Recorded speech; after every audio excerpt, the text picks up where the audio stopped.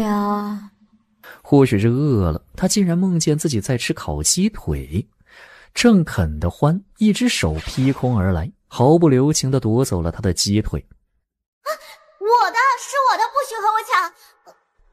五妹，把你刚才的话再说一遍。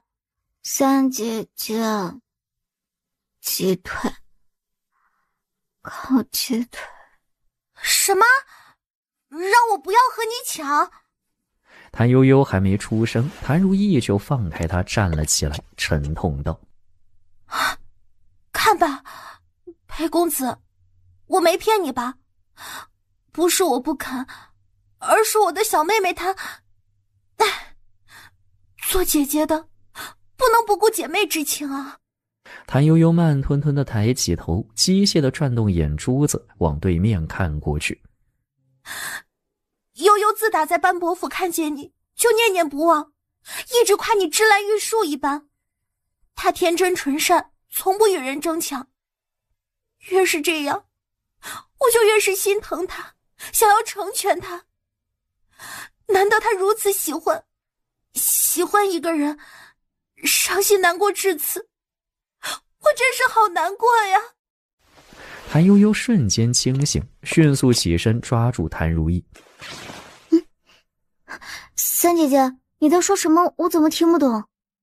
谭如意不由分说，将谭悠悠紧紧搂在怀里，用力捂住她的嘴，目光坚毅。你别怕，姐姐会为你做主的。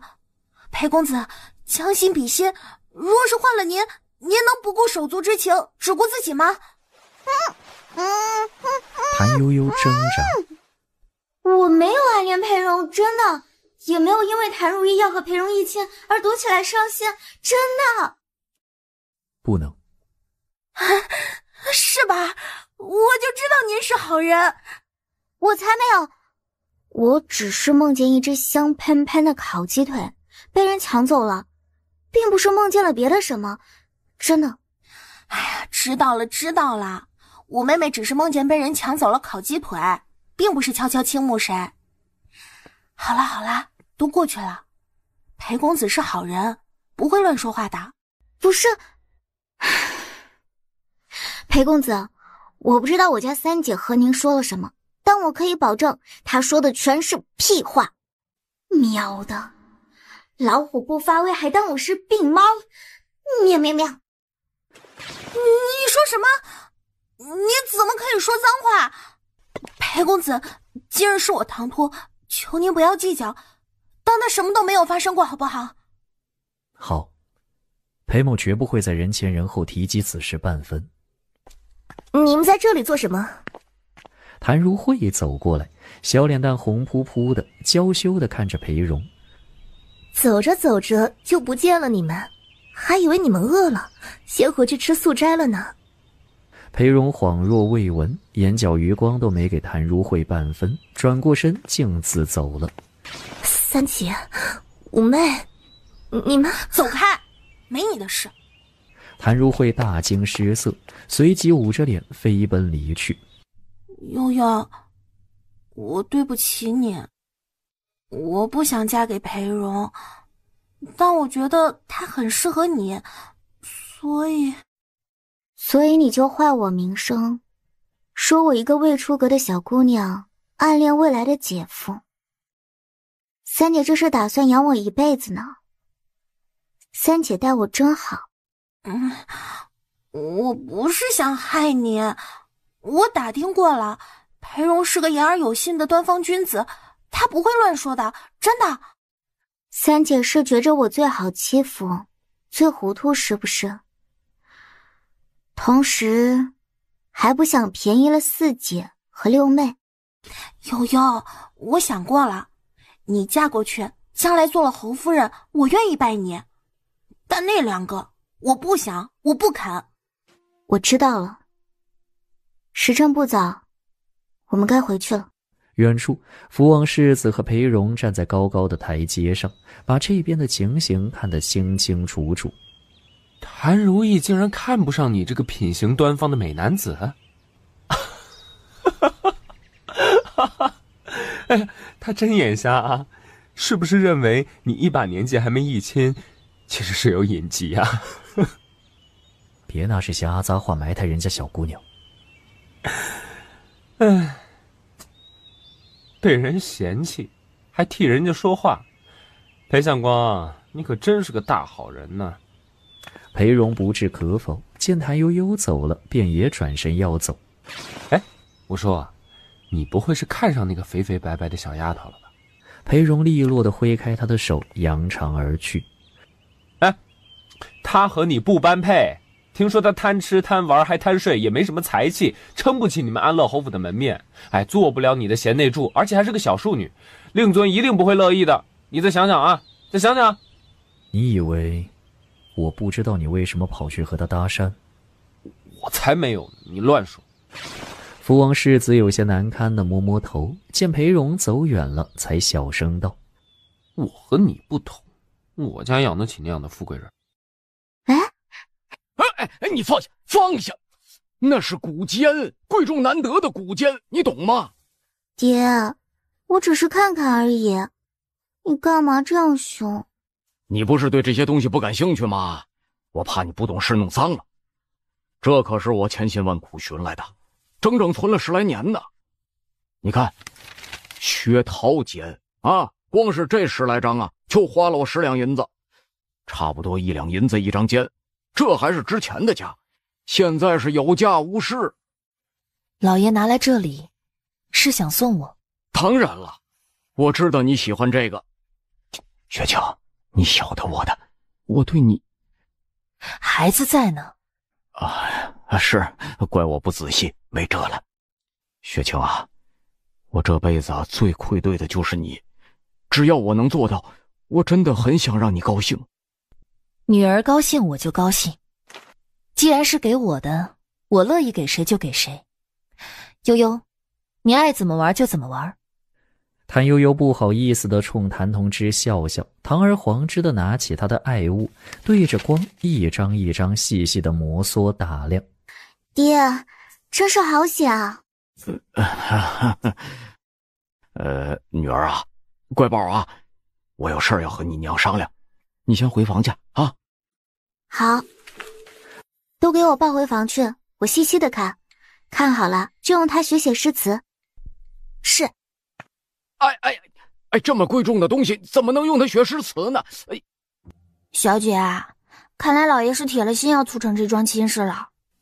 屋外传来门响声，谭悠悠扒着窗缝往外看，只见谭同之垂头丧气地从梅姨娘屋里走出来，便抿着嘴笑了。渣爹这是被赶出来了呢。唉，活该啊，叫你卖女求荣。却见渣爹朝着他这个方向来了，于是他赶紧一口气吹灭了蜡烛，站着不动。悠悠啊，刚灭了灯，还没睡着吧？你听着啊，爹有几句话要交代你。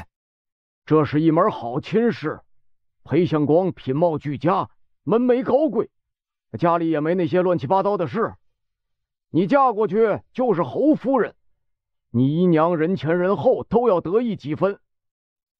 爹不会害你，你听爹的，劝劝你姨娘啊，以后爹升了官，有你们的富贵日子过。爹啊，我怕。你怕什么嘛？啊，说出来，爹给你撑腰。我怕挨饿和挨打。我知道的，咱家人口多，爹挣钱养家，太太操持家务不容易，都没啥钱。裴相光冷冰冰的，都不会笑，看起来好凶。至于什么侯夫人，她能不能继承爵位还不一定呢，我就怕她饿着我，或者有钱也舍不得给我吃。你放心，只要你高高兴兴嫁过去，嫁妆啊按照侯夫人的身份来，一定饿不着你，你爱怎么吃就怎么吃，这也是爹的脸面呐。至于挨打，采菊东篱下，悠然见南山。哎，你看裴荣这么雅致斯文，绝不会殴打妇孺。不，您说了不算，我得亲自去问裴荣，否则免谈。这不是才见过吗？我怕裴荣不肯呐。谭悠悠冲到窗边，猛力拉开窗户，对着谭同志大声说：不肯就不是诚心想结亲，他不见我，这事到此为止。您非得让我嫁，就抬着我的尸体去。行，见一见。还有，您昨天见了裴荣，都说了什么？没啥，就是为你三姐的荒唐行为赔礼，求裴荣别坏了你们的名声。他挺好说话的，和我夸了你，说你很好。谭悠悠初步同意这门亲事，以及要求面见裴荣的消息很快传到了谭家人耳中。转眼就到了和裴荣约见的日子，因为担心会出幺蛾子，这次见面约在班伯府。谭悠悠坐在荷塘边，一边喂鱼一边等裴荣。然而很快他就发现不对劲了，总有下人时不时过来给他送吃的，还有人借机和他聊天。最近天气太热，鱼儿不怎么吃食，都瘦了。我们老夫人最喜欢这些鱼儿，心疼得很。谭悠悠再怎么愚钝也能体会到，班家人防着他偷堂子里的锦鲤吃呢。都怪福王世子那个不正经的大嘴巴，我就是那么一说好吧，有江盘青鱼吃，谁那烦吃锦鲤？于是当班老夫人身边的丫鬟巧姿过来和他说锦鲤不好吃，刺多腥味重时，他睁大眼睛捧着脸震惊地说：什么？吃锦鲤？鱼儿那么可爱，怎么可以吃鱼儿呢？巧子姐姐吃过锦鲤吗？你为什么要对那么好看那么可爱的鱼儿下嘴啊？你怎么忍心啊？谭悠悠穷追猛打，打得巧姿落荒而逃。谭悠悠拍拍手，耳根终于清静了。小姐，裴公子来了。谭悠悠笑眯眯地转过身看过去。见过裴公子。听说五小姐要见裴某。是的，关于上次在万福寺那件事。您是说有关裴某向令尊提亲的事吧？就是这件事。其实我想澄清一件事，我没有私自倾慕。这件事不必再提，裴某会负责到底。我已听令尊提及五小姐的担忧，现下就给您答案。我勒个去，啥负责到底？什么意思啊？第一，裴某此生绝不会欺凌妇孺弱小，更不会殴打妻室。第二，裴某家产还算丰厚，也不吝啬，绝不会遏制妻儿。我其实五小姐就算想尝尝锦鲤的味道也没什么，裴某弄给你吃，但违心之语尽量少说。我不需要你负责。你还小，不懂事，说了不算，我自会与令尊令堂相商。就这样，回家去，今日大暑，小心受热。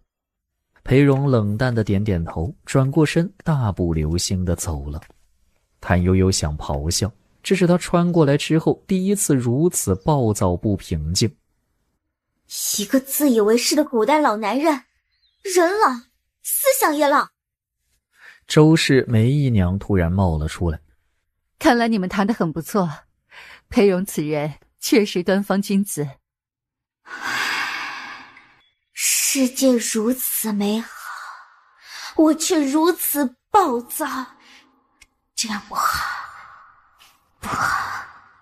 谭悠悠深呼吸，笑眯眯。太太，姨娘，你们什么时候来的？这不重要，重要的是我们都觉着裴相公不错。悠悠眼光不错，我们回去吧，接下来还有很多事情要办呢。怎么样，我眼光不错吧？是。谭悠悠自我安慰。长得也挺好，看脸也能多吃一碗饭啊。哎，爹，姨娘，抱歉，打扰了。是我。您怎么来了？你坐。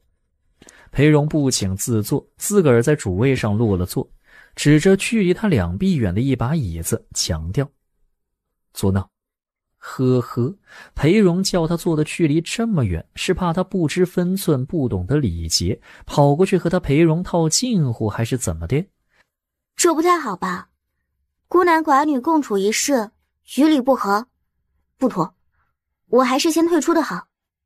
您是来找我爹的吗？我也是来找他的，这就让下人把他寻来。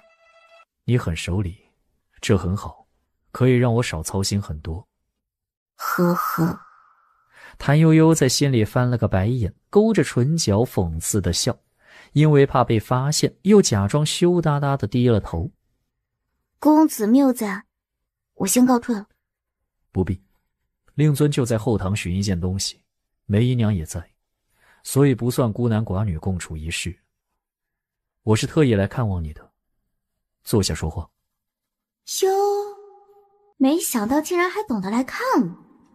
谭悠悠腹诽着，在距离裴荣最远的椅子上落了座，整理好衣裙就低着头看指甲，都不带多看他裴荣一眼的。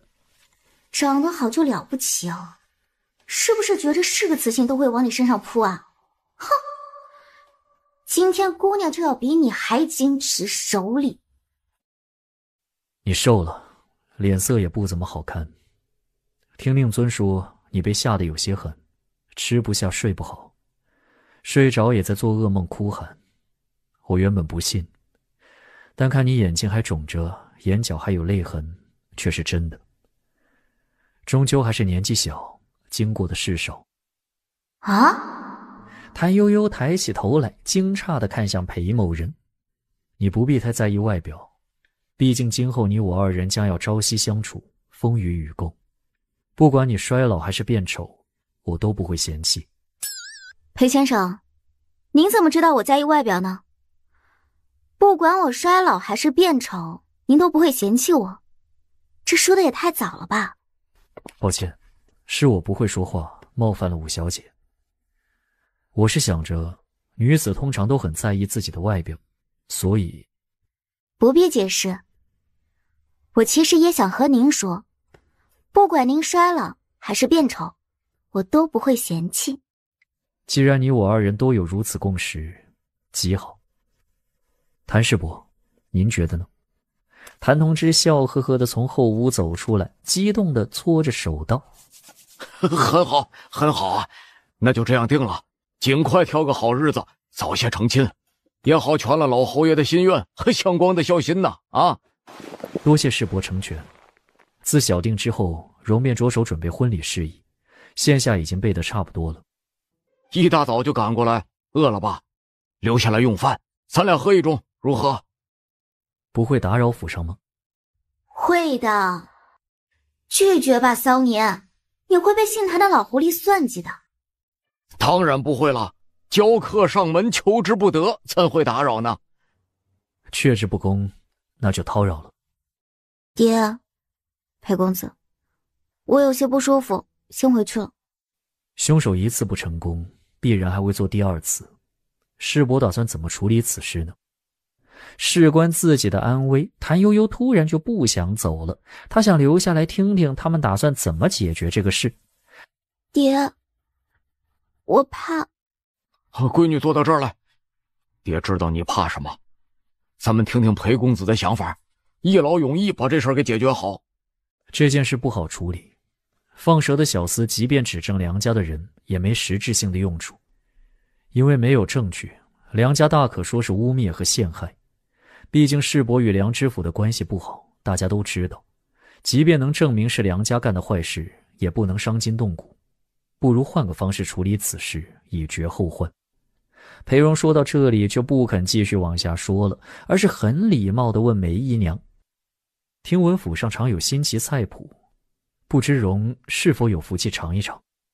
呀，这是咱家悠悠的拿手好戏呀，他最擅长厨艺了。今天中午啊，就让他给您做一桌好吃的。悠悠，乖女儿，快去呀！我昨天夜里没睡好，头痛，没力气。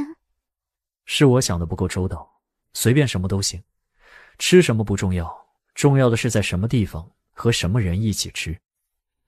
又不要你亲自动手，人家相光特意来看你，你得懂事，至少也得弄那么1-2个像样的菜上来。我帮着五小姐做。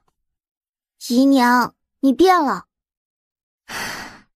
悠悠啊，你又没真的被吓到，别偷懒了，就当是做给我和太太吃，好吧？我和太太辛苦了一夜，也该补补才对啊。谁说我没被吓到？我真的被吓到。其实呢，我有些想不通啊。你这样的身份地位，什么高门大户的嫡女不好娶啊？这怎么就看上咱家悠悠了呀？当然了，咱家悠悠性子好，样貌好，那多才多艺，不比那些高门大户的嫡女差。但这出身上，终究是软了那么几分。不是高门大户的嫡女就一定好，过日子还是讲究一个你情我愿，看彼此顺眼，更多还是看缘分。相信世伯最有体会。说得好，过日子就讲究一个你情我愿，看彼此顺眼，更多呀还得看缘分。就在此时，门外传来一阵脚步声，他立刻大声道：当然了，你那未来的丈母娘是出身好，为人好，没有哪里不好。老爷，太太来了。哎呀，太太有什么吩咐，只管让人来说就是了。这天这么热，怎么还亲自跑这一趟？我怕厨房怠慢贵客，特意过来看看。给您添麻烦了。顺便的，我们这边也有一件要紧的事儿，得请裴公子参详。这是我们五小姐的嫁妆单子，我们是想让姑娘风光出嫁，都想给她好的，就怕物件为质或是不够好。裴荣也不推辞，双手接了嫁妆单子，逐字逐句一一细看。府上准备得很得体，没有任何不妥。这是聘礼，请二位过目。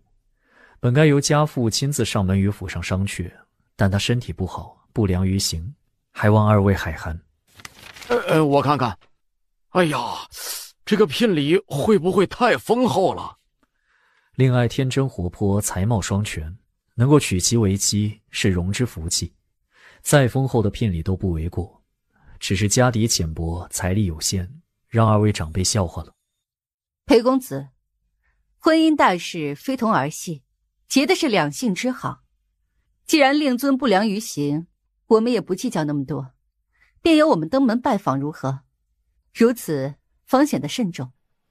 您说的一点没错，但家父情况特殊，我们家里的事想来二位长辈也曾听过一些，家父他确实不太方便，所以才会托了福王世子和班伯府出面料理这桩婚事。不过若是府上坚持，我尽力设法。没事，有福王世子和班伯府出面，这事儿差不离。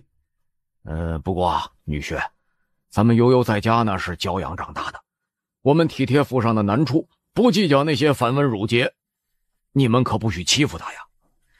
那是自然，裴荣能娶令爱为妻，自要护她周全，保她衣食无忧，安然一世。有客人呢，都打起精神来，别叫人看笑话。谭悠悠也就是提醒他们，并不是真要和他们过不去。正要去找谭同之，却觉得身后有异，于是回身往后望去。那是谁？谁让他进来的？啊，那是裴公子的随从，之前由厚德叔领着去茶房歇息，想是吃好了饭过来伺候裴公子的。既然是客人，必须招待妥当。你去陪他喝茶说话，老爷那边还要些时候。是，五小姐。不必，我就在这里等候即可。你叫什么名字？夏仆之夜，见过谭五小姐。是树枝的枝吗？不是，是知道的知，家业的业。我还以为是树枝的枝呢。正好我家有几个下人名里也带了这个字，原来是知道的知啊。你认识我？夏仆，你们在做什么？公子。枝叶迅速转过身，抛下谭悠悠，朝着裴荣迎去。谭悠悠也转过身，笑看向裴荣。裴荣站在月亮门下，身旁一左一右站着谭同之和周氏。爹，太太，我来给你们送点自制的冰粉，可好吃可解暑了。这丫头啊，被我们惯坏了，不懂得害臊。在自己家中不算委屈，是悠悠自己做的，非常特别，美味解暑，外头吃不着的。裴荣吃了一口又吃一口，不知不觉间一碗冰粉见了底。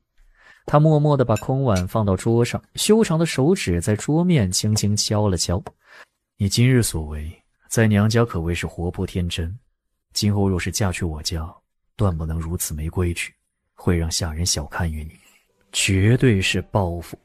谭悠悠有充分的理由确定，裴荣这么教训他，绝对是因为冰粉没吃够而报复他。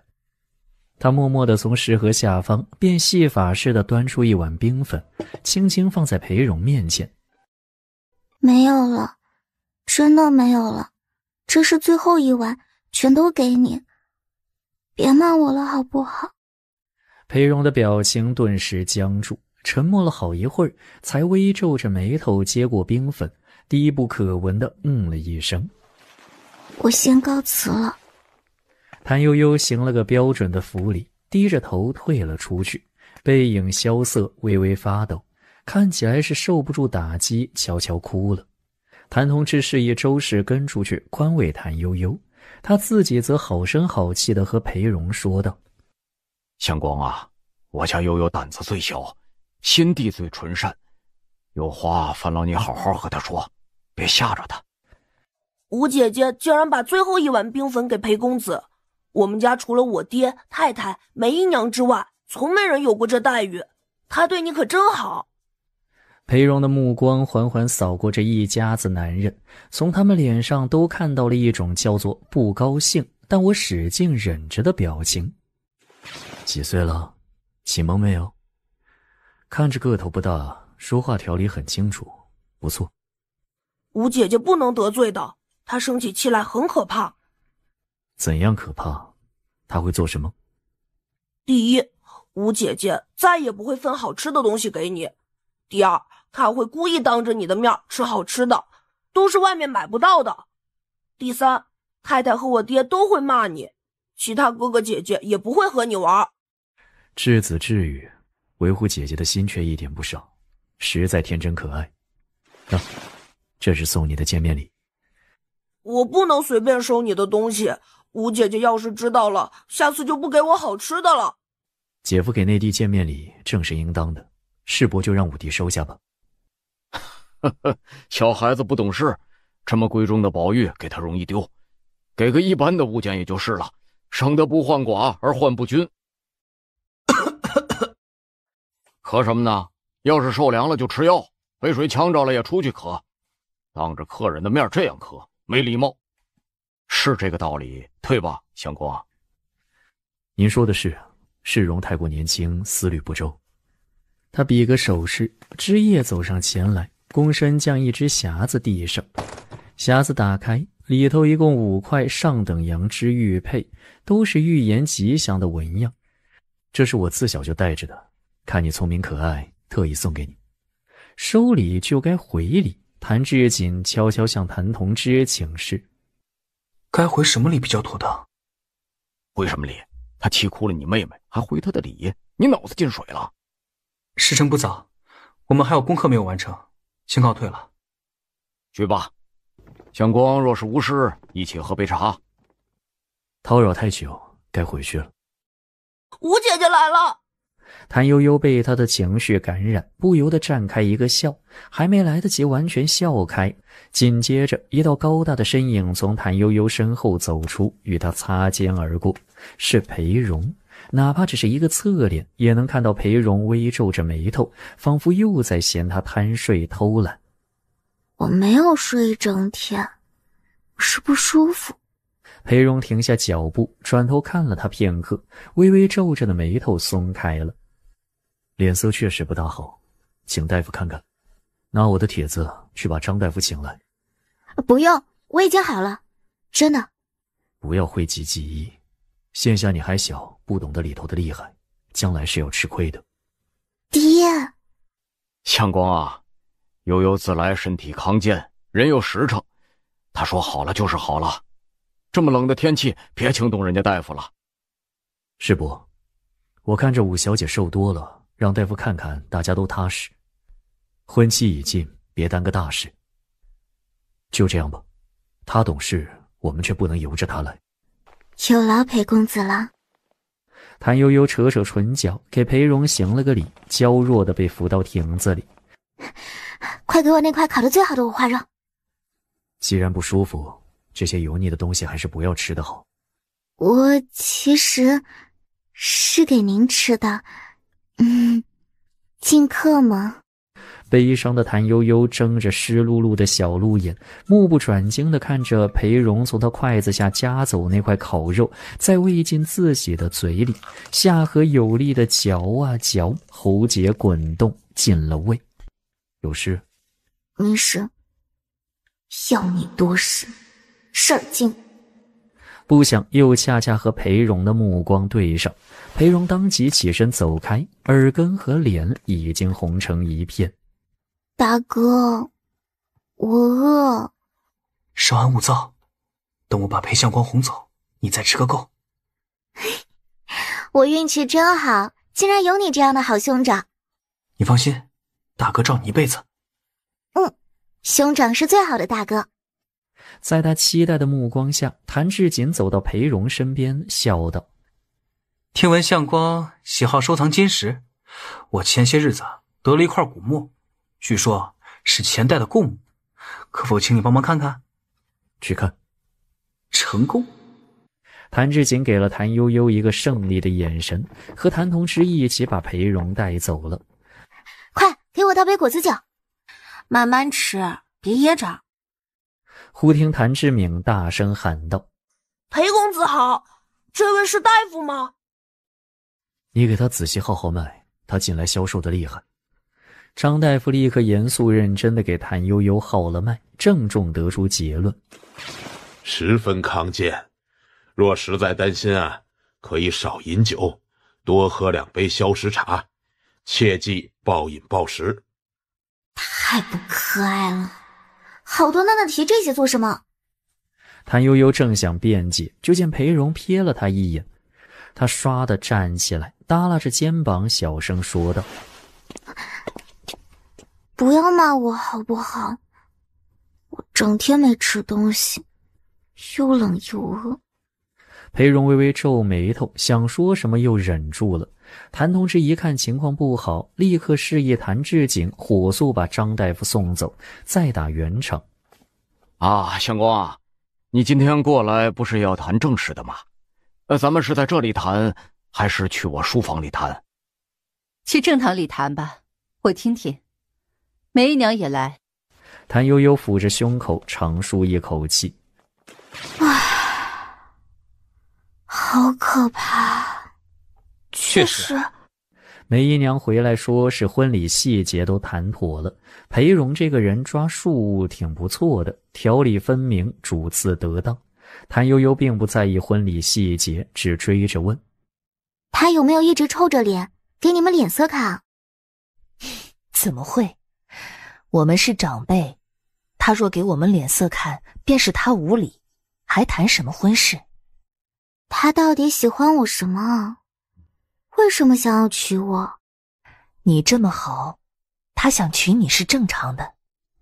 谭悠悠也就不管了，嫁汉嫁汉，穿衣吃饭，裴校长有颜有钱还大方，他就是这么庸俗浅薄。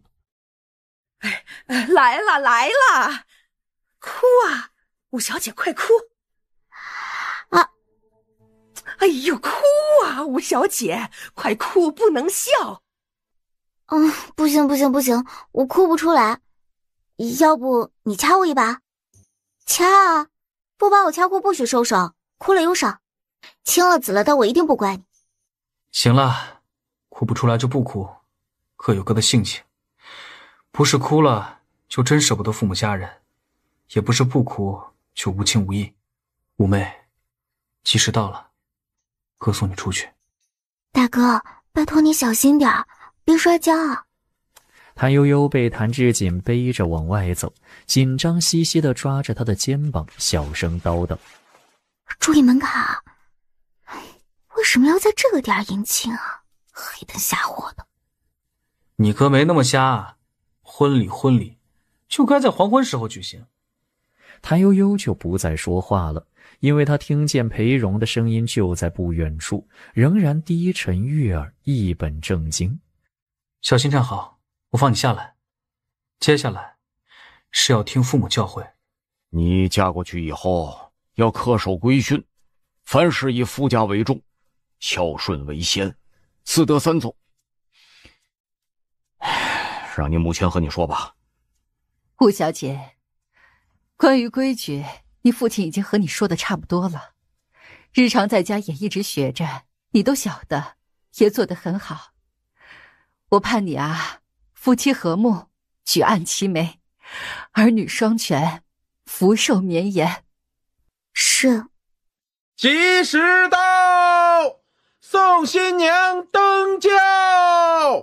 也不知道走了多久，花轿终于停了下来，轿帘被揭起，一只骨节分明的大手伸到他面前，裴荣的声音低低的：“到了。”新娘子小心脚下。谭悠悠摆出最为优美娴雅的姿态，不紧不慢地跟着裴荣的步伐一起往前走。到喜堂了，新娘子小心台阶。一拜天地，二拜高堂，夫妻对拜。不知裴荣从哪里找来的司仪，嗓子高的敲锣似的，震得谭悠悠耳膜嗡嗡响。然后他就觉得耳朵很痒，很想伸手去抓，但这种情况下肯定不能做，于是他忍得心烦意乱，等到反应过来，已被送进了洞房。好冷啊！你收拾一下，等我回来一起用饭。裴荣交代完毕，头也不回地往外走。真男人，就赶紧给你老婆添几个炭盆啊！裴荣果然停下脚步，回身看着他。我日常不惧寒冷，很少烤火，又因之前房里人多，有小孩子，我怕打翻炭盆出意外，就没让人放炭盆。你先忍忍，他们马上送炭盆进来。是，夫君。裴荣默默地看了他片刻，转身走了。柳枝关好窗子，就有婆子送了一个炭盆进来，行礼之后悄无声息地退了出去。冷死姐姐了。柳枝啊，我今天晚上不会被冻成冰棍儿吧？啥时候才能用饭？我好饿，又冷又饿。小姐，咱们怕不是被骗了吧？你看出什么了？之前不是说安乐侯府家底很丰厚吗？咱们虽不算富裕，但也从来没有把卧房弄成冰窖的呀。堂堂侯府，好歹也烧个地笼什么的呗。但是你看这里，炭盆都不舍得用，不是穷就是吝啬。我看着他长得像个正经人啊，怎么也会骗人呢？您之前不是说越是好看的男人越会骗人吗？我说的是越好看的女人越会骗人，那不一样的嘛。其实钱可以挣，穷不算啥，小气才最可怕。万一我用自己的钱，他也要指手画脚横加干涉，就没清静日子过了。哟，这是没见过炭盆还是怎么的？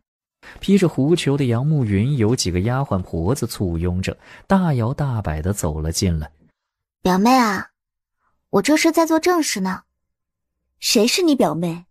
别乱叫。你做的什么正事？小淑女不懂礼仪就明说呗，胡扯什么？谭悠悠指着炭盆道：我看这盆里烧的是什么炭，算一算这一冬咱家要花多少钱才能不冻着。你看出什么来了？这是上等的银丝炭，说是夏季1两银子能买20斤，说是冬天就只能买10斤了。我打算以后都要夏天就把炭火准备好，勤俭持家。你怎么知道表哥会把家交给你管？你可真高看自己。表妹啊，我既然嫁进来，管家就是我职责所在，必须管的，不然就不贤惠了。我必须贤惠的，不然人家会骂我爹娘没教好我的。好啊，我不说了。表妹，你坐，别不好意思。你才不好意思。你要干什么？对，是我不好意思，我想和表妹你聊聊天。道不同不相为谋，我和你有什么好聊的？我其实就是想问问，听说你表哥听说他又穷又吝啬，不知道是不是真的。我就知道你是这种人，总算露出势力的真面目了吧？嫌我表哥穷是吧？也不看看你是个什么身份模样，也配嫌弃他？还敢说我表哥吝啬，那是因为你不配。是，我不配嫌弃他，你表哥有钱又大方。哇，太好了，我没看错人，想必是裴校长单身惯了，不懂得怎么照顾小娇妻，也有可能是杨表妹搞的鬼。今天我就要把屋子里搞得暖洋洋的。被骂还笑，此人简直深不可测。杨慕云不敢久留，威胁道：我要去告诉表哥你是个势利小人，你就等着瞧吧。表妹别啊，这是误会呀，表妹。谭悠悠很没诚意地喊了2声，等到杨慕云走远，就欢乐地吩咐柳枝：让他们再烧4个炭盆送进来，要4个角落屋子正中都摆上，要上等的银丝炭。哎呀，都什么时候了，你还想着烤火？表小姐要去诬告挑拨您和姑爷呀，你赶紧想想怎么办吧。太冷了，我没办法想。这会新郎官要敬酒待客，他一个未出阁的小姑娘没机会纠缠他。哎呀，赶紧的，快！哎呀，我要冻僵了，快点。这时门外传来男人有力的脚步声，谭悠悠站在灯下，笑眯眯地对着他行了个服礼。夫君回来啦。夫君，我脸上有什么不妥吗？没有。这是在心疼银丝炭吗？快证明你有钱又大方啊。还冷吗？已经不冷了。裴荣不说话，垂着眸子继续盯着他看。哎呀，这么盯着人家看，好害羞的。替我更衣。哦，好的。夫君好高啊，我才到夫君的肩头高呢，你一只手就能拎起我，对吧？裴荣的眉头又微微皱了起来，叫他帮着更个衣，怎么这么多话，半天不动手？什么叫一只手就能拎起他？他裴荣又不打女人，拎他一个女子干什么？夫君是生气了吗？我其实不晓得该怎么帮您更衣。您是要脱掉外袍吗？换哪件呢？我还没吃饭。既然这样，就先用饭吧。哎，夫君您坐，我给您铺菜。裴荣的眉头立时皱了起来。夫君不喜欢猪腿肉吗？哦，对不起，我不知道，以后我记住了。谭悠悠立刻把那块凝固着油脂的猪腿肉夹走，给了他一块盐香贵妃鸡。裴荣的眉头皱得更紧了。夫君也不喜欢吃鸡吗？对不起，以后我记住了。您吃虾，原来夫君喜欢吃虾，多吃点。裴荣垂眸看看面前冷透了的死虾，面无表情地去拿装了浓汤炖花椒的炖盅。夫君要喝汤吗？坐吧，你我也是夫妻，不必如此拘礼。好的，夫君。倒是早说，什么都伺候着吃了一遍，才说是夫妻不必拘礼。所以其实是不想被逼着吃冷菜吧。夫君，要不要尝尝这个豆腐？谭悠悠决定继续贤惠，必须让夫君大人尝遍桌上的所有冷菜呀，不然他这个贤妻就不称职了。不必了，菜都凉了，吃下去让他们重新上。你饿了吧？很饿，但是要等夫君您回来一起吃。你我夫妻不必如此客气。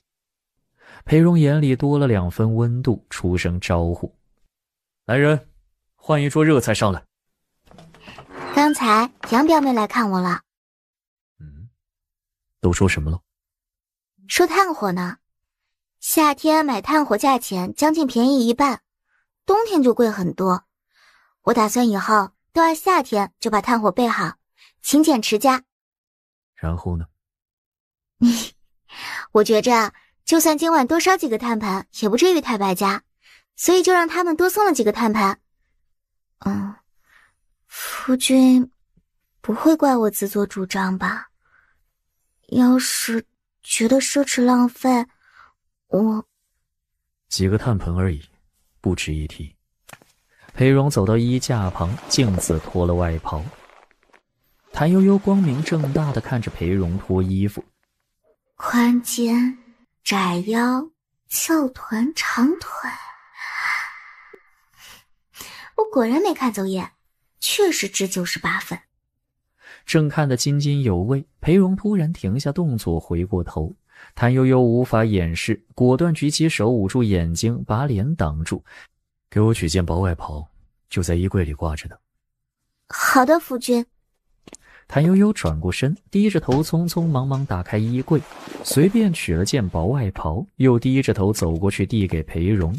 从始至终他没抬过头，一只温暖的手轻轻碰了他的手指一下，他吓得一缩，飞快收手，袍子落到了地上。对不起，夫君。谭悠悠利落的道歉，弯腰去捡外袍，却与同样弯腰捡外袍的裴荣碰了个正着，两人目光一触即分。谭悠悠后退2步，低头垂手，静立不动。你很怕我？也不是，我就是害羞。裴荣没有再说话，转身走开了。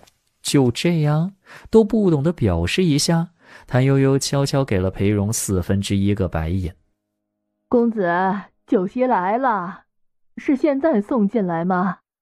送进来。裴荣指着其中一个仆妇说道：你留下来伺候，柳枝下去吃饭。是。饿坏了的小姐会不会吃撑啊？会不会漏了馋相被安乐侯府的人嘲笑啊？简直不能放手。还不快去！千万别告表小姐的状。知道，啰嗦。你来布菜，少奶奶饿太久，先给她盛一碗浓汤炖花椒暖暖胃。是，少奶奶喜欢吃什么，只管命奴婢给您取。有劳。不必与下人客气。是，夫君。布菜的仆妇十分伶俐，立刻舀了一勺蟹粉扒豆腐送到谭悠悠面前。给我吧，寒凉之物，她胃寒，不要吃了。我的蟹粉扒豆腐。认真用饭，别东张西望。谭悠悠酸溜溜地扒着白饭，闷闷不乐。不是爱吃鸡腿肉吗？吃吧。谢谢夫君。给少奶奶加块冬笋，不能只吃肉不吃菜蔬。给少奶奶加块猪腿肉，那个温补。这饭吃不下去了。夫君慢用，我吃饱了。这就吃饱了？吃饱了。撤了。夫君再吃些，一定要吃饱，吃饱才有力气啊。谭悠悠不信自己有这么大的魅力，诚恳地劝裴荣多吃点，却见裴荣撩起眼皮子，静静地看着他，眼神颇不寻常。那个啥，我去漱口刷牙。莫名其妙。好有压力啊！不就是那么回事吗？我不怕，谁怕谁怎么办？谭悠悠以蜗牛般的速度慢吞吞爬到床边。来了。来了。你不累吗？累。不困？困。那还不睡？谭悠悠沉默。不想睡就别睡了。我要睡的。谭悠悠就像装了弹簧似的，立刻利落地爬上了床。这床也有她的一半。坐这里。裴荣眼里闪过一丝笑意，示意他以同样的姿势在自己对面端正跪坐。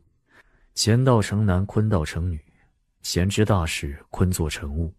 懂得这段话的意思吗？谭悠悠紧张的冒汗，这是在考试吗？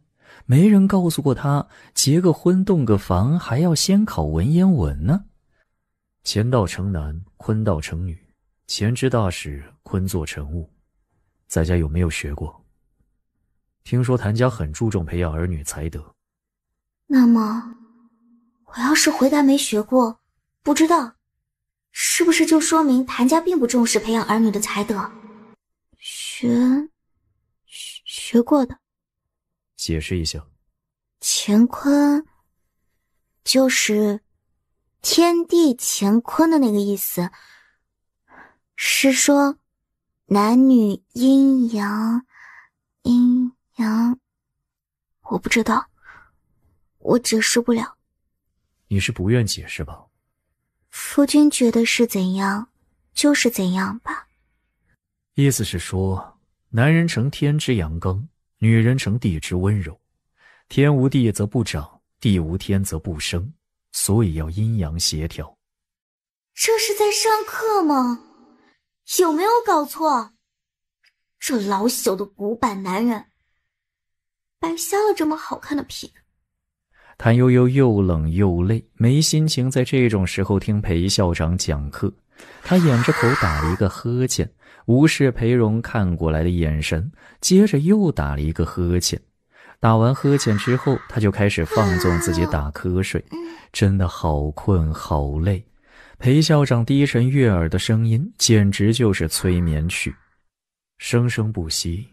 夫妻阴阳和谐是指……裴荣的声音越来越低，渐次沙哑。我们……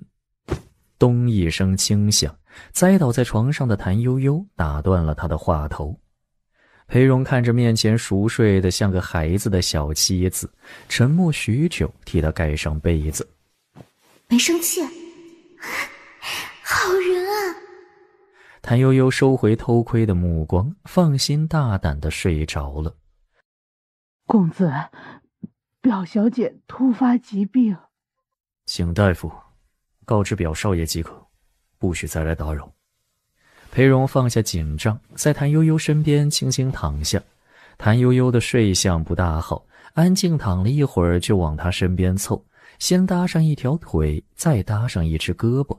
裴荣先是睁着眼睛一动不动，过了片刻，皱着眉头将谭悠悠推开，低声教训：睡好了，睡有睡相。谭悠悠的回答是翻个身，紧紧抱住他的腰肢，趴到他胸前，小声嘟囔：姨娘。裴荣的额头冒出细汗，身体越发僵硬。裴荣面无表情地抓住他的胳膊，很坚决地将他推到一旁，翻身下了床。他大步走到屏风后，将帕子投入凉水中擦了一遍，走出来，谭悠悠已经滚到床边，浅红色里衣半退，露出大片雪白的肌肤。裴荣又退回去，抓起帕子准备再擦一遍汗，可是铜盆里的水已经用过一回，药就只能叫下人进来更换。他默了片刻，索性披衣走到门边。姑爷有什么吩咐吗？少奶奶没有吩咐，她已经睡着了，给你处置。谢姑爷赏。撤走4个炭盆后，裴荣终于没有那么热了。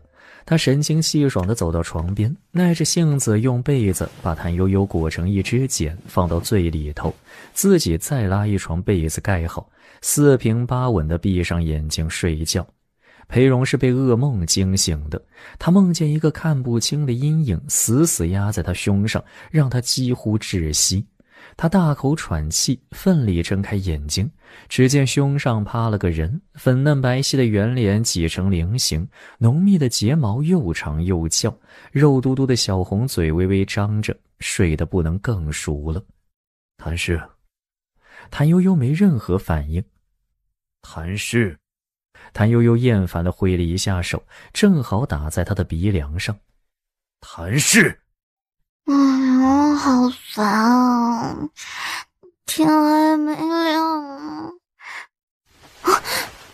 谭悠悠猛地坐起身来，看清楚他后，表情瞬间凝固。谭氏，夫君是叫我吗？是叫你，有什么不对吗？很好，谭氏这个称呼很裴荣。夫君，对不起，我不是故意要惹您生气的。我要是哪里做的不对，请您教我，我一定改，一定很听您的话。睡有睡相，你这样满床滚像什么样子？是我不好，我一定改。明儿晚上让他们拿布条把我绑着，10天半月就改过来了。夫君，您喝杯水吧，就当是我给您赔罪了。只是这水有些凉，您别嫌弃。你很柔顺，上来，别冻着。谢谢夫君。夫君，您真好。之前太太和我说，夫君年纪大些会更宽宏更体贴，我还不信呢。现在可知道了，是真的。裴荣淡淡点头，他不习惯和年轻女子这么聊天。夫君，您不喜欢悠悠吗？夫君不会嫌我孟浪吧？可是女子出嫁从夫，要以夫为天，自此之后，悠悠的心里眼里就只有夫君一人，不离不弃。夫君，您不说话，是因为讨厌我吗？没有，我没有讨厌你。真的吗？在家里，我爹只有在不高兴的时候，才会直呼家中姨娘们为某氏。对于太太，一直都是礼敬有加。哦，夫君，你以后能不能叫我悠悠？我是说，就咱俩的时候，我一定不告诉别人。裴荣的手很大，而且干燥温暖，就像暖乎乎的小手炉。谭悠悠抓住就不想再松手，为了防止被老朽男人不识情趣的甩开，他小心翼翼冲着裴荣讨好的笑。哦，白毛浮绿水，红掌拨清波。夫君，我刚听到打4更鼓，咱们是不是该起床啦？您看我才进门，也不知道咱家的规矩，您教我好不好？不用，我日常都是5更起身。睡吧。还能再睡会儿？太好了，我还以为就要起床了呢。裴荣这次没搭理他，闭上眼睛睡了。谭悠悠见他没把自己的手甩开，就大着胆子又凑过去些，妄想把冰渣子一样的双脚贴上去，却又不大敢。算了，还是别作死了。新婚第1天，千万不能得罪老板，不然会被穿小鞋的。夫君，我能不能要个汤婆子啊？我的脚很冷。裴荣闭着眼睛了一声。谭悠悠慢吞吞地从裴荣掌中抽出自己的手，慢吞吞坐起身来，窸窸窣窣穿衣服，然后捂着口鼻响亮地打了个喷嚏。裴荣睁开眼睛看向他。对不起夫君，吵着您了，我没忍住，太冷了。安心躺着。来人！裴荣喊了一声，职业的仆妇很快送了热乎乎的汤婆子进来。谭悠悠满足地抱着汤婆子，果断放弃了裴荣。裴荣握紧空了的手掌。再送2个炭盆进来。别人对你好，就要也对人家好，一来一往才是人间正道。谭悠悠深谙这个法则，所以当那2个炭盆被送进来后，他又絮絮叨叨地对着裴荣说了许多好听话，直到裴荣皱着眉头道了句食不言寝不语，他才乖巧地闭紧嘴。有汤婆子温暖的被窝总是格外让人睡得沉。很快就到了5更天，一夜没睡好，头隐隐作痛，他疲惫地揉着眉心，坐起身来，等待谭悠悠跟着起身伺候他盥洗穿衣。然而谭悠悠睡得踏实无比，手和脚仍然是嚣张地摊开，一个人占了大半张床。裴荣的头更痛了，忍耐地敲敲床板，试图体面地唤醒某人。谭悠悠根本没有任何反应。谭氏，谭悠悠在。对不起夫君，我不小心睡过头了。起吧，早睡早起身体才好。你要勤俭持家，就不能睡懒觉。主母勤奋，下人才守规矩。夫君，您愿意让我管家吗？您觉得我能管好吗？你既然做了我的妻，便是这安乐侯府的女主人，你不管家谁管家，这是规矩。夫君您真好，您躺着别动，等我伺候您起身。算了，我自己来。你赶紧穿好，别冻着了。你的娘家很暖和吗？昨天接亲时，夫君也看到了，我们家人多房子小，我住的屋子只有巴掌大小，一个炭盆就能很暖和了。太太会当家，我姨娘自己也有些积蓄，所以每到冬天屋里不会断炭盆。家里大我是娇气了些。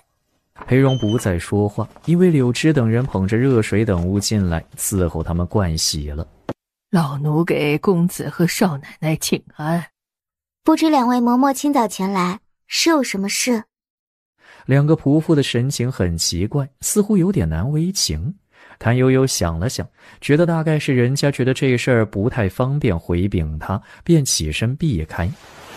我去找个镯子，劳烦夫君处理。有事直接禀告少奶奶，遮遮掩掩的成何体统？到底什么事？谭悠悠在后头听着，觉得大老板其实是有起床气的，只是对着他忍了。只听仆妇很小声地说了一句话，他没能听清楚。裴荣沉默许久才道：明天再来。等到谭悠悠找了镯子出去，2个仆妇已经走了，那只匣子却留了下来，端端正正放在床头的柜子上。怎么了？这2位嬷嬷是来收原帕的。裴荣面无表情，声音低沉地说了这句话，起身就往外头大步走了。夫君，您还没洗脸呢。我也害羞啦。不过小姐，太太应该教过您的。是教过啊，但我这不是不熟，一时没想到嘛。收什么原帕？没有洞房哪来的原帕？等等，裴荣说是明天再来。他下意识地握紧拳头，转头瞪大眼睛看着柳枝。小姐，您昨晚做什么了？为什么姑爷不高兴？您睡着了是吧？是吧？哎呀，您为什么要睡着啊？故意的吧？还说您懂事了呢，谁家的新娘子像您这样？要闹笑话了呀！反了吧你，竟敢骂我！这不怪我，都怪他。谁敢笑我啊？我家夫君都没怪我，谁敢怪我？小姐，您说都怪姑爷，他不会是，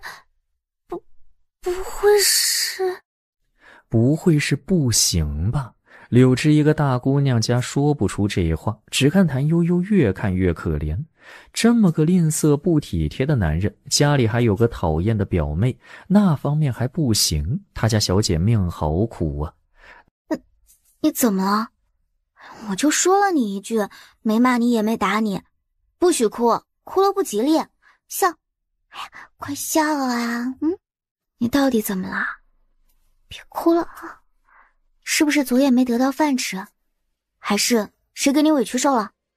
小姐，您刚才说那事儿不能怪您，得怪姑爷，那是怎么回事呢？他昨天夜里居然考我，还给我上课。考您？上课？考您什么呀？哎呀，说了你也不懂。哎，就算这样，那也不影响正事儿啊。我太累了，听着听着就睡着了嘛。哎呀，谢天谢地。谢什么？你以为怎么了？没什么没什么，奴婢想多了。哎，这安乐侯府果然一点不安乐，一群作精。适合臣不臣？来，我换你们令花。柳枝和莲枝都不肯给，五小姐又懒又娇，怎么拎得动？我这叫苦肉计，长辈都吃这一套，见我如此有诚心，就愿意放我进去了。裴荣匆匆赶来，远远看到的就是这么一幅场景。他的小妻子笑容灿烂，端庄优雅地站在他爹的门口，左右两只手各拎着一只沉重的大食盒，十分任劳任怨。他爹屋里传出阵阵笑声，显然不是没醒，而是故意折腾人。主子拎食盒，丫头却站着，成何体统？夫君快息怒，不是他们的错，是我自己想要尽孝，非让他们给我的。你别出声，就算想尽孝，也要看看是否合乎规矩，合乎情理。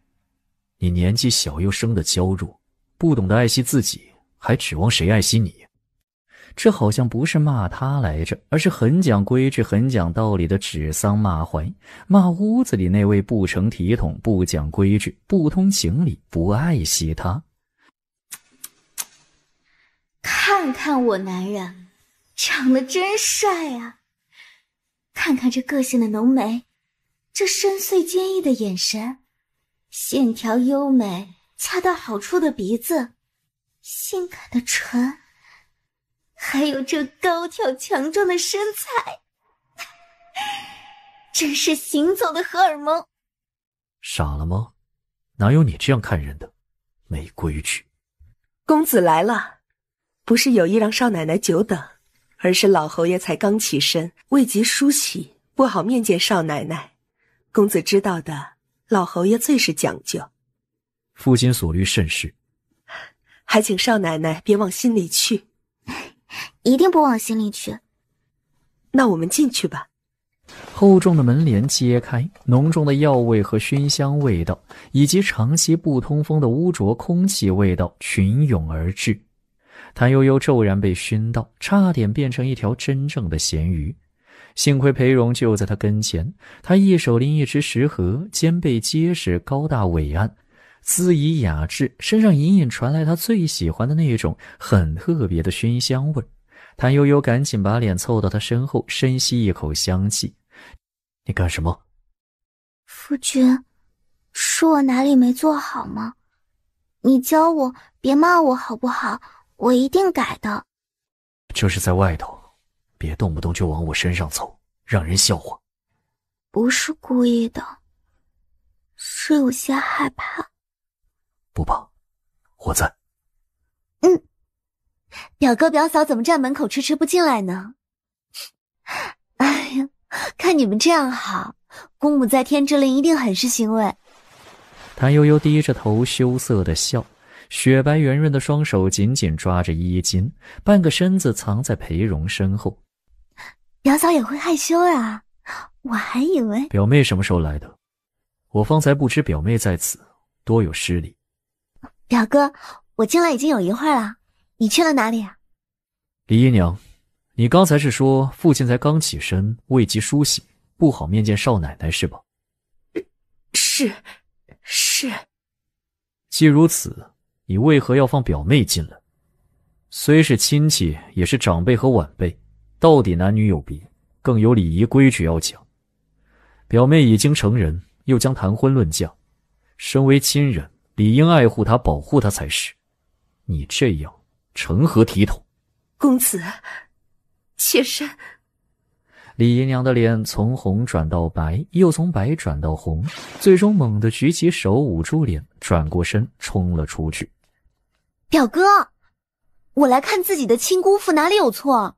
姑父也算是看着我长大的，他视我为女儿，我也……你终究不是安乐侯府的亲生女儿，就算是，也不能不讲规矩，否则圣人为何要定下规矩？你这个死板的老朽，我懒得和你说。杨慕云也生气地跑了。还能后悔不？我不想做校长夫人了。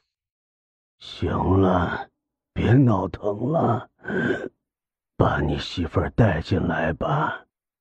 裴荣冲谭悠悠点点头，当先往里屋走。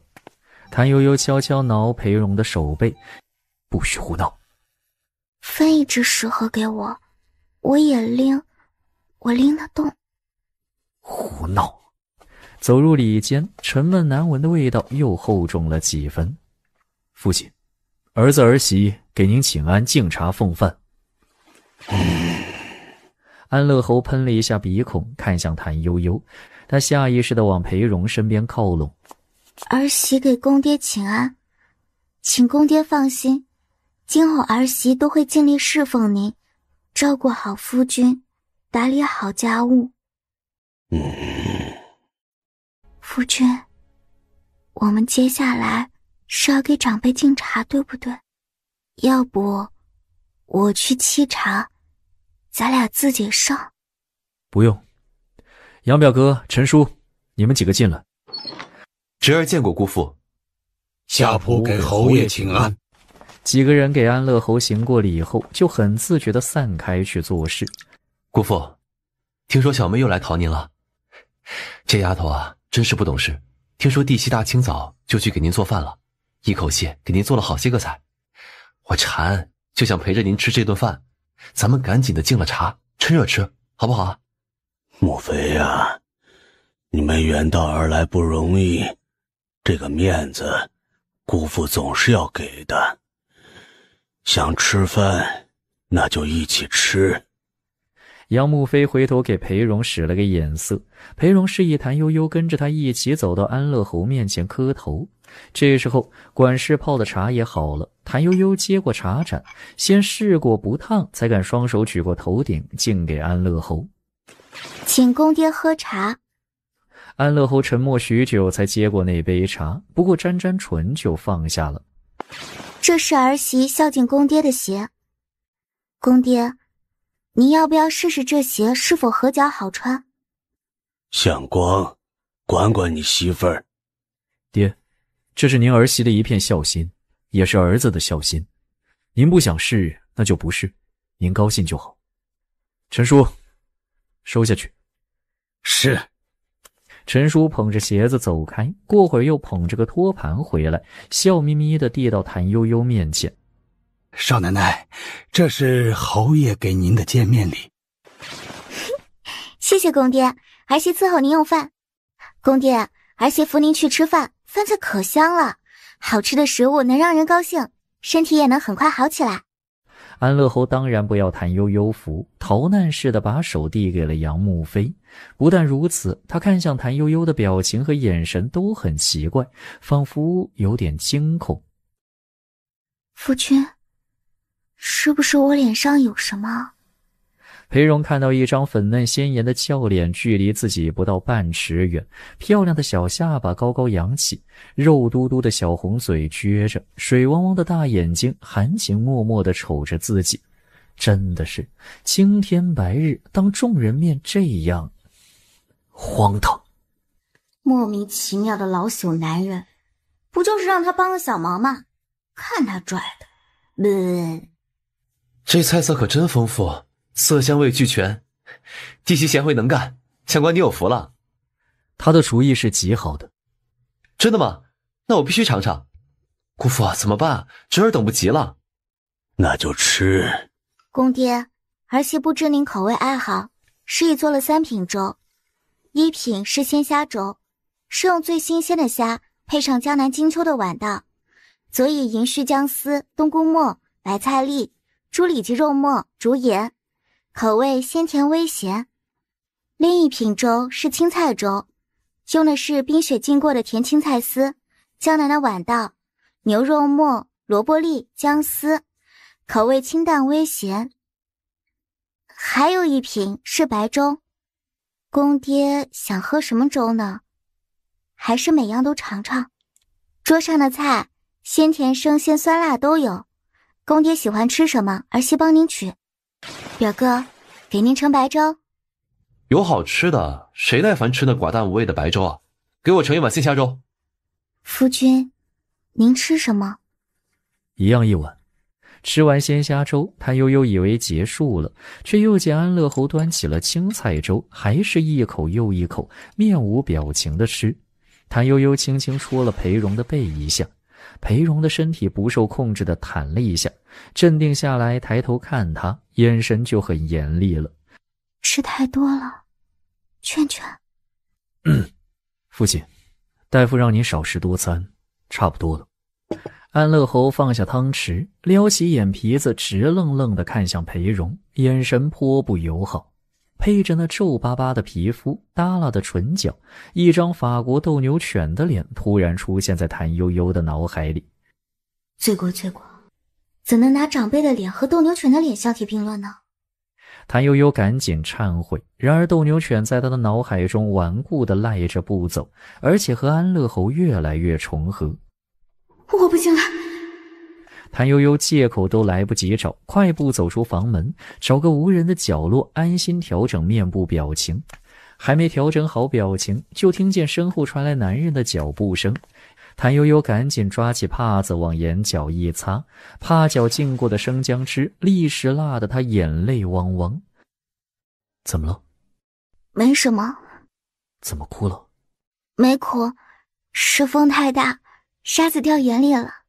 裴荣静静地注视他片刻，大发善心地抬手在他发顶拍了2下。好了就进去，出来太久不好。谭悠悠回到屋里，安乐侯已经回了里屋，只剩杨慕飞一人大快朵颐。见他和裴荣进来，就笑道：姑父已经吃好，先回去歇歇了。他托我和弟妹说，饭菜做得很美味，用心了。谢公爹夸赞，谢谢表哥。这个表弟媳娶得好，有眼光。我坚持迎娶，自然是因为他极好。相公啊，相公，没想到你竟会如此不客气，这可真是老房子着了火。谭悠悠温婉地笑着，假装要收拾残羹冷炙去角落里吃。让下人收拾即可。父亲大人累了，你我尽快离开，不要打扰他老人家休息。这里就交给你们了。是，公子放心，少奶奶慢走。柳枝啊，咱们猜猜裴先生什么时候才能发现我们没跟上？大概也许可能或者姑爷发现了。怎么了？裴荣大步走回来，2道浓眉紧紧皱着，眼神分外严肃。夫君，别骂我，我肚子疼，没力气，做不动。你别骂我，我害怕。眼前光线一暗，裴荣高大的身影俯了下来，脸距离谭悠悠不到半尺，温热的呼吸吹到他的脸上，那双随时随地都很严厉的眼睛更是牢牢锁住了他的眼睛。我不想哭的，咱俩才成亲，不吉利。可是我为难你了，你做得很好。来，我背你回去。谭悠悠掐了自己的大腿一把，千年铁树开花了，太魔幻了。快点，磨蹭什么？那个，我不好意思的。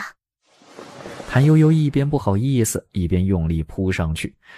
唉，如此高光时刻，怎能没有观众呢？必须让侯府的人知道我是裴荣的小可爱。夫君走慢些，我肚子疼得厉害，你走太快，抖得厉害。裴荣果然放慢了速度。好些了吗？好多了。夫君待悠悠真好。谭悠悠试探着把头靠在裴荣的肩上，对着他的脖子轻轻吹一口热气。裴荣的身体紧了一下，步伐突然加快之后又慢了下来。到了。裴荣的声音有些沙哑，默默地把谭悠悠放在新房门前，垂眼看着地面。需要我抱你进去吗？谢谢夫君，多不好意思。有什么不好意思的？你我夫妻，而且你生病了，做丈夫的就该照顾妻子。好有道理。谭悠悠不客气地准备再次扑向裴荣。公子，少奶奶回来了，早饭已摆好，是这会儿用吗？裴荣面不改色地把谭悠悠抱起送入室内，同时对仆妇下达指令：早饭等会儿再用，让枝叶拿我的帖子去把张大夫请来。不要！夫君，求求您不要请大夫，我不想新婚次日就请大夫。一来家中长辈忌讳，二来会有流言，娘家或是外人知道都不好。我忍忍就好了。生病就要看医，为什么要忍着？不得讳疾忌医，这是圣人定下的规矩，怕什么忌讳流言？你小小年纪怎么这样迂腐？谭悠悠紧紧抓住裴荣的手。夫君教训的是，但我还是不想被人说。虽然家中父母兄弟姐妹都很好，但身为庶女，出身现就被人嫌弃了。我不想害了夫君的名声，您再等等，兴许一会儿就好了。父亲他是病得太久，脾气古怪，并不是想要故意针对你搓磨你。至于其他，都是外人。我既娶你进门，你便是我安乐侯府名正言顺的少奶奶，我会一直护着你。这大夫必须请。我好感动。不过其实妾身有个老毛病，就是不敢和夫君说。为何不敢？我怕夫君骂我。不骂，你说。我从小到大，只要饿狠了，肚子就会疼得难以忍受。这个毛病家里人都知道。其实我之前就想告诉夫君，但是怕您说我是装的，我不敢。知道了，先用饭。宴席处烧了2个炭盆，暖洋洋的，桌上放了5、6个菜，全都盖着盖子保温。夫君，我很喜欢这里，暖洋洋的，明亮雅致，干净整洁。先给少奶奶一碗鸽子汤暖暖胃。少奶奶，这是公子一早就吩咐厨房给您做的，慢火炖了许久呢。夫君待我真好。父亲久病，脾气怪，又是独居，你在那边用饭不方便。我知道夫君待我好，我也会用真心对待夫君和咱家人的。这顿饭就这么在愉快的气氛中度过。裴荣几次欲言又止，在仆妇准备收拾饭桌的时候，终于没忍住。这是在自己家里，你不必忍着，喜欢吃多少就吃多少。谢谢夫君美意，姨娘教我养生，饿得太狠，不能吃太多，差不多就好了。咱家有些亲戚前来观礼还没走，我得去招呼一下。今天没有其他事了，明天的回门礼我会备好。你若是累就休息，不累的话可以归拢嫁妆，我会早些回来。夫君慢走啊。谭悠悠依依不舍地送走裴荣，一个箭步冲回卧房，瘫在床上呼唤柳枝。快给我揉揉腰。哎呦，腰疼。我让人给夫君送醒酒汤。不必，时辰不早，歇了吧。裴荣说完这句话，便走去了屏风后头洗浴。谭悠悠突然想起那句明天再来，头皮顿时一紧，这是该来的总要来吗？正紧张时，裴荣披着雪白的里衣走了出来，有些生硬道：该你洗了。其实天色还早。谭悠悠乌龟爬行爬到床边，裴荣已经端端正正跪坐在上头等着他了。那个，今晚还要上课考试吗？不上。那个，我是第一次成亲，也不晓得规矩。听说女人要睡外侧，男人要睡里侧，方便女人伺候照顾保护男人，是不是这样的呢？请夫君教我。不用，你睡里侧。哦，其实你昨夜睡的就是里侧。行吧。裴荣突然起身下了床，站到他身边，二人距离不到半尺远，谭悠悠几乎能感受到他身上散发出来的热气。你想干嘛？我胆子小。春宵一刻值千金。裴荣声音沙哑，噗地吹灭了灯。谭悠悠只来得及低喊一声，就被抱起放到床上，并被捂住了口鼻。他全身僵硬，一点不敢动弹。实践证明，知识面太广并不完全是一件好事，因为先把自己给吓死了。别怕，我们是夫妻，我不会伤害你。可我……谭悠悠不想被人这样摁死鱼似的摁着，而且裴荣的手那么大，还那么用力，这样紧紧捂着他的口鼻，他很快不能呼吸了呀。是为了防止他尖叫还是惨叫被人听见嘲笑吗？这死男人太不懂事了。口鼻处的大手骤然松开，裴荣的语气里带了几分不易察觉的落寞。你不愿意？我快要被闷死了，夫君可不可以别捂着我的口鼻？难受，不能呼吸。哦。裴荣过了好一会儿才出声，同时放松身体与他并肩躺着，并没有继续行动。天地一片沉寂，迷之尴尬。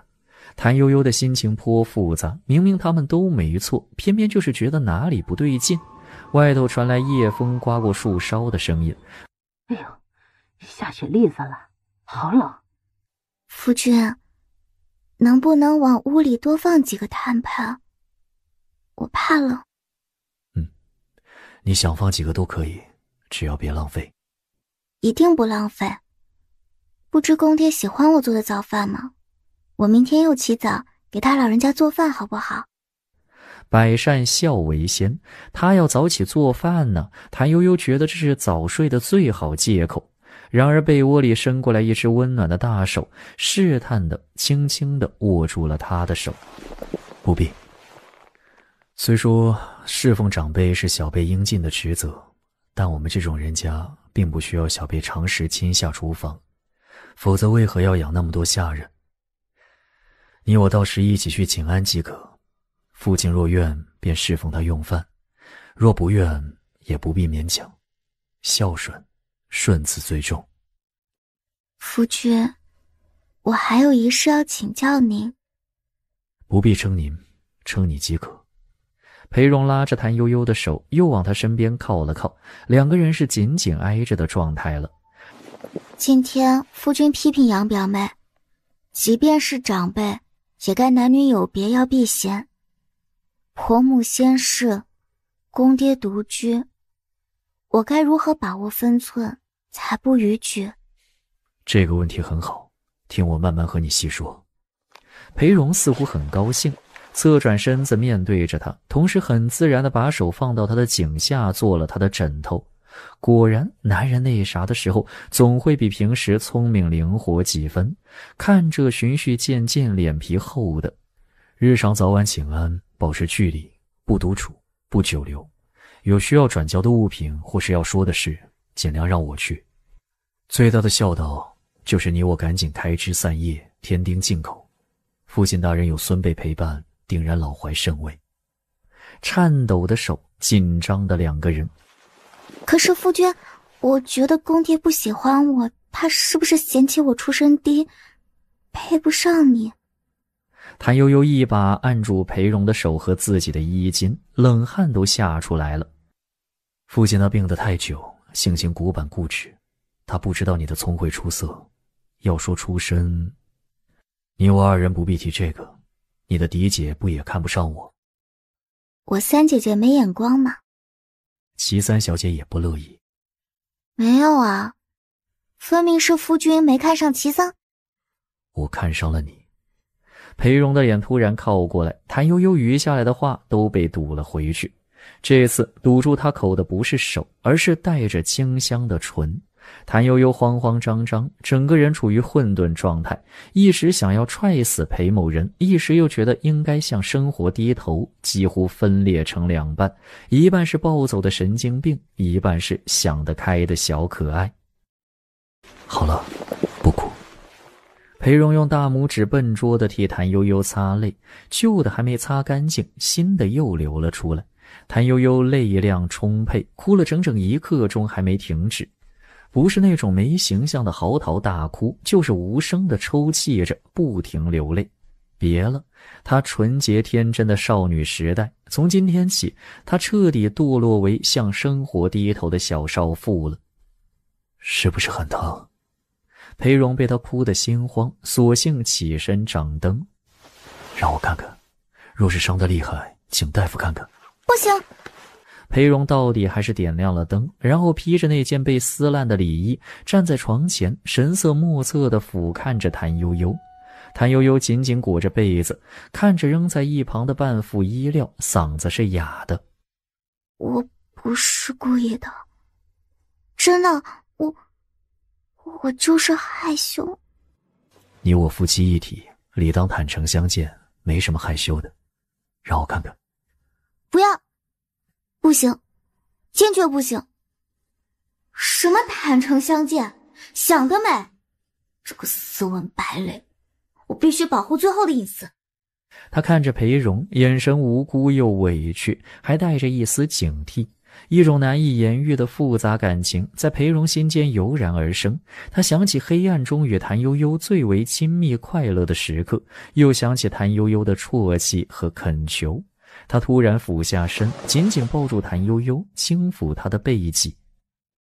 好，我不看也不请大夫，我让柳枝来帮你，好不好？夫君，明天我可不可以起得晚一点？我疼。当然可以。我还有一个要求。什么要求？裴荣眼里浮起一丝警惕，轻抚他背的手也停了下来。这个男人为啥不色令智昏呢？夫君以后能不能私底下叫我悠悠？谭悠悠，谭氏，外人都比你叫的亲切呢。别人怎么叫你？男的还是女的？想什么呢？我就没见过几个外男。班伯府的大姐姐、齐三姐姐，她们都是叫我悠悠，只有杨表妹才叫我谭悠悠。杨家是我外祖家，母亲过世的早，我多得他们照料。此番又是千里迢迢来此观礼，何况杨表哥是极好的人。我没说什么，夫君为何解释这许多？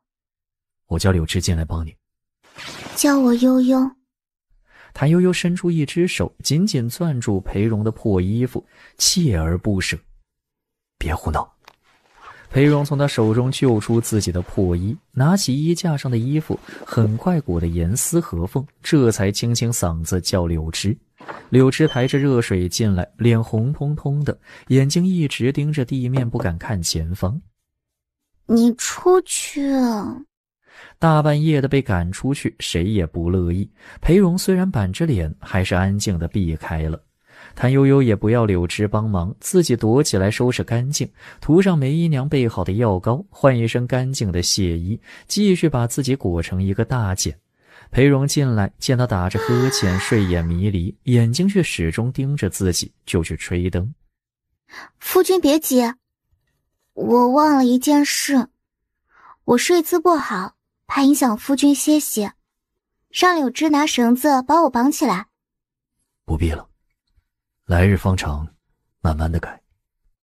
小姐，姑爷回来啦！我没聋，也没瞎。谭悠悠过了好半天，才有气无力的抬眼看向裴荣。宫嬷嬷和嬷嬷刚才来收元帕，问我知不知道宗人府。你们出去。哦，我说的是柳枝和莲枝，不是你。悠悠，你留下。裴荣关上门，高挑健壮的身体挡住谭悠悠的去路。宗人府出现在这里是很正常的事，你不要想太多。我没想，我只是在想稍后回家吃什么。想来我爹和姨娘还有太太一定是我想吃什么就给我做什么，哪怕就是花掉家里许多钱也在所不惜。裴荣硬生生听出了一种最后一顿吃饱好上路的悲凉感。看着谭悠悠低垂的眼帘，微瘪的嘴，他的心情顿时变得很差，想说什么却又无从说起。夫君，你什么都不告诉我，害我险些把他当成家里的寻常仆妇。多亏我日常待人谦逊有礼，不然就把人给得罪了，闯祸了，带累你和家里怎么办？你是因为这个生气？当然了，难不成你以为我是后悔害怕？我是那种人吗？谭悠悠和裴荣对视着，双手紧握成拳，清澈的眼睛闪着诚挚勇敢的光。裴荣没有立刻回答谭悠悠的话，而是严肃地盯着他，一瞬不瞬。谭悠悠被他看得十分心虚，总感觉是想逃跑背叛的员工被老板亲手抓住了。你想跑？我没有。你敢说没有？你撒谎。我不是，我没有。拿出证据来。对，裴荣没证据。看来你真是这样想的。好，你没猜错，我就是那样的人。我后悔了，后悔嫁给你了。你……他余下的话没能说完，因为裴荣突然欺身上前，右手将他重重地拥入怀中，同时左手扶住他的后脑，把他的脸用力摁到自己胸前，不许他出声。谭悠悠哇的一声哭出来。裴荣看着哭红鼻子的谭悠悠，俯下身去，笨拙地替他擦眼泪。我要吃烤肉。好，吃鹿肉，吃鸡腿。不要鸡腿，鸡腿害我。不吃鸡腿。我要狐球，像杨表妹那样的，不要白的，要火狐皮。给你火狐球衣。只有一身不够换。再来一身紫高皮。我这几天打赏下人，花了很多钱。补贴给你。不许反悔。不反悔。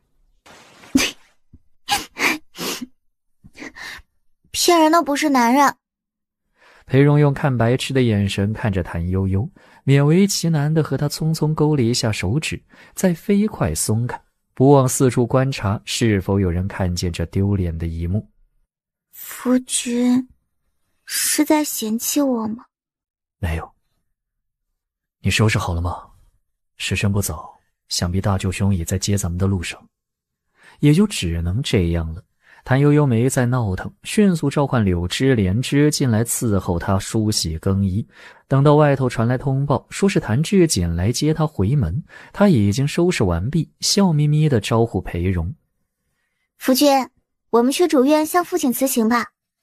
眼睛有些肿，要不要让他们拿帕子给你捂一捂？花时间呢，而且也遮不住。谭悠悠上前两步，很自然地趴在他肩上，就说是我昨夜没睡好，认床。哼。稍待片刻。谭悠悠眨眨眼，用力抱住裴荣的脖子。夫君，这不会是今天的回门礼吧？站好。是我不好，不知轻重，勒着夫君了吗？有没有伤到你？我没事，你注意礼仪。为什么呢？这里又没外人。夫君昨夜还说夫妻一体，无需客气。我喜欢夫君，所以想和你亲近。没错，这就是回门礼。你看看需要再添点什么？不用了，好多礼。为什么天上紫金盆景？这个很贵重的吧？这对紫金盆景是今早收拾库房收出来的。岳父大人不是想谋个好职务吗？这个用来走人情体面。原来如此。其实吧，你有钱，对这桩婚事是锦上添花，我爹并不在乎。所以呢？我的意思就是说，家中姐妹多，不是每个人都能像我这般嫁给门楣高贵还有钱大方的夫君，回门里过得去就行了，不然其他姐妹为难。倒也是。裴荣低着头重新抄礼单，没注意到他的小情绪。谭悠悠又叹了一口气，这次叹气声很大，拖得很长，裴荣想要听不见都不行。怎么了？这屋里有些空，之前太太要把她裴家的一盆瓷石榴给我，我没要，现在有些后悔。这屋里是有些空，明日我正好有空，可以和你一起布置屋子。好啊好啊。这么高兴？当然啦，夫君有空陪我，愿意陪我，这多好啊。你不嫌我不能科考？为啥嫌？不读书不科考，就有空打理书屋，有空陪我，这是好事。不瞒夫君，我这辈子最大的愿望就是安然度日，好吃好喝好睡好玩。夫君能护我一世安然的吧？当然，护你一世安然。我有很多坏毛病，比如说贪吃贪玩还懒，也没啥本事和心眼，夫君不会嫌弃我吧？不会。夫君你真好。你的坏毛病我都知道，你不用担心，以后我会帮你一一改正。回家以后我会给你制定一个起居时刻表，明日开始执行，很快就习惯了。啊！走了。裴荣长身而起，大步往外走了几步，不见谭悠悠跟出来，就催促他：快些，让大舅兄久等不好。走快些，莫要误了时辰。我走不快，我疼。哪里疼？我不好意思说。谭悠悠故意刁难，看你怎么办。裴荣原本清冷的脸庞顿时一红，识相的没有再催促他，而是吩咐柳枝：你去正院说一声，告诉谭大少爷和老侯爷，我们稍后就到。是。大哥，五妹来了，我奉父母之命接你和妹夫归宁，看你们这样子过挺好啊。当然啦。裴荣也配合的笑。为何才来？明知有事，还要磨蹭到现在？姑父的意思是说，弟妹家中父母兄弟姐妹都在盼望新姑爷带着女儿早日登门，让他们久等不好。原本早起要给公爹请安来着，但夫君生怕打扰您休养，便不许儿媳过来。不知公爹今日安否？饭量如何？我很好。父亲大人有话要交代吗？饮酒莫要过量，一言一行自当谨慎，莫要丢了安乐侯府的脸。安乐侯摆摆手，是感人的意思。谭悠悠跟着裴荣行礼告退，等到上了马车，他立刻歪倒在座位上，拿褥子把自己盖得严严实实，准备小睡一觉。刚才走那么快，不疼了？谁说的？这不是强撑着吗？一来时辰不早，二来总不好让家里人发现。夫君，快别耽搁了，咱们早去早回，家里还有客人要招待呢。谭悠悠是被鞭炮声吵醒的，他伸了个懒腰，掀开车帘，笑眯眯地往外看。端正坐好，注意姿仪。好的，夫君。吴姐姐，你怎么了？为什么这样奇怪？笑不露齿，行如风，坐如钟，站如松，睡如弓。看看你，在大街上大呼小叫，成何体统？吴姐姐，你怎么变成这样了？变成哪样？不正常，好像这里。谭志敏指着自己的头，这里出问题了。我脑子很正常，我都听你姐夫的。请夫君继续教导我，帮我变得更好。谭悠悠一看，裴荣身上那件海青色的锦袍确实湿了一大块。我家地方小，没有客房，去我原来的屋子里换吧。好。钱姨娘扶着个小丫鬟站在自家门前左顾右盼。哟，这不是咱家新姑爷吗？怎么来了这里？吴小姐，听闻安乐侯府挺大，花园子也修得极好，改日也请我们去玩玩啊？是挺大挺好的。我很冷。夫君，这边。好了不起。哼，破落户，谁稀罕呢？看不起老娘，还不是娶了个姨娘生的？切！夫君，咱们快去屋里换衣服。打开包袱，取了备用的外袍，帮他换上。我看你似乎喝的有点多，少喝些，别不好意思推脱，倒让自己受罪。我稍后会交代大哥他们，叫他们帮你挡着。不会不好意思，我酒量还行。不是和你说过不要称什么您，怎么刚才在岳父母面前又忘记了？我是故意的呀。听说新姑爷上门会被欺负，我特意表现得对你非常敬重，他们就不会欺负你了。来这里坐。这么大的人了，靴子湿了也不知道吱声，寒从脚下起，咱们又不是没带备用的靴子。谭悠悠念叨着，将手抱着裴荣的靴筒，用力往外拔，拔着拔着捂住肚子。哎呀，哎呀，疼，扎气了。裴荣立时放下手炉，扶他坐在躺椅上，皱着眉头道：“怎么肚子又疼了？”其实是那里疼。要不你请姨娘帮你看看，我也不懂，别耽搁了。好，夫君，劳烦你自己换靴子好不好？我没力气了。哎呀，靴子是怎么弄湿的？我记得咱们家地上还算平整干净啊。大概是酒水洒上了吧。夫君，你想吃什么？我让人给你拿一些，填饱肚子再出去喝酒，不容易醉。这几天吃的油腻，若是方便，来一碗清淡的面。我去给你做，你躺会儿醒醒酒。吃面啦，我做的清淡，你要是不喜欢，我让人去厨房取鸡汤过来给你换。这样就很好，一定很好吃。我没想到。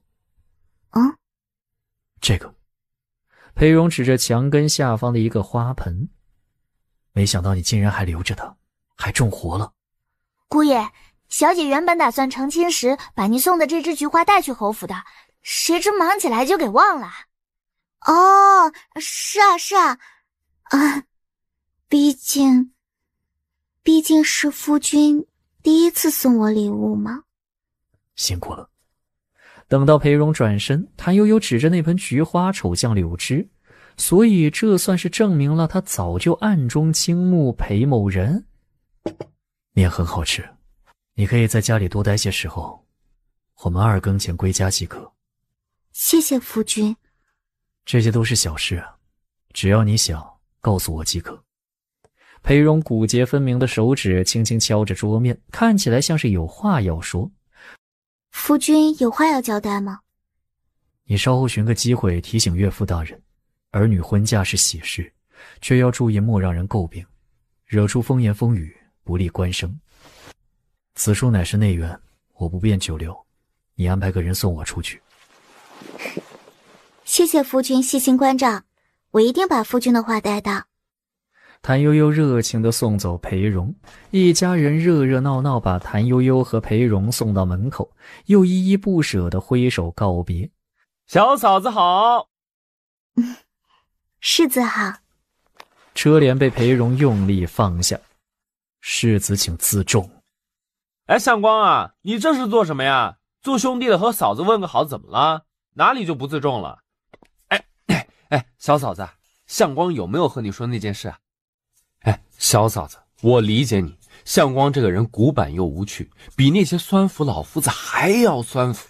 你不方便答话没关系，听我说就好。听说你很想去京城啊，恭喜！福王世子被裴荣捂住嘴并拖走。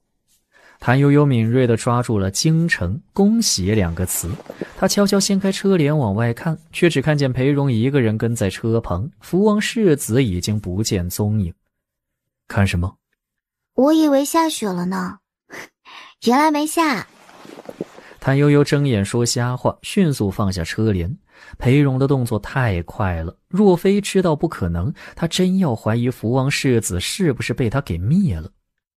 夫君，我们去给公爹请安。夜已深，不必麻烦。谭悠悠尽了礼仪，便心安理得地回房歇息。热水已经备好，他抢在裴荣前面跑进去。夫君，我好冷，让我先洗好不好？好。谭悠悠泡进热水里，舒服的眼睛眯成一条缝。小姐今晚又想搞什么幺蛾子？没有，我就是想好好睡一觉而已。您骗人！对啊，我是骗你的。您千万别折腾姑爷啊，他其实挺好的。嗯？你觉得我在欺负他？柳枝，你的态度很有问题，别忘了谁才是你的依靠。知道了。小姐真是的，人家也是为您好嘛。谭悠悠，快半个时辰了，泡澡太久不利养生，且此刻已经2更2刻。知道了，夫君。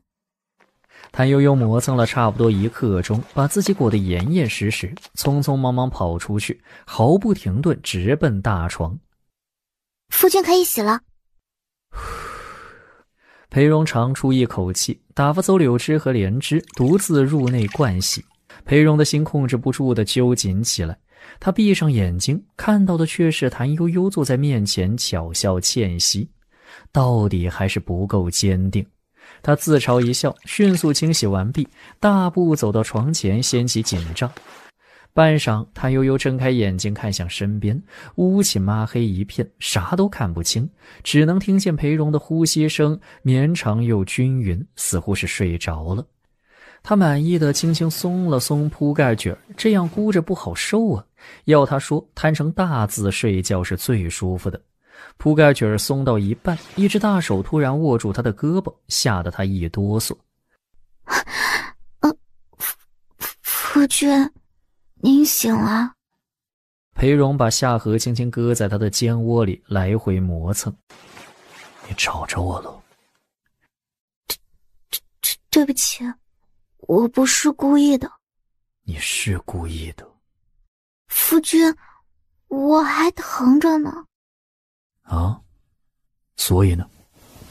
裴荣轻轻一拉，他裹在身上的被子卷彻底松了。能不能不要那啥了？等我好了再说，行不行啊？想什么呢？我只是说你吵着我了，我看你是想歪了吧？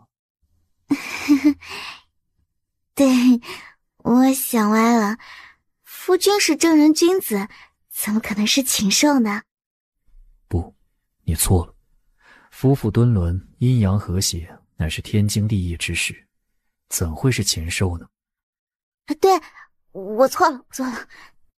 谭悠悠顺利地把自己裹成一只大茧，说他是啥都行，他只想睡觉。你把我的衣角卷进去了，我要拿出来。裴荣抓住被子一抽，谭悠悠又滚了出来。半个时辰后，谭悠悠生无可恋地瘫倒在床上一动不动。她真的是条咸鱼了，一条被人翻完前面又翻后面的咸鱼。禽兽就是禽兽，不可能因为读的书多爱讲道理就会变成小白兔，最多只是爱读书爱讲道理的禽兽。我买了很好的药膏，你这个臭不要脸的禽兽！我给你上药。啊，不要！我自己来。谭悠悠彪悍地抢过药瓶，翻身坐起，大步流星走向屏风，边走边霸气地指挥：“给我挪个炭盆过来，再把屋角炭盆上吊着的那壶热水拎过来，动作要快，不然冻着了我要请大夫，多不好。冷死了，冷死了，好冷啊！不许说那个字，该当知道忌讳。冷疯了，冷疯了，这样可以了吧？”谭悠悠带了一身水气走出来，很不友好地对着他翻了个白眼。假正经。你可以说不，我不会强你所难。你没拒绝，而且你也很喜欢。我拒绝了，是你假装没听见。谭悠悠火冒三丈，对上裴荣严肃认真的眼神，就又怂了。行，我喜欢，我很喜欢，我非常喜欢。我一直知道你喜欢我。睡觉，明天还要早起。谭悠悠咬着背角，使劲蹬腿。气死我了，气死我了！明天休想叫我早起，不然我就不姓谭。一条穿毛裤的腿伸过来，稳稳压住他乱蹬的腿。裴荣严厉道：“不许胡闹，闭上眼睛睡觉。”大概是这几天太累，事太多，身体备受摧残的缘故，谭悠悠又做了噩梦，还是那个躲在墙角逃避追杀，终究没能逃过，被人抓住拎起来活活撞死的梦。他尖叫着惊醒过来，下意识地缩成一团。不怕不怕，我在。是做噩梦了吧？只是梦而已。谭悠悠其实醒来就不怕了，但是难得裴某人如此温柔耐心，他也就心安理得地趴在人形取暖器怀里，当自己是个被老母亲搂着哄睡的小宝贝，从头再睡，一会儿功夫就睡着了。做了什么梦？没人回答他，只有窗外的风声寂寞地盘旋而过。他又问了一遍，再看谭悠悠已经趴在他怀里睡着了，一条腿极其嚣张地挂在他腰上，一只手勾着他的脖子。裴荣嫌弃的不行，却又莫名觉得好笑。转眼便是5更。起床起床起床！小姐，是奴婢啦！动手！莲枝抖手抖脚，把一块浸过冷水的帕子往谭悠悠脸上飞快抹了一把，再惊跳着跑到远离床铺的地方。你过来，我保证不打死你！小姐，不关奴婢的事啊！姑爷说，我们要是不能把您叫起来，就要罚我们去洗衣服。不许吃饭！小姐这么善良，一定舍不得我们吃苦，对不对？谭悠悠一人送了一个白眼，慢吞吞地坐起身来，慢吞吞地穿衣。他呢？居然起来了。夫君待我真好，让我晚睡早起。胡说！传早饭。太早了，我吃不下。多做点事就想吃了。来，帮我更衣盥洗。贤良。我真的疼。夫君，真的，求求你饶了我好不好？我还小，还在长个子，需要多睡会儿。想起昨天晚上的情形，裴荣有一瞬间的心软，犹豫着要不要放过谭悠悠。夫君，却见裴荣一咬牙：“不行，别耍赖，万事开头难，不能半途而废。”从今以后，裴荣就是我的仇人。我谭悠悠绝不多看他一眼，不多摸他裴荣一下。我发誓，倘若做不到，我就不姓谭。为何不吃？不想吃。做得不好？很好。既如此，为何不吃？不舒服。裴荣突然起身，将手附在他的额头上试了一下，又将额头贴过来再试了一下。不烫，别装病。哪只眼睛看到我装病了？谭悠悠起身就走，冲到床前猛扑上去。她真是一个字都不想和这个自以为是、不懂得怜香惜玉的古板男人说。她也不想再伪装贤良淑德了，因为这个男人油盐不进、死脑筋，配不上她的演技。裴荣过了一会儿才进来，怎么又躺下了？我在生气，你待我不好，不体贴我，还冤枉我装病。我是为了你好，一日之计在于晨，早睡早起身体好。睡得太多人变懒，你我一起早早起床料理家务、读书写字，不好吗？谭悠悠，晨正之时，全家都要拜见主母。在那之前，我们需要先去向父亲请安。你若不起来，我便让下人到这里拜见你。谭悠悠毫无所动，悠哉乐哉地晃起了腿。放平，不许晃。谭悠悠的回答是捂着腿。好痛啊！夫君为什么打我？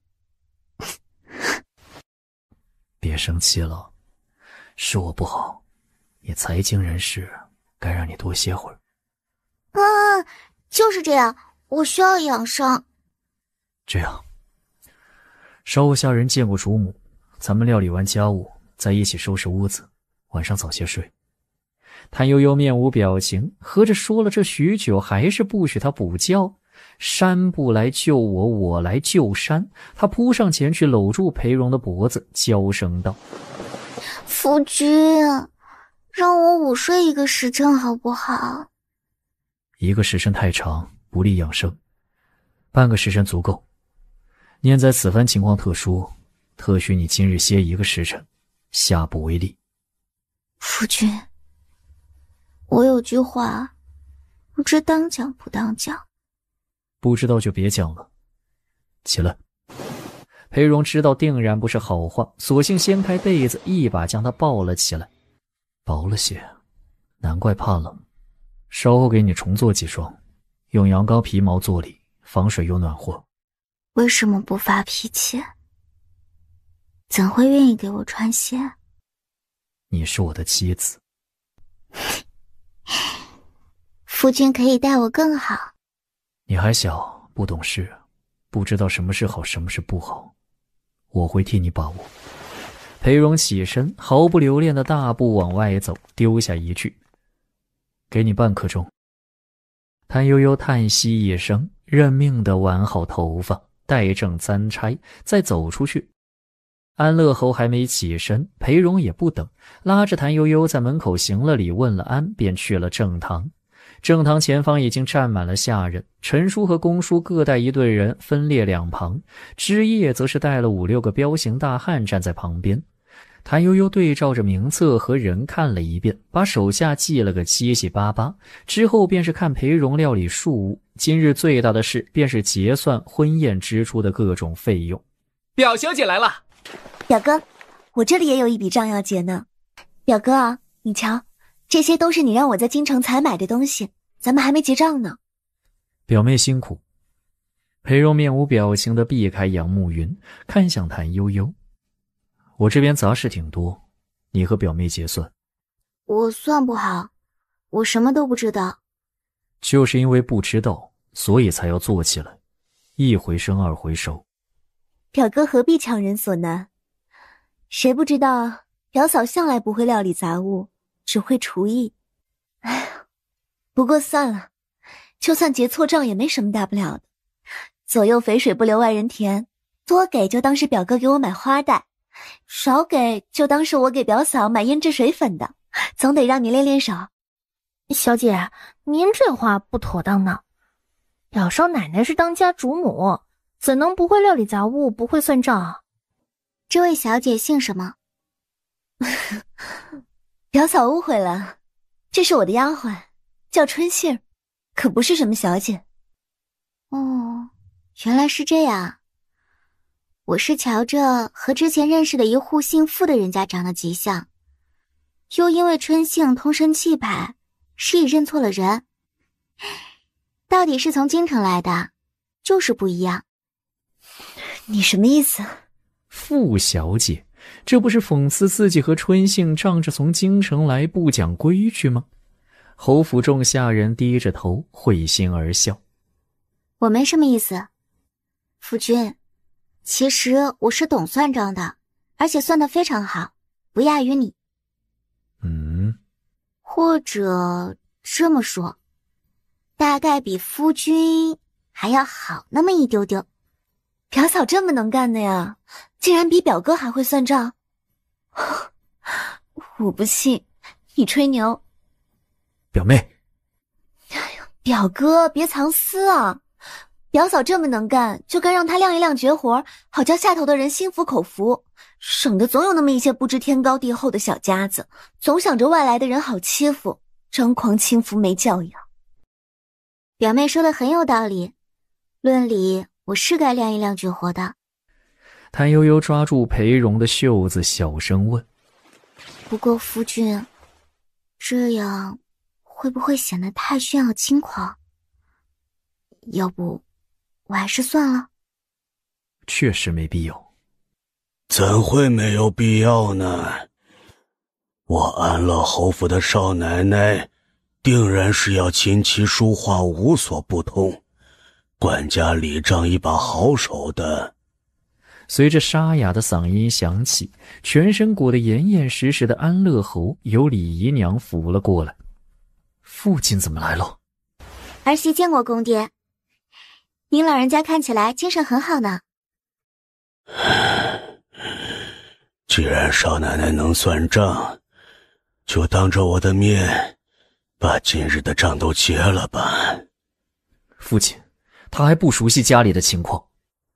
不是有你在吗？开始吧。表哥别担心，我让春杏给表嫂打下手。裴荣黑着脸把谭悠悠拽到一旁，低声道：快说你不舒服，我自会替你圆场。这样不好吧？临阵脱逃岂不是很丢脸？夫君放心，山人自有妙计。裴荣气死了，正想强制命令，谭悠悠已经冲着春杏大声道：这样，我算第一遍，你负责复核。最先算的自然是杨慕云带来的那一本厚厚的账册。这么多啊！时辰不早，赶紧的。要不让表嫂的丫鬟来念账册？要不你试试？不过她认的字真不多，错了你们别笑。谁会和小丫鬟计较呢？红地百蝶穿花妆花缎10匹。唉，看来真的是为难柳枝了，不如我来念吧。杨慕云接过账册，语速飞快。上品白旗南香2两6钱，每钱作价2两5钱银子；二等青旗南香8两3钱，每钱作价860文。不过一炷香功夫，杨慕云已经念了3页账簿。好了，暂且先这样吧，我怕念得太多太快，表嫂算不下来。你算好了吗？啊，回小姐的话，奴婢算好了。表嫂算好了吗？啊，我好像也算好了，就怕不准确。唉，这么多账目，念得这样快。谭悠悠偷眼往身旁一瞅，裴荣面无表情，正襟危坐。若非距离他最近，他都不能相信裴荣居然悄悄给他塞了纸条。这男人也不知道是什么时候写的，还能帮着他作弊了。谭悠悠冲着裴荣讨好一笑，飞快地抛了个媚眼，表示感谢。表嫂难道还想让表哥帮忙吗？表嫂快报数，算错了也没关系，可以慢慢学，我教你啊。刚才这3页账册一共是36种货物，总价1136两5钱银。春杏啊，你算了如何？奴婢这里算的是1136两6钱银呢。虽然算错了1钱银子，但春杏用的是算盘，表嫂是心算，所以算是平手。春杏算错了，确实是1136两5钱银。夫君何必这样认真？之前不是说了吗？若是算多，就当给表妹买花带，1000银子而已，何必较真？倒叫小姑娘下不来台。表妹，别理她，她就是个较真呆板人。1000银子买不着好花带，表嫂给你添满1两银，买对好绒花啊。1两银子买头花，当自己是丫鬟下人吗？太侮辱人了。杨慕云的眼泪唰的就掉了下来，捂着脸跑了。小姐，小姐！哎，表妹别走啊，账还没结完。哎呀，别哭，慢些跑啊，当心摔跤。请夫君教我到底做错了什么？为什么表妹要哭？是嫌我给她的添头少了吗？早知道这样，我就给她添满10两银了。公爹，您看这事儿怎么办？儿媳真不是故意气哭表妹的，不然我去哄哄表妹。你再算2页账册，向光，站到我身边来。陈叔，烦劳你念账册。少奶奶，您准备好了吗？老奴要念了。夫君准备好了吗？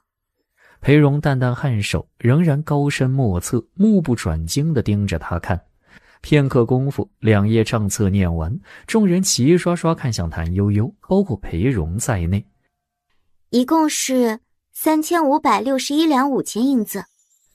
众人又一同把目光投向裴荣，裴荣面无表情的点头，目光深深看向谭悠悠，谭悠悠喜滋滋的冲他比了个剪刀手。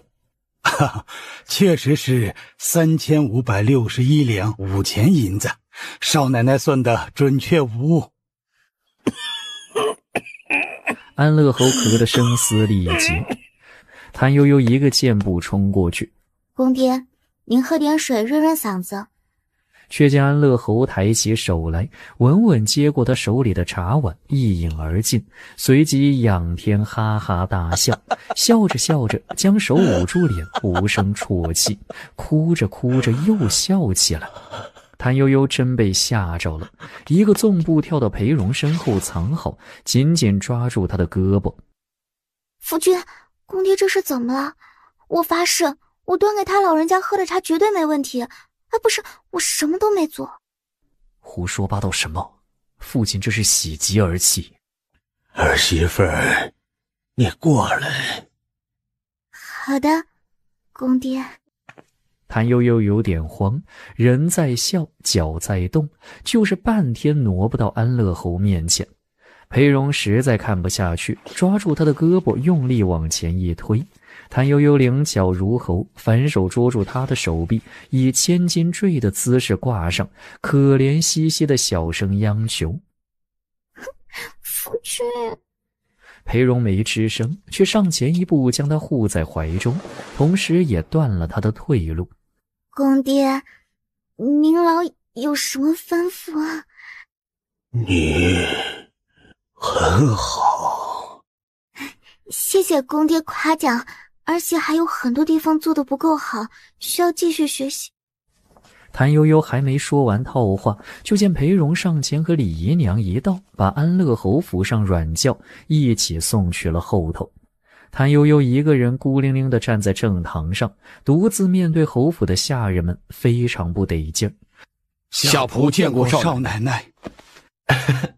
恭喜弟妹，姑父觉得你很好，非常配得起安乐侯府的女主人身份。多谢表哥称赞，今后请多多指教。少奶奶，您把账结了再走吧。还是等夫君回来再结吧。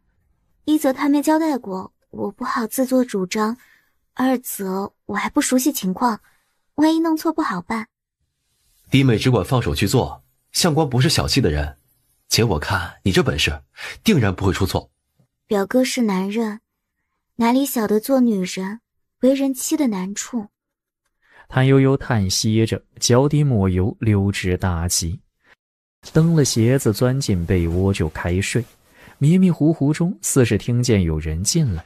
那人在他床前默然站了片刻，又离开，很识趣的没打扰他。过来，夫君，刚才是你浇水在我脸上。一个时辰早就到了，我叫你起床。哦，谢谢夫君监督我变得更好。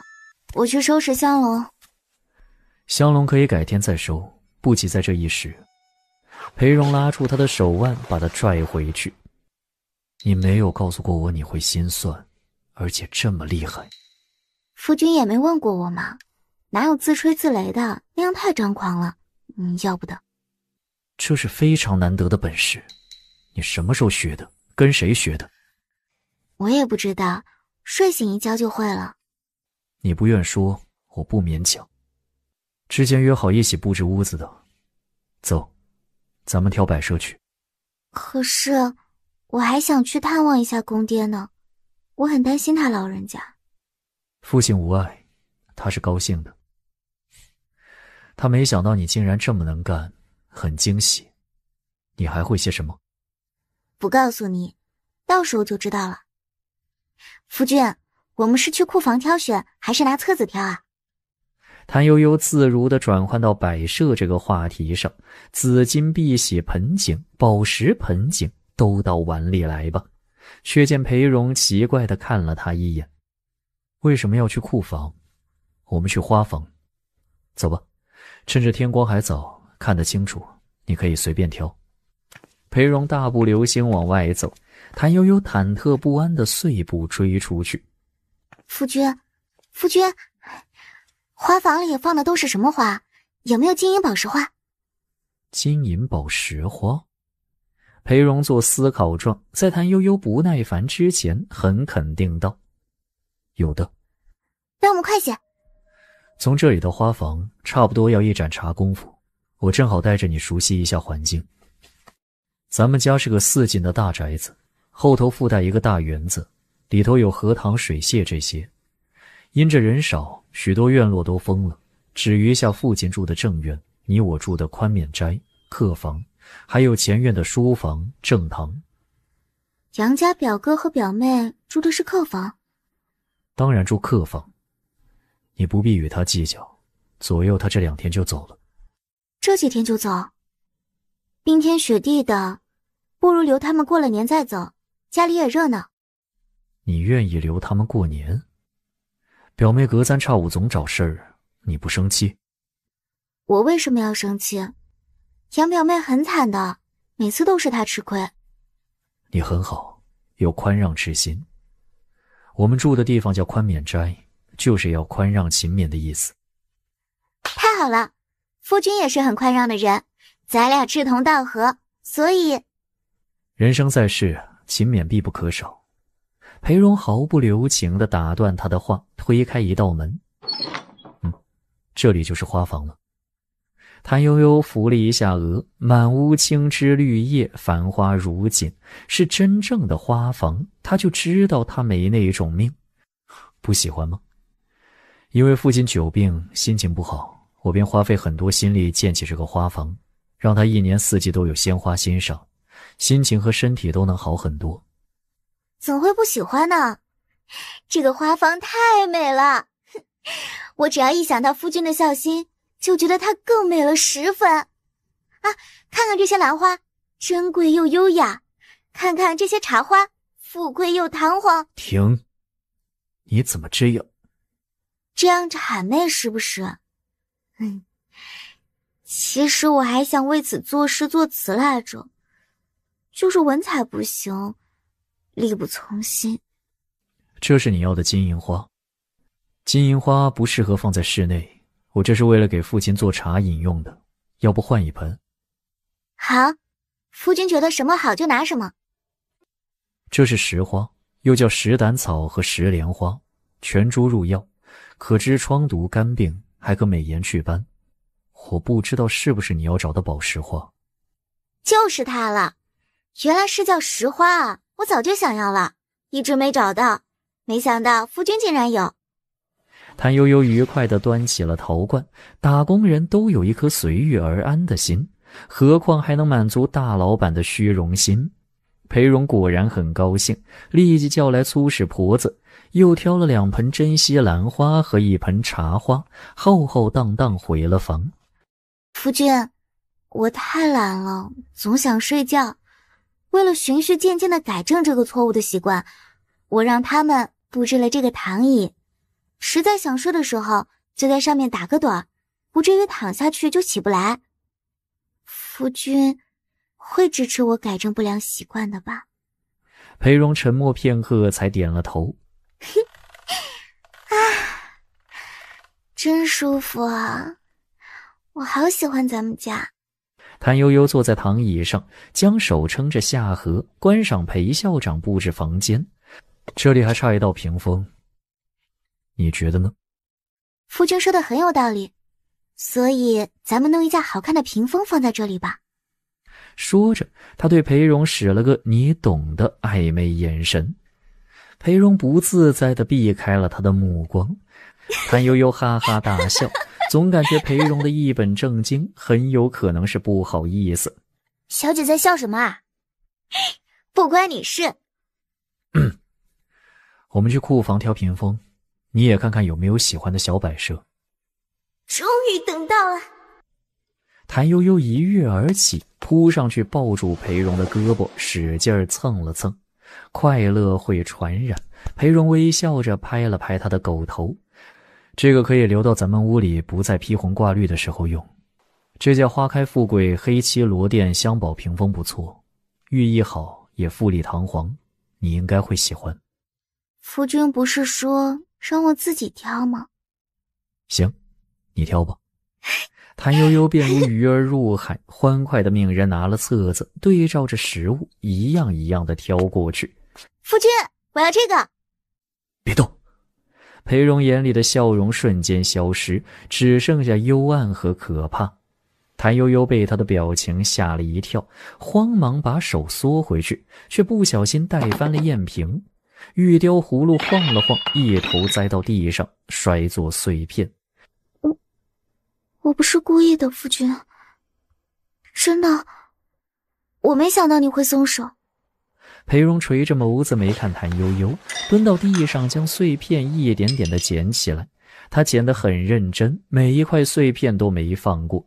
谭悠悠默默地将水晶砚瓶放好，也蹲下去和裴荣一起捡拾碎片。不用了，你先回去。谭悠悠没吭声，继续埋着头捡碎片。我想独自待会儿。哦。谭悠悠放下碎片，怯怯地退了2步，转身朝着房门走去。走到门口，他又折回去，站在裴荣身后，低声道：对不起，夫君保重。裴荣还是没理他。谭悠悠咬着唇，低着头，耷拉着肩膀往外走。流年不利，这倒霉催的他就知道不能太高兴。少奶奶的运气很不好，刚好碰了公子最在意的2件宝物。是谁送给夫君的？是他的红颜知己吗？求而不得的那种。少奶奶怎会这样问？您是听说什么了吗？难道不是吗？夫君一定是求而不得，心灰意冷，所以才随便娶我的。职业，你就告诉我真相吧，我一定不会告诉别人的，求求你了。快松手，少奶奶快松手，公子看你可不得了。那要看你怎么做。那个水晶砚瓶其实是……玉雕葫芦是我娘留下来的遗物。裴荣不知什么时候走到门边，严厉地瞪视着谭悠悠那只抓住枝叶袖子的手。谭悠悠飞快缩回手，眼泪汪汪。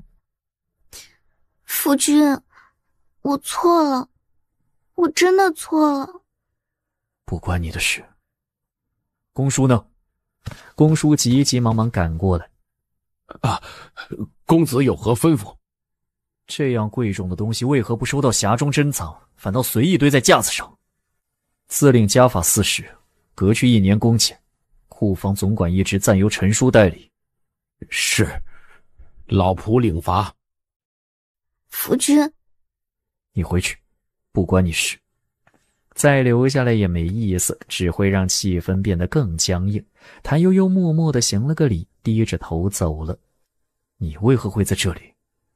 枝叶沉默片刻，对着自己被谭悠悠抓过袖子的那只手用力扇了一巴掌。谭悠悠独自回到新房，软绵绵地瘫倒在躺椅上。我惹祸了。小姐，这可怎么办呀？要不奴婢回去和姨娘说，另外寻个类似的物件赔给姑爷。赔不了啊，哪怕一模一样，也不是从前那个了。这就叫乐极生悲。小姐，幸好水晶砚瓶没摔坏。那是，不然同时摔坏2件宝物，那损失可大了。我还觉着那水晶砚瓶一定是他求而不得的家人所赠。小姐，谭悠悠拉起毯子盖在脸上，碎碎念：如果我不想着要金银宝石花，就不会去库房；如果我不想要水晶砚瓶，就不会碰到玉雕葫芦；如果他不伸手，我不让开，玉雕葫芦就不会。柳枝使劲拽他的袖子，暗示裴荣来了。他赶紧放下毯子，起身肃立，视死如归。夫君，我错了，你罚我吧。确实该罚。那你罚吧，我会设法赔你玉葫芦。虽然我知道无论如何比不上原来那个，但是……既然知道无论如何比不上原来那个，就不要再提赔这件事了。何况此事根由不在你，而是库房失职。你为什么要揪着枝叶的袖子不放？男女大防不知道吗？啊？别装傻，必须让你记住教训。打掌心一下，伸出手来。谭悠悠把手藏到身后，摇着头往后退。快点自觉些，哪只手揪的袖子？裴荣逼近一步要捉他的手，谭悠悠坚决不干，转身就跑。夫妻二人一个跑一个追，围着桌子转圈圈。裴荣的脸色越难看，谭悠悠越舒适，算好时机跑到桌前，假装跑不动了。裴荣果然猛冲过来抓他，谭悠悠身子一矮，利索地从桌子下方溜过去，砰的一声响，裴荣用力过猛，额头刚好碰到桌沿上，撞得他身子往后一仰，坐到地上，半天没动静。谭悠悠等了会儿，不见他有动静，手足并用，悄悄从桌子下方爬过去。只见裴荣坐在地上，屈起双腿，将脸埋在膝盖上，一动不动。他便凑过去，探着身子从下方偷看裴荣的衣服上是否有血。谁想才刚靠近，就被一股大力扑翻在地上。裴荣整个人扑上来，将他压得死死的，纹丝不得动弹。做错事情就要挨罚。我爹都没打过我，下次你是不是要砍我的手啊？你这个人太可怕了！不过了，我们和离。我要和你一决。本来我想这东西摔坏了，你是最难受的，所以只想哄好你。现在我就得和你分辨个明白，玉葫芦就是因为你才摔碎的。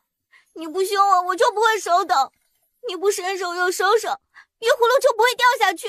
都怪你，都怪你！你这个倒打一耙的臭男人，我和你拼了！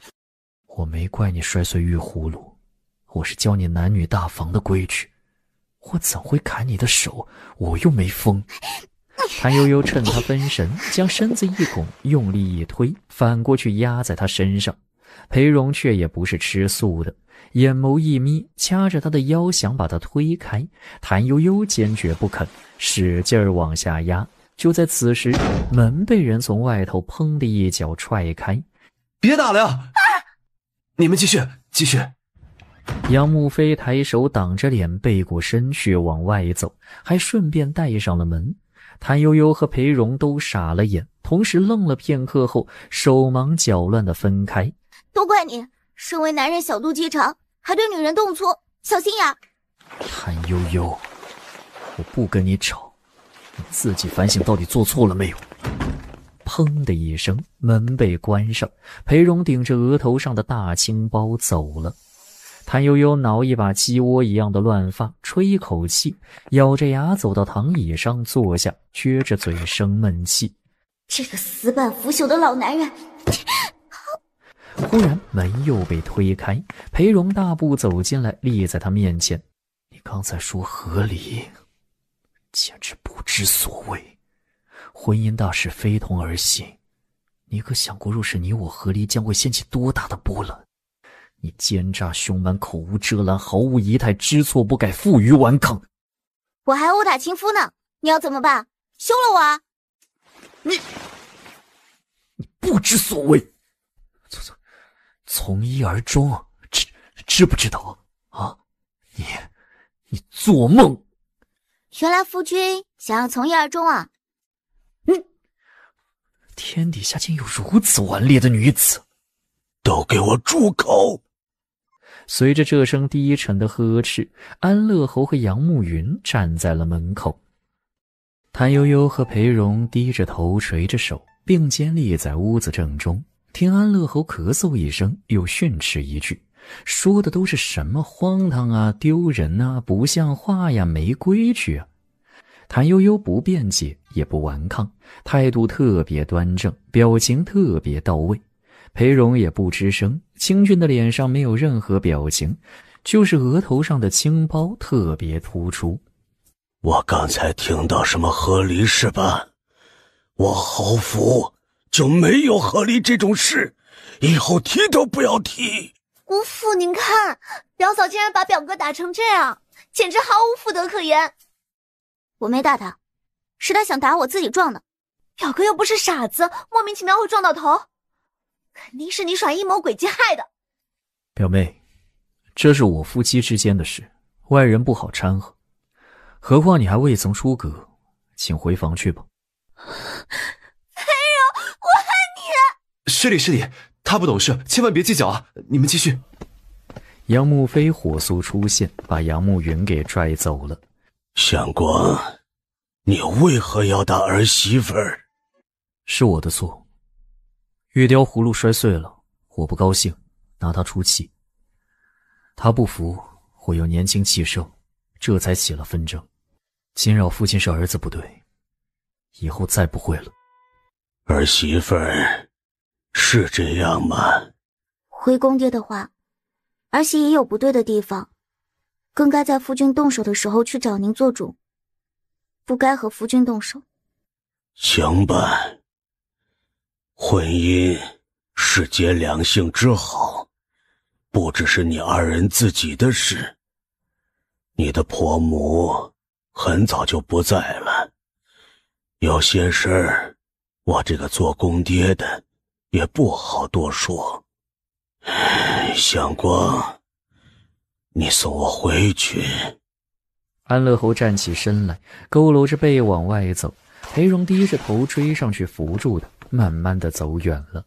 谭悠悠没精打采的靠在躺椅上，柳枝进来道：公子被老侯爷留下来，杨家表小姐闹着要走，抱到老侯爷那里。老侯爷说家里只有您一个女眷，请您去处置。谭悠悠并不急着赶过去，慢吞吞的重新梳头上粉换衣服，收拾得光鲜亮丽，才慢吞吞的出了门。通传一下，我来看望表妹。不见，谁要见他？都是他害的我。弟妹，家门不幸，让你看笑话了。这臭丫头从小就任性，不知天高地厚。我之前总想着叫她撞到南墙自回头，没想到她撞了几回，不但没清醒，反而更糊涂了。这寒冬腊月，半夜三更的，折腾得何家不宁。只要表哥信我，我一准把表妹留下来，不叫她折腾。你来干什么？不请自来是为贼。韩悠悠捡起枕头，拍干净尘土，淡淡道：原来是个绣花枕头呢。你骂谁呢？你骂谁是绣花枕头？字比我写的好就了不起了吗？比我会算账就了不起了吗？再怎么了不起，也不能和我表姐比。不好意思啊，我没什么大志向，从来只看眼前的，能赢你就行了。你表妹是要和我比眼睛大吗？我的更大，表妹你输了呢。你欺负我，欺负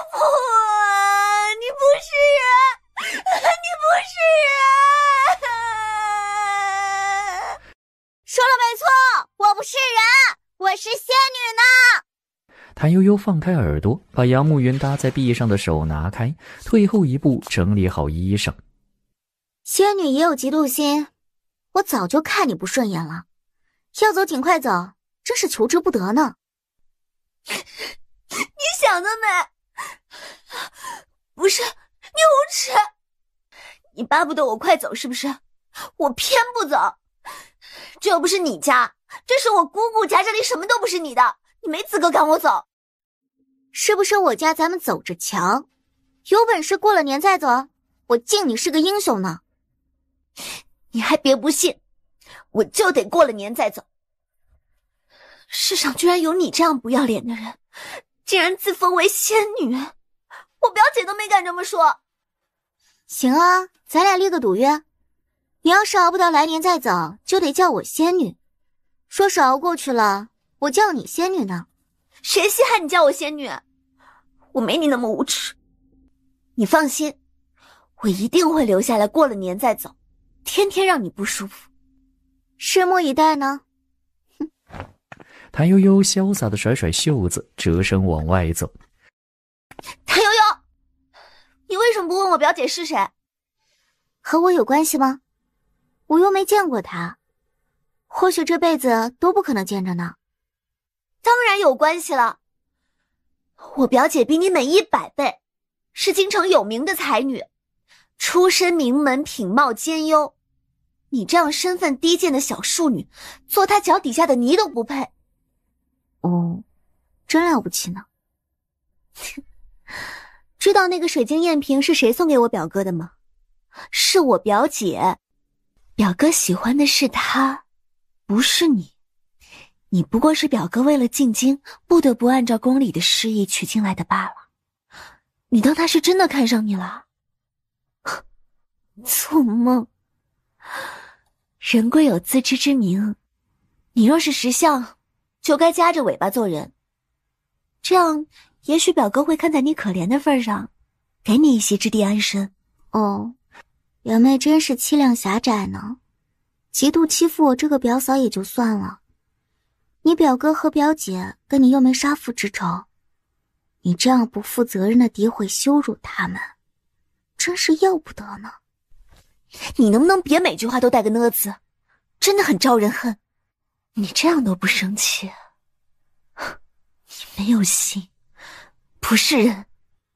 我早说过了呢，我是仙女，仙女都是超凡脱俗的呢，尔等凡人怎能理解仙女的想法呢？谭悠悠眨眨眼，懒洋洋地往外走。给弟妹添麻烦了，她若是有失礼之处，我向你赔礼。表哥放心吧，她不会闹着走了。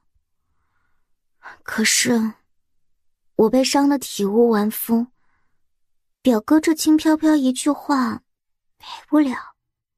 这样，弟妹若是有什么需要我做的，只管差遣，只要我能做到，保证做得妥妥帖帖。你骗我，说到做到。我杨慕飞千金一诺，说到做到，若有欺哄，天打五雷轰。我送弟妹回去。正好的，我有些话想和弟妹说。表哥请说。其实我们家的情形和安乐侯府类似，家母早逝，慕云不到1岁，恰逢家中变故，颠沛流离，不利教养幼儿，家父便将慕云送到此处交由姑姑教养，所以慕云是在这里长大的。相光性情端正，待她如同亲妹，她很依恋她。可惜姑姑在8年前也去世了，彼时相光不过13岁，慕云也只有8岁。家父带我前来奔丧，见姑父悲痛欲绝，行为乖张，便将相光和慕云一起带回京城抚育。但相光也没能在京城久留，刚满16就被打发回秋城。慕云是被家里惯坏了，请你多多担待，我会教导他。裴荣应该就是在那个时候和福王世子结交的吧，还有那个表姐应该也是那时候的事。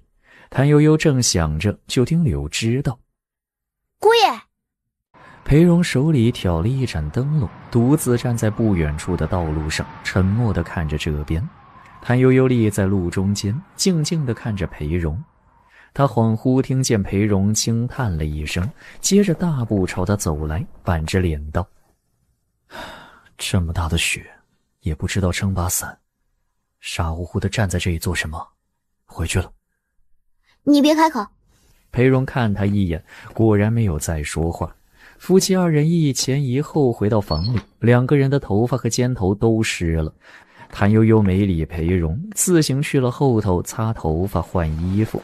他不想面对裴荣，动作就特别慢，却见裴荣走进来，立在离他不远的地方道：表妹没有为难你吧？当然没有，像我这样顽劣无理、奸诈凶蛮的女子，谁敢惹我？怕不是没被我坑害够，不晓得我的厉害。我和表妹没什么，你要相信我。知道了，我相信夫君和表妹之间是清白的。你真的相信？还有，我不会对你动刀子，也不会随便对你动手，我只是想用戒尺敲你一下，让你记住教训。裴先生，我不是你的学生，也不是你的晚辈。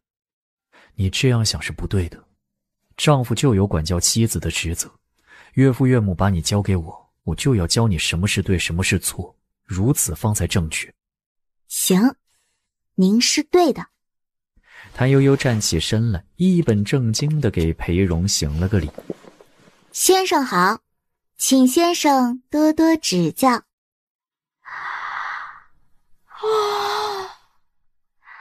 夫君，我很困，可以先睡吗？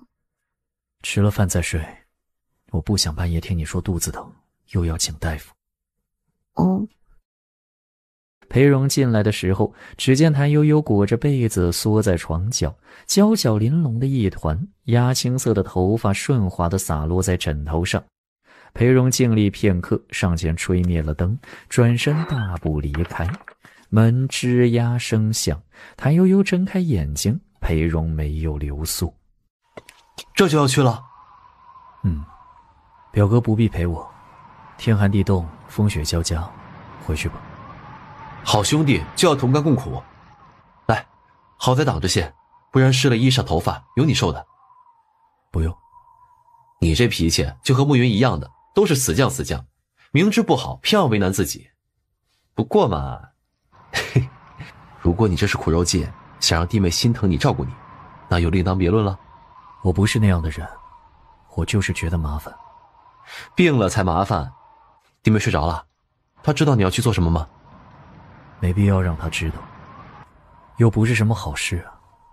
你别在她面前乱说，我看她上次见了宗人府那两位，有些被吓着的样子。能吓着她？我看她就是个心宽胆大的，成天傻乐。姑父那般不给她好脸色，她也应付自如，倒把姑父吓一跳，觉得她是不是脑子有问题。裴荣挥开杨慕飞的手，不高兴地加快脚步往前走。杨慕飞笑嘻嘻地跟在他身后追。哎，小光，你其实挺喜欢他的吧？否则不会非得按照你喜欢的样子拧他的性子。我是教他规矩。太奇怪了，哎，你这种迂腐性子为什么会喜欢这种姑娘？是因为她好看吗？裴荣板着脸不出声，越走越快。二人顶风冒雪，你追我赶，来到一幢小楼前。公子来了，侯爷在等您。表少爷，侯爷有吩咐，不让您进去。不进就不进嘛。相光，保重啊。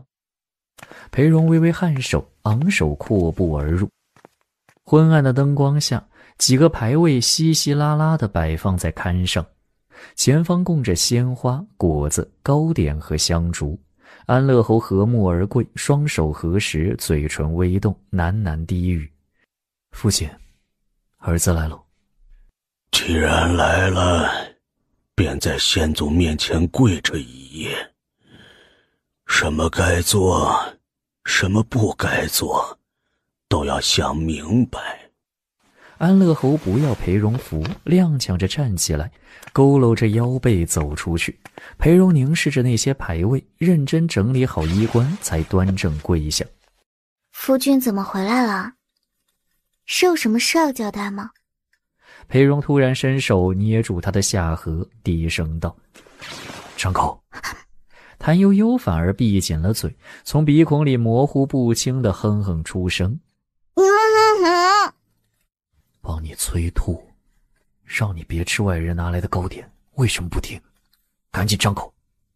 谭悠悠蹬掉鞋子，盘腿坐在椅子上，摇头晃脑。夫君很担心我吗？夫妇一体，岳父母既然把你交给我，我就要对你负责。谭悠悠把他的后半句话补上，抢在裴荣发飙之前拉开袖口给他看。你看这是什么？1、2、3、4、5，每样糕点有6块，全都在这儿了。夫君点点数。裴荣看看盘子里的糕点，再看看谭悠悠得意的小模样，心里一直压着的邪火突然之间就灭了。他默不作声地丢开筷子，转身就往外走。夫君这就要走了吗？不夸我聪明机智吗？还有，这么冷的天，我辛辛苦苦给你做了鱼豆花，你好歹也得说说是否好吃，是否喜欢，这才是夫妻相处之道，不然就失礼了。先生不以身作则，下次就不好要求学生守规矩了。裴荣顿住脚步，背对着谭悠悠不吭声。听说夫君这2天都有事儿，不进来了，是要出远门吗？我让人给你收拾衣裳鞋袜好不好？路上湿滑，还请夫君小心慢行，不用担心家里，多耽个几天也没关系的。你巴不得我出远门别回来，这样就没人监督你早起早睡，勤奋立身了吧？啊，夫君真是慧眼如炬，居然被你一眼看穿了。裴荣瞥了他一眼，大步走到他面前，严肃道：把脚放下去，坐有坐相。夫君还没回答我鱼豆花好不好吃呢，先生没做好，不能要求学生。裴荣飞快地用手摁住他的腿，俯身严肃地与他对视，沉声道：我没吃。为什么不吃？它不香吗？我听说公爹全吃光了，杨表妹边骂边吃，也吃光了。宗人府的2位嬷嬷为此特意来谢我。夫君是和我赌气，所以不愿吃吗？我不是你，没那么小气。既然不是赌气，那就是夫君太忙，没来得及吃。这样好了，晚上我另外给你做，好不好？裴荣见他老实了，缓缓收回手。我对口腹之欲不是那么看重，看你方便。对口腹之欲不是那么看重，是谁和我抢肉吃来着？这口是心非，人面兽心的家伙。我还有事，先走了。裴荣转身要走，就听谭悠悠道：既然这样，我还是先给夫君收拾行李吧，厨房没大鱼了，以后再做。裴荣脚步一顿，指着装糕点的甜白瓷高足盘严厉道：这是茶花的花瓣吗？谁干的？这么美的花居然也能下得去手？其实是掉下来的花朵了。拿来我看。裴荣要检查，谭悠悠直接拉开衣领，把花瓣全塞进去，笑吟吟道：夫君，听说花瓣可以美颜，绝不能浪费，我节约吧。把你自己的行李也一并收拾妥当，我带你一起去庄子里赈灾。夫君，我错了，其实厨房应该还有鱼的，无论如何我都给你做鱼豆花呀。裴荣并不搭理他，挥一挥衣袖，没留下半点云彩，只是双腿略有些瘸。夫君！裴荣正专心走路，骤然听到这一声喊叫，第一反应就是四处张望。就是这一会儿功夫，谭悠悠已经小跑着奔到了他面前，不由分说就弯着腰去扯他的袍角。你做什么？光天化日之下当众拉拉扯扯，不成体统。哎呀，让我看看嘛。一个要看，一个不给看，滋啦一声响，好好的袍子给撕了个口子。谭悠悠沉默片刻，严肃地看着裴荣的眼睛，一本正经道：夫君，我觉得你被坑了。就咱俩这么拉扯一下，好好一件皮袍子就坏了，只能说明一个原因：布料和皮料都有问题，朽了。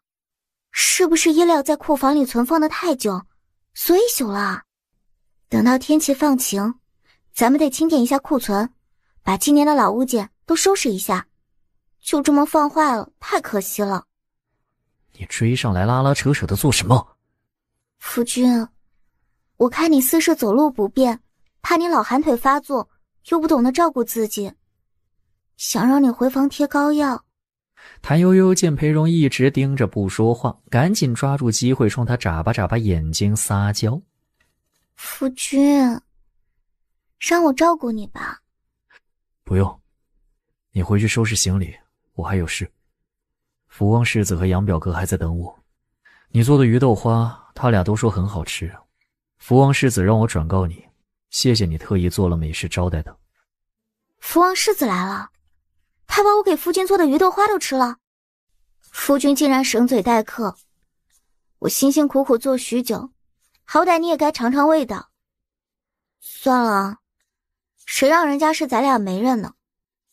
我再说，夫君又要骂我小气。你不知道他来了？我怎会知道他来了？夫君有派人告诉过我吗？行了，回去吧，天寒地冻的。夫君不回房换衣服吗？好像是得换一身才行。裴荣又折身往回走，谭悠悠小跑着跟上去，殷勤地找出一堆衣服，然后站在旁边虎视眈眈不肯走。你要做什么？我帮夫君换衣服啊。别胡闹，天还亮着呢。我不懂夫君是什么意思，是你让我贤良淑德的。裴荣再次沉默，随后选择张开手臂，享受谭悠悠帮他换衣。然而谭悠悠并不止步于换外袍，他拎着一条裤子力劝裴荣：夫君真的不打算换裤子吗？哎呀，换了吧换了吧，说不定裤子的用料也很陈旧，万一待客的时候撕条口子，多尴尬啊。裴荣真的一句话都说不出来了，只觉得心跳得厉害，人也热得厉害。谭悠悠突然觉得气氛有些不正常。夫君要是不乐意就算了，您赶紧换好外袍走吧，让客人久等不好。我那个啥，我这就去厨房准备鱼豆花，让你吃个够。很久之后，裴荣才从后头走出来，不知道是否是错觉，谭悠悠觉得他好像更严肃，更不高兴了。谭悠悠不敢招惹他，贤良淑德地把他送到门边，假装望夫时一直目送他离开院门，才回过身拍着胸口呼气。和陌生男人做夫妻真难呐。哎，我说相光啊，为何回了一趟内宅就换了一身衣裳？很奇怪啊。我衣裳多，想一天换几套不行吗？当然行了，你的衣裳你做主。公子，少奶奶命下仆给您送吃食。托盘上一碗香喷喷的鱼豆花，碗上贴着一张红纸，上书4个字：夫君亲品。活了几十年，平生第一次见着这样。不好意思，我先用饭，凉了不好吃。福王世子和杨慕妃抱着手臂，面无表情地看着他吃。香吗？一般，毕竟天天吃顿顿吃，吃着吃着也就习惯了。哼，我走了。我送你。杨慕妃追出去。裴荣很快吃光碗里的食物，看看天色将晚，很自然地回了内宅。裴荣走到宽冕斋外，只听见里头女子的笑声响个不停，尤其谭悠悠的声音最大，又脆又响亮。先就皱了眉头，加快脚步往里走。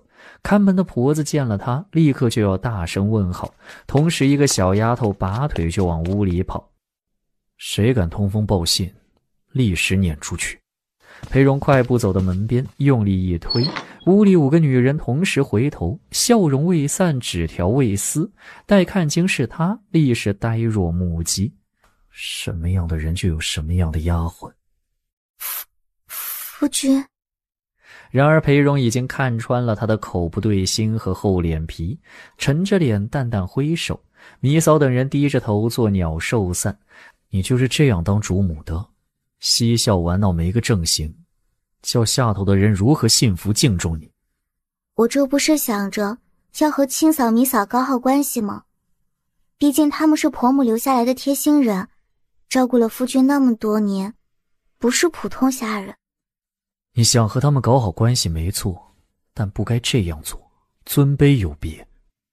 谭悠悠见他似有松动的迹象，立刻歪过去抓住裴荣的小臂。我不懂，我还小，夫君教我。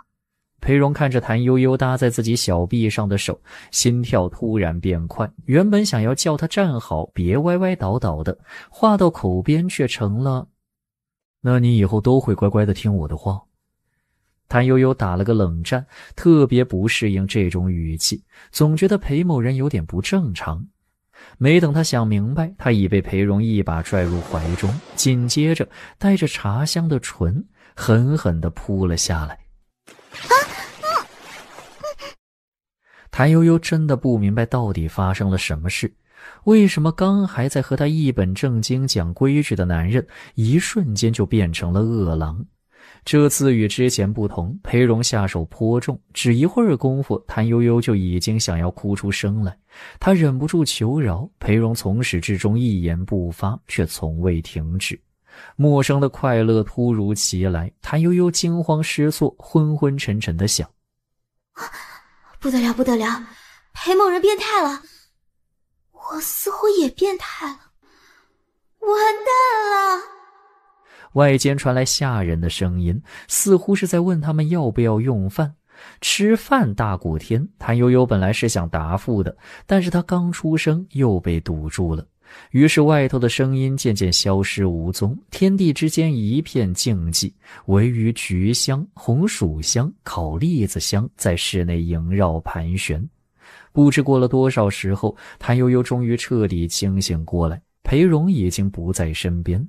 想到没吃晚饭这个事，肠胃立刻各种纠结抗议。谭悠悠咽了一口口水，虚弱地爬起来找吃的，正抖擞着寻找衣服，有脚步声传来，他赶紧缩回被窝，小声哼哼。夫君，我疼。哪里疼？哪儿都疼，特别是肚子疼，还有那个什么，动一下都疼。除了疼，还很饿。时辰不早了吧？我该起床了。特殊情况，许你在床上用饭。裴荣递药给他，掩饰的低咳两声。以后不要招我。我没有招惹夫君。你白天非得帮我换裤子，傍晚又特意提醒我用了你的杯子，明明就是……你为什么还要否认？我不知道夫君怎么会这样看待我。我不是那种不庄重的人，我只是看你走路有些瘸，担心你受伤了，所以想看看是怎么回事。可是夫君一直拒绝我的好意，我又实在很担心。至于夫君用我的杯子，完全是意外。我其实并不喜欢别人用我的杯子，我知道夫君也和我一样，所以才提醒你的。当然，都是我的错，我应该在你进门的时候就给你斟茶的。好一会儿，谭悠悠都没听到裴荣出声，他有些担忧，怕是不能接受真相，恼羞成怒或者抑郁了。我懂，女子都害羞。你喜欢我，喜欢和我敦伦不是错，这是人伦道理。不过以后要注意时间和场合，白天不行，晚饭之前也不行，礼仪还是要讲的。啊，这是有多自信呢？我没有。你有。裴荣理直气壮地和他对视，拍狗头似的拍拍他的发顶，宽宏大度道：好吧，你说的都是真的，谁让我是你夫君呢？我说过会尽量包容你的，害羞不是什么大毛病。你走。谭悠悠虚弱地倒下去，背过身，不敢再看裴荣，他怕忍不住真的揪住他的头发，狠踹他一脚。我去料理树屋，你休息得差不多就起来收拾行李，咱们午后出发去庄子里。谭悠悠不想理他，并且暗自发誓，以后坚决不能让裴荣有任何他谭悠悠喜欢他，想要主动和他敦伦的误会。哼，我要让裴荣来求我。夫君和我一起坐车吧，骑马多冷啊。我非老弱妇孺，为何要坐车？谭悠悠就不劝了。行，你能，你狠，喝北风去。马车突然停下，有人大声喊道：公子，路面太滑，马车过不去了，趁着天色还早，回城去吧。情况比我以为的更严重，你得跟我一起走过去，能行吗？我看看，应该可以。就见裴荣静静地看了他片刻，温柔一笑，抬手替他把兜帽戴好，又把他散落的碎发捋到耳后。太不正常了，谭悠悠吓得不敢动，颤巍巍地提醒：夫君，当着这么多人的面，非礼勿视，非礼勿听。裴家下人立刻训练有素地把头低下。事实证明，谭悠悠高估了自己在冰雪路上行走的能力。在跌倒第3次之后，裴荣终于决定放过他。你回去，我自己去。我要去。别胡闹，回去。我今天必须赶到庄子里。谭悠悠想要讨价还价，但是裴荣没给他机会，叫来枝叶送他回去，带着人折身就走了。少奶奶请上车，别担心公子，不会有事的。我应该跟着去的。少奶奶，这不是逞能的时候。且不说道路难行，庄子里也不好住，马车过不去，咱们带来的行李没法带过去，只能使用庄子里的东西，粗糙又陈旧。小姐，这一路太辛苦了，不是您偷懒，姑爷不会怪您的。走。哎，少奶奶！枝叶拦住张有福，淡淡道：既然少奶奶要去，就让她去。你我都是下人，只能听主家的。走不动了，她自会回来。可是……张有福还想拦，枝叶已经跟着谭悠悠走远了。小姐，你回去，我能照顾好自己。天完全黑尽时，前方终于有了灯光。这就是咱家的庄子了吧？枝叶看着前方的灯火，心不在焉地应了一声：快些，马上就要到了。少奶奶，你小心，前面是条深沟。谭悠悠还没反应过来，膝弯突然一麻，脚下控制不住地滑出去，整个人朝着前方扑倒。少奶奶！枝叶急促地叫了一声，大步冲了上来。可惜约莫是步伐太快，路面太滑，他也狠狠地摔了下去。我完了！但是意料之中的悬空失重感并没有按时报到，反倒是肩颈部位传来一阵突如其来的疼痛，仿佛是撞上了什么。谭悠悠迅速反手一抱，竟然是个树桩桩，就是这节树桩挡住了他磅礴的滑落之势。谭悠悠冒着冷汗，抱紧树桩，使劲亲了2口。恩人呐！少奶奶！谭悠悠慢吞吞地抱着树桩坐好，捋一把乱发，强忍疼痛和羞耻，昂着头镇定道：我没事，就凭这点不入流的暗算，要不了我的命。暗算？少奶奶是什么意思？下铺听不懂。这破烂路竟敢暗算姑奶奶我，可惜啊，算命的早说过了，大难不死必有后福。我这命硬着呢。少奶奶，下铺扶您起来吧。好。谭悠悠把手递过去，然而2条腿早被吓软了，怎么都站不稳。为了不摔倒出丑，他不得不用力拽住枝叶的手臂。谁想枝叶下盘不稳还是怎么的，竟然被他这一拽拉得摔了个屁股蹲，而且是坐下去就起不来。谭悠悠很内疚，站稳身形后的第一件事就是朝枝叶伸出有爱的双手。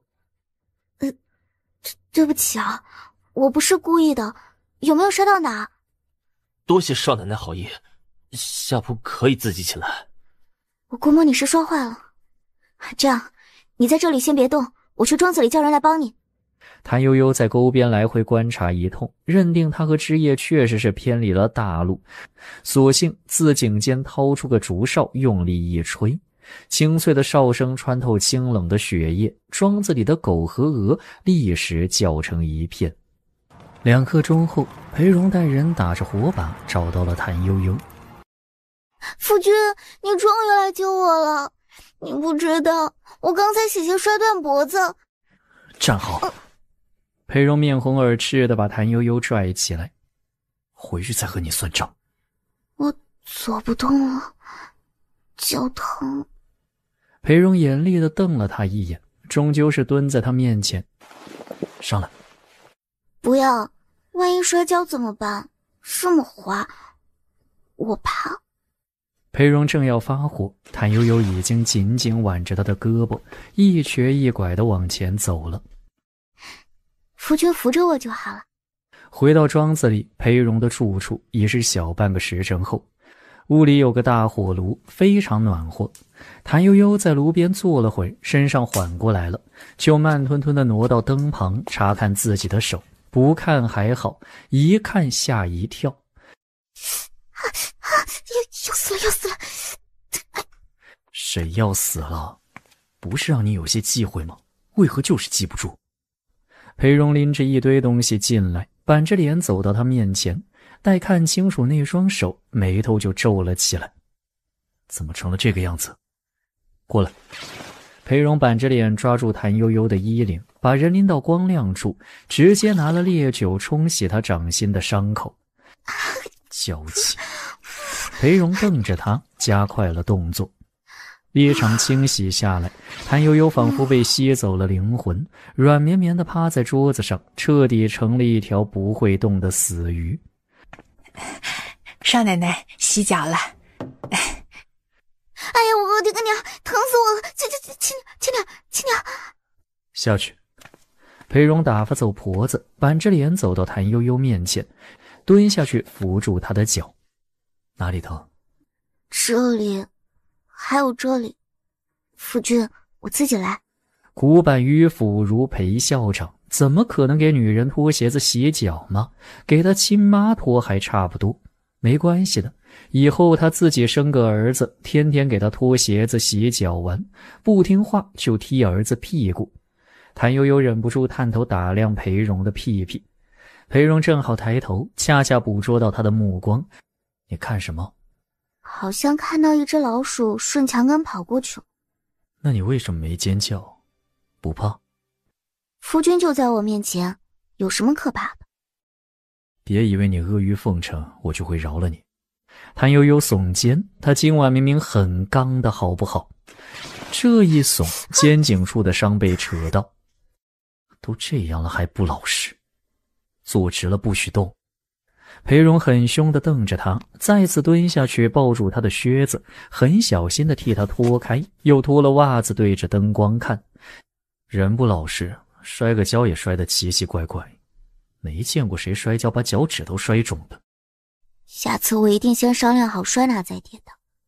谭悠悠生怕裴荣一直念叨，遂把心一横，俯身抱住他宽厚的肩膀，将头靠在他的肩窝里，轻声道：夫君别骂了，我错了，我只是想和你在一起，舍不得夫君。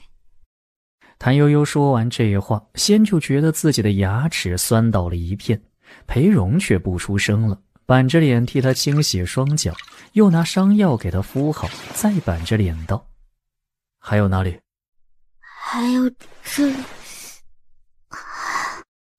不会说话，非得抬手牵动伤口。裴荣垂着眸子替他解开衣领，语气仍然很严厉，动作却很轻柔。谭悠悠也说不出是什么心理，抬着2只受伤的爪子抱住裴荣的腰，将头轻轻靠在他怀里，仿佛这样就没那么疼了。裴荣停下动作，垂眸看着怀里的小妻子。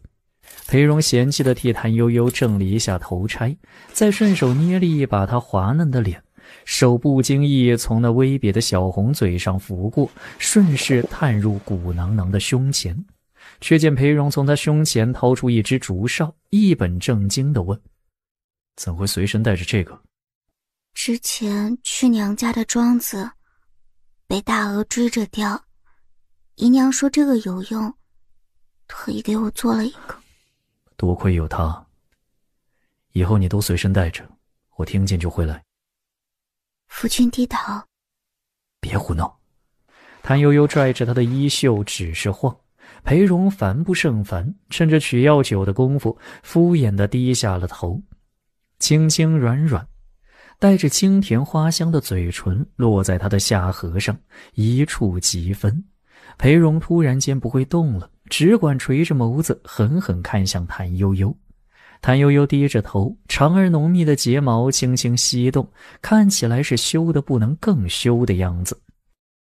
乖乖坐着别动，我给你推拿肩颈这儿，会很痛，忍着，明早起来就能好很多。哦。谭悠悠视死如归地闭上眼睛，任裴荣宰割。灯光下，凝脂般的肌肤耀眼的白，肩头圆润小巧，锁骨精致，越发显得那一处红肿触目惊心。鬼使神差一般，他低下头轻轻吻了一下谭悠悠的伤处，仿佛电流突然间热辣辣地穿透4肢百骸，直达足底，刺激的谭悠悠傻呆呆地坐着，全身僵硬。刚才裴某人这一吻，是怜惜我、心疼我、喜欢我的意思，对吧？我不要，放开我！疼！救命啊！裴荣脸红心跳，紧急掏出一块帕子塞到谭悠悠嘴里。不许叫，再叫就不让你吃饭。1刻钟后，半死不活的谭悠悠吃过简单的晚饭，简单清洗后就被送到了冰冷的床上。因为实在太冷，谭悠悠紧紧拉住裴荣的袖子不放。夫君要休息了吗？早睡早起，身体好。我还得去看看枝叶，他伤得有些重。此外还有事情要处理，明日赈灾得先布置妥当，天亮就干活。他伤到哪里了？我不是故意的，真的只是轻轻拉了一下，没想到他就摔坏了。他是不是不认路啊？险些把我带进沟里去。人也笨，看我摔倒自己也跟着摔。我之前还以为他这个护卫是武林高手。裴荣探究地看着他，表情变幻莫测。夫君，人家真的不是故意的了，真的。他尾骨伤到了，得静养些日子才能好。这一片都是平地，雪太大，路被盖住了，天又黑，偏离大路不奇怪。职业的功夫，他停下话头，皱着眉头想了片刻。也就那样吧。你先睡，我会尽早回来。谭悠悠依依不舍地松开人形取暖器，体贴交代。夫君早去早回，记得往脚底系草绳，防滑很好的。裴荣点点头，毫不留恋地转身走了，只剩下谭悠悠独自蜷缩在冰冷的被窝里瑟瑟发抖，明明很困很累，就是冷得睡不着。辗转反侧，好不容易睡着，裴荣大踏步从外头进来，将冰冷的手盖在他额头上。你猜谁来了？爹怎会来到这里？别来查探灾情，这不是下了大暴雪吗？乡里好些地方都遭了灾，两老贼压着不报，躲在家里烤火不出门。他心安理得，爹却做得不安稳啊。爹什么时候来的？昨天一早就出来了，去了比咱们这里远许多的河间村，回来路上到咱们这儿走不动了，来借宿，没想着咱们也在这里。女婿啊，这可真是咱们翁婿的缘分了。我之前也不知道这庄子是你家的，走进屋子见着你，还以为看错了呢。小旭也以为看错了。年轻人大有作为。原本家里舍不得让悠悠这么早出嫁的，我为何力排众议支持女婿啊？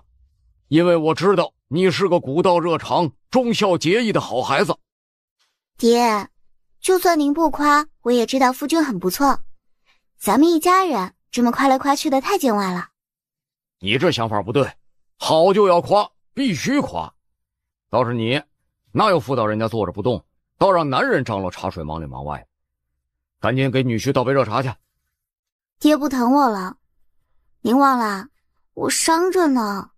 这才几天功夫，您就只要女婿不要女儿了？是我让他歇着的，岳父不要骂他。这样啊，女婿真是太体贴了。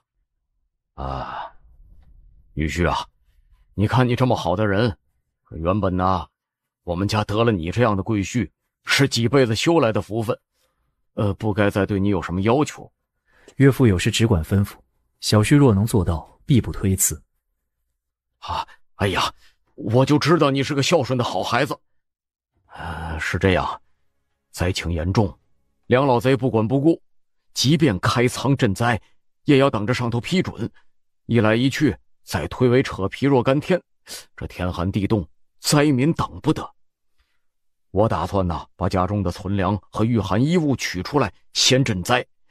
但不够啊，你晓得的，我们家底薄，所以呢，我就想着呀，想光能不能先从你这里借些出来应急，等到同意赈灾的旨意下来再还你。若是不行，我以后慢慢还你，可否？还请岳父见谅，赈灾所需钱粮不是小数目，小婿一人不能做主，还得禀明家父商量妥当再回复。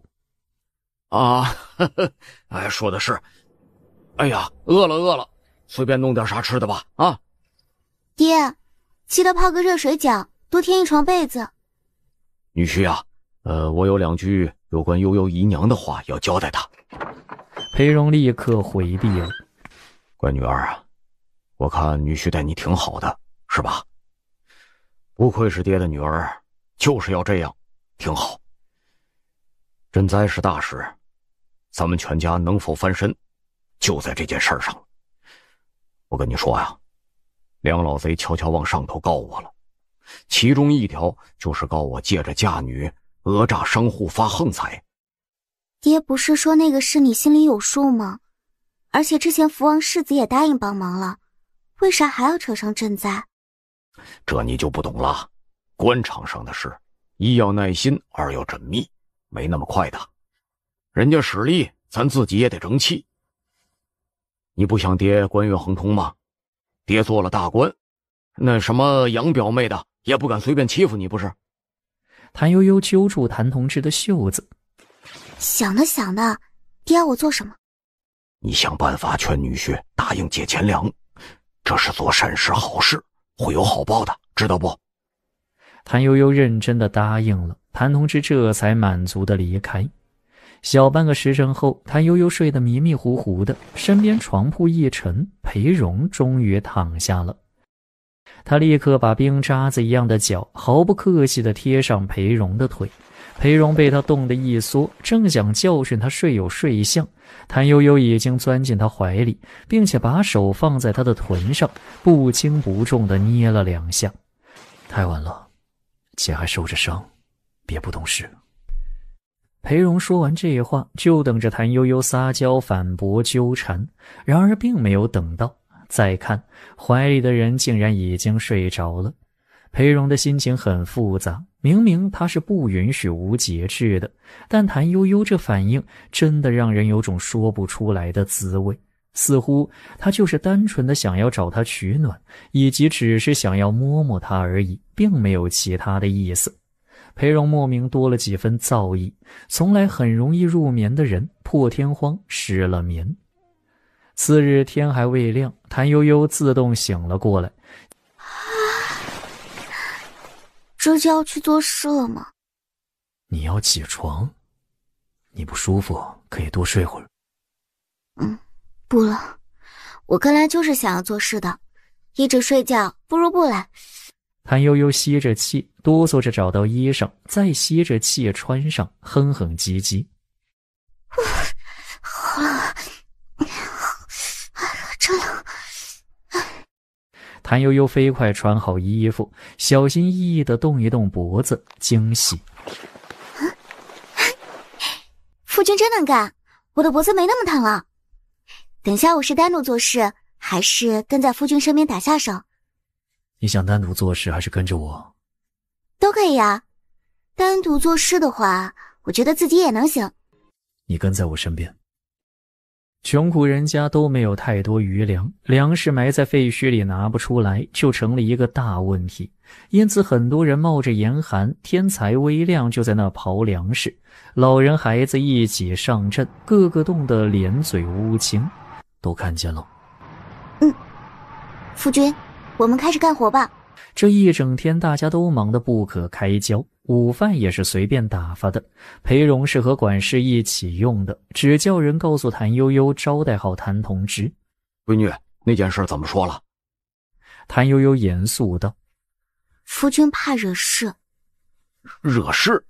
做好事还怕惹事？夫君怕人说他收买人心，同样的事别人可以做，他不能做。哎呀，我糊涂了。那行，我另外想法子。走了，告诉女婿他忙，我就不添乱了。谭同之说走就走，毫无留恋。谭悠悠继续拿着纸笔写写画画，等到晚上裴荣回来，他已经写了厚厚一叠纸。岳父呢？我爹走了，说是你太忙，他就不给你添乱了。租使婆子送饭进来，夫妻二人安静用饭，饭菜一如既往的粗糙难吃。吃不下的话，稍后我让人重新给你做。还好了，总比饿肚子的好。岳父要借钱粮的事，我可能不太方便。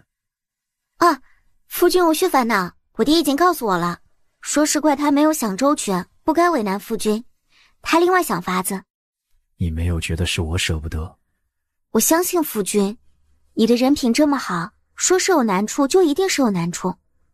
裴荣默默地看了他片刻，翘起唇角笑了。谭悠悠再把那一厚叠纸递过去，眨巴着眼睛求表扬。夫君，看看这个。厚厚一叠纸，写的全是有关佃户如何分批次还款的事。我是对照着名册、榆林册，又问了庄头，在我爹的指点下拟的，具体还要夫君把关。我做的好不好？我聪明不？我爹才教我一次我就会了。裴荣郑重地把这一叠纸收好，握住谭悠悠的手。辛苦了，是我从前小看了你。圣人云，三人行必有我师焉。俗话又说，人不可貌相，海水不可斗量。谭悠悠实在听不下去，索性抛了个媚眼，娇俏地把脸凑过去。夫君怎么看了我呢？裴荣垂眸盯着谭悠悠看了一会，抓住她的脸使劲地 ra。索吻不成便蹂躏，她这媚眼真是白抛了。在裴某人眼里，她是多没女性魅力呢。谭悠悠恼羞成怒，举起爪子拍开裴荣的手。不许揉我的脸，我最不喜欢别人揉我的脸，会变形会长皱纹的，知不知道？我若未曾记错，你这是第一次公然表示自己最不喜欢什么。你不是一直不管得到什么都表示自己很喜欢吗？不，那是因为不可拒绝。与其让自己痛苦，不如让自己快乐。仔细找找，总能找到优点和长处。当然，和夫君的婚事不是这样的。我知道，你自初次见到我便再难忘怀，之后一直暗中倾慕，非我不嫁。很好，很自信。这个话题是没办法继续下去了，洗一睡吧。躺在床上正昏昏欲睡，突然听到裴荣的声音在黑暗中响起：以后别和我抛媚眼了，不好看，仿若眼睛抽筋一般。谭悠悠所有的困意顿时被气飞，她咬牙切齿，翻身骑到裴荣身上。太过分了！一双手猛然掐住他的腰，紧接着他被倒了个跪，裴荣高大的身体重压下来，紧紧压制住他。你这么想，我便成全于你。我没有，我不是。此处只我夫妇二人，为何撒谎？只是下次记得，男上女下才是天地乾坤之道，不许再调皮。裴荣语气正经，手上半点不正经。我脚疼，肩疼，手也疼。夫君，放过我吧。裴荣本已箭在弦上，见他这样，沉默片刻后，特别有自制力地放开了他。既然疼，为何还要胡闹？下次不这样了。谭悠悠翻个白眼，不想搭理他。裴荣也不想说话，觉得自己今晚大概可能又要失眠。夫君，不要把我今天写的这个说给别人听，好不好？好。谭悠悠翻个身，抱住他的胳膊，闭上眼睛准备睡觉。迷迷糊糊时，听到裴荣沉声道：有件事我得跟你说说，你仔细听好。夫君请说。我给你做的火狐皮披风是不是真的很难看？不喜欢就明说，不要什么都说好。你可以拒绝的，不过一件衣裳而已。披风挺好的，特别适合穿着来赈灾，觉得夫君考虑得很周到。谭悠悠充分地肯定了裴荣，迅速翻身背对着他，打了个大大的哈欠，表示自己困得不行了。朦胧中，他感觉到裴荣把他蜷起来的腿拉直又摁住，还严肃地说：睡正。这是什么？给夫君准备的晚饭，秘制叫花鸡。你放下。夫君且。叫厨娘来。去把厨娘叫来。你不高兴？就是觉得在这里帮不上什么忙，想回去了。夫君，路已经通了，让我回去好不好？裴荣却像没听见似的，起身向外，边走边道：厨娘为何迟迟不来？肉都凉了。谭悠悠拿起小刀给自己卸了一条鸡腿，今天他必须吃鸡腿解气。等到裴荣带着厨娘进来，谭悠悠端端正正坐在桌前，用小巧的茶杯文雅地喝着茶，桌上只剩下半只凉了的叫花鸡。夫君，请喝茶。裴荣不好当着厨娘的面追问，再看鸡肉已经凉了，便道：热好切小再送来。厨娘赶紧逃之夭夭。还有半只鸡呢？被我吃了。圣人说不可浪费食物，否则是为失德。鸡肉凉了不好吃，不好吃就吃不完，吃不完就浪费。还有，鸡肉凉了就需要加热，加热就会浪费柴禾。为了不浪费不失德，我就大着胆子先吃了。没等夫君一起用饭，是我的错。夫君要骂要罚，我都受着。休得无理取闹。我并非有意辜负你的心意，今日已晚，明日再做给我吃也是一样。别难过，你手艺好，就算热过也一样好吃，我都喜欢，一定会全吃光的。真的吗？夫君真的会全部吃完，不会骗我吧？不会。那半只鸡再送上来，已经变成了鸡块。夫君多吃些，这些天你辛苦了。吃饱喝足，裴荣心满意足，要拉着谭悠悠去外头遛弯散步。饭后100步走，活到99。我们去看看枝叶。乌龟为什么长寿？因为它不爱动。狡辩。刚才你在气头上，我不想惹你哭，现在却不得不说，你狡辩的本领日渐增长，这不好，以后必须改正。将来有了孩儿，我们更要以身作则。谭悠悠再次失去了他的灵魂，他死了，真的。夫君，我困，改天好不好？裴荣直接把他的嘴给堵上了。半晌，谭悠悠终于能自由呼吸，喘息的同时，听见裴荣在他耳边沉声道：“不许回去，留下来陪我。”就要回去。我是一家之主，我说了算。行了，睡觉。裴荣很武断地丢下这么一句，强迫谭悠悠躺平躺直。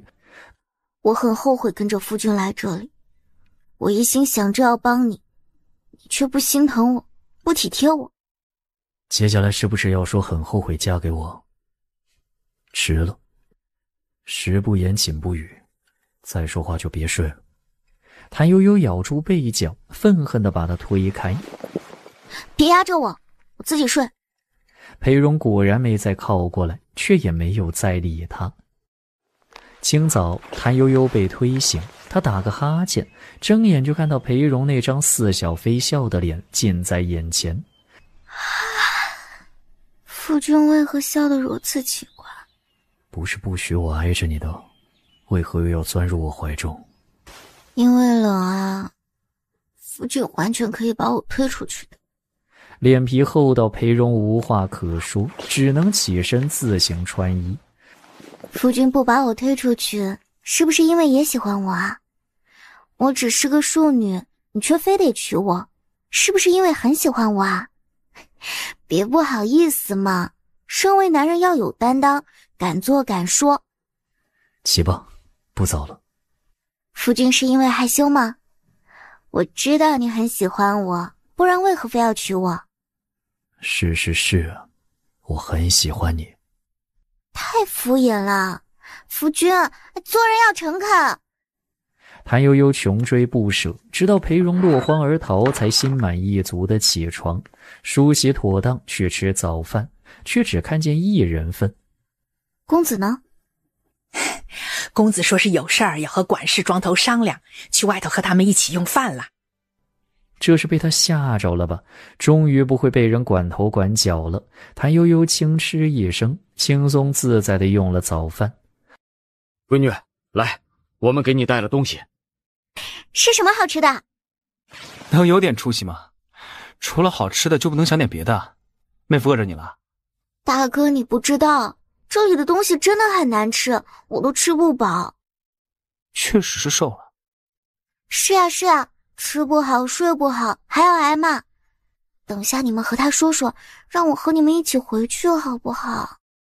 来看看是什么。这是什么？说是田黄石，京中很时兴用来做印章或是把件上玩。赈灾之时，河间村一个秀才拿来答谢我们的，不收还不行。爹说妹夫一定喜欢，不如给你。上次你说打碎了你婆婆的遗物，让爹帮你找个好东西，这就是了。虽然比不上玉雕葫芦贵重，重在心意，女婿一定喜欢。听爹的话，别闹着回去，乖乖跟着女婿照顾好他，别懒别馋。好。女婿的为人啊，确实古板迂腐了些，不过心不坏。多看好的啊，多看好的。这次赈灾，我们全靠自己筹措物资。妹夫给福王世子、班伯父打了招呼，由他们出面相帮，城中富户都愿意帮忙，不然我们也不能短短几天就筹措了这么多物资，解了河间村的燃眉之急。夫君是很好的人。等到谭悠悠从厨房出来，裴荣也闻讯赶回来，陪着谭同之父子喝茶。你去收拾行李，稍后我们与岳父他们一起回去。真的？到底年岁小，还是一团孩子气。还请女婿多多关照，多多教他。我香喷喷、软绵绵、温柔细腻、周到的柳枝，温暖舒适的房间，美味的食物啊！待到登车，他惊奇地发现裴荣竟然坐在车中，并且不是端坐如钟的姿势，而是靠在迎枕上闭目养神，不由笑了。夫君不骑马吗？裴荣睁开眼睛看着他不说话，神情高深莫测。喝酒了？裴荣不答他的话，只伸手用力将他拉入怀中，再用大手摁着他的脑袋贴在自己肩上。晋升。虽然喝了酒，但是不臭。裴荣从眼角看着他的小动作，弯一弯唇角，又闭上眼睛。过了一会儿，只见裴荣揽在他肩上的手软了下来，再一看，古板正经的裴校长竟然就这么睡着了，真是难得。马车抖得厉害，谭悠悠屁股都坐疼了，索性撩起裙子蹲在角落里玩那块田黄石。玩着玩着嘴巴咸，就又拿了鸡蛋饼吃，吃着吃着觉得不对劲，抬眼一看，裴荣靠在营枕上，半睁着眼睛，就那么静静地看着他。夫君醒啦，要喝水吗？裴荣没吱声，只伸出手轻轻抚摸他的脸颊，微凉的指尖停留在他的唇上，来回捻动，眼神晦暗难明。天还没黑呢，夫君，这是怎么了？裴荣把手收回去。你在吃什么？凉了，但是不难吃，我用菜籽油摊的，很香，要不要尝尝？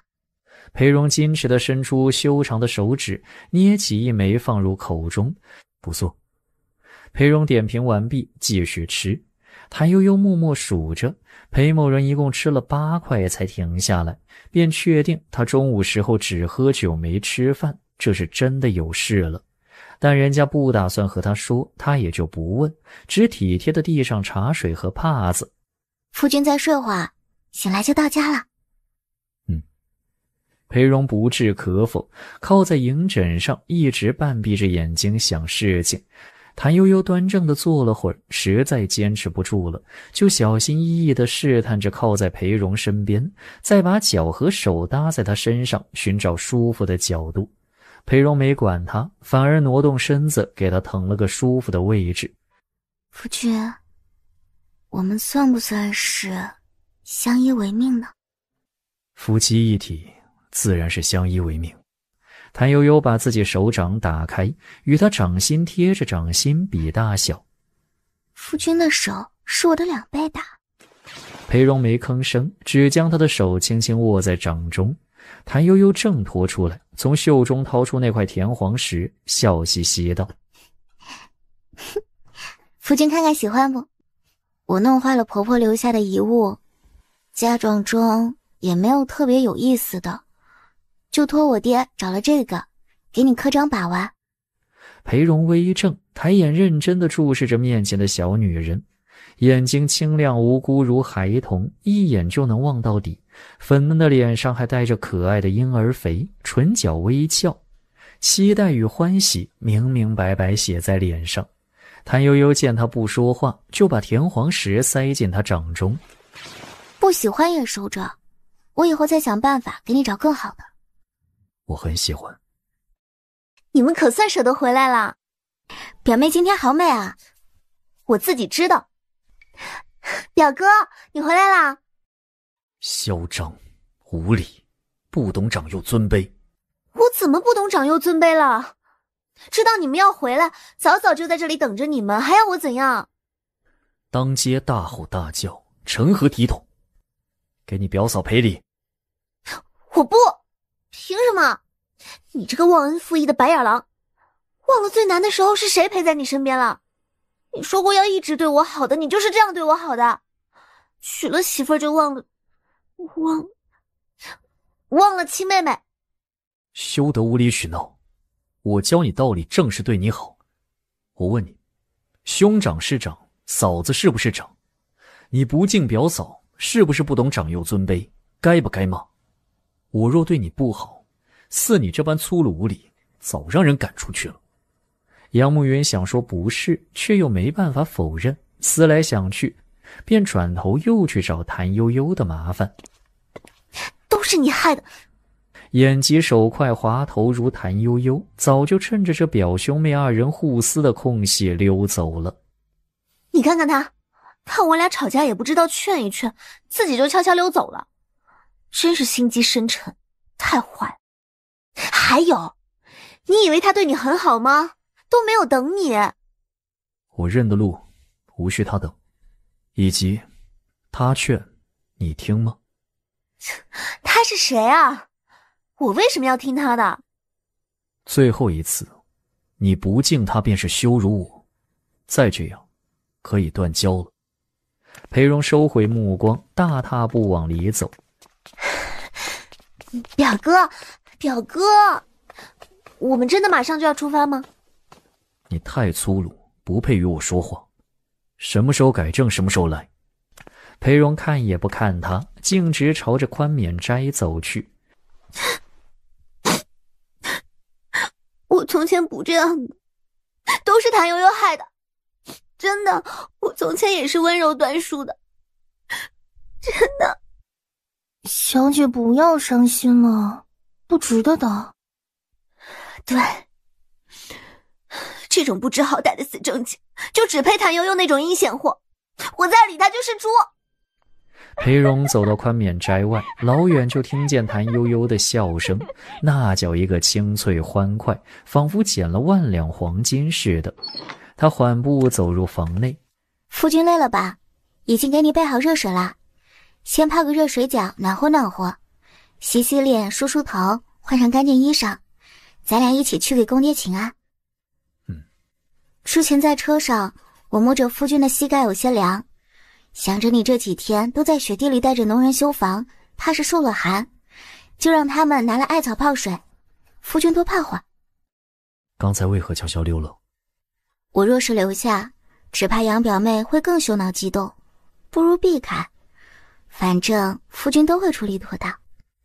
确实如此，以后你避着他，不管他做什么都别与他争执，交由我处理即可。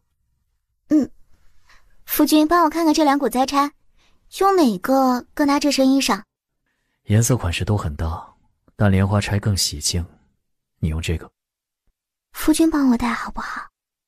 裴荣一笑，仔细选了个最美的角度，小心地帮谭悠悠插上。见她头发乌亮浓密如云，忍不住顺手摸了一把，低声道：我有事要和你说，才刚接到的消息，宗人府有令，命我即刻入京。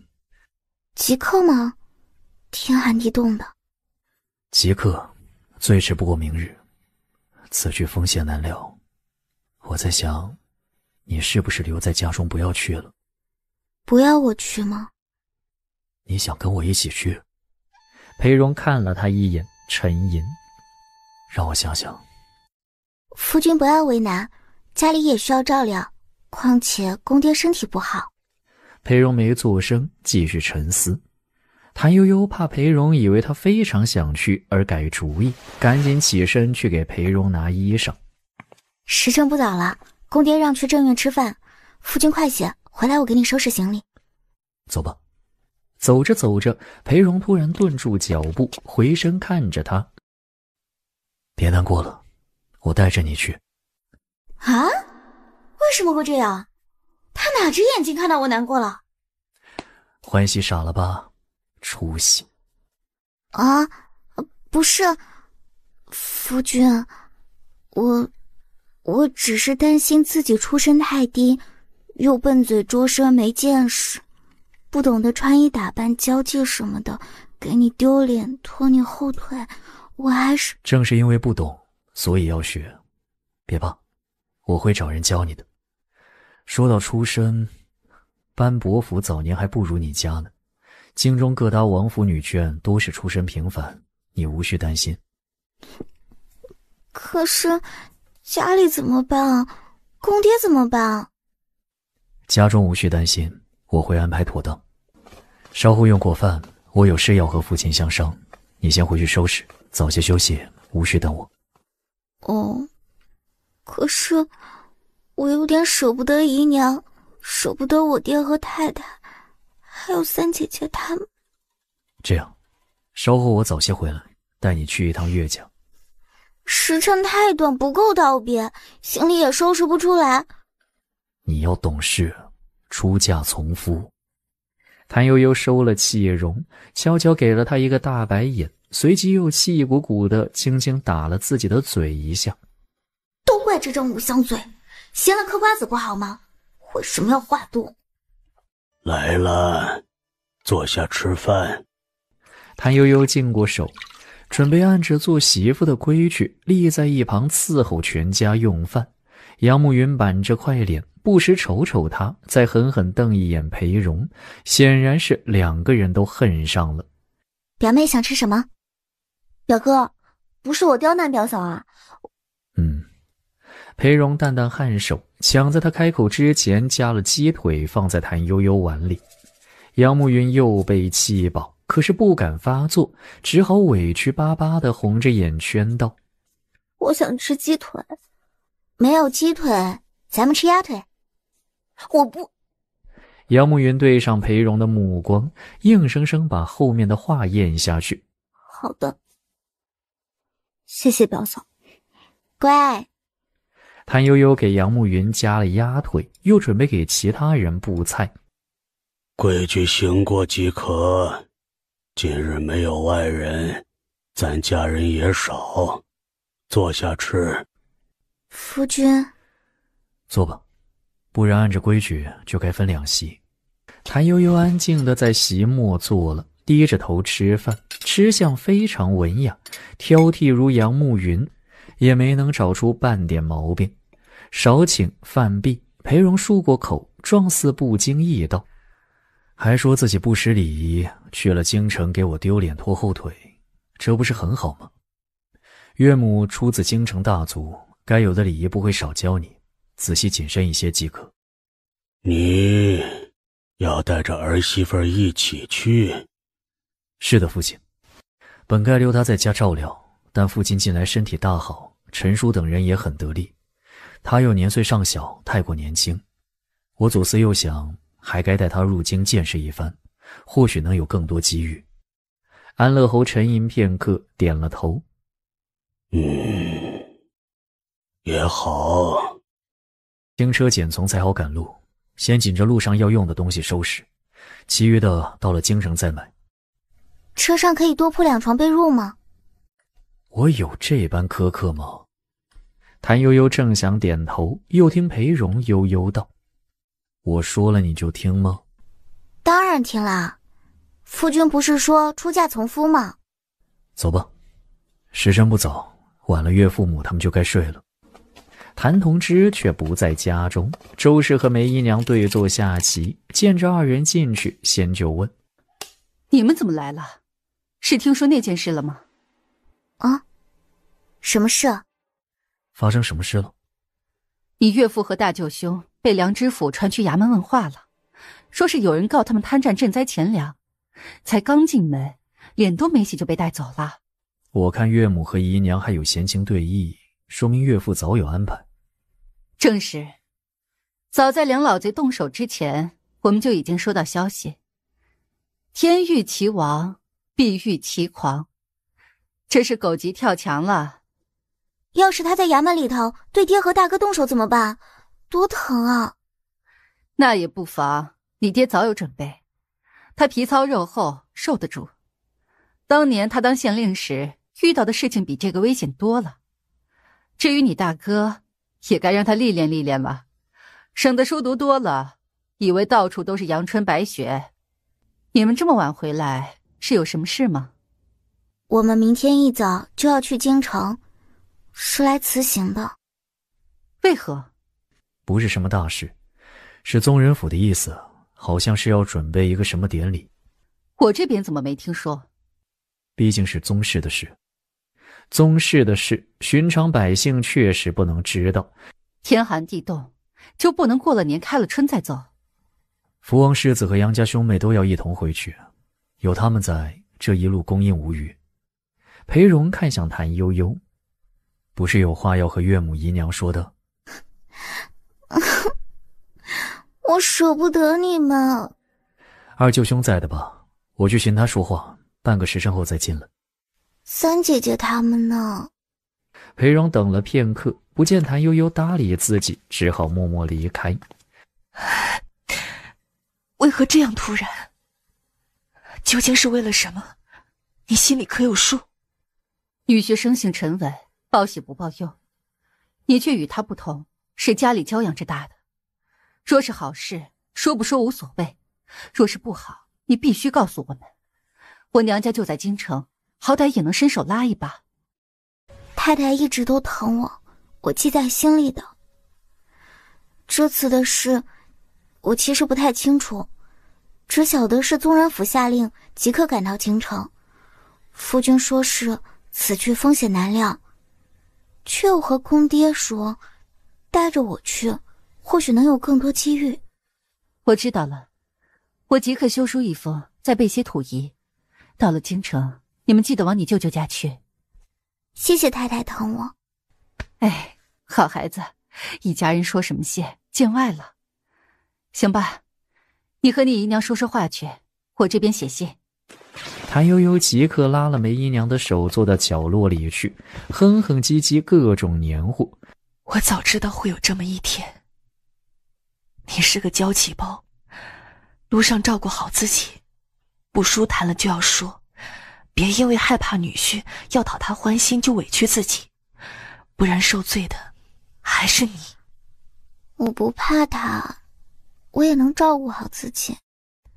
这里头是我的私房，还有几样你用惯的药丸，肚子疼、受寒、不消化都能用，带上，路上应急。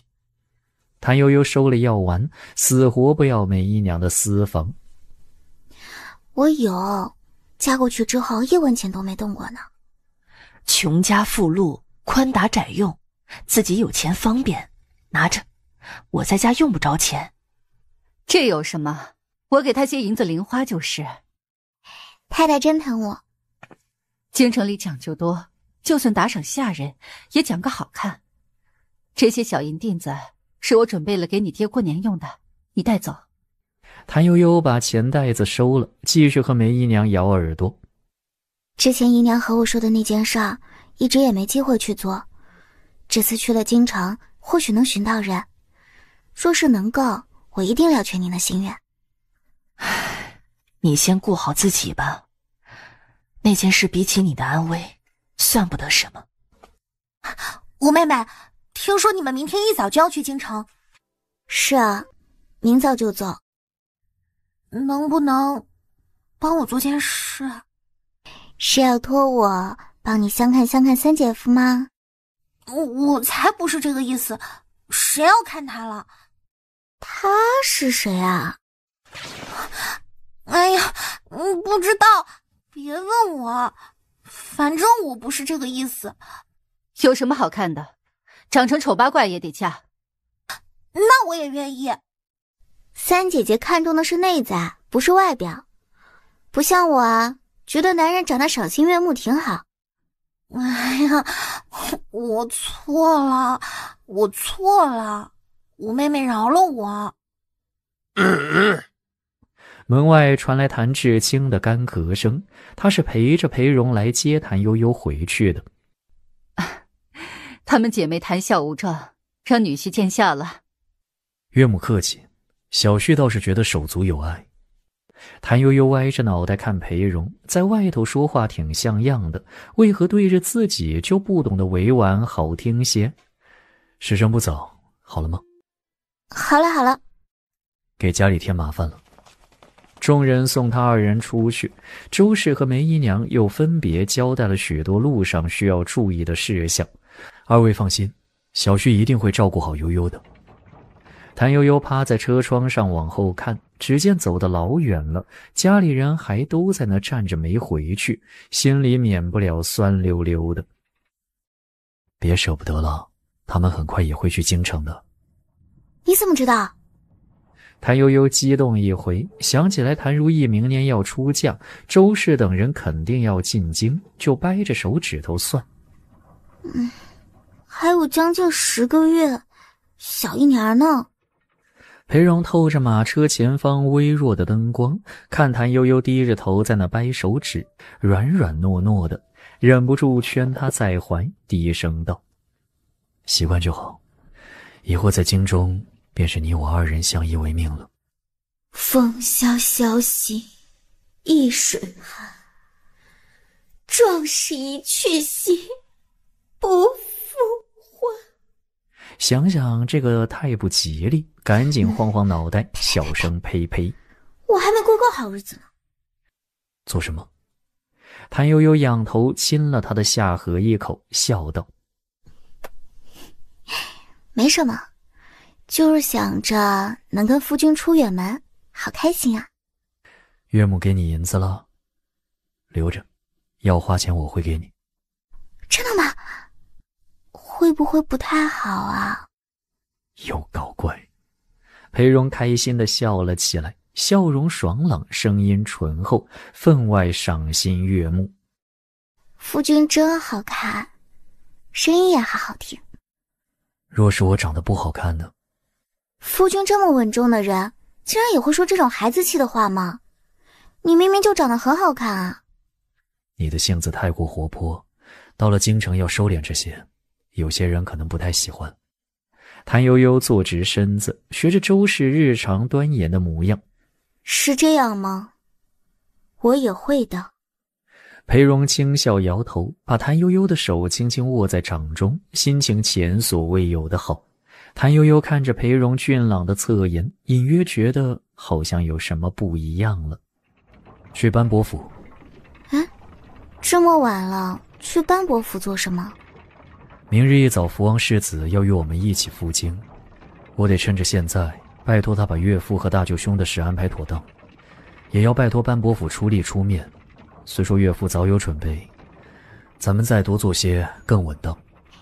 谢谢夫君。他们也是我的亲人，你真要谢我，以后少欺我。我没有。见裴荣紧紧盯着自己，就又虚弱地改口：就算有，也不是故意的。没关系，我会帮你改正。班伯府果然全都睡了。裴荣和门房说了几句话，回到车上说道：我让他把世子请出来谈，深更半夜的，咱们就不打扰班伯府了。夫君和世子很要好吗？过命的交情。谭悠悠侧着耳朵等裴荣讲故事，裴荣却不说了，闭上眼睛养神的同时，也要求他照做。谭悠悠闭上眼睛就睡了过去，再醒来就听见福王世子在窗外热情洋溢道：小嫂子，许久不见，你放心，令尊的事我会安排妥当的。这一路会很辛苦，你姑嫂二人要互相体贴，互相扶持，莫要让人看笑话。好的，夫君，我会照顾好杨表妹的，不需要谁照顾。裴荣就放了车帘，命人出发。谭悠悠打个哈欠，闭上眼睛就睡着了。小门小户就是小门小户，全无礼仪规矩。一个时辰后，马车停下，柳枝赶上来。小姐，姑爷问您要不要方便？要。谭悠悠立刻清醒，见杨慕云靠在自己身上，睡得人事不省，便推醒他。一起？不去，这种荒郊野地怎么方便？我脸皮薄，做不出这种事。谭悠悠笑笑，轻巧地跳下马车，带上柳枝莲枝往小树林里走去。选好地方，柳枝和莲枝各自撑开一把伞，做好屏蔽，主仆三人轮番解决，再一身轻松地回去。裴荣站在小树林外守着，见他出来就道：还撑得住？很好啊，我一直睡觉呢。夫君冷不冷？说着，他就把裴荣的手握住去试温度。裴荣吓得立刻收手，沉着脸道：胡闹。哼，还好还好。差不多就走了呗。上车。谭悠悠笑嘻嘻地行了个礼，朝着马车走去。经过福王世子身边，被他叫住：我说小嫂子，你们为何要带伞呢？秘密。哼，小嫂子的秘密挺多的。谭悠悠上了车，见杨慕云在喝茶，就好心劝他：真不去方便，万一稍后不合适怎么办？杨慕云不吭声。谭悠悠笑笑，继续睡觉。半个时辰后，谭悠悠被杨慕云给弄醒了。老嫂，能不能和表哥说停一停车？我想那个。夫君停一停车，我想方便。这附近全是空地，也没个遮挡的地方，更没有人家。嫂嫂，嫂嫂。谭悠悠看他可怜，就叫裴荣上前凑在他耳边轻声说了几句，裴荣便让人停了马车。谭悠悠照旧带上他的三宝柳枝、莲枝、伞，领着杨慕云去了远处。待回到车上，杨慕云完全失去了之前的嚣张轻慢，从始至终低着个头，不敢直视谭悠悠。夜间，谭悠悠和裴荣说起这事，裴荣温和地拍着他的头，表妹心不坏，就是被惯坏了。那我呢？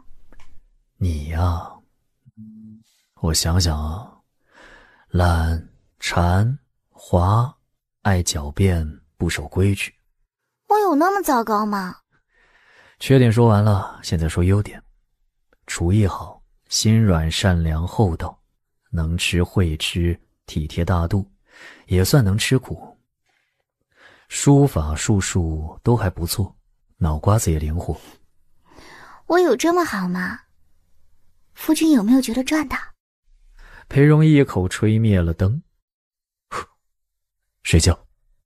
谭悠悠心有不甘，扭到他怀中纠缠，非得要他承认。有没有赚到吗？裴荣把他推出去，严肃道：在赶路呢，且在途中多有不便，这房子也不隔音。多有不便，房子不隔音？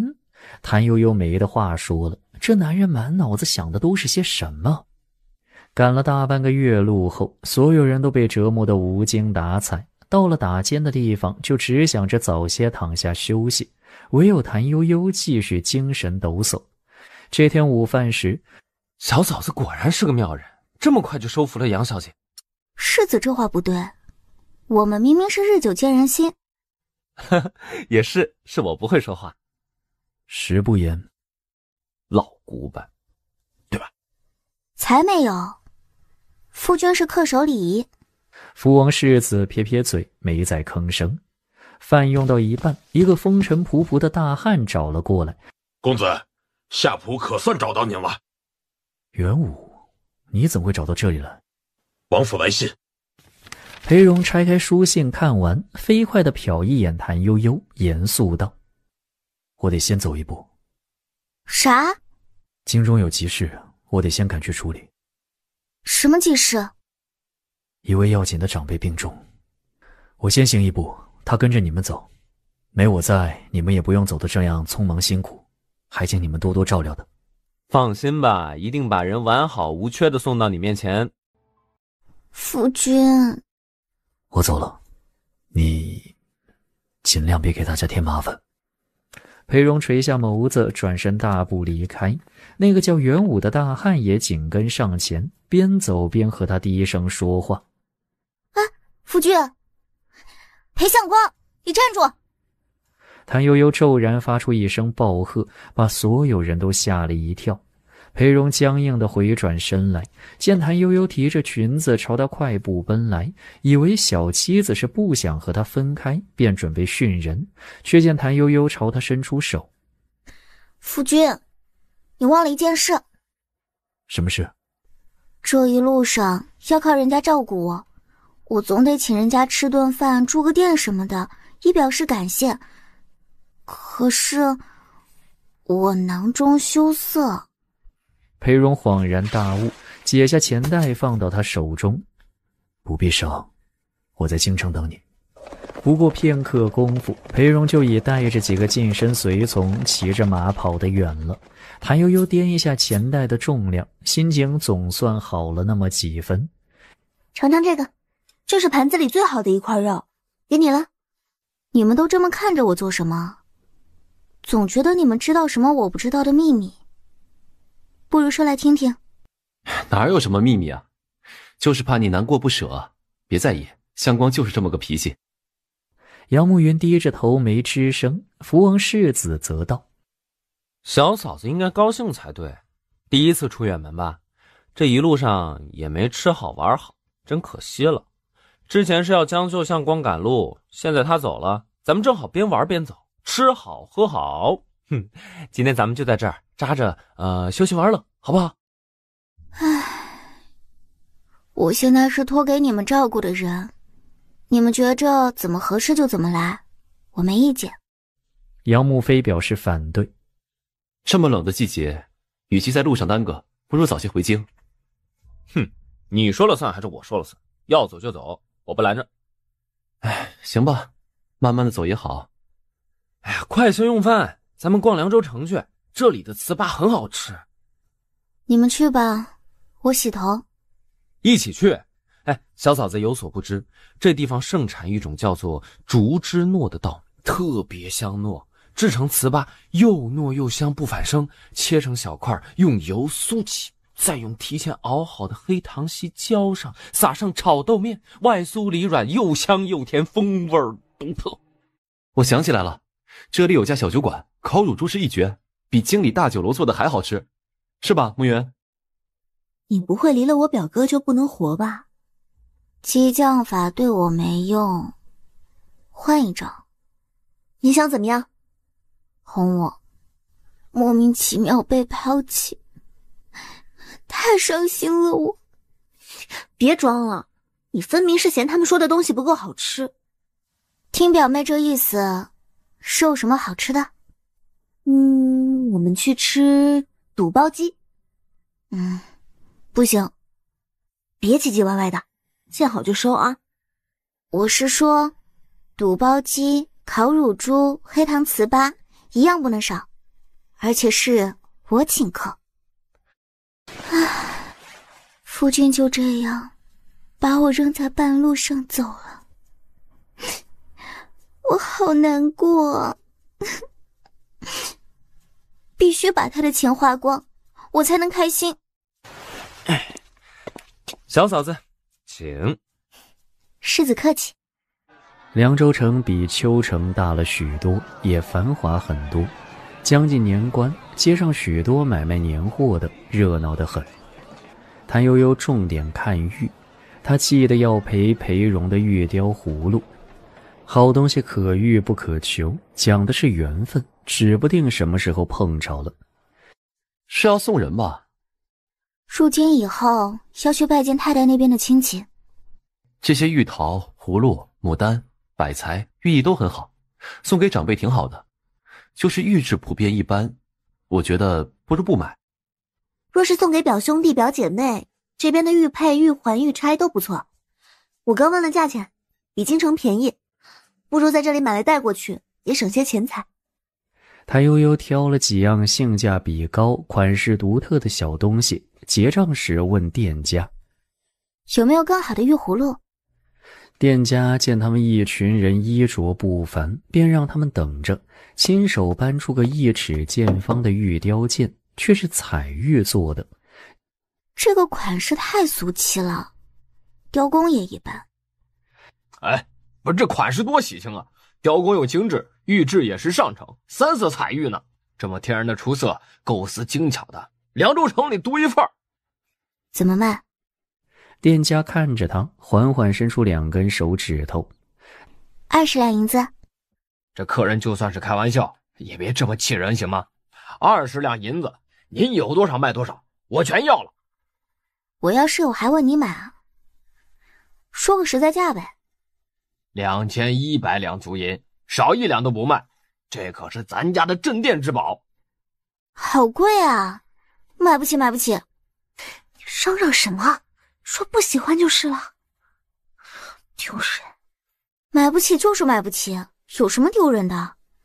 没钱却要装作有钱才丢人呢。哎，行了，收好，我不买了。是这个道理，弟妹很诚实。诚实是美德，千金难求。嗨，你才不诚实呢！明明字写得很好，也很会算账，为什么要假装自己不会？等着我当众出丑。表妹这话不对，我只是不喜欢炫耀张扬。诚实是美德，谦虚也是美德，同样千金难求。就你会说，巧言善辩。说，你还会什么？赶早的告诉我，别瞒着。没有了。哎呀，真的没有了。骗人，我才不信。谭悠悠笑得憨憨的，转头扫视一圈，顾左右而言他：哎，世子哪去了？怎么没跟上？走丢了？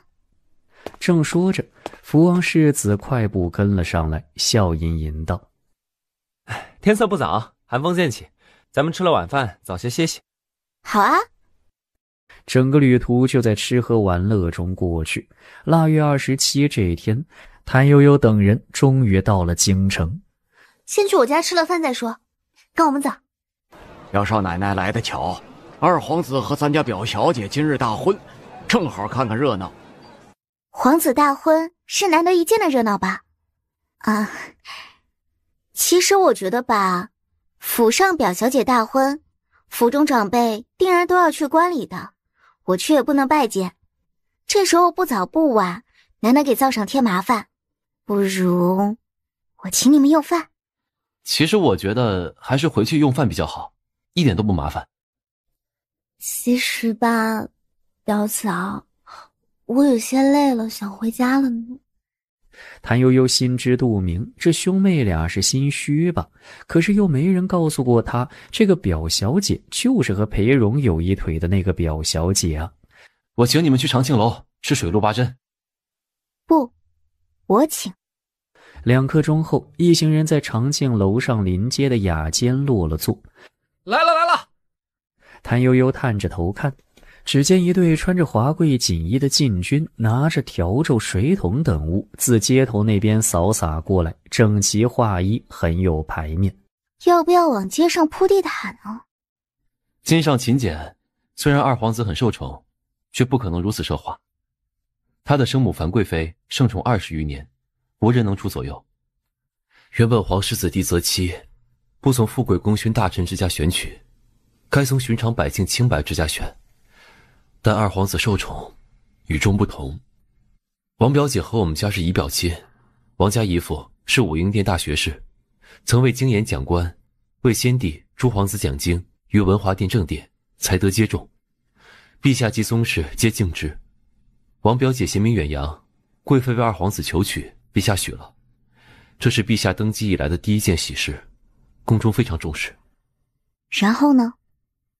然后王家姨父是表哥的老师，王姨父很喜欢表哥，将所有学士倾囊相授。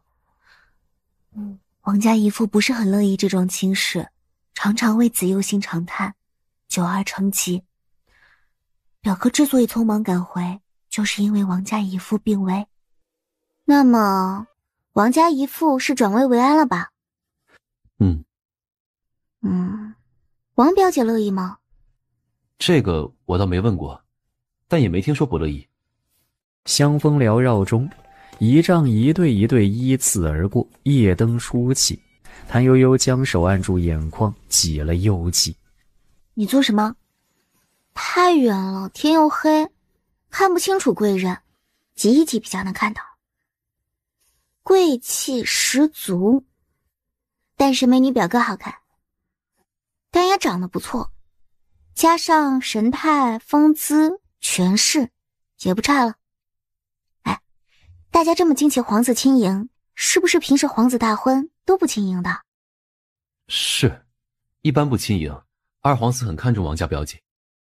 真好。弟妹为什么拿表弟和二皇子殿下相比较？因为我很心疼夫君啊，他真的太可怜了。你都知道了？唉，啊，我什么都不知道。你怎么知道的？杨慕飞喊了一声，气势汹汹地瞪向杨慕云。是你，找打！我没有，什么都没做，是表嫂太聪明了，真的。表嫂，你快和我哥说啊！他什么都没说，也什么都没做，是夫君和我说的。其实吧，相光这个人不是拖泥带水的性子，更是端方君子，他绝不会做不该做的事。就算他对王家那什么，那也是因为王家姨父是他的老师，视师如父，这个你懂的。表哥接着说。吃吧吃吧，新鲜好吃的牛肉难得吃到。谢谢表哥，你们也吃啊。杨慕飞兄妹二人坚持要把谭悠悠送到家，谭悠悠拒绝不得，便由着他二人来。喝杯茶再走。时辰不早了，我们应该回去了，不然家中长辈要担忧。表嫂，之前都是我不好，别和表哥生气，好不好？好好，我答应你。谭悠悠送走这兄妹二人，高高兴兴把廖翔叫过来。来，领我看看咱家的新宅子。咱们人少，这宅子其实大了。回少奶奶的话，公子说了，好歹咱们家也是个侯府，该有的牌面不能省了。夫君不容易啊。少奶奶，这是您住的正房，小的就不进去了。您有什么吩咐，只管让人交代，小的一定办得妥妥帖帖。正房灯火通明，两个穿着体面的婆子垂着手在门口恭候，笑吟吟的自我介绍。一个叫鲍家的，一个叫周家的。热水备好了吗？我要泡个热水澡。备好了。公子让烧了地笼，您瞅瞅合适不？若是热了，奴婢让他们捡些柴火。这个太好了，夜里再也不怕冷了。哎呦，听闻公子买宅子时，就是因为这处有地笼才买的。前主人是个富商，才修起来的新房子，原是准备用来养老的。后来家中出了些变故，这才折价卖的。谭悠悠根本没听他怎么说，直接走到屋里转悠去了。谭悠悠很满意，打发走两个仆妇，迫不及待漱口、洗头、洗脚、泡热水澡。你们念叨什么呢？还不赶紧帮我搓搓揉揉，把我打发了，你们也好早些歇下。这一路不累吗？小姐，其实之前二皇子迎亲时，奴婢和莲枝看到姑爷也在迎亲的队伍里。他是宗室子弟，又是王学士的学生，想来与二皇子也是熟识的，帮着一起接亲不稀奇。莲枝，上厨房准备醒酒汤，再准备一锅好汤，等那姑爷回来，说不定想要吃碗面条。小姐真是太好心了，快去，咱们吃的住的都是姑爷供给的呢，做人要讲武德。怎么回事？快扶进来。有劳世子操心，本该请您喝杯热茶坐坐再走，但夫君醉着，我一个妇道人家多有不便，还请您见谅。改日再让夫君设席答谢。小嫂子客气，相光是宾相，替新人挡酒醉了，还请您多多担待。世子客气，夫君为天，小夫人理所应当照料好他，何来担待一词？天色已晚，世子白日赶路辛苦，夜里还要送我家夫君归家，实在太过辛苦，小夫人就不留您了。福王世子转身离开，走了一截路，回头去看，谭悠悠已经不见身影。取醒酒汤来。好臭啊！小姐快小声些，怎么能嫌弃姑爷臭呢？让人听见多不好。诚实是美德，夫君不喜欢我说谎的。鲍家的取来醒酒汤，谭悠悠上前叫人：夫君，夫君，醒来啊，喝醒酒汤了，不然明天头痛不舒服哦。没有动静，不会有事吧？不等两个仆妇回答，他又伸手去探裴荣的鼻息，再惊恐地捂着嘴道：微弱，不行，我不能让夫君就这么睡过去，我好怕。俩仆妇还没来得及开口，就见谭悠悠对着裴荣的右脸啪的打了一下，声音又脆又响：夫君快醒醒，我是悠悠啊！谭悠悠对着裴荣的左脸又是一下，带了哭腔：快醒醒，喝醒酒汤，别吓我！谭悠悠举起手掌准备再来一下，就见裴荣的睫毛动了两下，眼睛倏地睁开了。夫君，你可算醒了，把我吓坏了。裴荣半睁着眼睛，定定地看了他片刻，又闭上了眼睛。夫君张嘴啊，喝一口就喝一口，喝了就舒服啦。裴荣过了好一会儿才张开嘴，喝了他喂的醒酒汤。夫君别睡着，再撑会儿，立刻就喝完了，喝完就能睡了啊，乖。裴荣果然就着他的手，一口气把醒酒汤全喝光了。喝完之后，把碗一推，仰头倒下，再不动弹。谭悠悠打发走俩仆妇，又叫俩丫鬟去睡，把灯灭得只剩墙角一盏羊角灯，轻手轻脚走过去看裴荣，悄悄举手比划，真想对着这脸再来一下，刚才没过瘾。夫君醒了，头痛不痛？肠胃有没有不舒服？想吃什么？再喝一碗醒酒汤好不好？远途而来，本就很辛苦，还要照料我这个醉酒之人，很累吧？不辛苦，不累，真的。夫君为我买了代地龙的屋子，我照顾夫君醉酒算不得什么，辛苦的是夫君啊！看，你的脸都水肿了。不是他打的，是酒喝多了，真的。裴荣抬手摸脸，眉头轻轻皱了一下。谭悠悠很紧张。夫君怎么了？谭悠悠紧张地观察裴荣的一举一动，见他又是摸脸又是捏眉心皱眉头的，就小心翼翼道：夫君，你还好吧？还好，就是头有些痛，大概是喝多了。再给我一碗醒酒汤，来些清茶。醒酒汤马上就来，我还让人熬了白粥，稍后喝一点缓一缓，肠胃就能舒服了。裴荣靠在床头，看谭悠悠像一只花蝴蝶似的跑进来跑出去。夫君能不能起床盥洗更衣？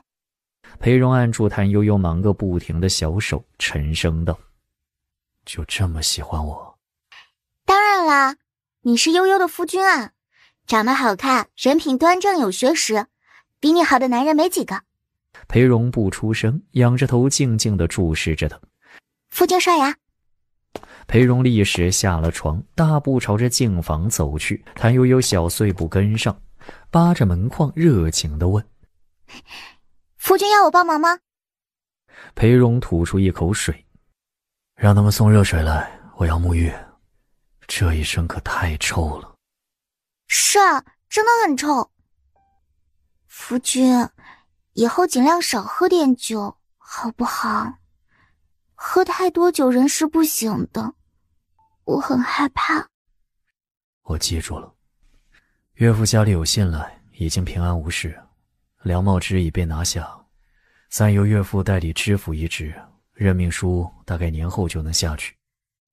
夫君是从哪里收到信的？当然是从岳母的娘家得到的，就是周家。夫君已经先去拜见过周家舅舅了。是，我才刚有空就去了，已和舅舅舅母约好，等你到京之后再一同前去拜见。裴荣把牙刷和杯子递给谭悠悠，示意他帮他放好。才刚好一点，就又开始指使我做这做那了。放这些东西的地方就2步远，自己放手会瘸吗？摆放东西要记得整整齐齐，活都干了，为什么不一次做好呢？裴荣站在他身后，环抱着他，一丝不苟地把牙刷杯子摆放整齐，语气还是一如既往地教导主任。夫君说的是。裴荣抬起袖子凑到鼻端仔细嗅了嗅，嫌弃地皱着眉头脱了外衫。趁着裴荣沐浴，谭悠悠指挥着柳枝等人把被褥床单通通换了个遍。哎，小姐，您看这个是姑爷特意为您准备的吧？大惊小怪做什么？我昨天就看到了。是白狐皮哎，不是羊羔皮。小姐，姑爷还算不错啦。谭悠悠从鼻孔里了一声，懒洋洋道：做了心虚的事，当然要弥补呀。谁做了心虚的事？这个是原来就在里头的，我觉得好好的扔了太可惜，或许可以给你午睡，省得躺下去就叫不起来。这个理由我给90分。我给夫君擦头发。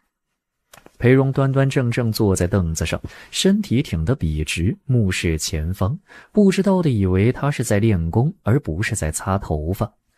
哎呀，看我笨的！哎呦！谭悠悠手一滑，金帕往裴荣脸上刮擦而过，他再赶紧捧住裴荣的脸，又搓又揉。有没有弄痛你啊？有点痛，拿点膏药我查查。谭悠悠不敢再作死，忙寻了膏药替他查上。夫君，我不是故意的。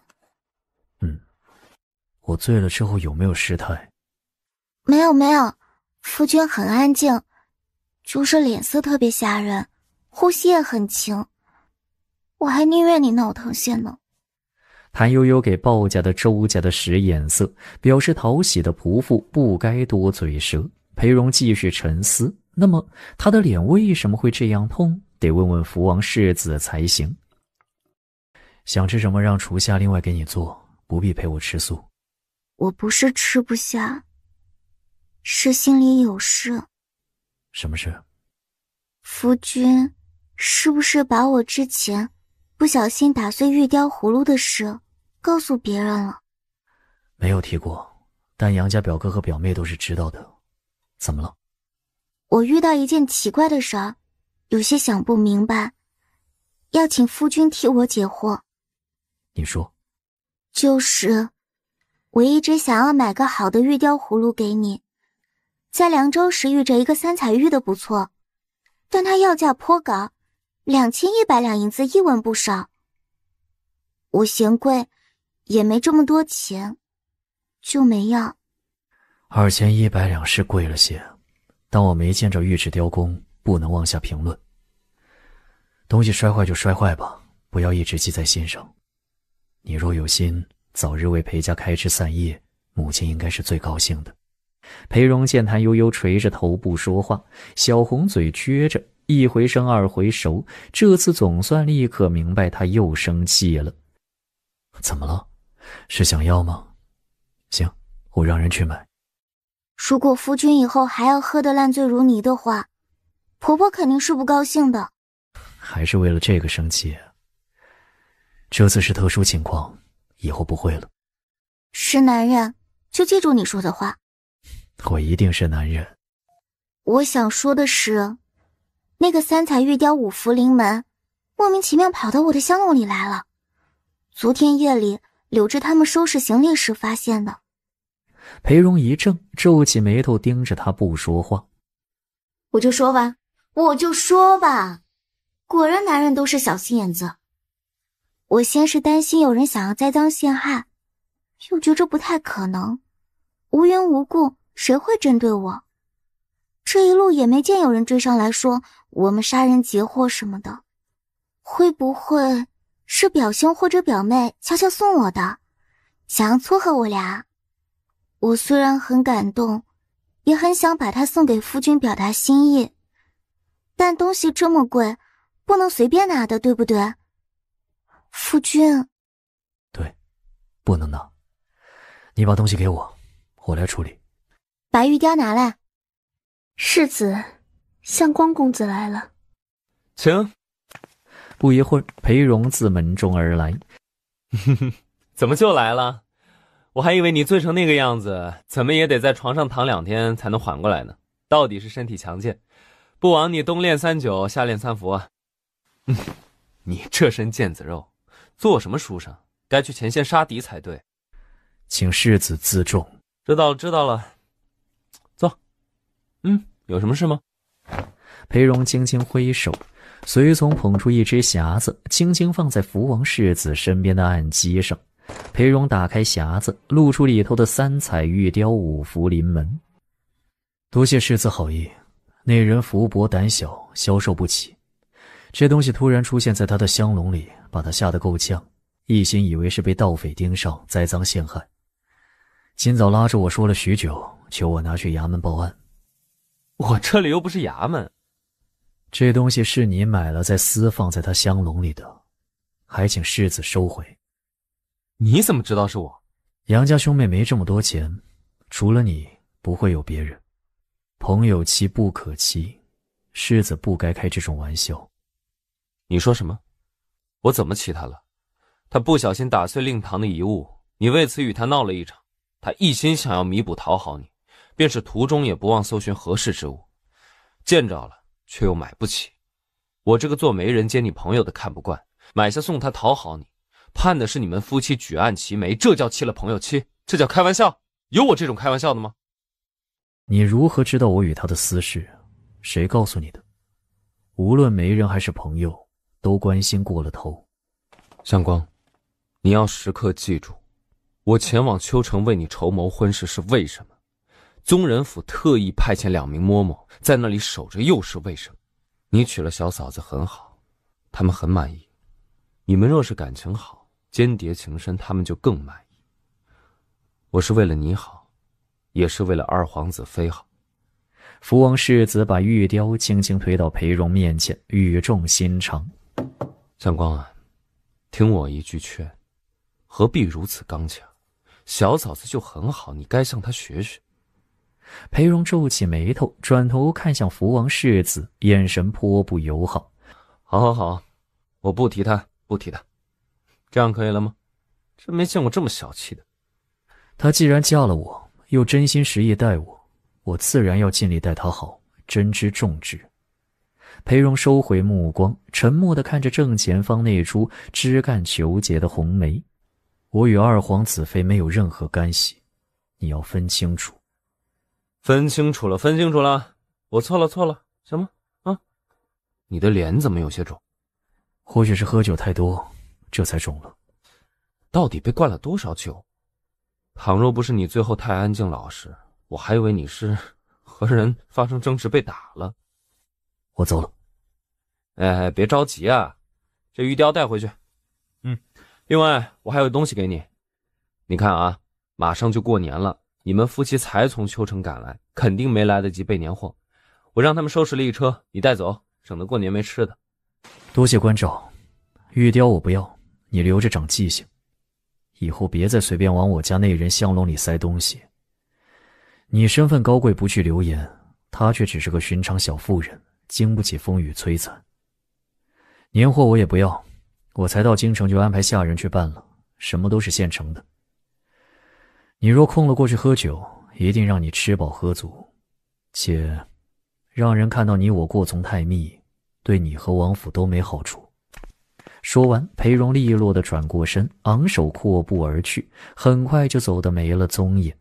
福王世子收回目光，面无表情地看着那件3彩玉雕五福临门，突然举起来狠狠砸在地上。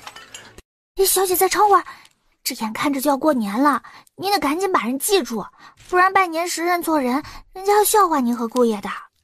我知道，但是人真的太多了。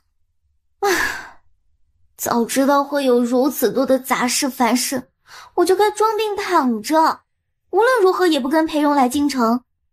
这个裴坑太坑了。说了这么久，少奶奶想必也是累了，不如歇会儿。好，我真的太累了。谭悠悠撑着小腰，摇摇晃晃地站起来，小圆脸上适时放出痛苦疲累之色。刚走了2步，就听见有人给裴荣问安，于是赶紧坐下，做出十分用功的模样。廖总管，继续说。既然累了就休息，不必强撑。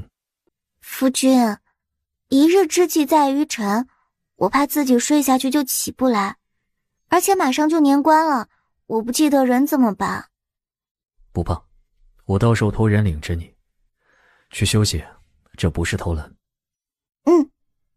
那我去了。你为何不问玉雕摆件有没有处理好？夫君，玉雕摆件有没有处理好啊？谭悠悠等了会儿，不见他发话，又打了个哈欠。夫君，玉雕摆件有没有处理好？我问2遍了，可以去睡了吗？处理好了。直到看不见谭悠悠的背影了，裴荣才转过身，威严地吩咐廖翔：“去把周家的和鲍家的叫来。”没多少时候，2个仆妇一前一后进来了。昨夜我喝醉了，是少奶奶照顾的我，你们可在场？奴婢们都在，一直听从少奶奶的差遣，小心伺候公子呢。少奶奶是不是被吓坏了？是啊，少奶奶险些吓哭了，说是您的脸色太难看，鼻息微弱，叫您喝醒酒汤也没动静。然后呢？少奶奶是怎么叫醒我的？就是一直叫。裴荣突然一掌拍在桌上，吓得俩仆妇齐齐一抖，眼睛乱眨。少奶奶是怎么叫醒我的？别让我问第3遍。你说，假一个字就赶出去。少奶奶轻轻摸了您的左边脸一下，见您不醒，又摸了您的右边脸一下，跟着您就醒了。很好，轻轻摸了他的脸一下，他的脸就肿了。那个小妇人早起是和他怎么说的？夫君太辛苦了，脸都水肿了。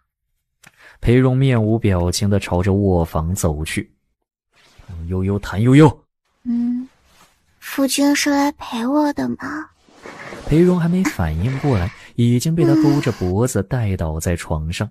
裴荣挣扎着想要推开谭悠悠，谭悠悠却直接趴在他胸上，眼睛亮亮地看着他，指尖沿着他的鼻梁轻轻描摹。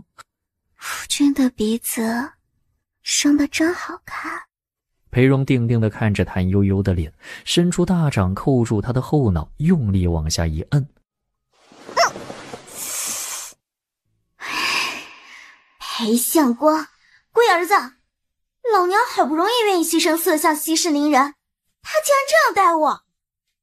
谭悠悠学着莲枝哇的一声哭出来。哭什么？很委屈吗？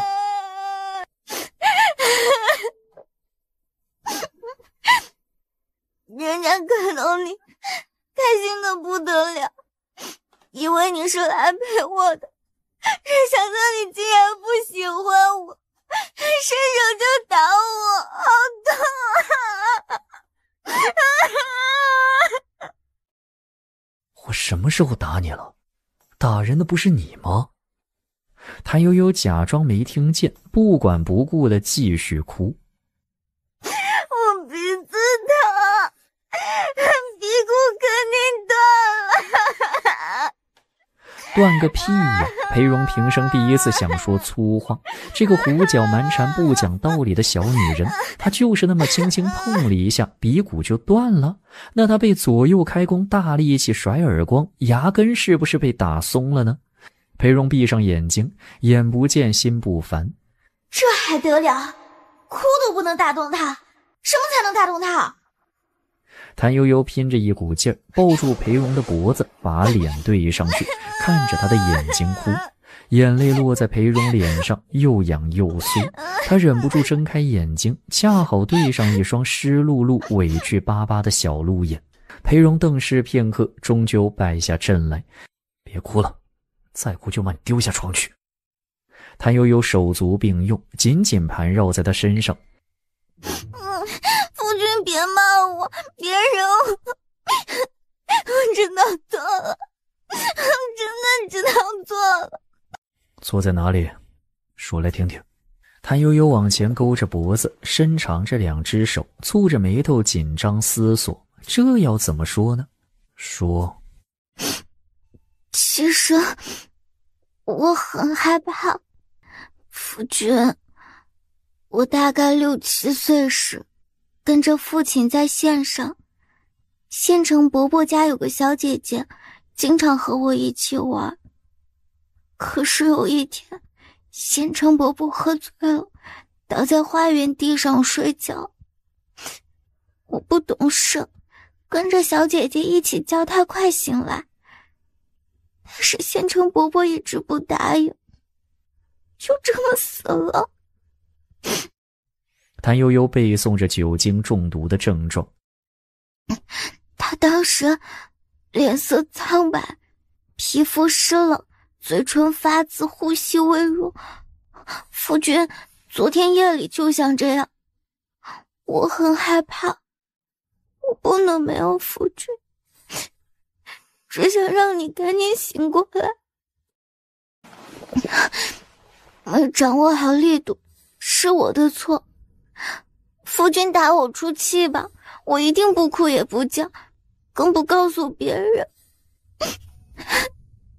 裴荣瞪了他一会儿，不知道该相信他还是不相信他。他直觉谭悠悠是在瞎编，但是想想他那么喜欢自己，或许是真的害怕。我不打你，但是肯定要罚你。罚吗？只要夫君别生气，不要不理我。啪的一下，他的屁股挨了一巴掌，不轻不重，不痛不痒。果然和我猜想的差不多啊，这都是套路。男人能不能换一种方式？接着他被裴某人冰冷无情地从身上推下去，谭悠悠模拟着咸鱼的姿态，绝望地趴在床上，半抬着头朝裴荣伸出半只手，声音微弱：夫君，不要不理我。我给你请了一位从宫里出来的嬷嬷，从明天开始教你礼仪，你必须认真刻苦地学习，把坏毛病全部改掉。啊！你有意见？不是说我怎么办都行吗？这就不乐意了？我没意见，我很乐意。为什么我的眼里常含泪水？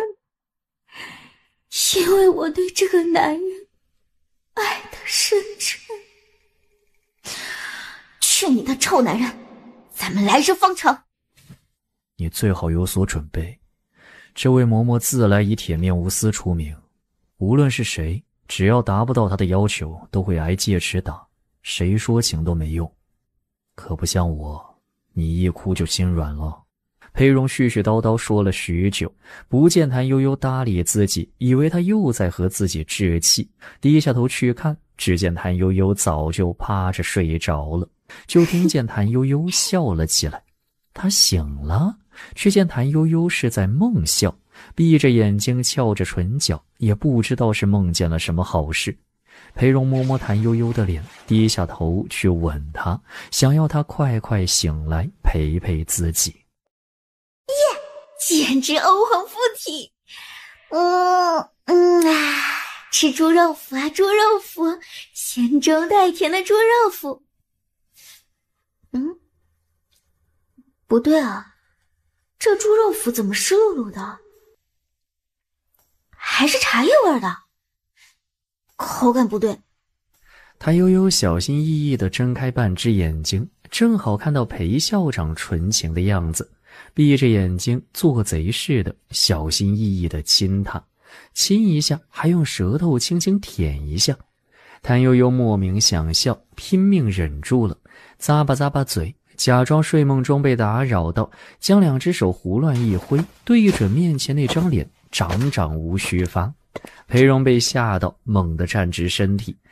谭悠悠翻个身，假装什么都不知道。大白天的做坏事，必须纵容才行，等到他养成习惯，再揭穿不迟。裴荣等了一会儿，见谭悠悠睡得香甜，就又小心翼翼地凑上去，啄木鸟似的啄了一下他的唇角，啄完之后又啄脸颊，然后是之前撞到的鼻子，最后是眼睛。裴荣立时站直身子，一本正经地注视着谭悠悠。夫君怎会在这里？夫君，我不是故意睡着的，是真的太累了，一夜没睡好。没怪你。见谭悠悠衣领散乱，露出大片雪白如脂的肌肤和娇艳胭脂红的肚兜，忍不住伸手帮她整理，可是手放上去就不想拿走了。男人心，海底针。夫君，现在天还亮着，怎可白日宣饮？你在想些什么有的没的？难道不是？既然不是，你老兄倒是赶紧把爪子从我胸前拿开。夫君别生气，夫为妻刚，你若是真想要那个啥，随时随地都可以的。但是我旅途劳顿，你昨夜宿醉，于生养不利，万一有了，那可怎么好？你若是不困，陪我聊聊。其实很困，但只要夫君想聊，我无论如何也要陪着你。就是口有些渴，能不能劳烦夫君让莲枝泡壶茶？我来。真的可以吗？沏茶乃是雅事，有何不可？裴荣很快沏了一壶茶进来。不行，实在是腰酸背痛起不来，我就在这里躺着陪夫君说话，茶我不喝了。谭悠悠如愿以偿地靠在床头，喝上了裴某人亲手泡的茶。哎呀，真是太好喝了！莫非茶叶是夫君的私藏之物？胡说！大丈夫岂会做这等小气无聊之事？此乃妇人所为。好端端的为什么要攻击女人？我说的不是你，你是很大方的。其实我是想转折一下，夸赞夫君的茶泡的极好。同样的茶叶泡出了最佳的风味，没想到竟然让夫君生气了。是我不好，下次我会把话说明白。紫口铁足，稳重朴雅，这是难得的古物啊！这宝贝是夫君的珍藏吧？怎么舍得拿出来给我用？是珍藏，正因为难得，所以想与你共享。你既然懂得，以后咱们可以一起研究古董今时。其实我只知道些皮毛，夫君教我好不好？好。你为何什么时候都高高兴兴？难道人生中就没有什么事能让你烦心吗？烦心事当然有啦，比如今天的菜太咸，衣服不够美丽，或是丫头不听话，夫君又骂我了，这都是烦心事。但是夫君，人生苦短，理当及时行乐，否则本来就够苦了，再不寻点开心，岂不是苦上加苦？那么这日子简直没法过了。你不想天天对着一张苦瓜脸吧？确实，我就喜欢你乐呵呵的样子。是啦，比如夫君此刻这样笑着就特别好看，我也很喜欢呢。你其实是想告诉我，希望我经常对着你笑。是啊，个人性子不同，夫君喜欢板着脸也无所谓，只要随时对着我笑就行了。谭悠悠大胆地将手放上裴荣的脸，抓住他的唇角往上低了。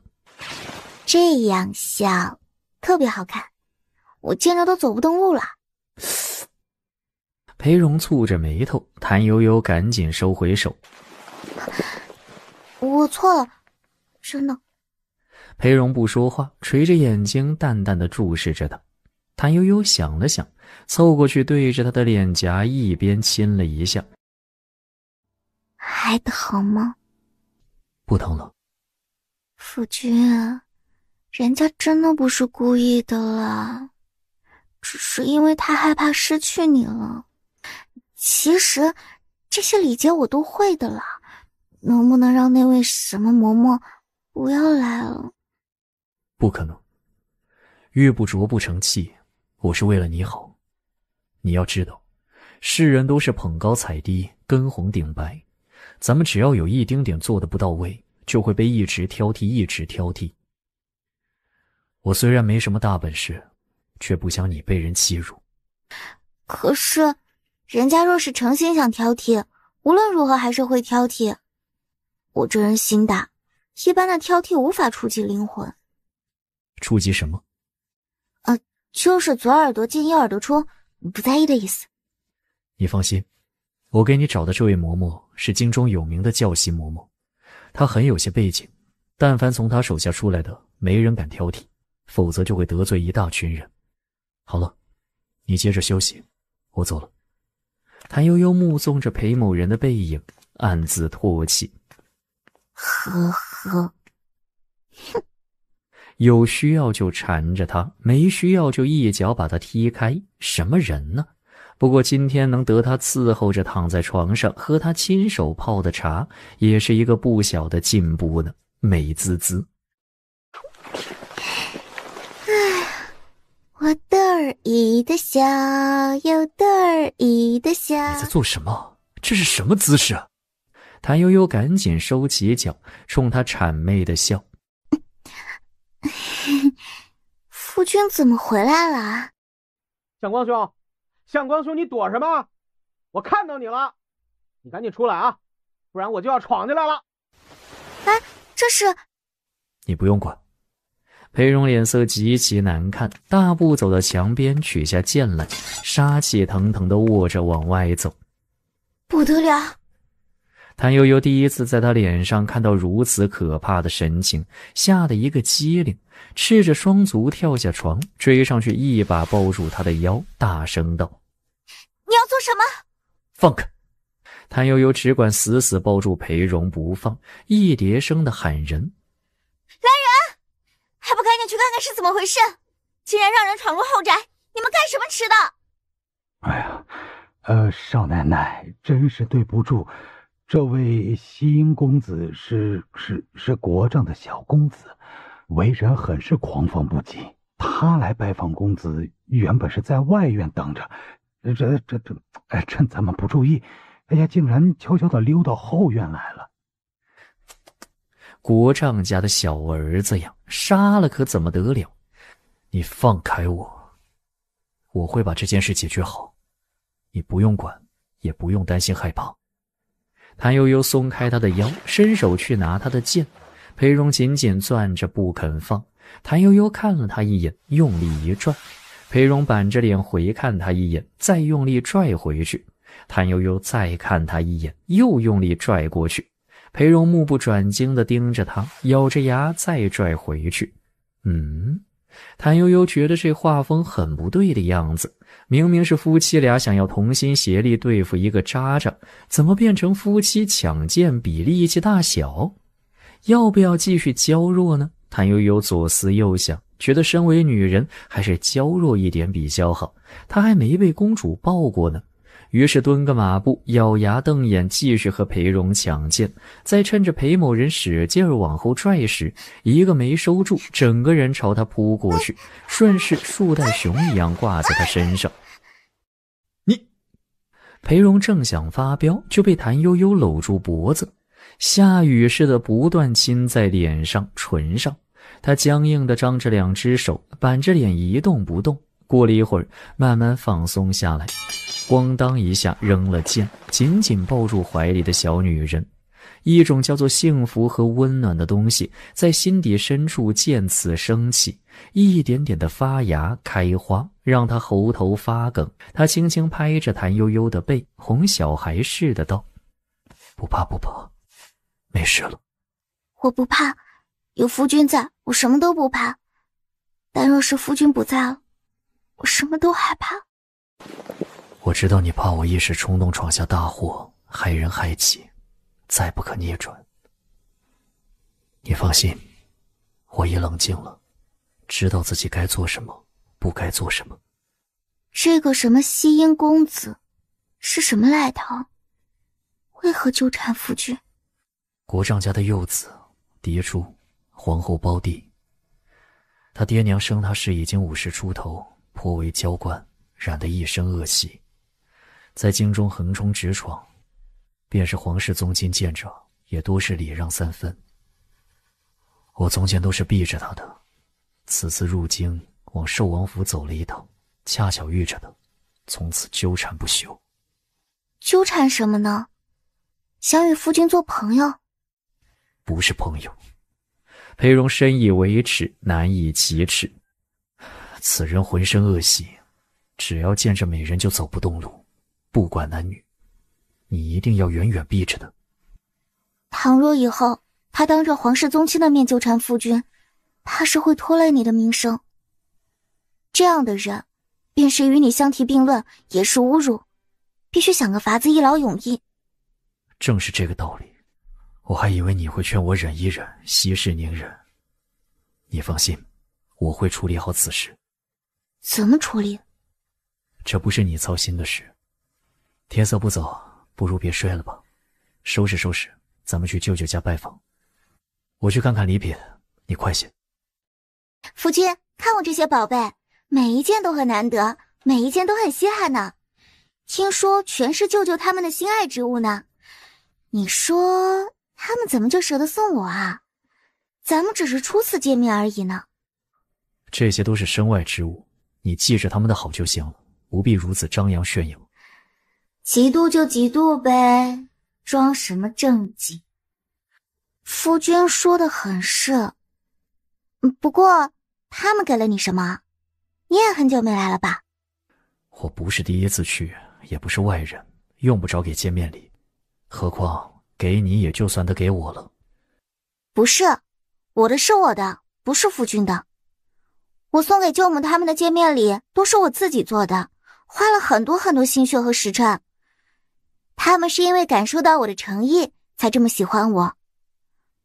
夫君没有得到赠礼，是因为你没有我这么用心。没错，确实是你家自制的，但是装成的瓷盒、黑漆香罗甸圆盒都是我的。夫君应该夸我贤惠聪明才对。那些瓷盒、黑漆罗甸圆盒放着都积灰了，是我让他们变得光彩照人，招人喜欢。就算盒子是夫君的，我那么远的带来，这一路上也很操心，是不是？毕竟你半路就扔下我自己走了，也不晓得后来的种种辛苦。裴荣立刻不出声了，闷闷道：太晚了，睡吧，明日咱们还要去周家拜访呢。谭悠悠也是真的累了，不想再撩拨他，飞快地洗漱完毕，钻进被窝里抢先睡了。等到裴荣躺下，他已经睡得天昏地暗。裴荣摸摸他的脸，替他把散落的长发理整齐，这才安安心心地贴着他睡了过去。第二天早上，他还在梦里摸鱼，就被裴荣推醒。快起来收拾打扮，吃了早饭我好去接孟嬷嬷。谭悠悠立时惊跳而起，仓皇地看向裴荣。夫君，我怕。不怕，只要你认真刻苦努力，孟嬷嬷不会故意折腾你的。是你说的，我如果做不好，她就会用戒尺打我。我昨天和舅母他们提了一下，他们说孟嬷嬷很严苛的，但凡从她手下出来的都是京中名媛，一举一动堪为女中楷模。夫君怎么会觉得我有这种本事？裴荣伸出大手拍拍谭悠悠的狗头，因为我觉得你行，不要让我失望。我不要你觉得，我要我觉得。他快速丢开裴荣的手，崩溃地拉起被子盖住头脸，在被窝里嚎。裴荣扯开被窝，见他披头散发，两眼无神，生无可恋的样子，忍不住笑了。别撒赖，快快穿衣起床，不然我拿冷帕子给你洗脸。我都让你多睡半个时辰了，没叫你和我一起晨练呢。谭悠悠机械地穿衣下床。晨练？夫君如果非得让我陪你一起晨练，不如趁早杀了我。那要看你平日的表现。爱吃没问题，只要买得来吃得起，随你吃个够。但是懒皮不讲礼仪，油嘴滑舌不可以。限你1刻钟之内洗漱完毕，吃了早饭以后我去接人，你趁这个时候梳妆。裴荣板着脸将沙漏反扣在桌上，快步走了出去。柳枝和莲枝比谭悠悠还要急，配合默契地帮着他洗漱。谭悠悠面无表情地坐到早饭桌前。不错，看来你确实能做到。以后要早些起床梳妆，哪怕只是咱俩吃饭，也要衣饰整洁，一丝不苟。这样散乱着头发，很是不妥。这么多吃的都堵不住你的嘴。这个虾饺是柳枝一大早起床做的，说是你早前在娘家是古道出来的。柳枝手艺是我亲自调教出来的，非常不错。不过呢，这食材也真新鲜，这个季节难得见到这么新鲜的大河虾。只要有心有钱，总能弄得到。我吃好了，我先走了，大概小半个时辰就能回来。你快些，务必装扮周正，给孟嬷嬷留个好印象。谭悠悠放下筷子，起身送他。夫君慢走。裴荣没什么表情的点点头，转身要走。谭悠悠一把扯住他的衣袖。谢谢夫君，特意为我准备了新鲜难得的大河虾，又特意安排柳枝起早为我准备虾饺。刚才当着丫头的面，我不好意思谢。你我夫妻互相体贴照顾彼此，乃是理所应当，不必谢。那你唇角要翘不翘的是什么意思啊？想笑就笑呗，何必这么为难自己？必须要谢的。还有，听闻孟嬷嬷特别难请到，夫君是怎么请到她的？我答应教他的孙子读书。那要恭喜夫君啦。我一直觉得你有做先生做名师的风范，这回收了学生，正好摆一摆先生的威风，省得天天教训我。我走了。谭悠悠有气无力地靠在门框上，目送他远去。小姐，你一定要好好的学啊！姑爷为您做到这个地步，你要是不争气，就太辜负他了。姑爷太不容易了，小姐应该心疼他，怎么还开玩笑呢？没什么好心疼的，你们不懂男人。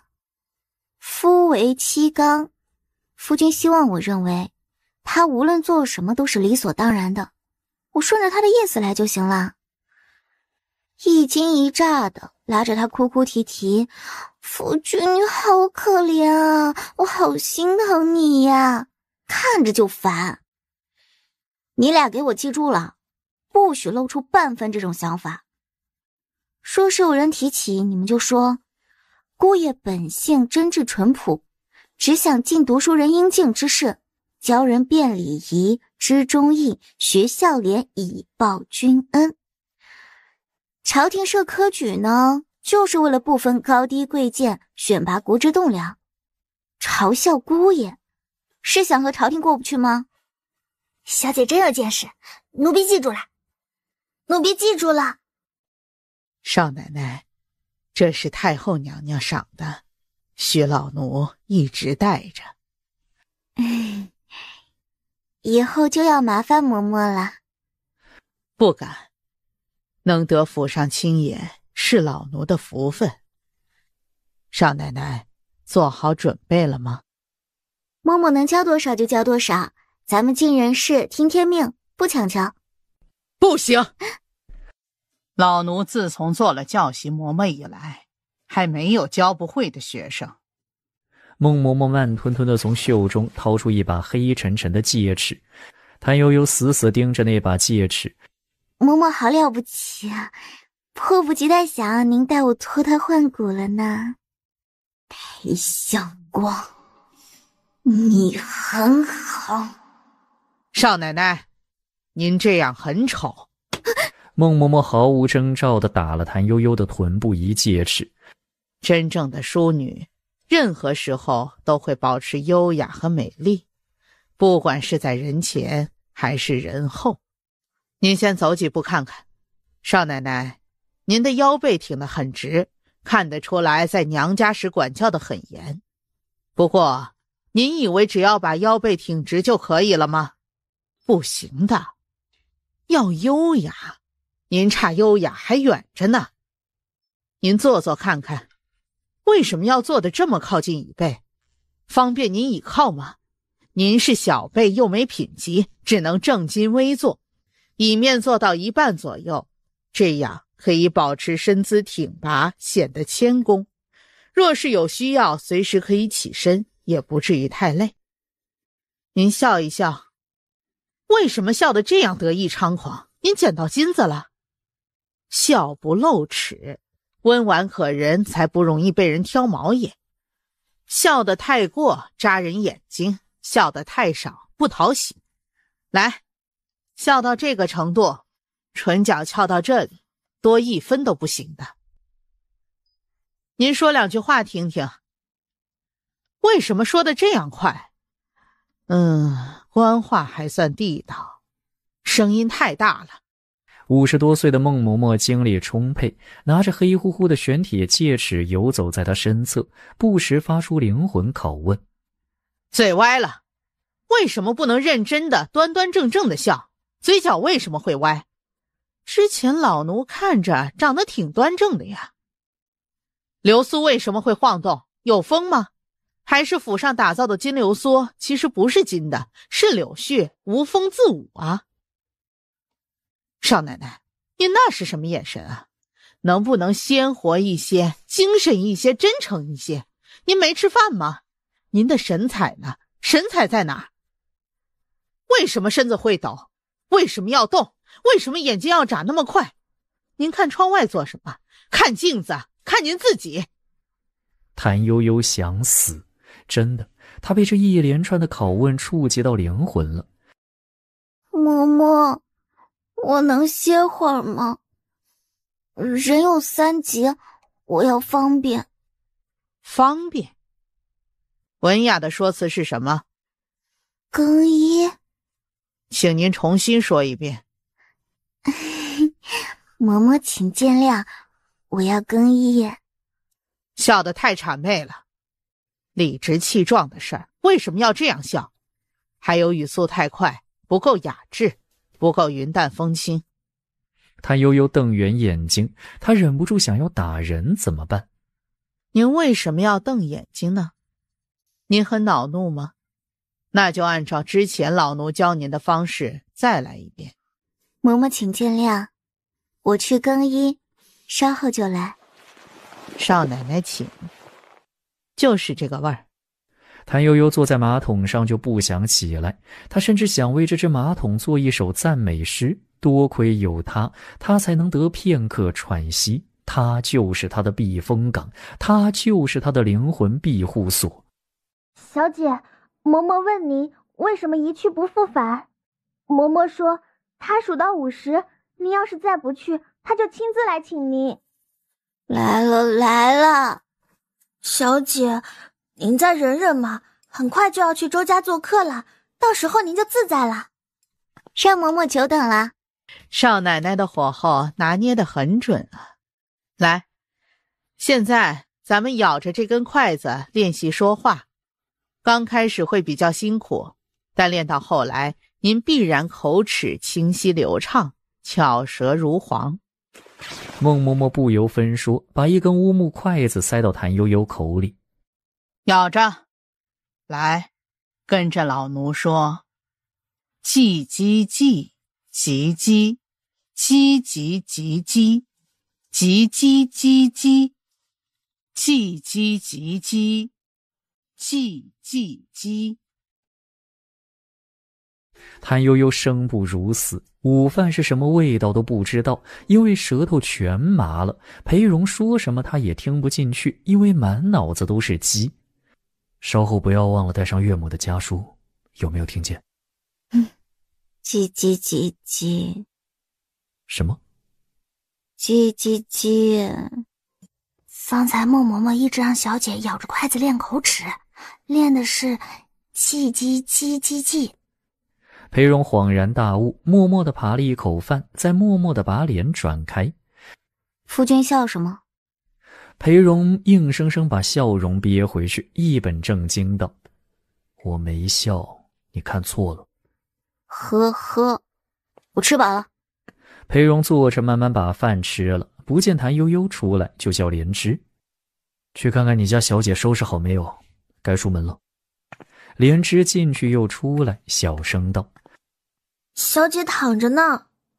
裴荣吓了一跳，这个时候躺下去怕是要睡到天黑，坚决不行，赶紧大步赶进去，见谭悠悠仰面靠在躺椅上，闭着眼睛像是睡着了，就让柳枝和莲枝退下去，自己走到一旁坐下，低声道：累了，那就先歇歇。本来孟嬷嬷是想看着你吃饭的，我怕你累着，打发她歇着了。谭悠悠不理他，裴荣也不生气，好脾气地拉起他的手握在掌心。吃得苦中苦，方为人上人。我答应你，若是此次拜年顺利完成，那就什么？谭悠悠睁开眼睛，虎视眈眈地瞅着裴荣。你要什么？给你买2套京城最时兴的头面首饰。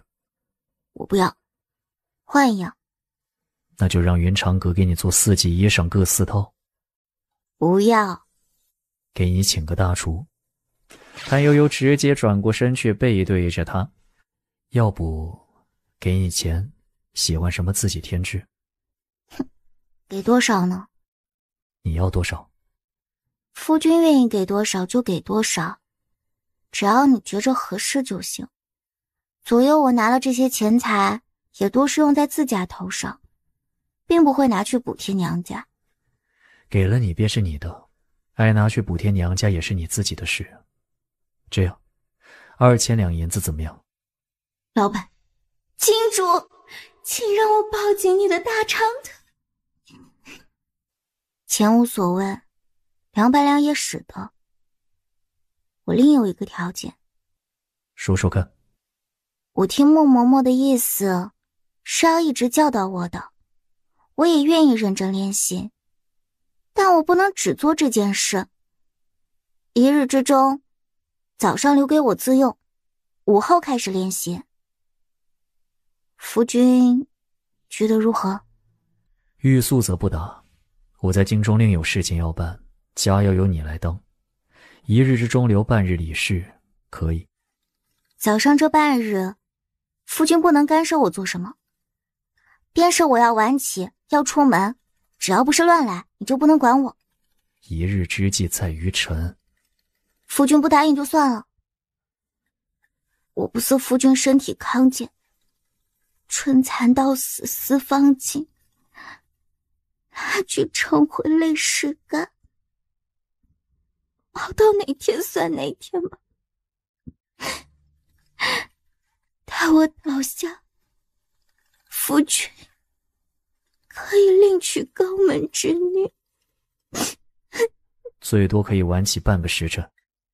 只能半个时辰吗？能不能再久一些啊？不能。谭悠悠收了可怜之色，神色铿锵。那你得答应我随意出门，不能多睡，不能出门。夫君其实不必娶我的，家里一大把婆子丫鬟供你调遣。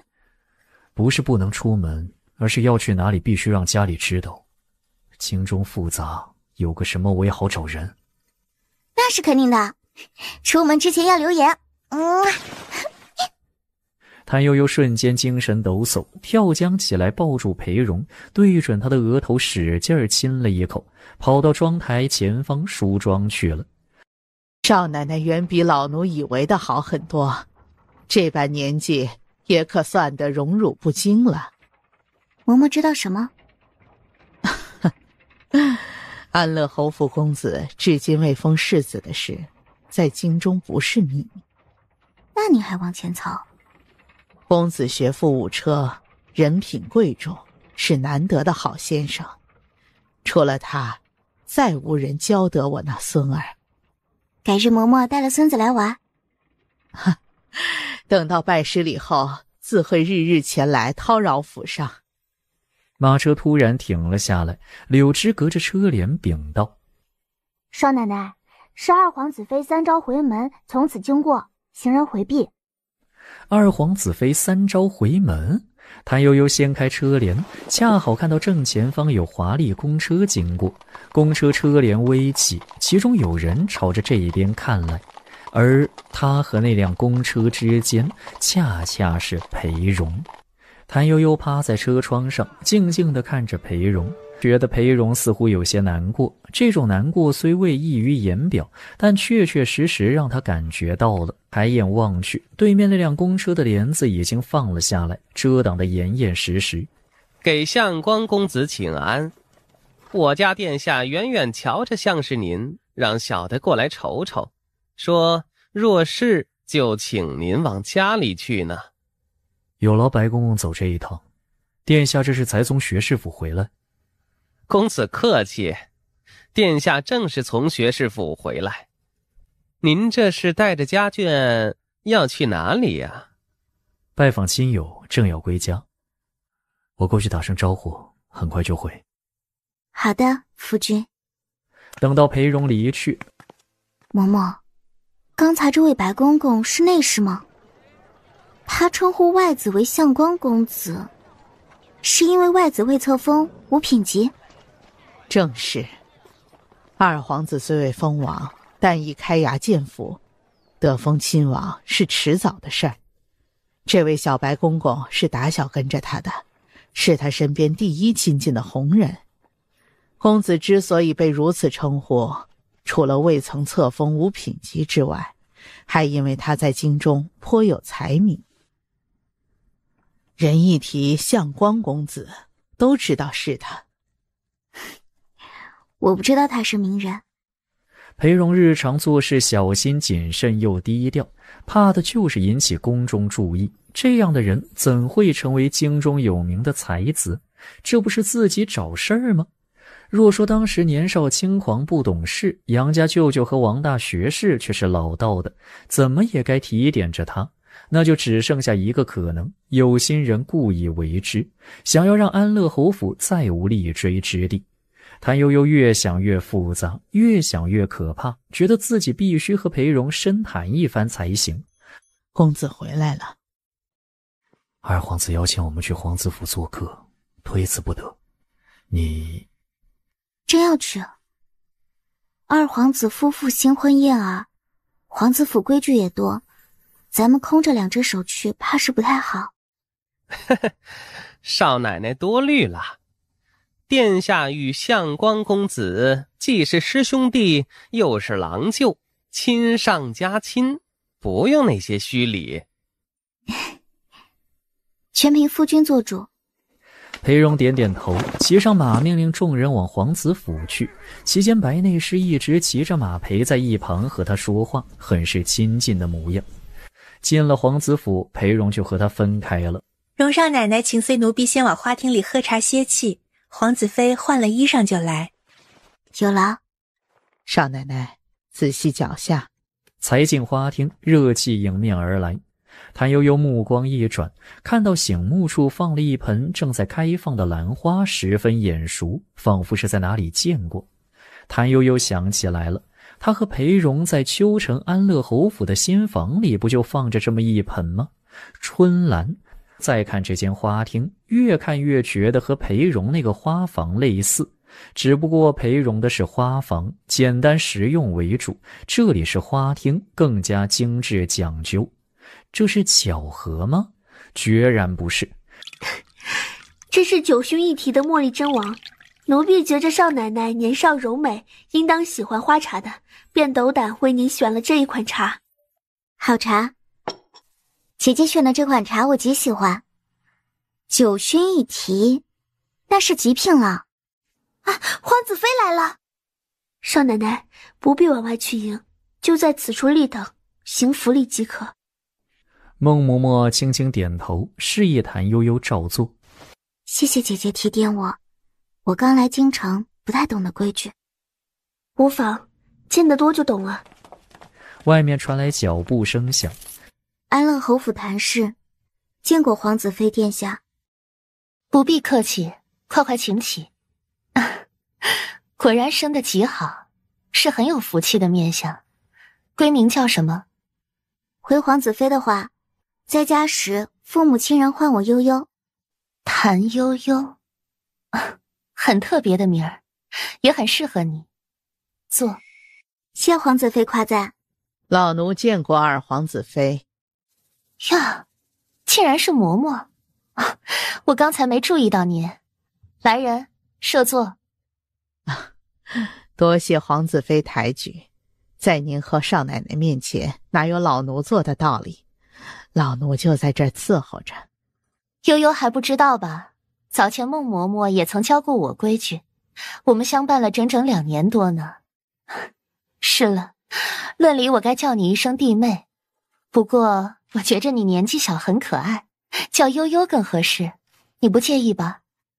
皇子妃客气，论起来咱们还是表亲呢，您喜欢怎么称呼都行。谭悠悠笑得比之前还要纯真无辜，王表姐不简单呢。和校长有同款花房、同款兰花、同款熏香，就连孟嬷嬷也是同款。你们好像才成亲不久，相公与我是表亲，又有同门之意。你们成亲，我本该登门庆贺的，但是路途遥远，家父抱恙，加之婚期在即，实在不便远行。我在秋城时听到杨表妹说起您，悠然神往之。今天见到本人，果然就像仙女一样，出尘又美丽，归气又大方。真是个孩子，天真又讨喜。相公对你好不好？啊，这个，皇子妃怎么问起这个来？怪不好意思的。有什么不好意思的？我比相公大半岁，你们都该叫我一声表姐。相公母亲早逝，我们这些做兄长姐姐的，都希望她过得好。谢谢皇子妃关心，夫君待我挺好的，就是我不太好，总是惹得他生气，每天总要教训我的。他每天都要教训你？是啊，夫君嫌我仪态不够好，贪玩贪吃又懒散，过分活泼，不守规矩，没见识。相公就是这个较真儿的性子，你不要太在意，改日我说说他。谢谢表姐。孟嬷嬷低咳一声，谭悠悠赶紧改口：请皇子妃恕罪，我又不守规矩了。就叫表姐挺好的，亲近。孟嬷嬷别怪她了。是，皇子妃。谭悠悠低着头猛喝茶，哎呀妈，这一戏可难演了。身前是没对校长忘形的皇子妃，身后是人中精王孟嬷嬷，彻底装个傻子小可怜吧，又怕被孟嬷嬷看穿，彼此不好相处；不装傻子小可怜吧，又怕被王表姐阴了，埋在坑底，爬都爬不出来。裴坑坑真的是太坑了，只要他2000两银子太少，必须要4000两。晚饭还有些时候，来，我领你看看我养的兰花。认识这个吗？认识的，是绿梅。刚还说自己没见识呢，这转眼就能认出珍稀兰花了。之前是从哪里见过啊？当然是在老裴家的花房里了。谭悠悠眨巴眨巴眼睛，笑道：刚才双佩姐姐告诉我的。王瑟有些失望，看着那盆兰花微微走神。表姐，其实相光也是爱花之人，你们家里应该养了很多兰花，你仔细看看是否有我这里没的珍稀品种，改日也送我一盆养着赏玩。夫君确实是爱花之人，秋城老家有一个很大的花房，里头养了很多花，听说有不少是珍稀的兰花，但是夫君不许我进去，说我是个俗人，会把他的花弄坏。谭悠悠睁着眼睛说瞎话。表姐，您说啊，我只是看一眼，怎么就能把花给弄坏了，对吧？对啊，只是看看不会把花弄坏的。相光也太过分了，稍后我一定好好说说他。表姐待我真好。去看看晚上好了没有，再问问殿下他们什么时候可以开饭。老侯爷的身体好些了吗？想必你们成亲，老侯爷很欣慰很高兴吧？谭悠悠低着头，有些落寞的笑。公爹的身体还是那样，必须小心调养。不怕表姐笑话，这桩亲事其实我是高攀了。老侯爷讲规矩，我规矩不熟，日常不怎么敢往他老人家面前去。久病之人性情通常都会比较古怪，你也别往心里去。王瑟低头喝茶，谭悠悠也跟着喝，发现只是这一会儿功夫，他杯中的茉莉花茶已经换成了滋味清淡的白茶。赏花之时，不宜喝香味太冲的花茶，还是该喝些气味清淡的，如此才不辜负所赏之花的真香。我不懂得这些雅事，以后有机会还请表姐多多教我。小事一桩，你若愿意，闲暇之时可以多往我这府中走动。真的可以吗？就怕夫君不许。看来相公管你是真严啊。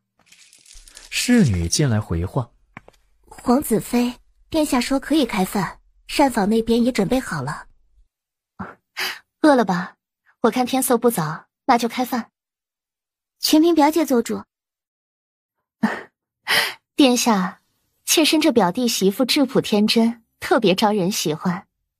也不知道你从哪里找到的宝，实在是很不错。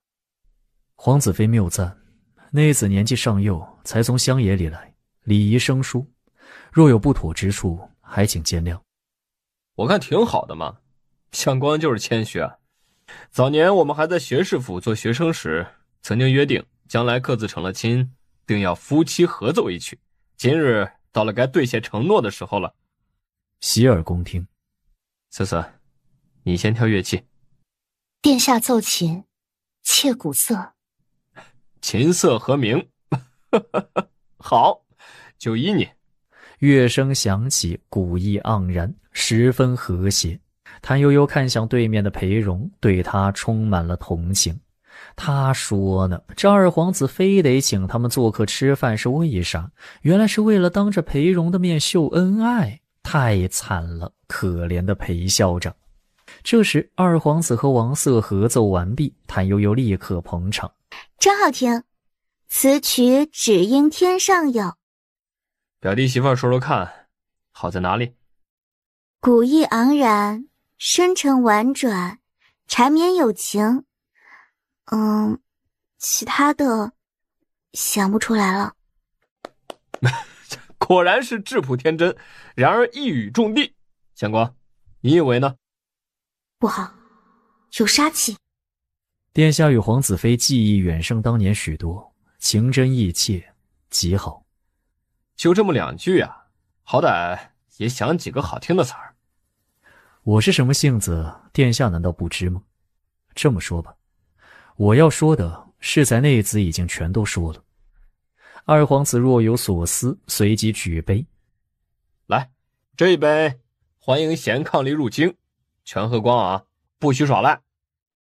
夫君，怎么办呀？许你喝一口。相公，你这也管得太严了吧？内子不善饮酒。裴荣举起酒杯，一口饮尽。我替他喝。相公，你也有今天呀，居然这样护着。不行，你得喝3杯才行。殿下饶命啊！夫君前日替您挡酒，喝得人事不省，这2天都只能吃粥，再喝醉就不成了。谨慎。表姐。王瑟笑而不语。行吧，那就只喝1杯。酒过3巡，众人吃菜。谭悠悠戳着已经凉了的鲍鱼，兴趣缺缺。这对狗夫妻欺人太甚，男的是狗，仗势欺人心眼还小；女的也是狗，吃着碗里的看着锅里的，还要假装小仙女。悠悠，菜不合口味吗？我也不知道你平日喜欢吃什么。其实我是想问，这些菜都是御厨做的吗？二皇子一怔，随即大笑出声。没错，是御厨做的。父皇怕我吃不惯宫外的膳食，特意赐了我御厨。怎么样，表弟媳妇儿吃着还好？很好吃，特别好吃。那就多吃一些，稍后我再让人给你们带些鲍鱼回去自己做了吃。多谢殿下美意。不行的，夫君会骂我的。表姐才刚送了我茶叶呢。殿下赏赐，收着就是。多谢殿下。哦，多谢殿下赏赐。谭悠悠继续缩回去当他的小可怜，他真的太难了。当着王表姐要扮演被夫君嫌弃的乡下庶女小可怜，当着二皇子要配合裴荣表演恩爱夫妻，会精分的。这一餐饭一直吃到将要宵禁才算结束。谭悠悠强撑着上了马车。夫君，你累不累？你没睡着？你怎么了？是不是吃了凉的饭菜，肚子不舒服？我没事，我的肠胃强壮得很。你没喝醉啊？没有，那点酒不算什么。谭悠悠翻个身，面对着他小声说：狗夫妻，狗夫妻。你骂谁？骂该骂的人。谭悠悠搞不清楚裴荣对这事是什么态度，只能小心翼翼地试探。倘若王表姐始终是裴荣心中的白月光，丝毫容不得冒犯，他就换个策略。裴荣一直沉默，半晌伸出大手摸摸他的脸：睡吧。并没有斥责他为什么要骂人，也没有继续追究他骂的到底是谁。谭悠悠立刻来了劲儿，熟练地拉开裴荣的手臂，钻到他怀里，将头枕在他臂上，手环住他的腰。夫君，你猜今天二皇子妃带我去哪里了？去哪了？在花厅喝茶呢。那个花厅呢，和咱们家的花房差不多一模一样，里头养着好多珍稀兰花，其中有一盆叫绿梅的，就和你放在咱们新房里的一模一样。王表姐问我认不认识，我说不认识，她好像很失望，让我问你要她没有的兰花品种。哦，对了，王表姐用的熏香和你平时用的那款一模一样，好好闻啊。夫君也给我一些呗，下次我也要用。还有，我才知道原来孟嬷嬷曾经教导过表姐2年多呢。孟嬷嬷真是了不起啊，大家都认识她，敬重她。是谁推荐她来教我的呀？绿梅吗？咱家有好几盆，当初我曾用它和二皇子换过一匹汗血宝马，想来二皇子妃的那一盆绿梅就是二皇子送的。至于熏香，是个古方，我早年从书中得来的，因为喜欢它的芬芳，制成香丸送了老师。不是什么大不了的，你想要只管拿去。孟嬷嬷闻名于京，我从娶你之后就寻思着要请她教导你了。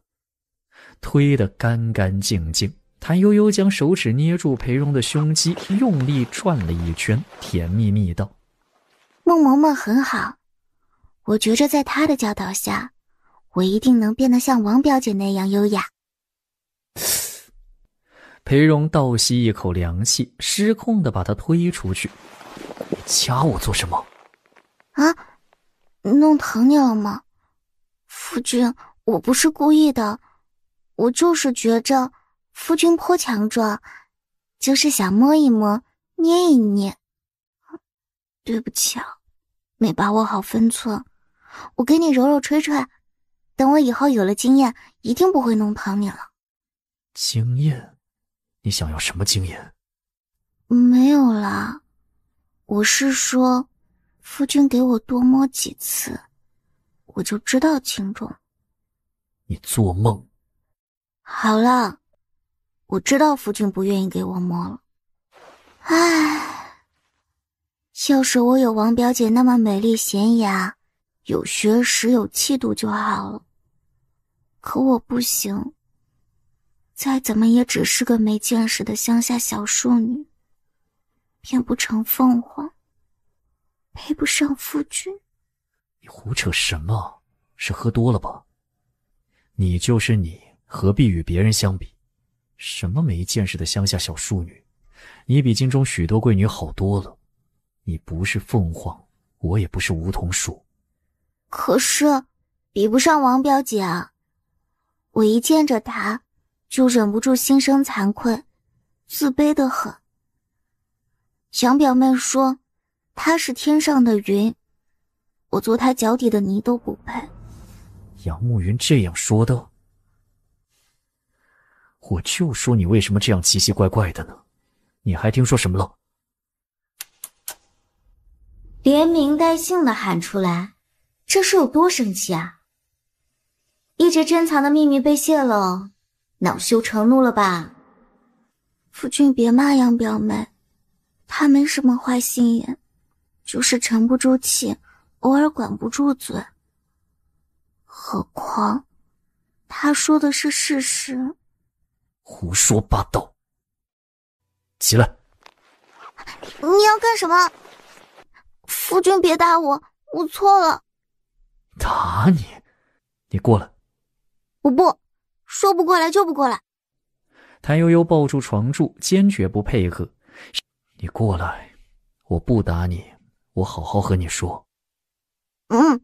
就这样说。夫君说吧，我听着。你听好，谭悠悠，我既然娶了你，就会尽力待你好，珍之重之。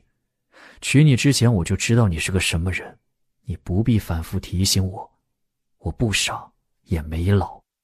哦，我记住了。夫君请接着往下说。王表姐是王表姐，你是你，你什么都要和她比，那么她嫁了皇子成了皇子妃，你是不是也想嫁皇子做皇子妃呢？啊？难道皇子不计较迎娶再教之夫？你说什么？你再说一遍！你可真……裴荣猛然提高声音，鼻孔都气大了。我不是你以为的那个意思啦，我是认为夫君说的这句话没可能，我无论如何也做不了皇子妃，除非什么？夫君别这样，会吓人的。我对你忠贞不二，生是你的人，死是你的鬼。我的意思是说，除非你是皇子。住口！裴荣猛地捂住他的嘴。我以为你平日虽然爱胡闹，但够清醒，知道什么可以碰，什么不可以碰。你可知道，你刚才这句话足够我们一家人，连带岳父母他们一起死几次。所以咱们回去秋城安心度日不好吗？为什么非得削尖脑袋往热闹处挤？裴荣与他对视片刻，眼里的尖锐和愤怒渐渐褪去，取而代之的是不甘与义气。不，我们回不去，我们没有退路，回去只有死路一条。我还年轻，你也还年轻，我们还没有孩儿。我不想死，我也不想要你死。我要看着我们的孩儿健康成长，平安喜乐。悠悠，人人都以为安乐侯府到头了，我偏要杀出一条生路来，你信我？谭悠悠与裴荣额头顶着额头，呼吸相缠。你要往哪里杀？生路在哪里？你匆匆来京为了什么？总要告诉我一二，而不是让我两眼一摸黑，该往哪里使劲都不知道。所以我才说自己自卑，配不上。我们其实是被圈在京中了，你懂吗？有人想要我死，想要安乐侯府在这世间从此消失不见。谭悠悠一颤，下意识想逃，却被裴荣紧紧扣住肩头，摁在墙上不许他动。我就知道不能告诉你，你这个人滑头又怕死，大概只能同甘不能共苦。什么生是我的人，死是我的鬼，都是骗我的。就不许人家娇弱一下吗？滑头怕死不是什么坏毛病，谁不怕死啊？蝼蚁尚且偷生呢，关键是看重要时刻怎么选。你怎么选？裴荣半跪在他面前，大掌扣着他的肩，把他禁锢在怀中，眸子半垂，把他的眼神表情尽数锁牢。我选你，我信你。我也信你，但若是真有那么一天，我会尽我所能保全你。裴荣抬起大手，轻柔地抚摸着他的发顶。你在我心中是我独一无二的妻，任何人都比不上你。对我来说，你才是天上的云，别人才是你。校长这是在对我表白吗？我不信，这厮肯定是为了骗我帮他卖命，流汗流血又流泪。我听不懂夫君刚才说的话是什么意思，夫君可以解释的更详细明白一些。裴荣却不说话了，别扭的抬眼看着帐顶，哈哈。谭悠悠伸手拽住他的耳朵往下扯。你说不说啊？不说拉倒。你这个没规矩的悍妇！裴荣勃然大怒，正想把谭悠悠的手挥开，好生和他大战一场，好叫他知道什么叫做男尊女卑。却见谭悠悠的小鹿眼湿漉漉的，他仰着头看着自己，从未这么认真专注过，也从不曾这么期待渴望过。他是真的很喜欢自己，很在意这一切吧。裴荣的怒气瞬间消失不见，心里又酸又甜。他低下头，小心翼翼地亲吻谭悠悠的眼睛。我们夫妻一体，别的都是外人。刚才不是这样说的。谁是云，谁是泥？裴荣一直沉默，谭悠悠等不动了，慢吞吞地把他的手拿开，捂着口秀气地打了个哈欠。夫君放心，只要我还是裴家妇，就一定不会吃里扒外。累了，睡吧。臭男人，刚才一时冲动说了白月光，这会后悔了，心疼了吧？呵呵的。我和王瑟曾经谈婚论嫁，后来没有成，因为我注定没有前途，王瑟却是前途远大。他抛弃了你吗？你好像很高兴。当然了，不然怎么会把这么好的夫君便宜我呢？对吧？没人能拒绝迟疑。睡吧，过去的事不必再提。我知道你在担心什么，不会有那种情况发生。哎呀，还没说完呢，你继续说啊。说完了。唉，夫君其实并不怨怪王表姐，对吧？她比你还要大半岁，却拖到咱们后面才成亲，是因为放不下你吗？你之所以匆匆忙忙娶我，是因为宫中相逼，你也想要快刀斩乱麻，彻底处理干净吗？男人之间的事，我怪女人做什么？你总这样不停地提他，是怕我想不起来。你与其吃这莫名其妙的醋，不如好好想想这个年怎么过。夫君真有担当。谭悠悠算是明白为什么王瑟会和杨慕云说天底下没有比裴荣更君子的人了。果然很君子，就是对他不够君子。他只是说了一句，难道皇子不计较迎娶再教之妇，裴荣就气成那个样子？真君子难道不是应该说我成全你吗？口是心非。再不然就是被他看穿了，恼羞成怒，想要回避。谭悠悠腹诽着，迷迷糊糊地睡着了。裴荣夜里没睡好，第二天早上破天荒地起迟了。醒来之后，习惯性地伸手去推谭悠悠，却摸了个空。只见谭悠悠的枕头摆放得整整齐齐，被子也叠放得整整齐齐，躺人的地方早就凉了。这太不寻常了。裴荣竖起耳朵静听，却没听见屋里有任何声响。他赶紧披衣下床查看，室内空无一人，妆台摆放得整整齐齐，仿佛根本没用过。躺椅是空的，镜房里也是空的，衣架上只有他的衣服，没有谭悠悠的衣服。裴荣莫名有些慌张，颤抖着去开谭悠悠的妆帘盒子，空的。他又赶紧去看他的衣柜，只剩几件里衣在里面，那些新做的好衣裳全都不见了。来人！公子醒了。少奶奶呢？到哪里去了？奴婢不知。你们怎会不知？裴荣暴躁得不得了，边走边穿衣裳，准备带人出去找。走到左跨院，听见里头传来女子的欢笑声，谭悠悠的声音特别突出，银铃似的。裴荣以往总会觉得她太过活泼，不够庄重，这会儿听到这笑声却觉得特别好听。他大步走进跨院，循着笑声赶去。只见孟嬷嬷坐在椅子上，谭悠悠盛装打扮，拿腔拿调的来回走动，不时问一句：“这一身怎么样？”“这样就可以了。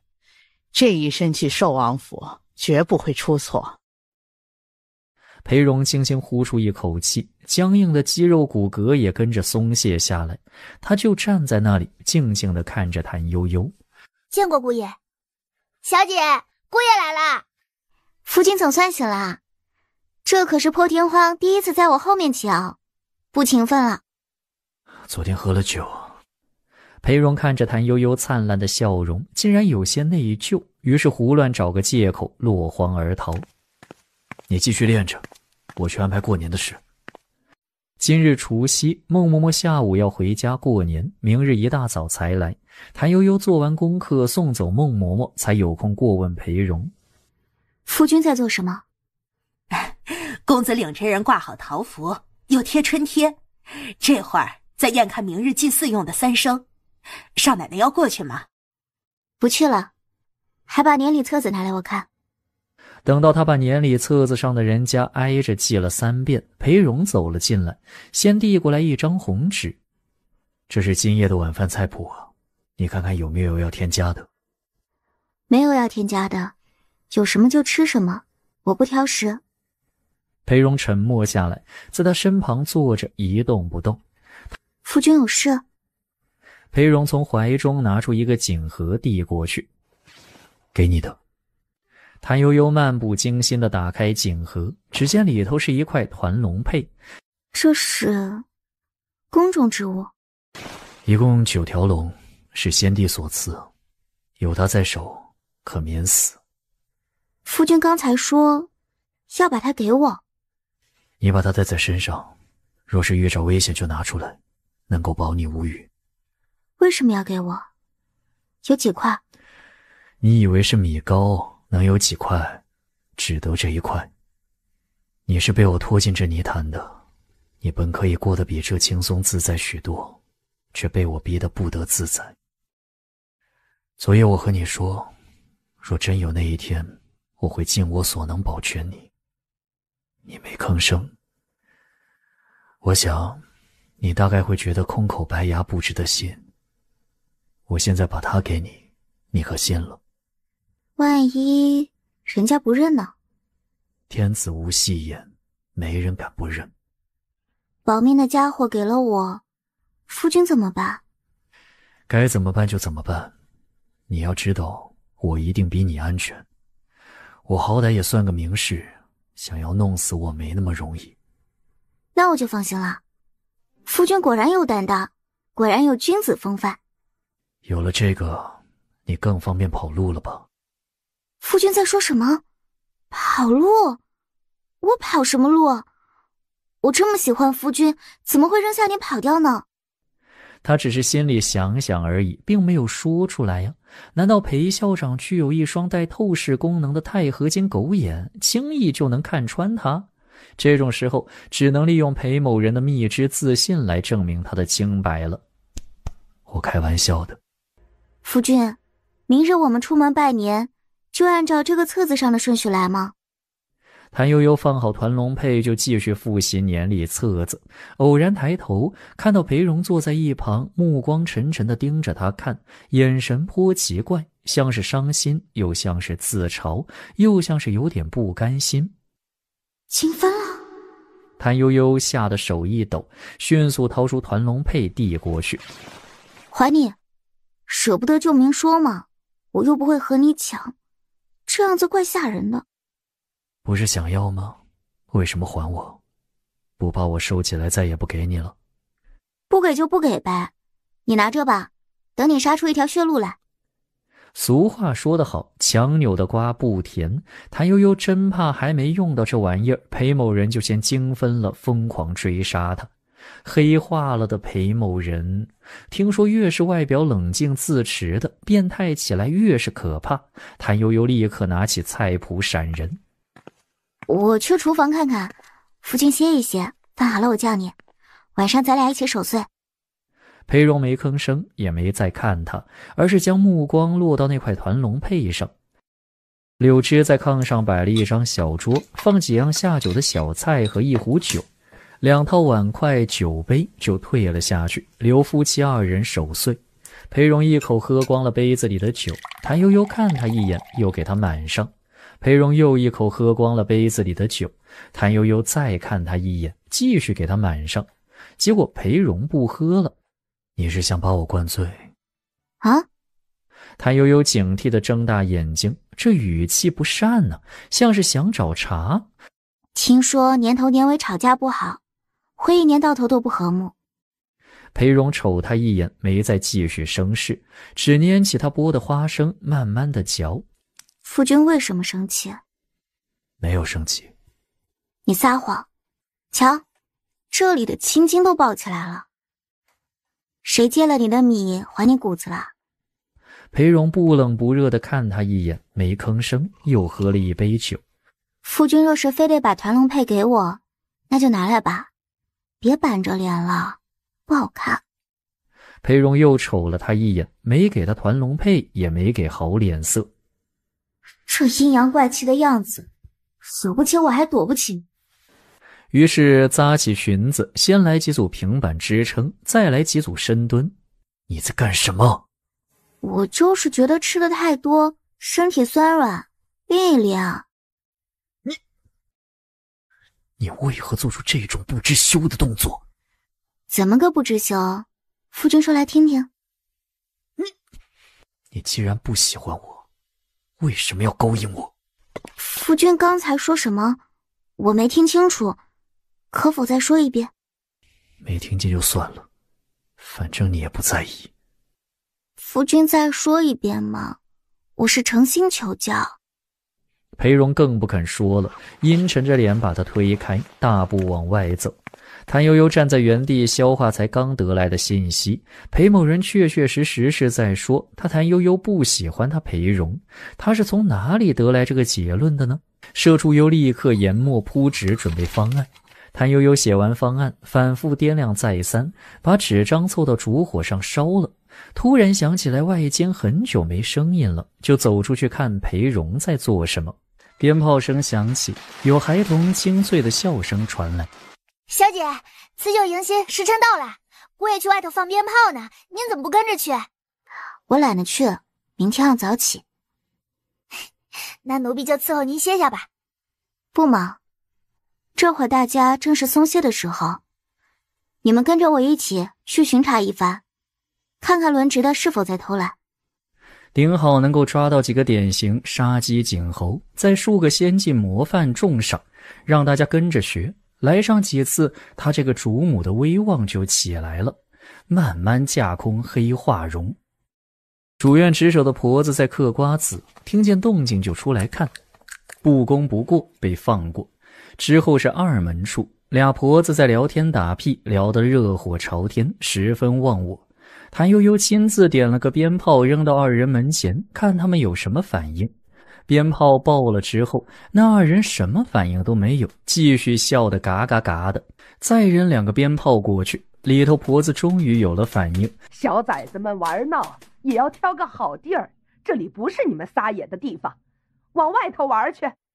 谭悠悠再扔一个鞭炮过去，里头仍然是虚张声势，始终没出来看或是抓人。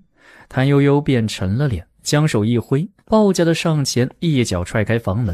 偷奸耍滑吃闲饭的，不晓得乱扔鞭炮会失火走水吗？都丢到窗户上了，还只认得聊天打屁喝黄尿。少奶奶，您说了轮值不许喝酒，这俩老货却在这里喝酒，难怪上值不用心。那俩婆子，一个是采买的，姓马；一个却是从秋城老家带来的，姓刘。采买的这个马婆子不知深浅，吓得跪在地上抖抖索索，不敢抬头。安乐侯府来的刘婆子却是仗着资格老，所以并不害怕，只扶了一扶就笑道：少奶奶容禀，老奴一直盯着的，才刚就瞧见您带了人出来，接着就见鞭炮响在门前，以为是您带着人玩闹，就没管。以为是我带着人玩闹，那为何要说小崽子们玩闹也要挑个好地儿？这话不是老奴说的，是老马说的。他坐的靠里，没瞧见少奶奶。这意思你看得很清楚了。哎呦，可不是嘛！老奴就在这窗边坐着，看得仔仔细细。那你也看到莲枝扔鞭炮了？看见了，看见了。正是因为看到是莲枝姑娘扔的鞭炮，老奴就没管。满嘴白话的老货，坑骗到少奶奶面前来了。这半天还杵着不行礼，还当自己是个祖宗。哎呀，少奶奶为何要打老奴？老奴打小就在侯府里长大，几代人都是伺候老侯爷老夫人的，谁不夸一声有规矩有忠心？若是老奴不好，公子也不能挑了老奴进京伺候。既然如此，你就回侯府去伺候吧。大过年的，我不打你，先拖去柴房关几天，过了年再按着家法行事。下仆见过少奶奶。这是怎么回事啊？廖总管呐，替老奴向少奶奶求个情吧。老奴不知哪里得罪了少奶奶，少奶奶要赶老奴回侯府。少奶奶，您是主母，谁走谁留您说了算，但这年节下家里人口多，得有个理由才好负重啊。柳枝，时辰到了，少奶奶听着外头有鞭炮声响，担心有邻家或是家中不懂事的小厮们贪玩耍闹，到处扔着鞭炮玩，就领着我们出来巡查。刚好瞧见他二人说笑喝酒，有人在二门处进进出出，全不知道。你来说说，叫小崽子们别在这里玩闹的，是你还是他？是刘姐姐说的，分明是你说的。为了爬高枝儿，竟敢胡说八道！瞧瞧这规矩，当着我的面就敢这样，是不把我放在眼里呢？口口声声说什么侯府的鸡年老人，没得把侯府的名声都带坏了。传到外头，人家也要说廖总管不会管。廖翔头都大了，这意思是他要是处理的不合少奶奶的心意，那就是他这个总管叼着下人的头和他作对。所以即便知道谭悠悠是要立威，也只能配合，当即命人堵了刘婆子的嘴，拖到柴房里关着。谭悠悠按着名单换了下一轮的人顶上，继续往外巡查。外院算是裴荣的地盘，是由廖翔亲自管理的，没什么毛病。谭悠悠夸了值守的人，转头就看到裴荣站在那里静静地看着他。夫君放好鞭炮了吗？我这里也巡查好了呢。好了，回去吧。夫妻二人一前一后回了房，各自盥洗。谭悠悠打了个哈欠，翻个身面对着墙壁，闭上眼睛就睡着了。他睡得很熟，就连裴荣什么时候躺下都不知道，只晓得柳枝叫他时已经是4更天了。夫君什么时候起的？奴婢不知呢，只晓得到点进来叫小姐起床时，屋里亮着灯，姑爷已经穿戴完毕，坐在床边看着你想心事，似乎不是很高兴。祭拜先祖之时，裴荣尤其肃穆。安乐侯府风雨飘摇，裴荣父子危在旦夕。不对，还有他这个才嫁进门来的新媳妇儿也是危在旦夕。一条绳上系着的蚂蚱，谁也跑不了。谭悠悠摇摇欲坠，还真得想办法杀出一条生路来呀。礼毕，裴荣转头看向他，吃早饭之后，你我要按着名册挨家挨户拜年送年礼。哦，京中拜年的习俗，孟嬷嬷都和你说过了。说过了。我们走吧。让廖总管把彩笺拿来。廖翔将留下拜年人姓名的彩笺送上来。公子，今日早起到现在，一共来了20户人家拜年。福王府留言说是明日寿王府举宴，若是晚间未曾收到帖子，就使人过去说一声，立刻送来。知道了。你也看看都有些什么人和咱们家有往来，心里有数。谭悠悠看了一遍，多数是他和裴荣早上去过的人家。谭悠悠觉得他们大概不会收到寿王府的请帖了，就试探地和裴荣说道：夫君，若是没有收到请帖，再由福王世子出面弄来，咱们这样硬挤进去会不会不太好？会收到的，不用别人帮咱们弄，也不是硬挤进去，不会让你尴尬，否则我不会请孟嬷嬷来教导你。倘若需要，就算厚着脸皮硬挤进去，我也能从头坚持到最后。裴荣沉默地注视他片刻，伸出大手想要拍他的头，伸到一半，不知为什么又收了回去，温和一笑：辛苦你了，我已铺好路，你只需要照着走就行。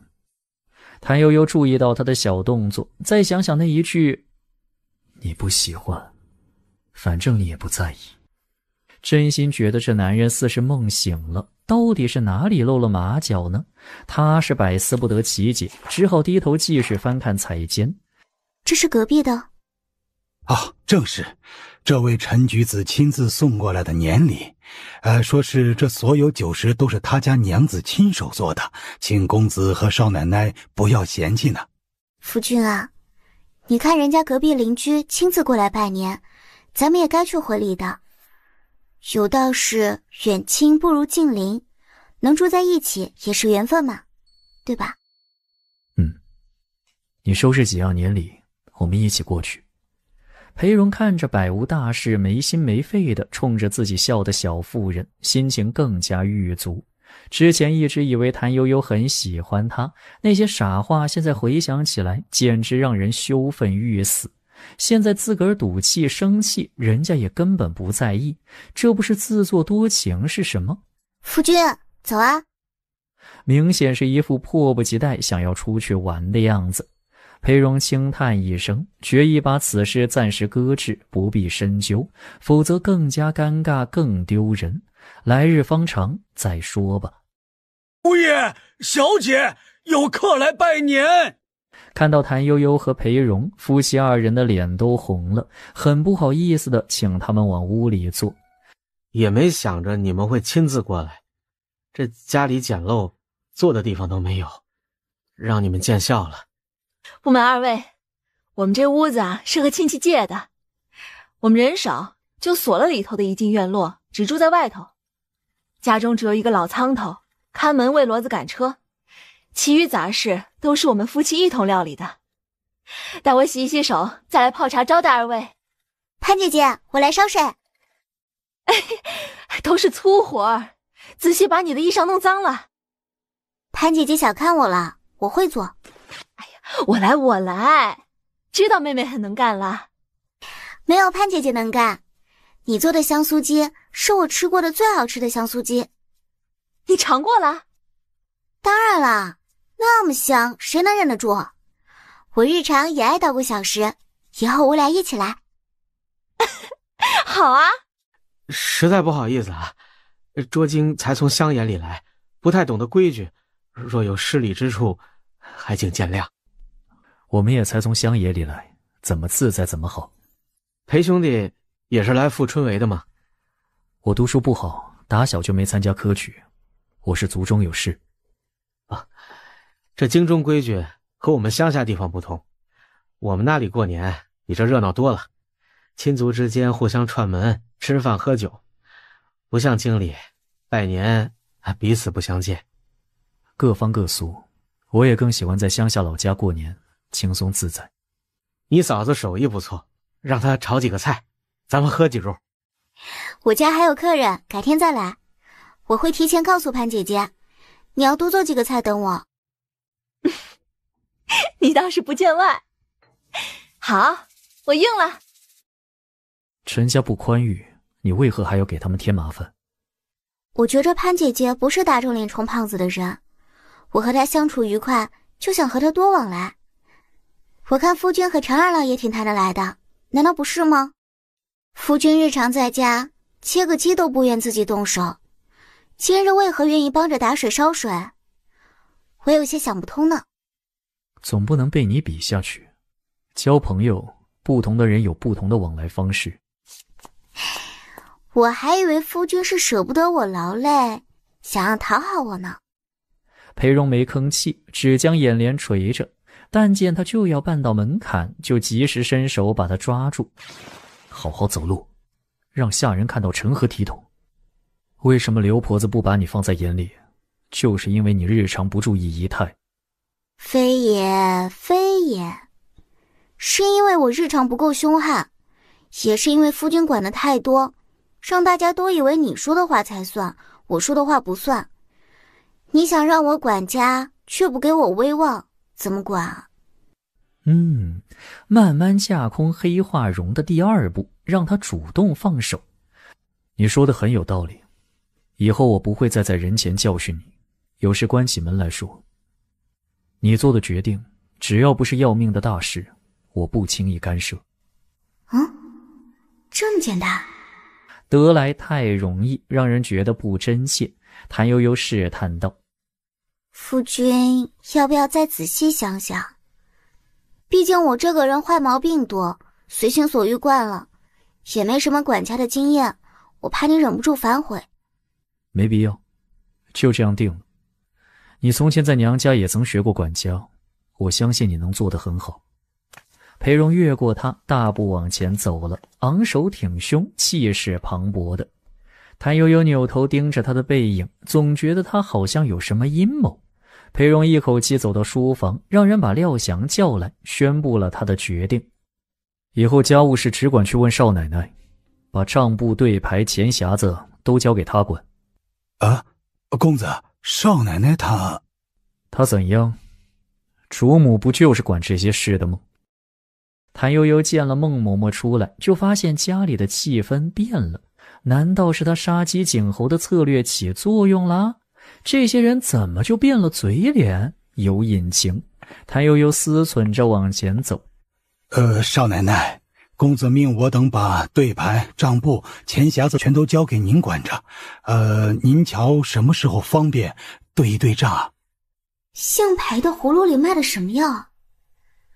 难道是发现硬管效果不好，索性换条软锁捆住我？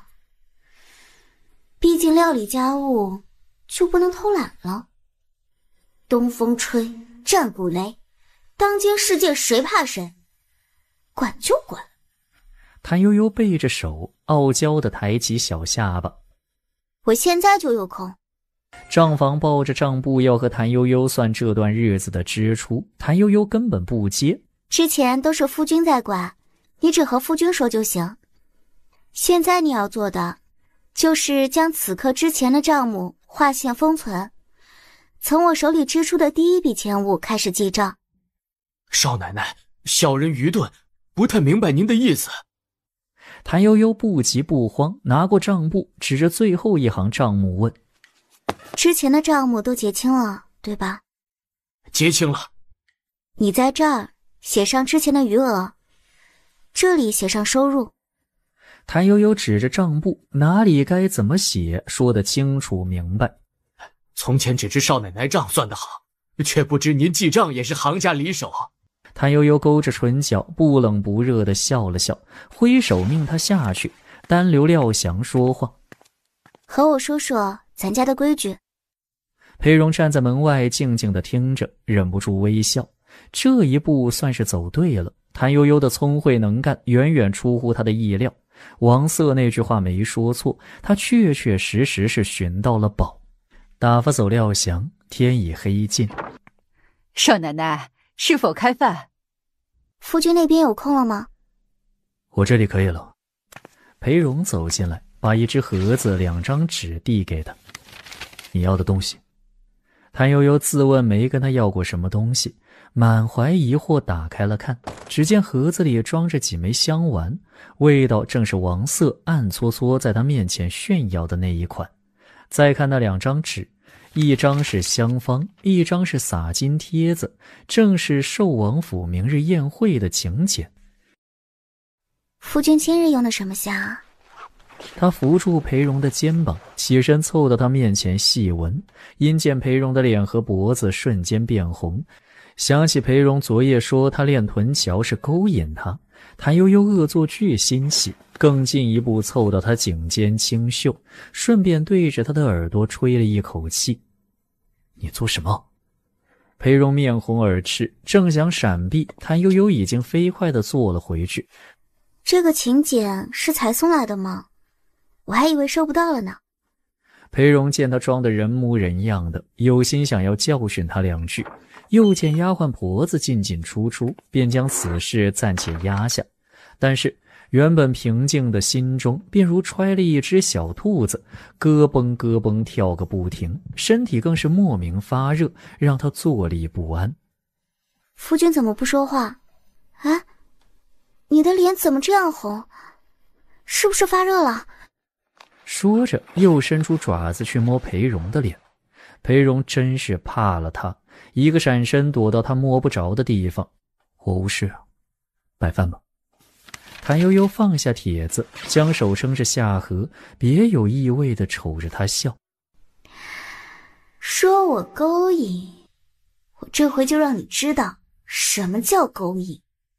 裴荣食不下咽，只要一抬头就能看到对面谭悠悠那含情脉脉的目光和别有意味的笑容。若是从前，他一定沾沾自喜，觉得这小妇人真是不矜持，再怎么喜欢她，也不该当着下人的面做得如此明显。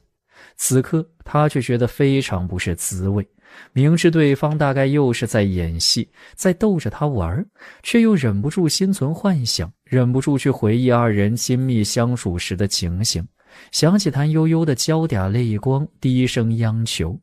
裴荣长出一口气，猛地站起身来。我吃饱了。随即落荒而逃。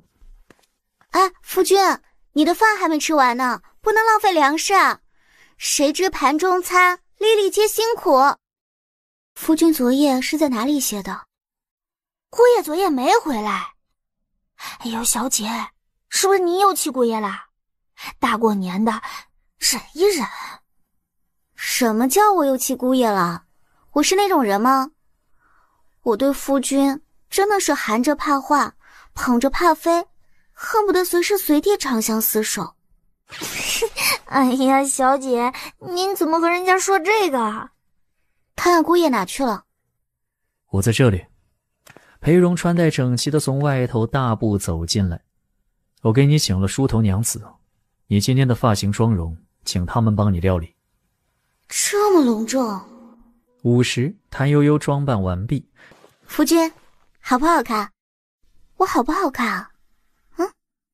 裴荣不回答，只取出一块玉佩，轻轻挂在他的颈脖上。贴身收好，轻易不要拿出来。还是那块团龙佩，只是旧丝绦换成了金链子，长度刚好够那玉佩藏入谭悠悠的胸衣，只要足够小心，不会被人发现，也够坚固，轻易不会失落。你等着。他跑到屋里拿了件东西出来，蹲在裴荣面前，掀开他的袍子，将那东西仔仔细细给他绑在膝间，再整一整袍子，仰头看着他笑。好了，戴上这个贵的容易，不管要磕多少个头，咱们都不怕。他心里终究还是有他这个夫君的。裴荣低着头，轻轻抚摸着膝盖，紧抿的唇角一点点的松开，微不可见的翘了起来。好了，咱们走吧。老裴，旗开得胜。裴荣内心那点感动和喜悦立时荡然无存，板着脸缓缓抬起头来，准备开口训人，谭悠悠却已溜之大吉。少奶奶，老奴会全程陪在您身边，您只要按着老奴说的做，就不会有任何问题。就算真有点小失误，也不算什么，谁还不会犯错呢？谭悠悠轻轻摸了一下胸前的团龙佩。不怕，我有这个。谭悠悠和裴荣进了王府就被分开，男客往外院去，女客往内院去。他一路走去，觉得就算是新建的二皇子府，也远远比不上寿王府宽阔壮美。寿王于设计有功，这王府啊，有一大半是陛下拨款造的，二皇子殿下初出茅庐，不能比。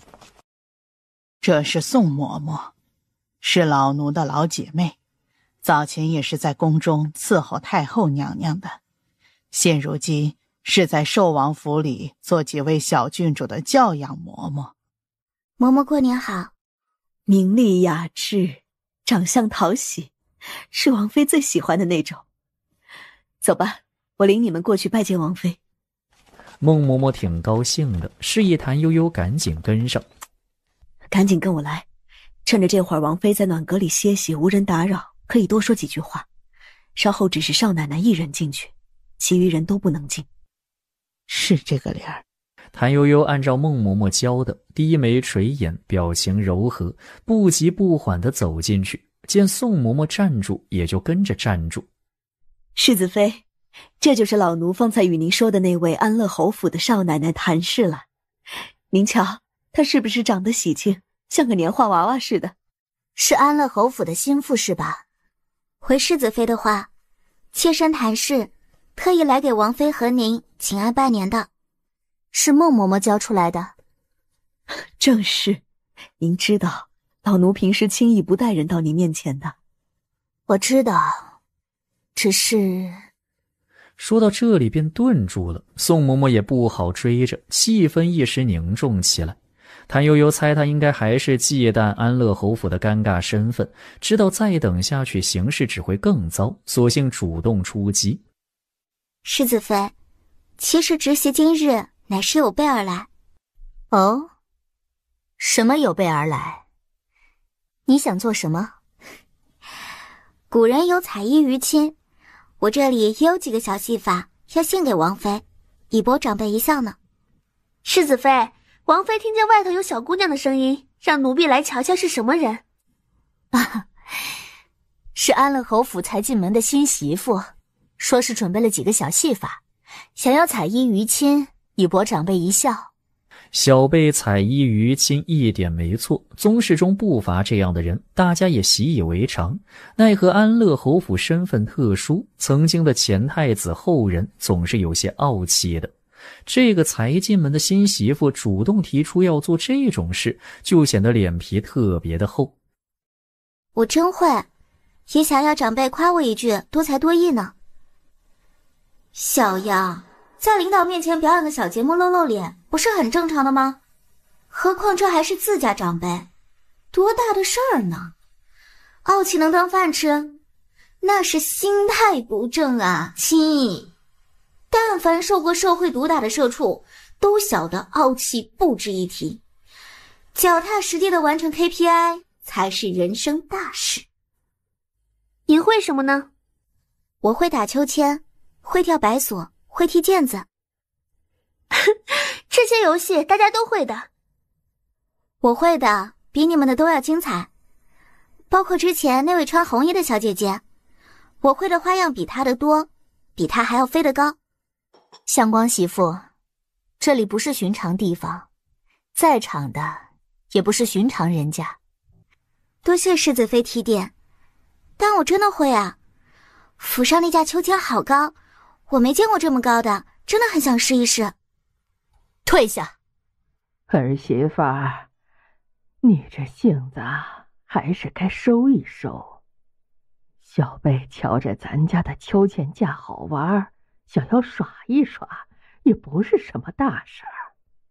你这样藏着掖着，不许他玩，倒像是小气不舍的似的。哼，让他耍耍也不会怎么样。是。紧接着，寿王妃有2个侍女扶着走了出来，在屋子正中站定了。叔祖母，孙媳不是吹牛说瞎话的人，您看看就知道了。寿王妃要笑不笑地勾一勾唇角，也不表态，慢吞吞往外走。谭悠悠赶紧跟上，却见一条狮子狗从后头跑上来，屁颠屁颠地围着她转圈，不停去嗅她脚上的味道。你身上藏了什么招狗的东西？叔祖母，我什么都没藏，只有一个香囊里头装的是寻常佩兰，不信您可以验看。谭悠悠也不明白是为啥，只迅速将香囊解下，递给寿王妃的侍女检查。王妃确实什么都没有。猫猫狗狗都有灵性，或是和荣少奶奶投缘。有点道理，香珠自来不喜欢陌生人的，今日才见着相光媳妇，就主动上前，他是真的投缘。叔祖母，孙媳从小就格外招人喜欢，真的，就连庄子里养的大白鹅也很喜欢我。既然他这么喜欢你，你抱了试试看。啊，可是孙媳笨手笨脚的，弄疼他怎么办？让你抱就抱啊！刚才的爽利劲哪儿去了？抱！哎呀，嘿呦，其他人我还不舍得呢，给你抱还嫌弃。人家从小就怕狗吗？正说着，那狮子狗对着他的脸舔了一口。跟上！人欺负人，狗也欺负人。寿王妃走进凉棚，所有人都站起来给她行礼问好。哟，这小媳妇是谁家的？怎么没见过？王嫂打哪儿寻来的？就和年画娃娃似的，抱着香珠这模样，可以上画了。安乐侯府的新媳妇儿。谭悠悠找了个不挡人的地方站着，试着去撸狮子狗。你怎么就看上我了呢？文在我能理解，毕竟我血肉相舔。你看上我什么了？狮子狗舔了他的手一下，没吱声。这丫头和我夸口说是秋千打得很好，想要玩一玩。我年轻时在乡野里头自由自在，最爱的就是打秋千了。现下老了，回不去了，只能看小姑娘小媳妇儿们玩了。大家难得聚在一起凑个乐子，咱们搞个比赛，谁玩的最好就给他个彩头，你们看如何？寿王妃随手从头上取下一只玉燕头簪，放在托盘里。我出这个。寿王世子妃乐呵呵地托了一只猫眼戒指。我出这个。其余人有样学样，跟着放了一样首饰。有钱人的任性生活啊！正想着，侍女端着托盘到了他面前，等着他给东西。啊，小可怜小透明也要出钱吗？难道这不是大佬们玩的游戏吗？谭悠悠见所有人都在看着他，只好强忍心酸，脱下手上的蓝宝石戒指。这个小过后也好找到材料补齐一套。蓝妹妹，还不赶紧谢过王妃？这是为你筹嫁妆呢，多有面子啊！红衣少女笑了笑，真的蹲下给寿王妃行礼。哎，先别谢我，这彩头是给赢的人的。接下来呢，想玩都去参加，但只有一条，这秋千高啊，自个儿掂量斤两，摔下来我可不负责。我来，我们也来。王妃吓唬我们呢，只要抓紧不松手，哪里就能掉下来了，至多不好看而已。我来，把他们几个的名儿都记下来，稍后好定输赢。一声锣响，谭悠悠站在秋千架上，并不用人帮忙推送，自个儿先躬身，再屈膝，下蹲，直起，挺身，双臂往外扩展，一串动作一气呵成，自己就荡了起来。是真的打得很好，而且胆子出奇的大，一会儿蹲一会儿站，秋千都几乎被他荡平了。人群的欢呼声一阵响似一阵。哎，是谁在打秋千？飞得这样的高，竟像是天外飞仙一般。嘿呀，王妃最会玩，不知从哪里找到这么个秋千高手，看得高兴了，又要拿我压箱子的宝贝去赏人。裴荣的脸色渐渐发白，胸口越来越闷，掌心足心全是冷汗。别人不知道，他却很清楚，这是谭悠悠。哎，好像掉下来了！哈哈哈哈哈！谭悠悠玩得差不多了，这才慢慢停下来，利索地下了秋千架子，笑眯眯地走到寿王妃面前行礼讨赏。那什么，当得太高，头发有些乱了哈。要不请叔祖母容许孙媳去梳洗整齐再过来。你过来，你这孩子，刚才可把我们吓坏了，还以为你……是孙媳的错，下次不调皮了。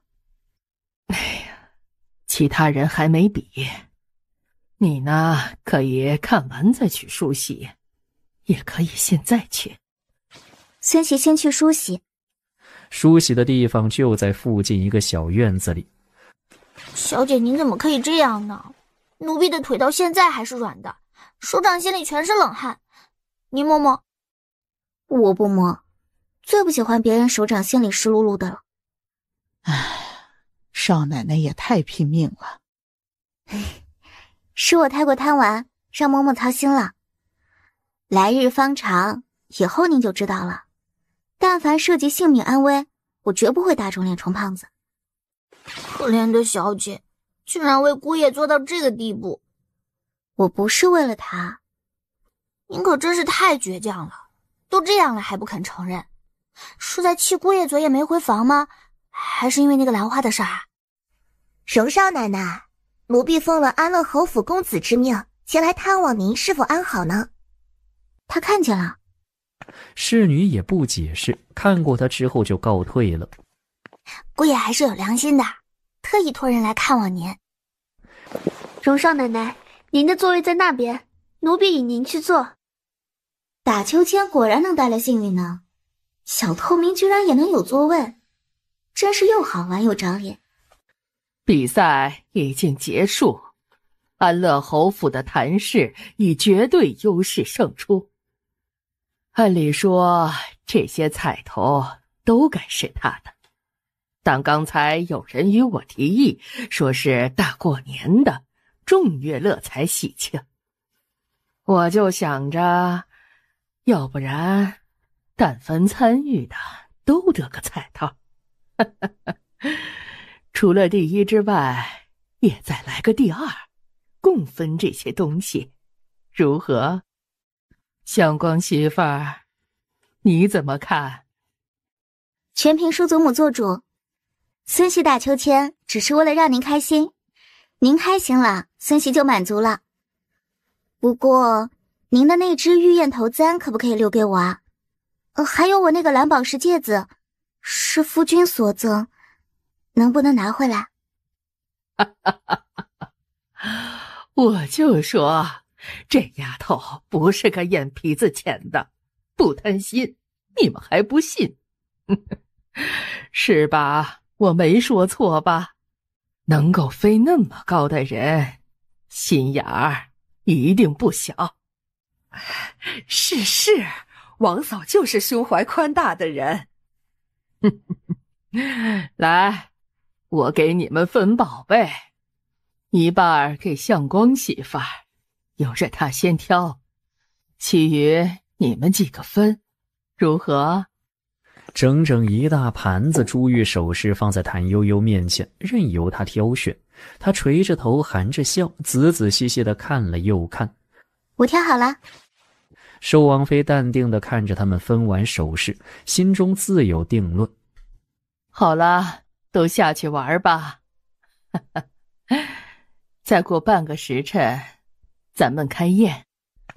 荣少奶奶，您的位子在那边呢。哪里啊？侍女指着前方靠中一张桌子。就在那儿。太靠前了，论起身份来，我不该坐那里。您太谨慎了，难怪王妃喜欢您。您放心，那是王妃亲自指定的，说是给今日的秋千第一人坐。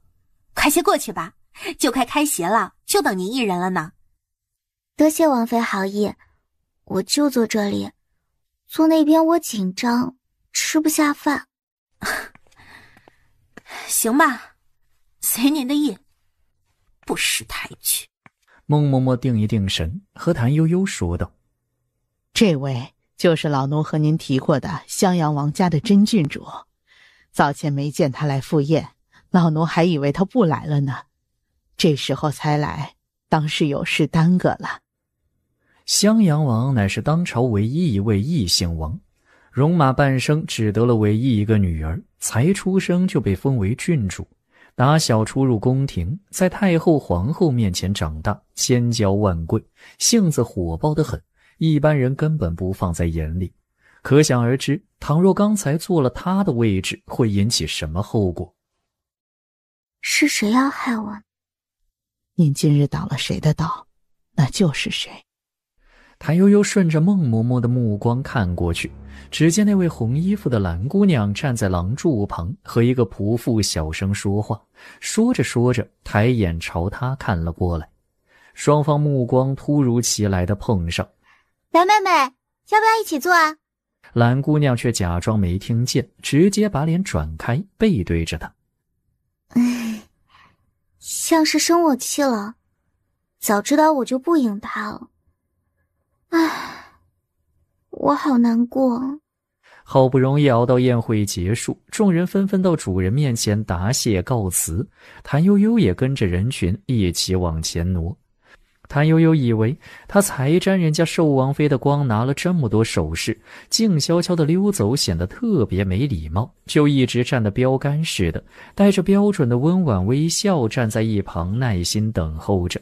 这一等就等了足足半个多时辰，寿王妃笑得脸都僵了，正准备收摊走人，突然看到了静悄悄站在一旁等着的小媳妇。你怎么还没走？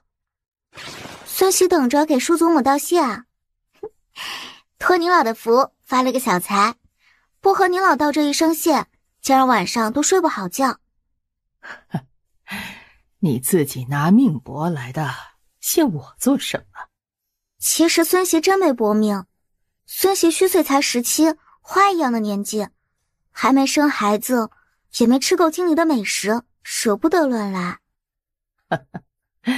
你这孩子说话倒是好玩。寿王妃也不知有没有相信他的话，知道。好了，谢也谢过了，去吧。叔祖母，虽说长者赐不敢辞，但其实我拿着这些宝贝，心里很不踏实。毕竟这人情是您老人家的，您得还。要不，我把这个留在这里，给您还人情。不必不必，堂堂寿王府还能缺你这点小东西？你留着就是。行了，赶紧去吧。太好了，下次再有这种好事，您还叫我好不好？看着寿王妃点了头，谭悠悠才笑着行了礼，倒退几步转身离开。狮子狗追上去咬住她的裙摆，摇尾巴。哎呀，回去，我的肉不香。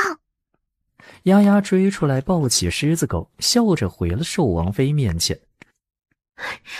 这位荣少奶奶真好玩，居然和香珠说她的肉不香。这小丫头古灵精怪的，瞧着倒不是邪门歪道。客人走的差不多了，您老人家忙了一天也累了，儿媳伺候您歇下吧。下次再有宴席，还让裴荣媳妇来玩。这就定下了，不再看看？有什么好看的？来这里不就是为了裴荣那个世子之位吗？这事儿原也不是你公爹要为难他家，还得看上头的意思。他若是懂事儿，那就慢慢来；若是不懂事儿，以后不给帖子就是了。少奶奶出来了。裴荣赶紧整理了衣衫，快步迎上去，却见最先走出来的是福王世子，然后才是谭悠悠。怎么才走？我以为你早就走了。啊，我刚有点事和叔祖商量，多耽搁了些时候。出来刚好碰见小嫂子，又没看见你在二门处等着，就陪着她出来了。人走的差不多了，我若在二门处候着不太好看，但我给二门处的婆子留了言，他们有没有告诉你？说了。这一方面裴铿铿还是周到细致的，不至于让他出来找不着人。裴荣走上前去，挡在他和福王世子中间。先上车吧。有劳世子。举手之劳而已，小嫂子太过客气。带回了家，谭悠悠下了车，正想拿捏着腔调使唤裴荣，就见福王世子站在一旁，笑嘻嘻地看着他。您怎么还在？小嫂子，您这话什么意思？嫌我烦是不是？我今天在席上没有吃好，想着你家肯定还要宵夜，就来换一餐。你说过要请我吃献美酒的，怎么转眼就忘？我只是惊奇而已，没其他意思。我换身衣服再来。小嫂子，你要亲自做啊？好。谭悠悠见四下无人，只有裴荣和柳枝在场，立刻站定了，伸个懒腰。哎呀，我的腰啊，好疼，我的腿也好疼，还有我的手，全是泡。随便让厨子做点打发他就是了，你去歇着，于是我来料理。夫君这是怎么了？怕世子把咱们家吃穷吗？我是心疼你。你心疼我？为什么呢？裴荣没吭声，拉起他大步走进屋子，打发了下人，抓着他的手放到灯下细看。很疼吗？当然疼了，我很久没打秋千了呢，要做出那些动作可不容易，疼了整整1天呢。夫君帮我吹吹。裴荣听见自己的心跳得厉害，喉结滑动几下之后，鬼迷心窍地抓住那双手，珍而重之地亲吻上去。他亲得很仔细，把每一个水泡都挨着亲了一遍。谭悠悠目瞪口呆，万万没料到啊！他只是想要逗逗这个老古板，哪能想到老古板突然开了窍。在裴荣亲到第4个水泡的时候，他果断往后撤，不想手被裴荣紧紧抓着不放松。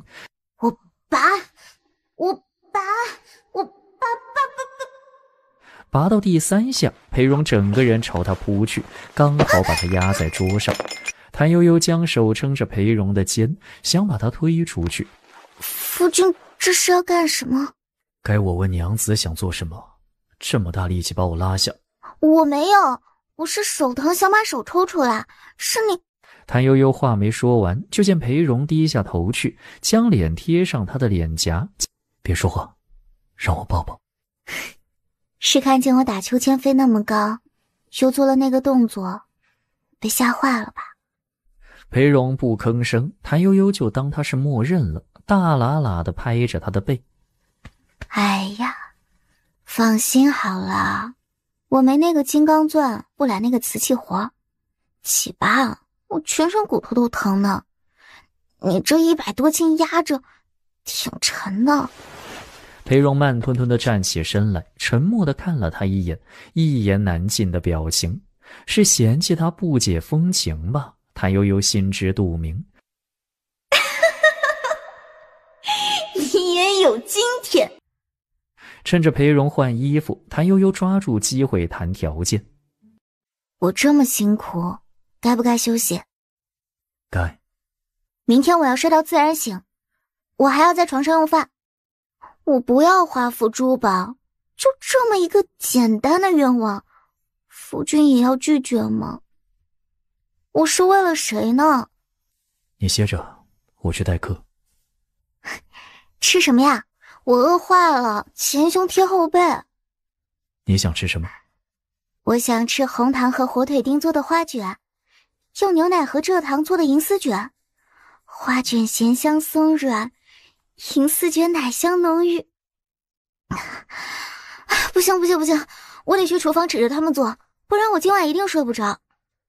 裴荣还没来得及开口，他已经招呼上柳枝莲枝，风风火火地走了。外书房中，福王世子正在翻看架子上的书，见裴荣进来，就揶揄道：“一去那么久，还以为你忘记我了呢，重色轻友。”他累着了，先打发他歇下才出来的。没办法，年纪小又娇气，只能哄了。你说什么？我没听错吧？古板迂腐的裴相光居然会哄人？她是我妻子，为了我可以豁出命去，我哄哄她又算什么呢？世子什么时候成亲？你年纪也不小了，今日令尊还让我劝你呢。什么时候成亲和谁成亲又不是我能决定的，今天见说哪个日子好，那就什么时候呗。料想领人端了吃食进来，福王世子两眼放光。扁食？是小嫂子亲手做的吗？我刚说过了，她太累了，已经歇下。这是我家厨子做的。我不吃，谁家厨子不会做扁食？我走了。我送世子出去。哎，相光，不如咱俩这一起喝个小酒聊一聊。哎，今晚我不回去了，你陪我。不喝，不陪。我明日还要去给好几位长辈拜年。世子若不回去，那就歇下。我先走了。说完之后，果然大步走了。裴相光真有你的啊！蒸了2笼后，谭悠悠就让人装入食盒，分别送去给孟嬷嬷、裴荣、福王世子。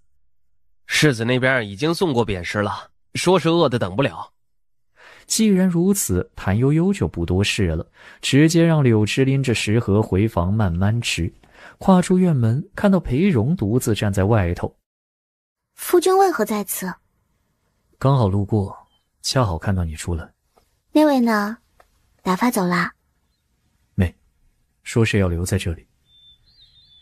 你明日想睡到什么时候都可以，也不用特别花心思招待的。花卷特别好吃，夫君要不要来一个？回去再吃。夫君你不懂得享受，这种冷天的夜晚，手里捧着热乎乎的食物，和心爱的人并肩而行，边走边吃，手里暖乎乎的，心里也暖乎乎的，最舒服了。你怎么知道？呀，一不小心得意忘形，说漏嘴了。我看街上好多年轻小夫妻就是这样的。我姨娘也和我说，早年她和我爹还穷的时候也这样，她特别怀念那个时候。姨娘和岳父还穷的时候，什么意思？他们从前就认识？那是当然啦，所以我娘是良妾嘛，在家身份不一样，我的名儿也和其他姐妹不一样。为什么呢？姨娘是书香人家的独女，本来也没打算跟我爹，后来遇到变故，不得不如此。我的这个名，据说是当年家中长辈留下的。姨娘真不容易，所以要对我家姨娘好。你放心，不提这些，光凭她生养了你，我也会敬重孝顺她的。何况她把你教得这样好。夫君真好，我愿意为你再打一回秋千，不是若干回，只要有需要，我立刻挽起袖子上。不要去了，以后都别去打秋千了。为什么？这不是好好的吗？我怕。怕什么？谭悠悠隐隐猜到，非要逼着裴荣说出来。裴荣却不说话了，大步走进正院，命柳枝等人放下食盒。你们去歇着，今晚不会叫你们了。我刚才仔细想过了，着实不用你这么拼命。是我的事，我自己去拼。尽人事知天命，走到哪里算哪里。你喜欢去玩，就跟着他们去玩，不喜欢就在家弄吃的。若是无聊，就上街买自己喜欢的东西。家里虽然不是很富裕，还够你花。夫君说的是真心话，比珍珠还要真。孟嬷那里，你愿意留她下来就让她留着，不愿就送走她。安保我还收她做弟子。为什么突然想通了呢？裴荣没回答这个问题，只洗了手，亲自给他拿了一个花卷。趁热吃，吃了早些歇息。谭悠悠边吃边盯着他打量，见裴某人的俊脸一点点的红了起来，就笑。我知道了，还是被吓坏了，以为我手滑，从上面摔下来了吧？胡说八道，大过年的也要有个忌讳。好了，正常了。谭悠悠吃饱喝足，拍拍手，准备去盥洗。刚进净房，就见裴荣跟了进来，便假惺惺道：“我伺候夫君盥洗。”裴荣伸手到浴桶里试水温，刚好。那什么，我怕把手上的水泡给弄破呢。我帮你洗。哪能让夫君做下人的活呢？我自己来就好。裴荣默默地看了他片刻，转身出去了。睡神附体，谭悠悠动作飞快，很快收拾妥当，打着哈欠，踏拉着鞋子走到床边，半闭着眼睛往下一躺，边踢鞋子边喊：“夫君，你可以洗了。”话音戛然而止，今晚的床好像很不一般，特别个人。谭悠悠机械地转动脖子，看到裴荣早就躺在了床上，他正好躺在他的腿上。他翻身坐起。夫君不盥洗了吗？我也盥洗过了，刚才你洗的时候，我去隔壁洗的。裴荣冷眼看着身边的小女人磨磨蹭蹭，摸摸搞搞，一会儿整理被褥，一会儿挪动枕头，一会儿又叠衣服，一会儿又编辫子，就是迟迟躺不下去。他也不出声，随手拿了一本书，对着仰角宫灯慢慢的看。他就不信了，折腾了这么一整天，这贪睡的女人还能熬得过他？他终于撑不住了，打了个哈欠，打算秒睡。眼睛刚闭上，灯就突然灭了，接着一只大手轻轻放在他腰上，他控制不住地颤了一下，好像这次的感觉和以往都不同的样子。我睡着了，我睡着了，我睡着了，我睡着了，我睡着了。他继续闭着眼睛使劲睡，可接着他就被一双有力的手臂带入温暖宽阔的怀抱，他的后背紧紧地贴着裴荣的胸，裴荣的呼吸就在他的耳边，碎发被浮动，痒得不行。谭悠悠本想假装睡着的，但是真的太痒了，他只好伸手去抓，手刚碰到脖子，就被如湿的唇给含住。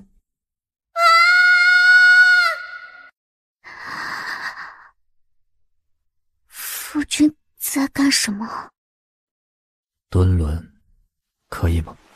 我好累啊，身上也疼，改天好不好？那要哪天呢？要不再过2、3天？可以。裴荣很痛快，却抓住他，让他平躺在床上。你要干啥？帮你松松筋。行家一出手就知有没有，裴某人力气比柳枝大多了，而且手更大更到位，只是3、2下，谭悠悠就忘了原则，开始小声哼哼。夫君怎会这个？父亲不良于行，腿脚是需要推拿按捏的。我在家中闲着无事，特意学了这个，偶尔也帮父亲捏一捏。夫君为何不早说？裴荣没回答他，继续干活。肯定是觉得大男人不能伺候小女人。要不是我打了秋千，这辈子只怕都不晓得裴荣会这个劲。谭悠悠舒服着舒服着就睡着了，睡得正正香甜，突然觉得腿部一阵酥麻，一种难以言喻的感觉吓醒了他。可以了，可以了。谭悠悠备受煎熬，匆匆忙忙拿开裴荣的手，迅速钻进自己的被窝，左边滚一下，右边滚一下，滚成一个蛋卷冰激凌，再甜甜道谢。谢谢夫君，夫君辛苦了。天色已晚，我们快快歇歇吧，明日还要早起拜年呢，我先睡了。拜年的事不着急，答应过让你睡个够的。裴荣伸手去拉他的被子，语气不急不缓的。别拉我被子！你不要捂得这么严实，好歹把口鼻露出来，这样不舒服。我这样才舒服。谭悠悠往床的内侧挪动，裴荣没有再追过去，安静下来，终于可以安心睡觉了。谭悠悠呼一口气，闭上眼睛，却听窸窸窣窣一阵响，接着灯光亮起。他转过头，只见裴荣靠在床头上，就着灯光又看起了书。谭悠悠愁啊，这怎么睡？他挪到裴荣身边，试图和他商量。夫君，要不您去书房看，或者去榻上看？不，我就在这里看。谭悠悠生气地瞪了会眼睛，什么时候睡着的都不知道。裴荣放下书，俯身下去，静静地盯着谭悠悠看。他想不明白，这具娇小玲珑的身体怎么能爆发出那么大的力量，怎么这样勇敢，无所畏惧，仿佛什么都不怕，什么都敢闯一闯，看起来还是个孩子呢。裴荣吹灭灯，紧紧贴着谭悠悠躺下，很快也就睡着了。师娘来了，谢谢师娘的花卷，特别多好吃。这傻孩子一口气用了3个特别，可见是真的合意。谭悠悠蹲下去，和安保面对着面。那你打算怎么谢我啊？我把祖母的戒尺藏起来了。哟，对我这么好啊？嘘。安保让他噤声，贼兮兮回头看一眼裴荣和孟嬷嬷。师娘给我带了什么好吃的？谭悠悠把糖和压碎包递给他。师父和祖母在说什么呢？再说师娘昨天做客的事，师娘真了不起。那是你祖母夸我的啦，别当真。为什么要否认？1是1，2是2。虽然是小孩子，也要说真话，不能随口敷衍，不然他也会跟着学。是，夫君说得很对，我错了。裴荣突然想起自己和他的约定，不在人前说他，便住了口。当然，这是谦虚。安保记住了，这是礼仪。有人夸你的时候，记得谦虚一下。谭悠悠震惊地看向裴某人，为人师表的原则呢？既然起了，就收拾出门吧。先去杨家，再去大学侍府。哦。相光媳妇是真招人喜欢，暮云这丫头啊，最是挑剔霸道，能得她这么爱重，不容易。相光这媳妇娶得不错，看你们这样好，我也放心了。当年的事都怪我，若非是我没忍住，相光也不至于。是我害了你啊！哎，老爷也是爱惜相光的才能，不忍埋没。事已发生，就不要总是想着了。你姨父为了你的事一直耿耿于怀，昨夜突然醒来，还在和我念叨这事儿呢，怎么劝都不好。今日你来了，也劝劝他。若是再来一次，侄儿还想再拜在姨父膝下，做一回您的学生，此生不悔。当真？二表哥，姨父累了，要不先让老人家歇会儿，咱们先出去，等姨父有精神了再过来陪同。就是，咱们也领着新媳妇出去吃些好吃的，逛一逛园子。这天儿多好啊！我看屋角有几枝杏花已经开了呢。好啊，给我也摘2枝杏花插瓶，让我看看那花儿，感受一下春光。姨父您放心，我亲自去摘，给您挑最好的。相光媳妇，停一停，我有话交代。姨父您说。你们都出去。王大学士只留一个常年服侍的嬷嬷在场，和谭悠悠说道：我看你是个聪慧的，当时知道我不行了。哪有，您老看起来挺好的。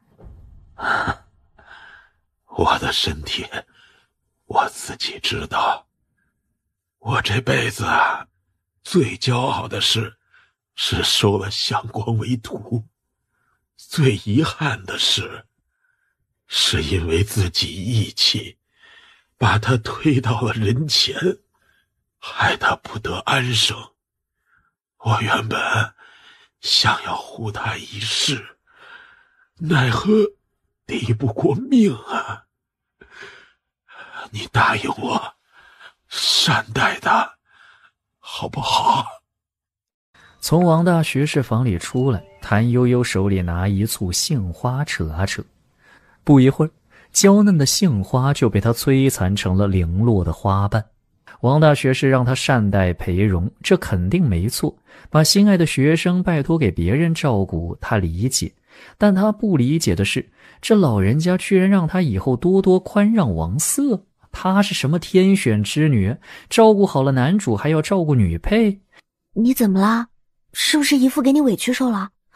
别理他，他变糊涂了。没受委屈，就是不太明白。姨父和我说，让我以后多多宽让大表姐。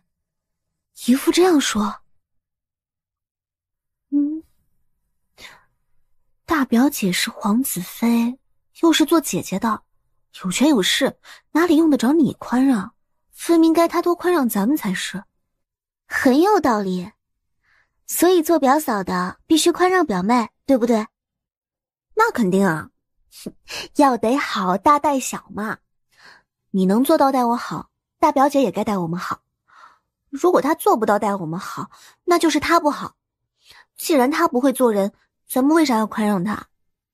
表妹，你做人很偏心啊。从前说我不如表姐脚底下的泥，现在又公然这样偏着我，真的好吗？为啥不好？偏心的是王姨父，我可没偏心。我这人最是正直，谁对我好我就向着谁。你们在说什么？再说姨父的交代呢。姨父让表嫂善待你，宽让大表姐，这什么意思嘛？那谁来善待表嫂，宽让表嫂呢？总不能因为表嫂性子好就让她吃亏。哎呀，你这沉不住气的性子，我现在还没吃亏呢。我护着你表嫂。是了，我是多余的，你们聊着吧，我走了。言罢，抱着杏花大步走了。这株杏树结的杏子又大又甜，是我吃过的最好吃的杏。你刚才扯这些，够咱俩吃一顿了。你不早说，多可惜啊！在生气呢？姨父病得糊涂了，说什么都不知道，别和病人计较。我不生气，就是见不得生离死别这种事。裴荣没再说话，只轻轻拍拍他的头，再默默守在一旁。原本欢欢喜喜来拜年，没想着遇到这事儿，你也别太难过。花开花谢，潮起潮落，都是寻常。我知道。我听姨父的意思，你传出才名这事另有隐情。这里不是说话的地方，回去之后和你细说。裴荣要牵他的手，我们回去吧。这是在别人家中呢，拉拉扯扯的多不好。裴荣沉默了，总觉得脸有点痛。夫妻二人一前一后往回走，突然看到好些服饰鲜亮的仆从呼啦啦地赶进来，先就把四处的道路给堵了，不叫他们通过。怎么回事？二皇子妃回府省亲，闲杂人等回避。夫君，表姐回来了，我们赶紧过去拜见吧。不必，他们骨肉相许，咱们凑过去不太好。谭悠悠也没勉强他，跟着他七拐八弯到了书楼。我们进去看看。看守书楼的老仆二话不说开了门。哎呦，公子呀，好几年没来了。哎呀，大仆都生小猫了。自您走后啊，这猫一直叫一直找，整整找了2年才没找。一只黑白相间的大猫从外面轻快地跑进来。大仆，是我，快过来。大猫懒洋洋地看了他一眼，转过身扭着屁股走了。猫猫狗狗都是有灵性的，你以为你是我啊？裴荣没吭声，随手抽了一本杂书放在他面前，示意他读。夫君读给我听。裴荣有些为难，东张西望，是生怕被王家人看到他念书给媳妇听的意思。不读算了，我自己来。给你念，给你念。裴荣的声音低沉优美，谭悠悠刚听了个开头，他便停下。谭悠悠抬头，只见王瑟独自走进来，怀里还抱着那只叫大普的猫。黄子飞。谭悠悠起身行礼，裴荣也放下书本，抱拳行礼。都起来吧，父亲让我过来取一本书，没想到你们在这里。知道黄子飞到来，不好上前打扰，示意我俩到书楼里暂坐片刻。不知黄子飞要寻哪本书，可否要我帮忙？不用了，我自己找。既如此，我二人就不打扰黄子飞了，告辞。相公，你可记得早年父亲送我的那本书放在哪里了？我记不得了。早年姨父送你的书，有好几本呢。就是你刚到我家时送的那一本，也是春天，下着小雨。楼前那棵老桃树才开了3两枝花，大普还是个小毛绒团子，总是喜欢爬到你肩上，掉下来又往上爬，把你的衣裳全抓坏了。我要把他送走，你不让，说大普与你有缘。裴荣半垂眸子听着，抓住谭悠悠的手，松了又紧，紧了又松。要不我去外面替你们把风？胡说八道！相公，你是在说我吗？对不起，父亲不好，我情绪有些不稳，总想着要是能回到从前就好了。黄子飞，您误会了，夫君不是说您，他哪敢对您这么无礼啊？他是在骂我呢。王瑟看看二人交握的手，再看看裴荣怒视谭悠悠的样子，眼里的亮光暗淡下来。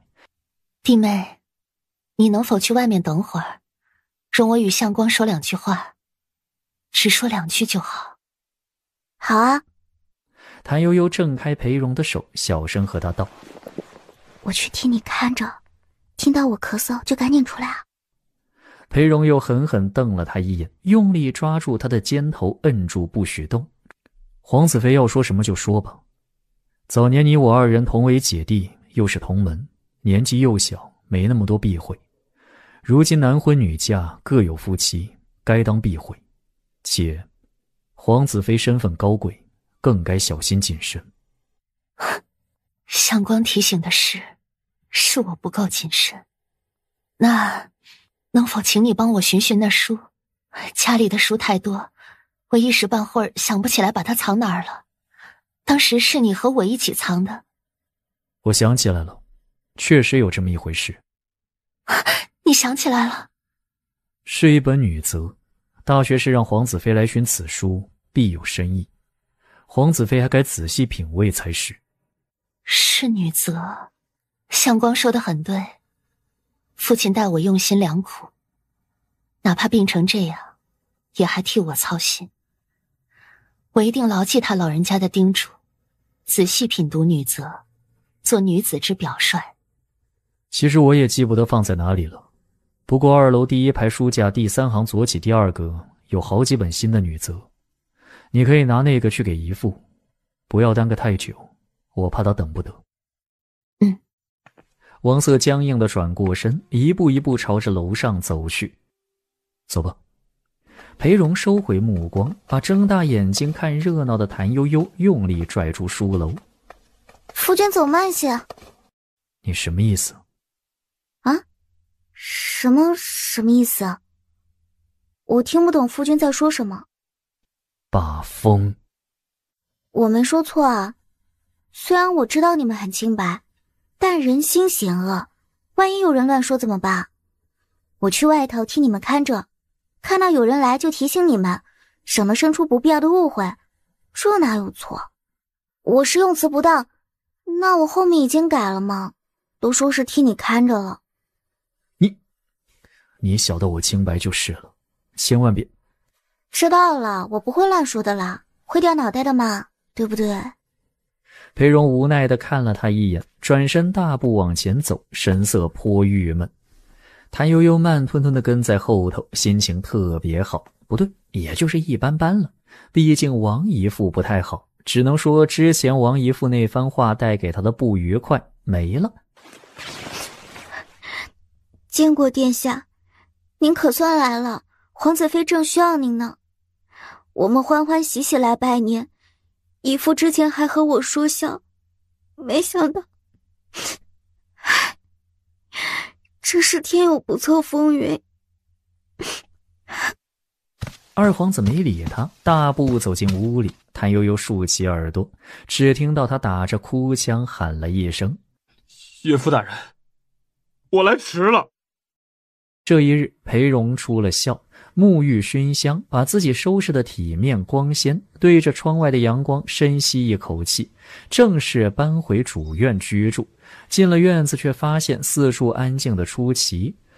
少奶奶是去厨房了吗？少奶奶应该是去买菜了，很快就会回来。果然如此，裴荣唇角含笑，正想进屋歇歇，就听隔壁锣鼓喧天。公子，你做什么？隔壁陈家二老爷高仲钦点为榜眼，但是人不在家，全由陈家奶奶一人操持。报喜的差人嫌包的封赏太少，姑娘让奴婢回来。我这里也是准备好了，你回去告诉少奶奶，就说外面迎来送往这些事都不用他们操心了，我会打理妥当。去把瓜子、花生糖什么的带些过去，给陈家招待女眷孩子。柳枝没料到不但没挨骂，还事事妥当，喜滋滋地收拾了过去，凑在谭悠悠耳边轻声说了。潘氏耳朵好，全都听了进去。俗话说得好啊，远亲不如近邻。我们这是前世修来的福分，才得你们夫妻做邻里。哎，你家相光瞧着严肃不近人情，实则挺懂人情世故的。他在家中就很擅长打理书务，毕竟打小就撑起家业的。说是不懂这些，也不知道我对他这么上心啊。忽见柳枝冲他狂使眼色，回头一看，裴荣就站在他身后不远的地方，背着两只手，面无表情地看着他，眼神晦暗难明。夫君真是及时雨，常儿哥外出访友不在家，我们两个妇道人家正在发愁呢，可巧你就来了，快，都交给你了。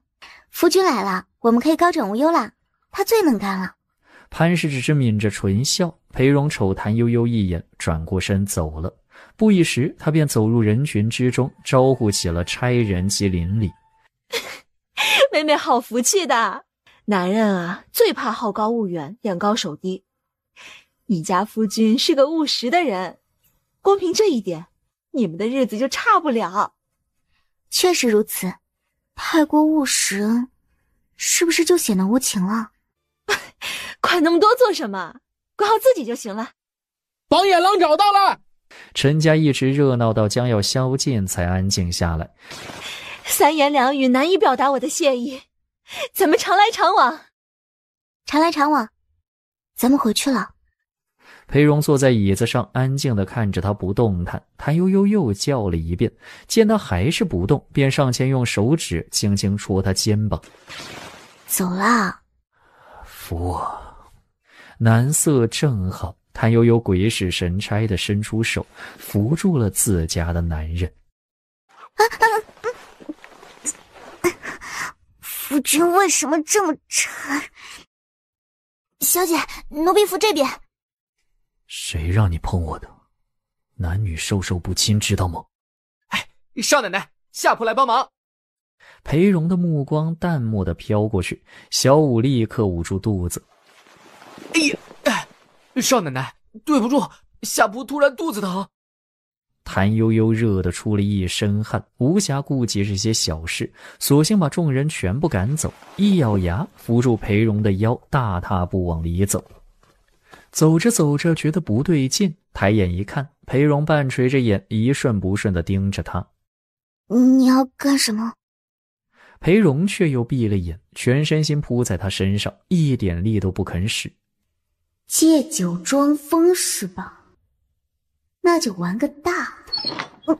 他咬着牙把裴某人拖回房，扔到榻上躺着。夫君等着啊，我去给你端醒酒汤。裴荣没理他，像是睡着了。谭悠悠跑去净房拿一壶凉水，气势汹汹赶回来，裴荣却不在榻上了。再一看，床前一个男人侧对着他，慢条斯理地脱衣裳，一件、两件、三四件，落到地上全不见。哎呀，辣眼睛！哇，太完美了！看看这紧窄的腰，还有腰窝。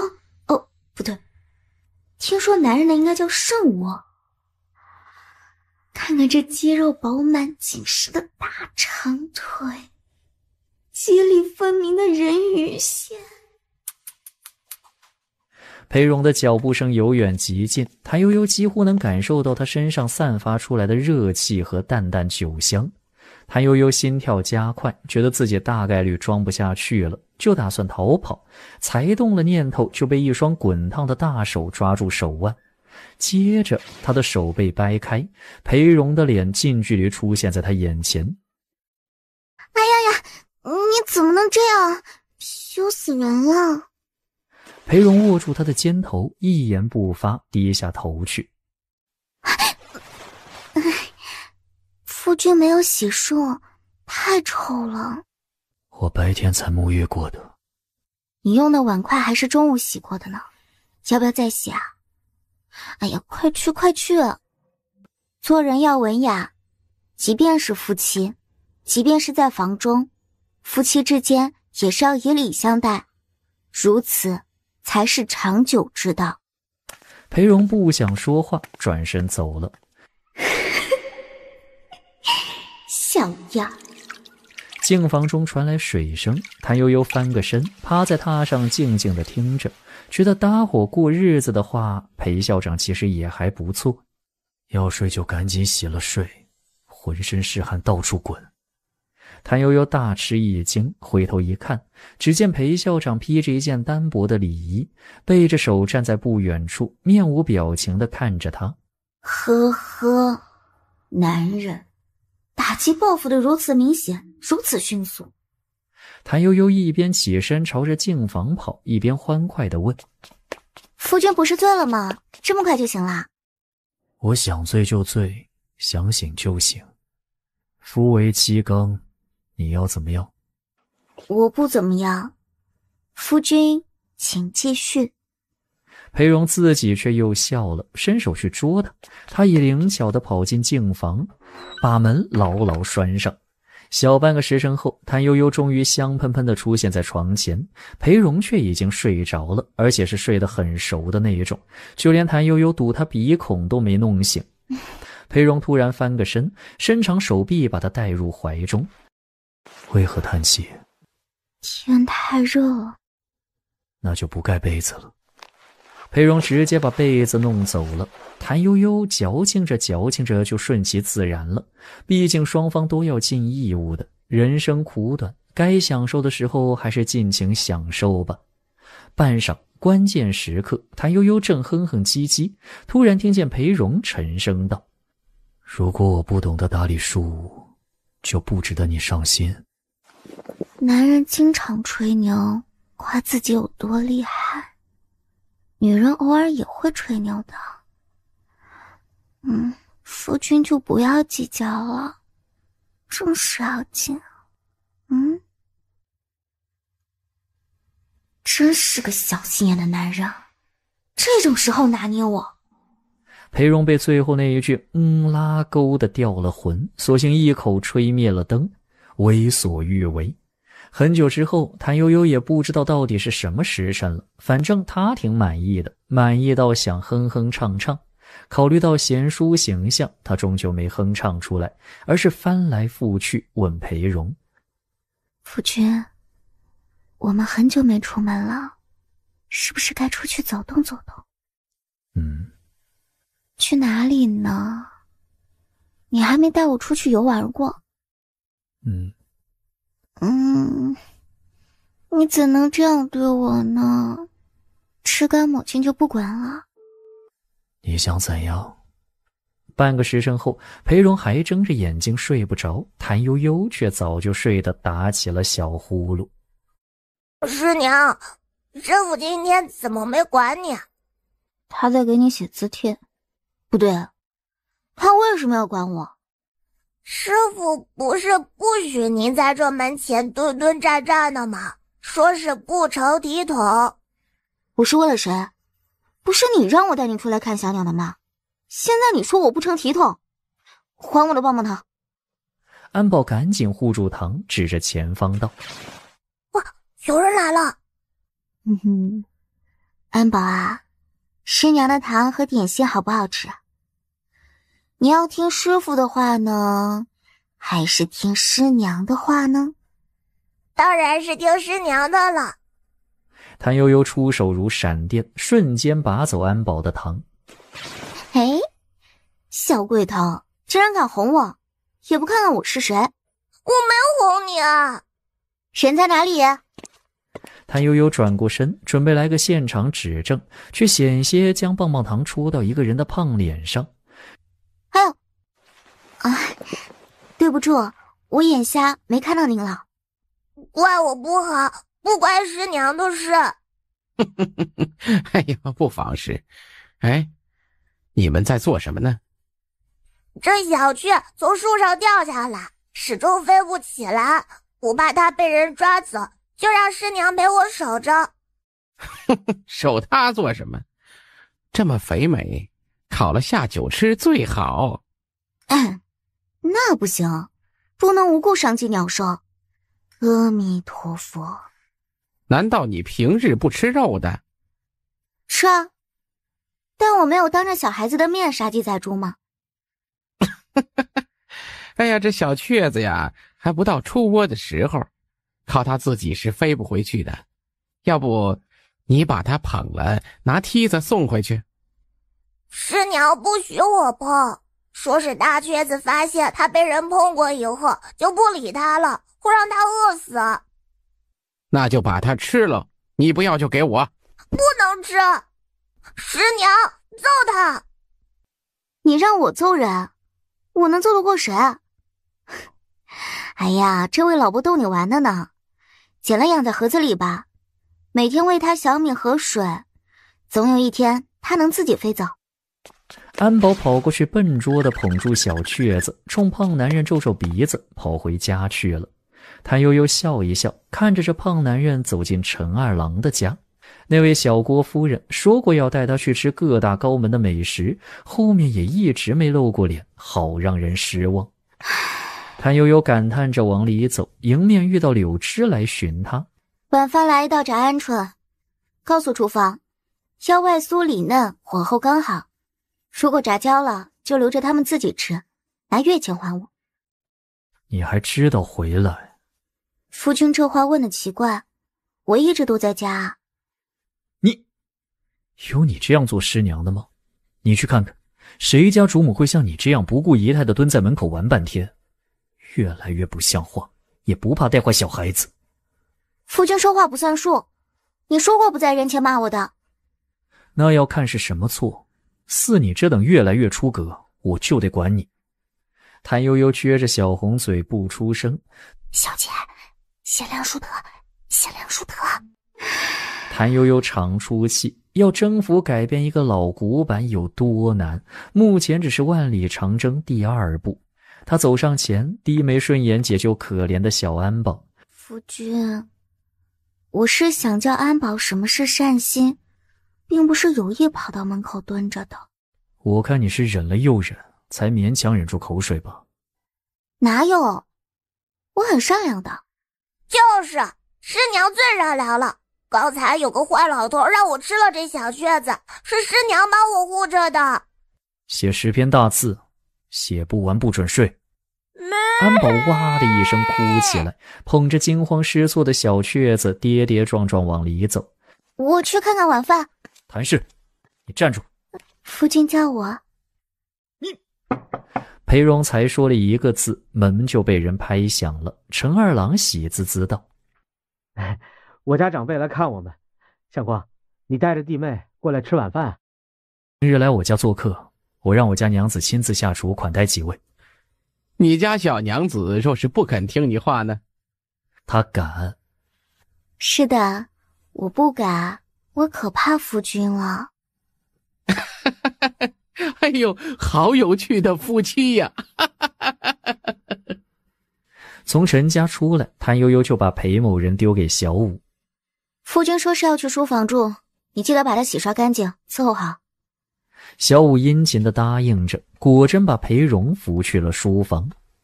次日一早，谭悠悠睁开眼睛，惊见本该在书房的裴某人竟然躺在他身边。谭悠悠戳戳裴荣的胸：夫君，夫君，醒来。裴荣不动，没反应。走水啦，走水啦！胡闹！如此大事岂能胡说八道？我已经说了，夫君打算怎么办？裴荣瞪了他一会儿，板着脸起身穿衣，打算冷处理。我一直在想，隔壁那位袁舅舅到底是个什么人？好奇怪啊！是个宦官，而且地位不低，不然不能独自出宫过夜。你怎么知道？他不是长着胡须吗？你们闺阁妇人不懂得这些也正常，那是贴的，他不想让人知道他的身份。至于陈家夫妇是否知道，我也不清楚。多谢夫君解惑，夫君真是才高八斗，见识深远。裴荣总觉得谭悠悠这话仿佛在讽刺，但见他严肃又认真，只好当作自己多想了。无论如何，咱们不管人家的闲事。陈二郎是榜眼，已入翰林，前途远大，让人知道他家长辈是宦官，不是好事。你千万闭紧了嘴，不要往外乱说，他们是真不容易。我记住了。夫君真善良。这不是正常该做的事吗？起来，说过要回请人家的。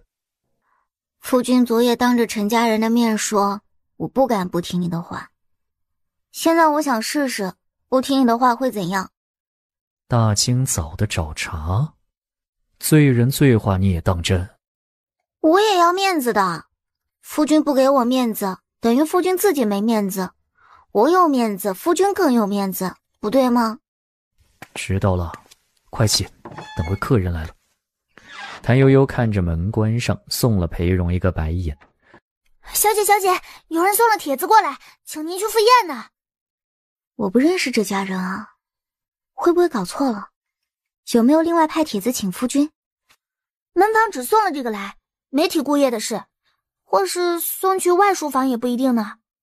谭悠悠把帖子放到裴荣面前，邀我后天去做客呢。夫君有没有帖子啊？这家人我不认识，不晓得该不该去。或真是女眷自己举行的私宴，待我托人打听一下，再决定去不去。只能这样了。谭悠悠决定还是把孟嬷嬷请来，陪着她一起去。说着说着，就见裴荣目光一直往他小腹上瞟，就伸手把小腹掩住。夫君看什么呢？我有事要出门。夫君慢走，一路小心，早些归家。每次他出门都是这几句话，一点诚意都没有。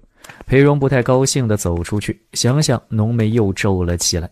隔壁都有动静了，为何他家迟迟没有动静？舅母使人回复你没有？回复了，他们都要去。谭悠悠上前接过他的外衣，递一杯凉茶，再递一把扇子。热吧？还好。裴荣递一只匣子给他，给你弄了养颜丹。哪有什么养颜丹？夫君被人骗了。怎么着？人家是告诉你能返老还童，还是能青春永驻？不是，就是能让人肌肤变白。我看你最近总带着安保在外面跑，都晒黑了，想着你大概会需要。不喜欢就算了。喜欢喜欢，哎呀。早晚各服1粒，饭后清水送服，连服1月方才有效。好好好，等会儿我就用。裴荣满意点头，自去盥洗。等到晚间歇息，裴荣走进卧房，见谭悠悠躺在躺椅上一动不动，以为他睡着了，便上前唤他去床上安睡。却见谭悠悠顶着一张褐色的脸，冲着他眨巴眨巴眼睛。夫君不用等我，我很快就好。你这是在干什么？你的脸怎么了？我在用夫君特意为我准备的美白丸。美白丸？就是姑爷带回来给小姐美白肌肤的那个呀。瞧，把这个药丸啊碾碎，加上牛乳调成糊状，再敷到小姐脸上。为了防止不适，要先在耳后试一试才行。谭悠悠，夫君有事？裴荣看他顶着那张褐色的脸，睁着黑白分明的大眼睛，无辜地望着自己，想骂又骂不出来，一甩袖子走了。怎么办？姑爷好像生气了呢。柳枝有些害怕，谭悠悠弹跳起来，直奔镜房，3下5除2把脸洗得干干净净，再对着镜子左顾右盼，确认自己的脸没问题，这才笑眯眯地跑回去躺上床。以为他是谁呢？什么乱七八糟的东西都往肚子里塞，吃坏了怎么办？他又没生病。您不去哄哄姑爷吗？他不回来怎么办？凉拌呗。谭悠悠最近吃得太饱，只想歇歇。正说着，就听见门响，裴荣板着脸走进来，站在床前一言不发。柳枝赶紧退下。夜深了，夫君还不歇下吗？明日还要早起呢。让你吃的药，你为何敷上脸了？我是觉得啊，吃下肚去哪有直接敷在脸上效果快呢，对吧？进了肚子还要通过五脏六腑、血脉经络，等到脸上药效只剩不到1/10了。裴荣听不得他鬼扯，一口气吹灭灯，躺下了。过了一会儿，床帐中便传出谭悠悠讨饶的声音：夫君清醒，我错了。错是错了，改是不改的。裴荣想到这里更加用力，稍后还给谭悠悠垫了个枕头。第二天早上，谭悠悠没能起来床，裴荣倒是神清气爽，各种温柔体贴。司马昭之心，路人皆知。谭悠悠咬着背角，瞅着裴某人的背影，牙痒痒。说好的诚实端方君子呢，居然也会骗人了。多亏他聪明，不然指不定什么时候肚子里就揣个小包子了。他才不干。何况为啥没孩子就该女人吃药？说不定是男人有问题呢。当天夜里，裴荣又想再接再厉继续耕耘，才刚靠过去，谭悠悠就捂着肚子哼哼唧唧：哎呀，疼，好疼啊！哎呀，裴荣不知他是真还是假，但见他翻来覆去的，又怕是真的，就张罗着要请大夫。别，3更半夜请大夫也麻烦。夫君帮我揉揉就好了。裴荣被他缠不过，只好帮他揉，揉了又揉，手都软了。谭悠悠还没好，揉到困意上头，只求能不再揉，其他什么都好说。等到谭悠悠说好些了，裴荣立刻松一口气，躺下去翻个身就睡着了，梦都没做一个。谭悠悠也舒服的不行，谁会想到有朝一日裴校长会帮他揉肚子呢？反正他是没想到。你怎么认识小郭夫人的？谭悠悠一指糟鹅掌，为了这口吃的。这是你的运气，他可是个滑头的，不知有多少人想往他身边凑，从来没有一个成功的。当面笑呵呵，转过身就不认。你是他亲自点名要带了出席宴会的第一人，所以你要小心，肯定有人眼红嫉妒，给你使绊子。稍后跟牢我们，别乱走。这位是谁啊？他一直瞪我，怪吓人的。那是朱御史家的夫人陶氏，早前和小郭夫人玩得不错，后来不知怎么两人掰了。他怕是见你和小郭夫人好，看不顺眼，你小心些。正说着，就见那朱御史夫人陶大妈站了起来，眼睛恶狠狠地瞪着谭悠悠，大步流星走过来，将手中一壶酒用力往桌上一放。这位妹妹生得真好，我与你一见如故。来，我俩喝一杯。朱夫人，我家侄媳妇不善饮酒。以尔何干？这是我和我小妹妹的事儿，她自己有嘴，让她自己说。喝不喝？不喝就是看不起我。这位大娘，承蒙您看得起我，称我一声小妹妹，我却不敢妄自尊大。您瞧着比我年岁大许多，我该称您大娘才是。这位大娘，我不胜酒力，但一杯还是能喝的。您是前辈，我先干为敬。言罢一仰脖子，咕咚一声把杯子里的酒给喝光了。好了好了，怎么不是果子酒？果子酒有什么意思呀？糟鹅掌当然要配烧刀子才过瘾。再来一杯，咱姐俩好事成双。不能喝了，我喝不成这种酒。你看不起我？好吧，那就再喝一杯。喝完之后再一次喊辣，眼里泪光闪闪，我见犹怜。我与妹妹十分投缘，再来一杯，换犀角大杯，凑个连中3元。嗨，意思意思得了，换什么犀角大杯呀？我们家可没那么多酒给你们糟蹋。宋家姐姐待客不诚心啊！之前下帖子时说是酒管够，菜管足，这会儿又怕我们喝光了你的酒，没意思。这位是陆翰林夫人，他家夫君早前和相光有过些龃龉。喝，好吗？那如果我喝光了，大娘一定也要喝光。那是自然。谭悠悠软糯糯地接过犀牛脚杯，双手捧定，埋着头狂喝一气。我喝光了，该大娘您了。大娘，该您了。您不会要赖账吧？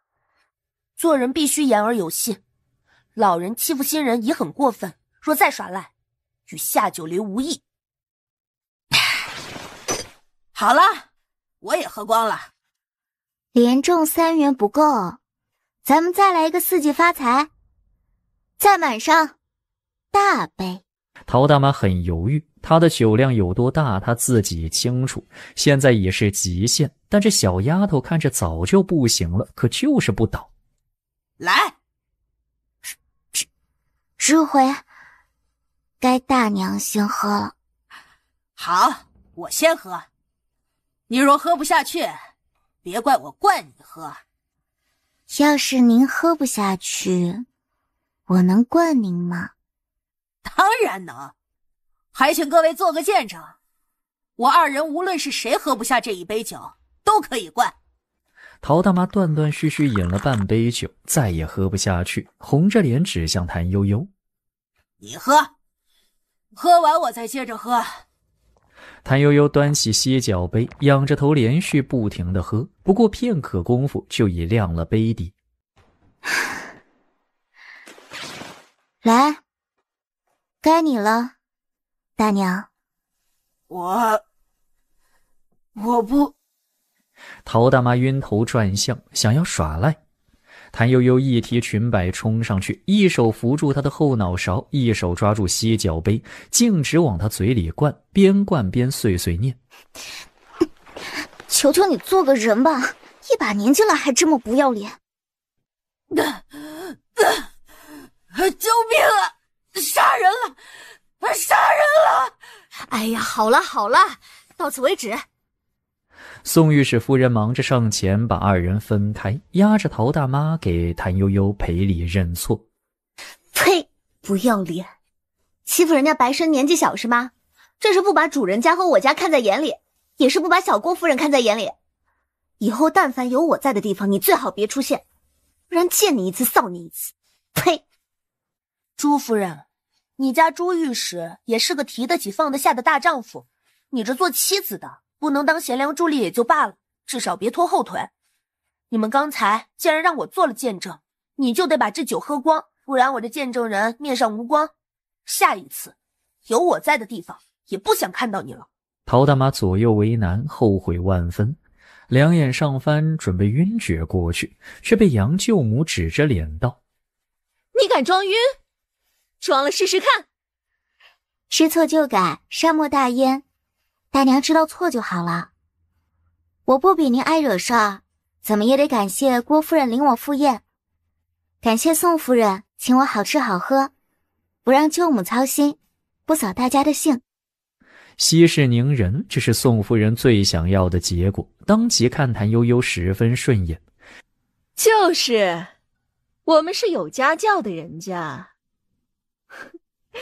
自己不长脑子，也不知是谁给撺掇的。拼酒，真想得出来。怎么也该来个车轮战嘛！你孤身奋战，说明人缘不好啊。也是，人以群分，物以类聚，在座的多数都是好人，谁愿意和你呢？陶大妈羞愧难当，醉酒顿倒，被宋夫人使人扶了下去。谭悠悠笑一笑，翻个身，安安静静地睡着了。待到一觉醒来，已是次日清晨。他伸个懒腰，哼唧出声：儿子，我口渴。一杯温水递到他唇边，裴荣的声音冷冰冰的：喝吧。谢谢夫君。不想睡就起来吃饭，我不骂你。裴荣伸出大手握住他的手掌，准备拉他起身。谭悠悠顺势扑到他怀里，紧紧搂住他的脖子，脸贴着他的脸，小声道：夫君当然不能骂我了，我又没错。怪我不好，但是你可以不喝的，没必要为难自己。我们之前说过，这件事你不用管了，我自己处理。我知道啊，我就是从一本书中看的，说是烈酒装入犀角杯中能够激发酒香，所以想要试试。还有就是陶大妈的样子太丑了，我想狠狠打她的脸。犀角杯我们家中也有的，你打人家的脸，却把自己也给喝倒了。你知不知道你昨夜睡得像猪一样，我也想把你的脸打肿呢。啊，夫君不要，人家这肌肤吹弹可破，又香又嫩，哪里能和您老人家脸皮拼？你是我3世的仇人。不对，分明你是我3世的恩人。我这辈子就是来还你恩情的，不然你哪儿去找我这么能干又善良的媳妇儿呢？对不对？话多成水，起床吃饭。哎呀，人家腿软走不动，夫君抱我。裴荣看着他不动弹，我太可怜了，在外面被别人欺负，回家夫君还不心疼我，让他抱一抱都不肯。裴荣伟岸的身躯便一点点软下来，默不作声地弯腰抱起他。谭悠悠立刻搂住男人的脖子，亲了他的下颌一口。夫君，我喜欢你这样对我，特别喜欢。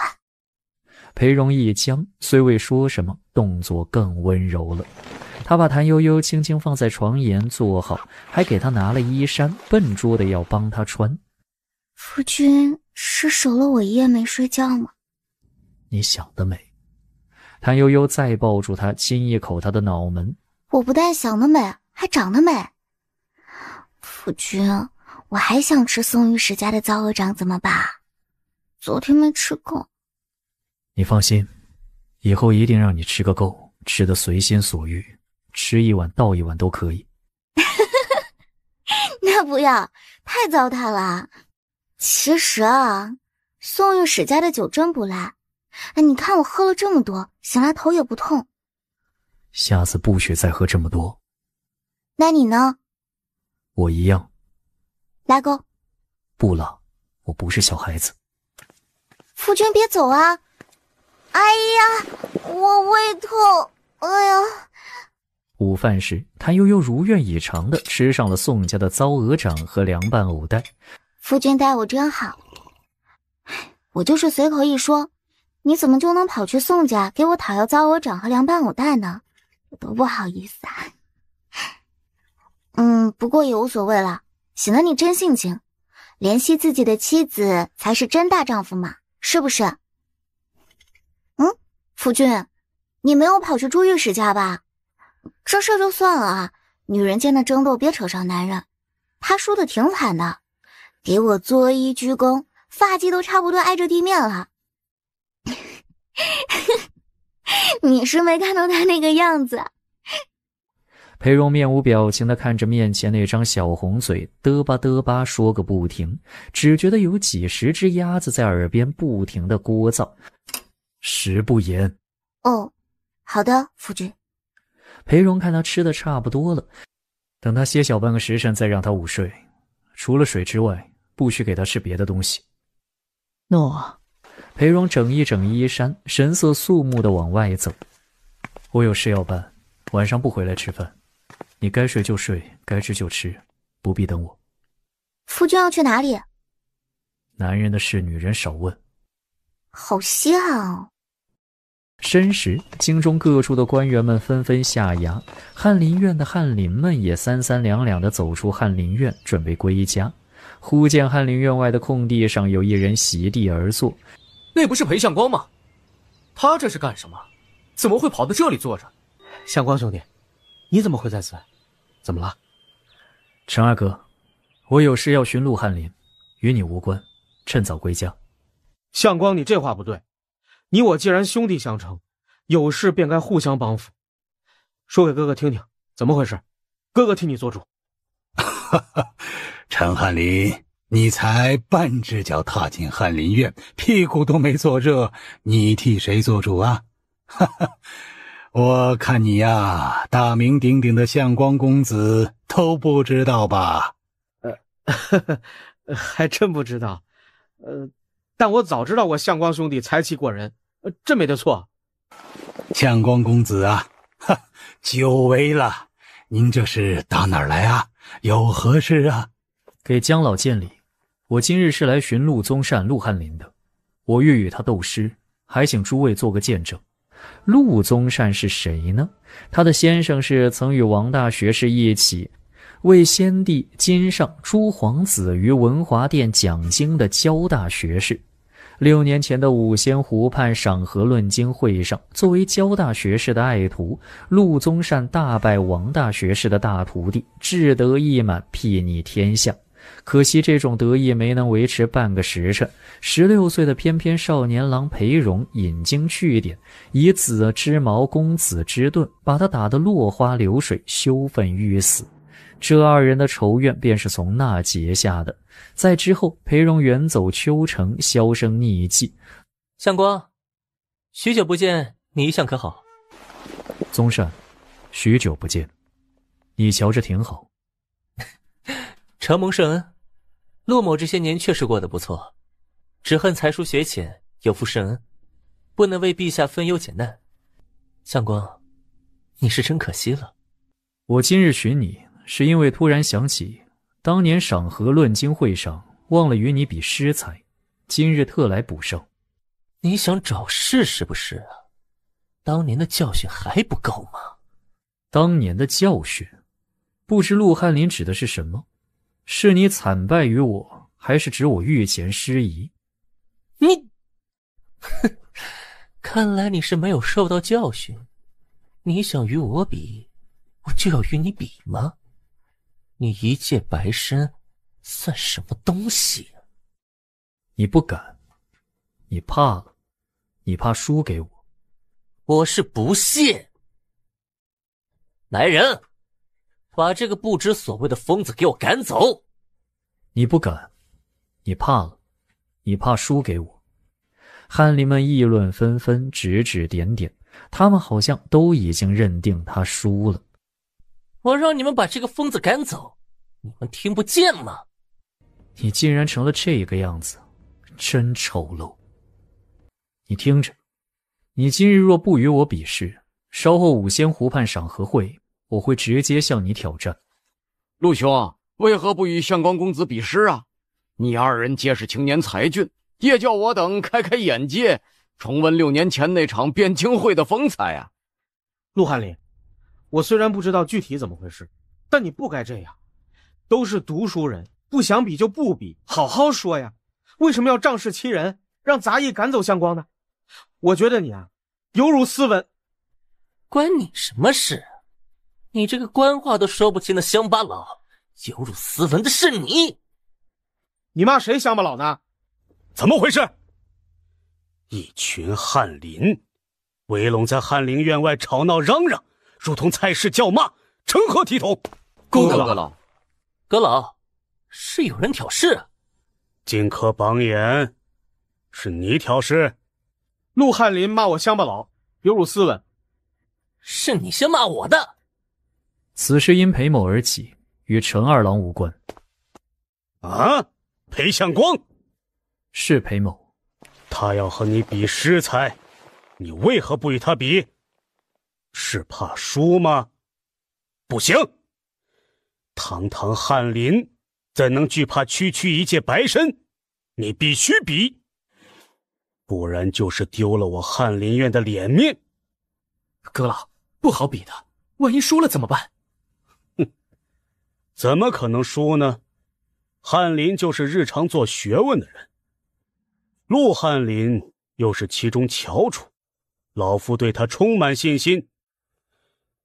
也行，不在这里比，那就留到五仙湖赏荷会上比。小陆，你保证能赢的吧？五仙湖赏荷会上必须赢，不然那脸面丢的可就大了。人家说的不是你陆宗善，而是要说整个翰林院。说不定天子降怒，你我都担待不起。要不答应裴相光吧，就在这儿比，输了也只是你们俩的私事，不会牵连大家。我就这样定了，马上比，老夫来做见证。要怎么比？画下道道来。请阁老命题，以一炷香为限，看谁做的诗最多，意象更好。青烟缭绕，一炷香很快燃到尽头。停，交卷。郭阁老严肃地命令裴荣和陆宗善停下，杂役小跑上前收走二人手中诗作。阁老，只是您一人评判吗？陆翰林想让谁参与评判？让我的先生。陆翰林这是有多怕输呢？必须自家先生在场才能赢。宗善，先生近来身体欠安，这种事情还是别劳烦他老人家了。你若信得过我们，便由我们来品评，如何？那边郭阁老已经看完二人诗作，轻飘飘道：你要请谁来品评都行，老夫不怕人说我徇私。我判裴相光赢，各位可以传看。郭阁老以一炷香为限，以和为题，裴荣写了2首，陆宗善写了1首半。写诗这种事当然不是以多胜出，讲的是品质。众人只看了裴荣的第1首诗，就已爱不释手。唯有绿荷红菡萏，卷书开合任天真。诗作传到陆宗善手中，他呆立不动，满脑子想的都是他完了。从此刻起，他变成了士林中的笑谈，再无颜面见人。天色渐晚，暮色四合，翰林院前看热闹的人已经散去，唯独留下裴荣和陆宗善2人。裴相光，我与你什么仇什么怨？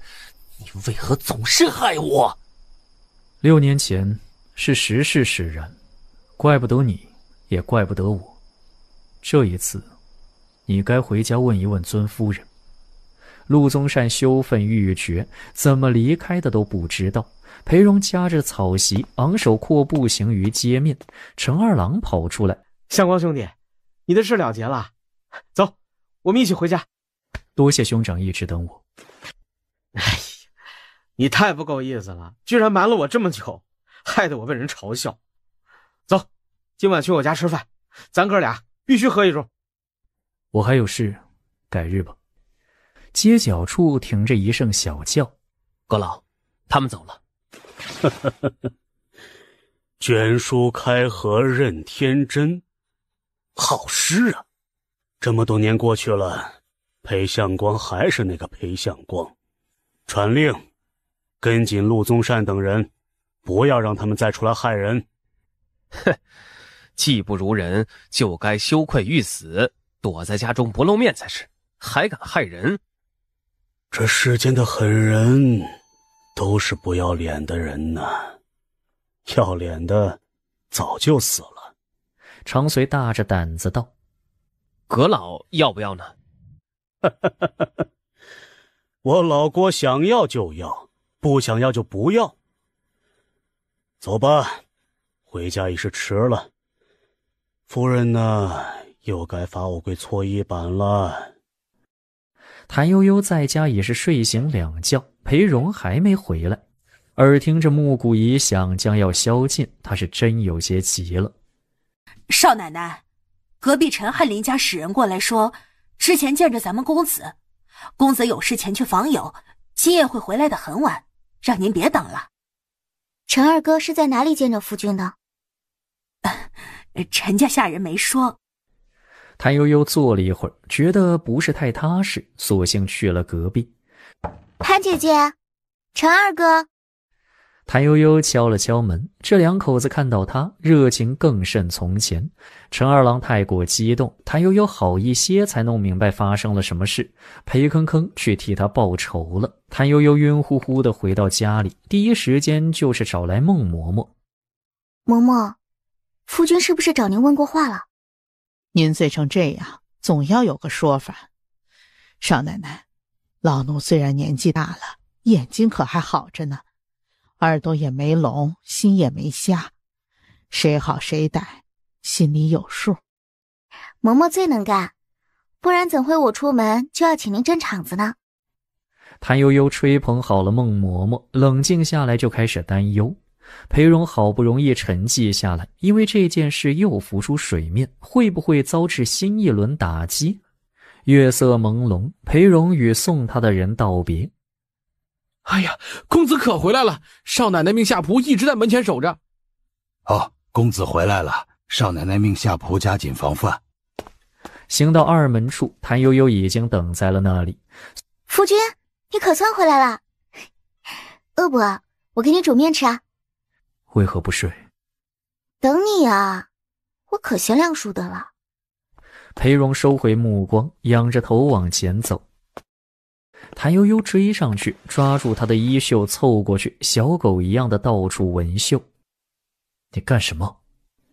看看夫君是否有在外面喝花酒啊。谭悠悠理直气壮地插着小蛮腰，小眼睛盯着他看了会儿，又甜蜜蜜地笑了，凑上去，死皮赖脸地把手塞进他掌中，小声道：夫君，我今夜特别挂念你，你不回来我都睡不着。裴荣想起回家之后见到的一系列事情，相信他说的都是真话，便默不作声地将他的手握紧了。小半个时辰后，谭悠悠躺在裴荣怀里，将手伸到他胸前，画了一个又一个圈圈。要睡就睡，不睡就起，干什么？就要这样才踏实。夫君，你为什么要去找陆宗善呢？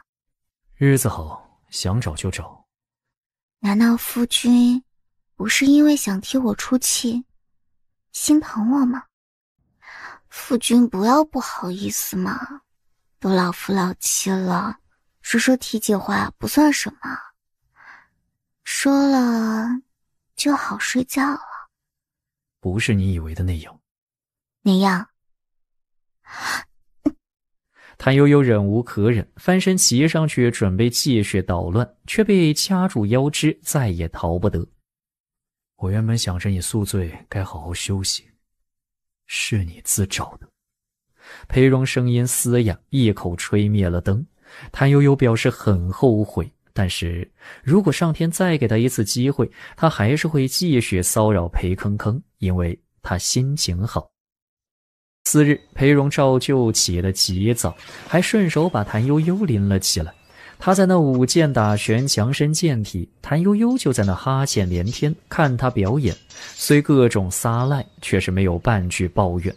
早饭时，裴荣终于忍不住：“你为何没抱怨？”“抱怨什么？”谭悠悠给他加了个红焖海参。大清早吃这么好。一日之计在于晨，早饭要好，午饭要饱，晚饭要少。为什么不能吃得好？吃吧吃吧，只要能吃就使劲儿吃，过几天咱们吃鲍鱼。一想到谭悠悠昨天夜里的表现，裴荣瞬间了然，当即微沉了脸。谭悠悠，你在想些什么呢？没想什么，就想和夫君过好每一天，吃好喝好睡好玩好。这么害怕，要不我先送你回秋城。好啊好啊。谭悠悠叫了2声好，见男人的俊脸黑得不能更黑，就嘿嘿笑了。我生是夫君的人，死是夫君的鬼，咱有难同当，有福同享。我信你个鬼！裴荣脑海中陡然冒出这句话来，然后自己把自己吓着了。于是他气呼呼地瞪向谭悠悠，却得到谭悠悠羞答答一个笑脸，于是那口气莫名其妙又散了。不用害怕，此事我已善后，不会引起太大波澜。夫君早说嘛，害得我把干货全都泡发了。这么热的天，这样的补还是要上火，得去药铺抓些凉茶去火才行。裴荣索性放下筷子走人，眼不见心不烦。谭悠悠嚼着海参，觉得裴某人似乎有些回避，不太乐意告诉他的后手是啥的样子，是个什么样的人呢？晚间，裴荣回房，看到谭悠悠坐在灯下，笨手笨脚的和手里的小鞋子奋斗，眼睛立时一亮，若无其事道：“你做的这是什么东西啊？奇奇怪怪的。”“小鞋子啊，这是鞋底。哎呀，太难了，世上怎会有如此艰难之事啊！”裴荣一声不吭，眼巴巴地凑了过去。“怎么了？为什么做这个？是不是咱们有了？”“有什么了？”“就是有孩儿了。”谭悠悠假意掰着手指算，“好像，似乎……哎呀，真的！”裴荣一下子激动起来，猛地起身蹲到他面前，先是将手紧紧搂住他，随后又赶紧放松力度，小心翼翼地环住。“悠悠，我在，校长。”“什么？”“啊，没啥。你要干嘛？别这样，我慌张，我害怕。”“真是长大了些，你为何不早提醒我？胎位坐稳之前不能蹲轮的。”“什么小腹长大了？那明明是肥肉啊，肥肉！男人都这么眼瞎的吗？”“夫君啊，我知道世人都想要儿子，何况咱们家还是几代单传。可若是我这怀的要是女儿，那怎么办？”“女儿怎么了？我俩的女儿一定钟灵毓秀。”“那要是一直没有儿子呢？”“不许乱说，实在没有，就是命数如此，该认命时还得认命，你要想得开。”谭悠悠张目结舌，他要想得开？明明是裴某人必须想得开吧。裴荣又摸摸他肚子上的肥肉，“其实我想，倘若一直没有儿子，或许咱家日子就平安康泰了，这样也挺好。”谭悠悠学着裴荣的样子，伸出肉爪子拍拍他的狗头。“夫君能这样想得开，我就放心了。”“你以为我是什么？食古不化？”“没有，我没这么想过。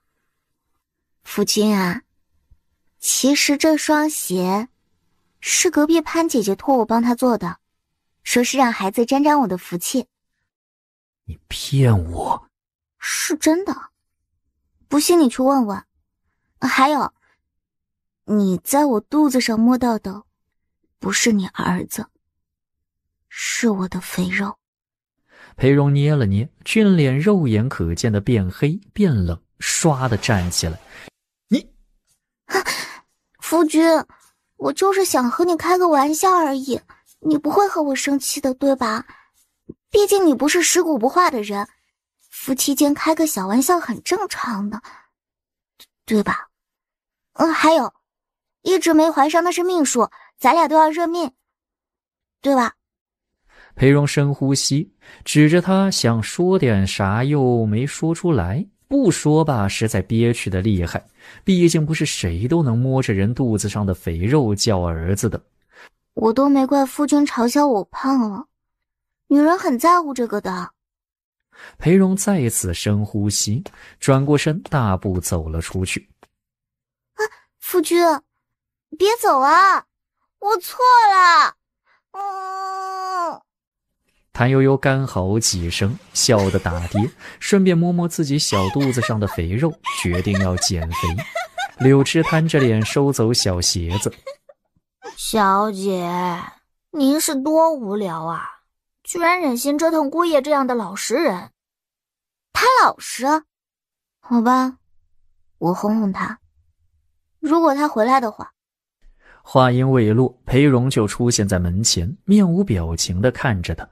柳枝立刻拉着莲枝消失不见，留他夫妻二人在房。夫君，我错了，别生气了。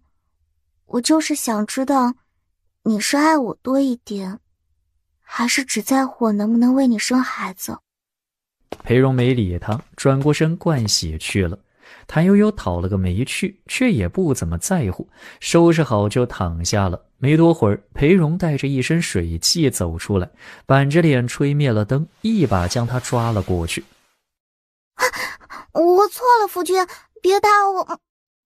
裴荣低头吻上去，堵住噪音来源。良久之后，谭悠悠双眼无神地躺在床上一动不动，嗓子都是哑的。夫君为什么不生气了？虽要认命，但谋事在人，成事在天。你我还年轻，还该努力，不能闲着。谭悠悠艰难地翻过身，噙着眼泪咬住背角。他太难了，真的。外表斯文冷静的人，变态起来真的很吓人，真的是太可怕了。若是上天再给他一次机会，他一定会和裴校长说再来一次。转眼就到了福王府请客的日子，谭悠悠一大早起了床，吃过早饭就开始收拾打扮。差不多了。确实差不多了，又不是去学美，对吧？万一打扮得太美，压过在场所有人，引起嫉妒，那可怎么办？裴荣已经习惯他这插科打诨的德行，都懒得管了。再三叮咛不许与人斗气斗酒之后，又不放心地交代了孟嬷嬷一通，直到隔壁潘氏使人来问，这才肯放谭悠悠出门。谭悠悠趴在车窗口，对着倚门送妻的裴某人挥手。怪可怜的，年轻力壮的大男人，天天关在家里，居然不无聊。不把他收拾的哭爹叫娘，我就不姓谭。您本来就不姓谭嘛，您是裴谭氏，不许在我面前提某某氏。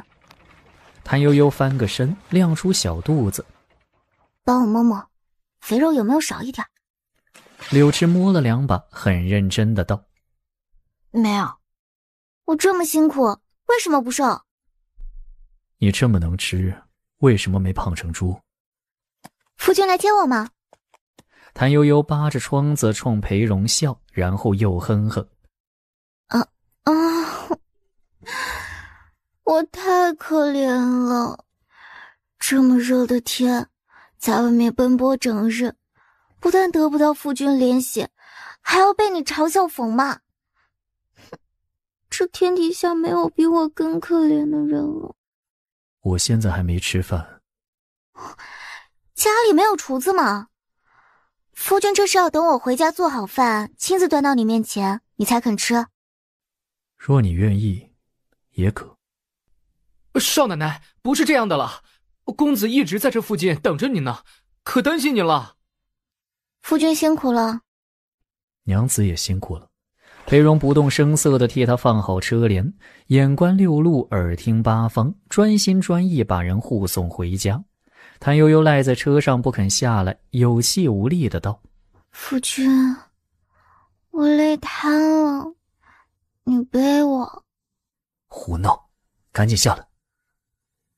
你要是实在动不了，我让报家的背你进去。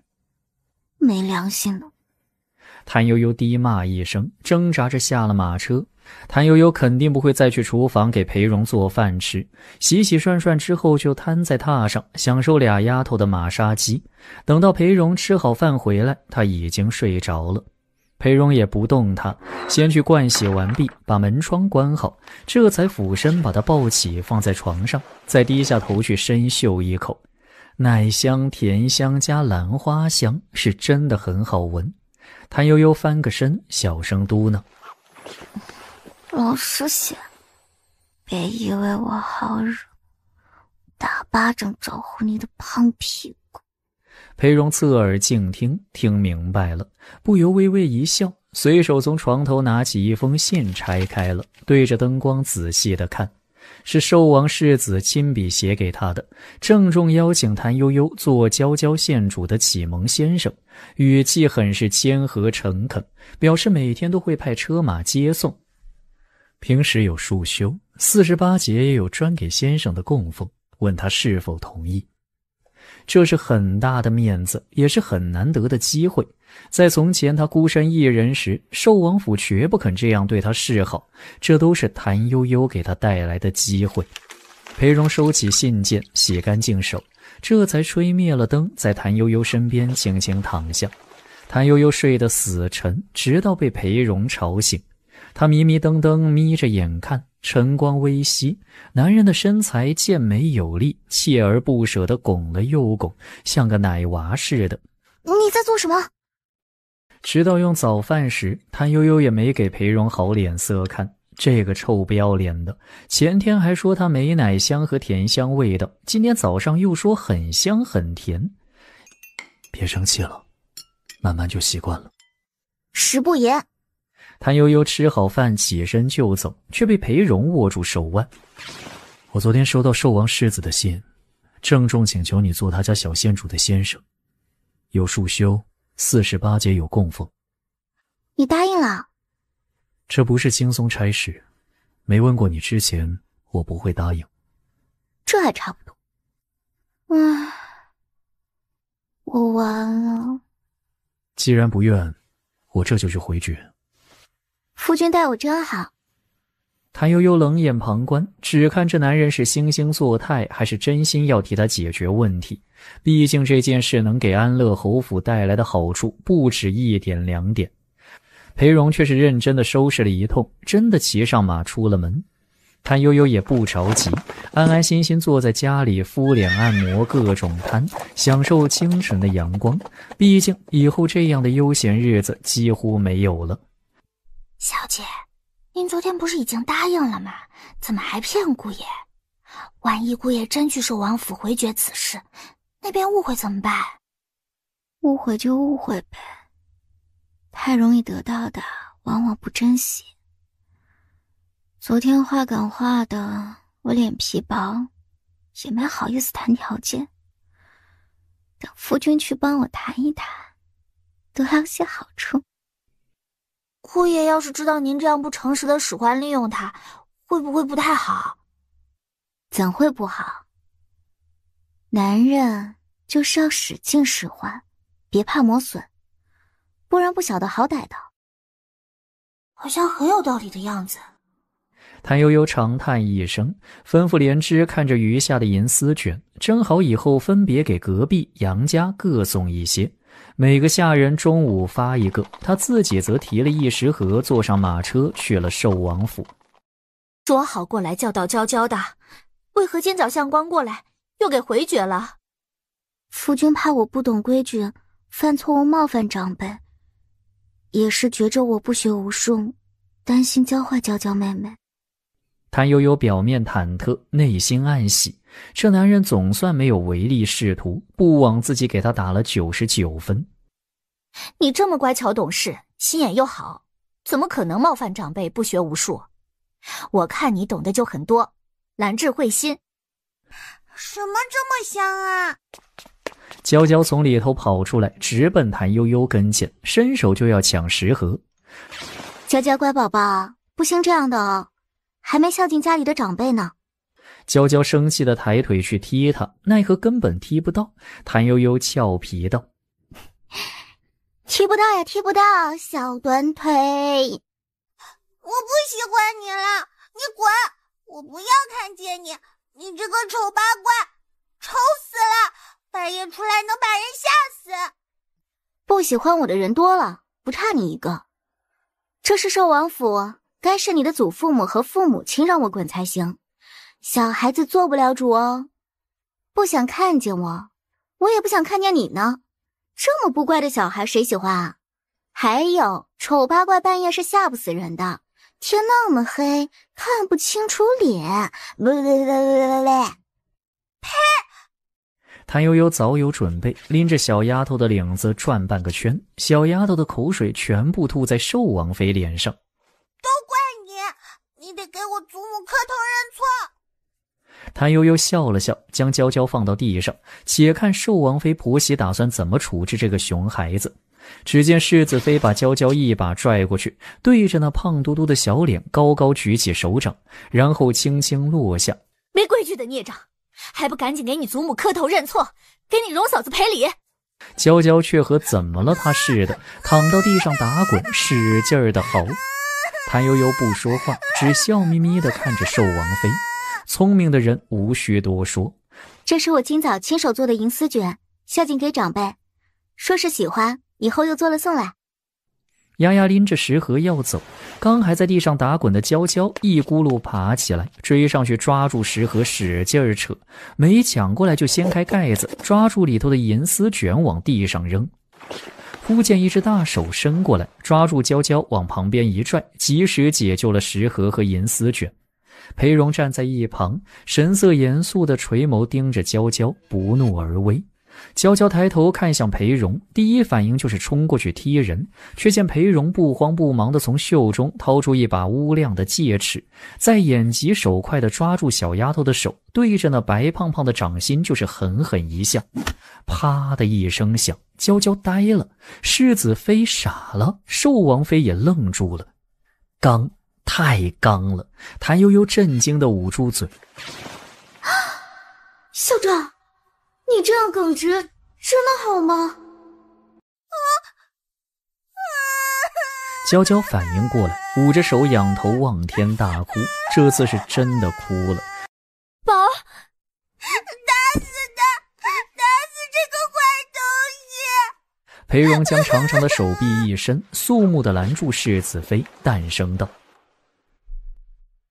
世子妃，慈母多败儿，玉不琢不成器，这孩子再不教导就迟了。我，他还小。裴荣淡淡地瞥了世子妃一眼，不慌不忙地再次抓住娇娇的手，啪的又是一下。从现在开始，县主每说一个脏字，就打一下掌心。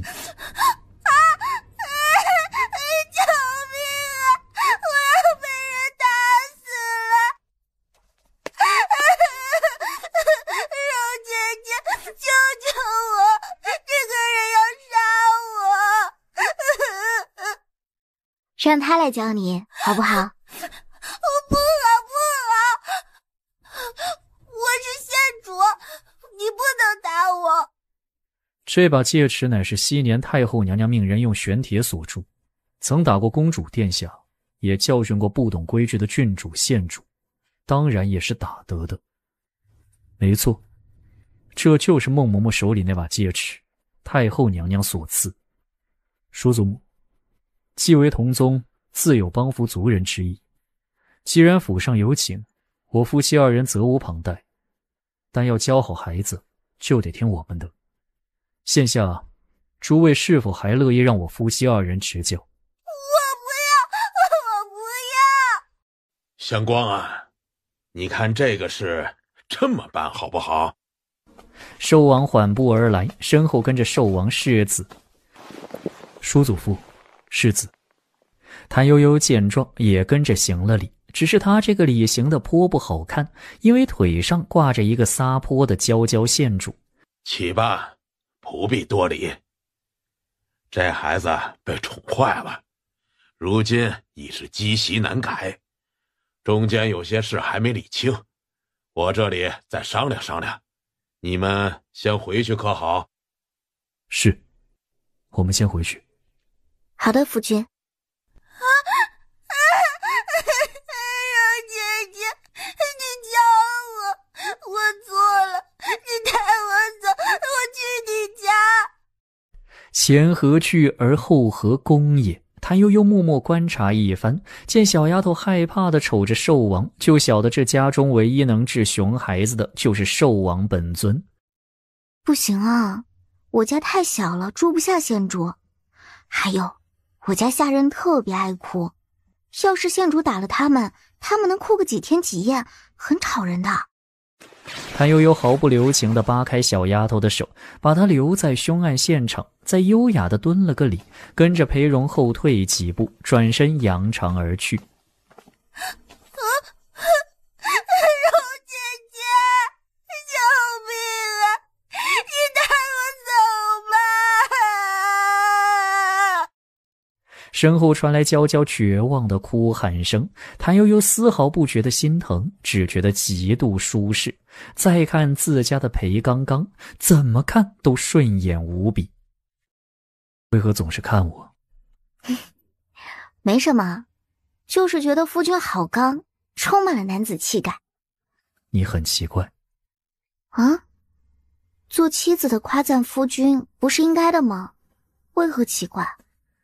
正常情况下，你该感到害怕才是。毕竟我才刚刚狠狠揍了县主，多半是会得罪寿王府的。裴荣领着谭悠悠走到外间，突然想起来，你是坐王府马车过来的？是啊。夫君要不带我骑马吧？我给你雇马车。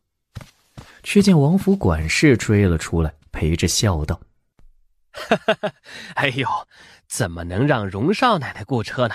车已备好，还请少奶奶这边登车。谭悠悠看这态度，猜着寿王及寿王妃应该是没被裴刚刚得罪太狠，便高高兴兴上了车，笑眯眯和王府管事道了谢。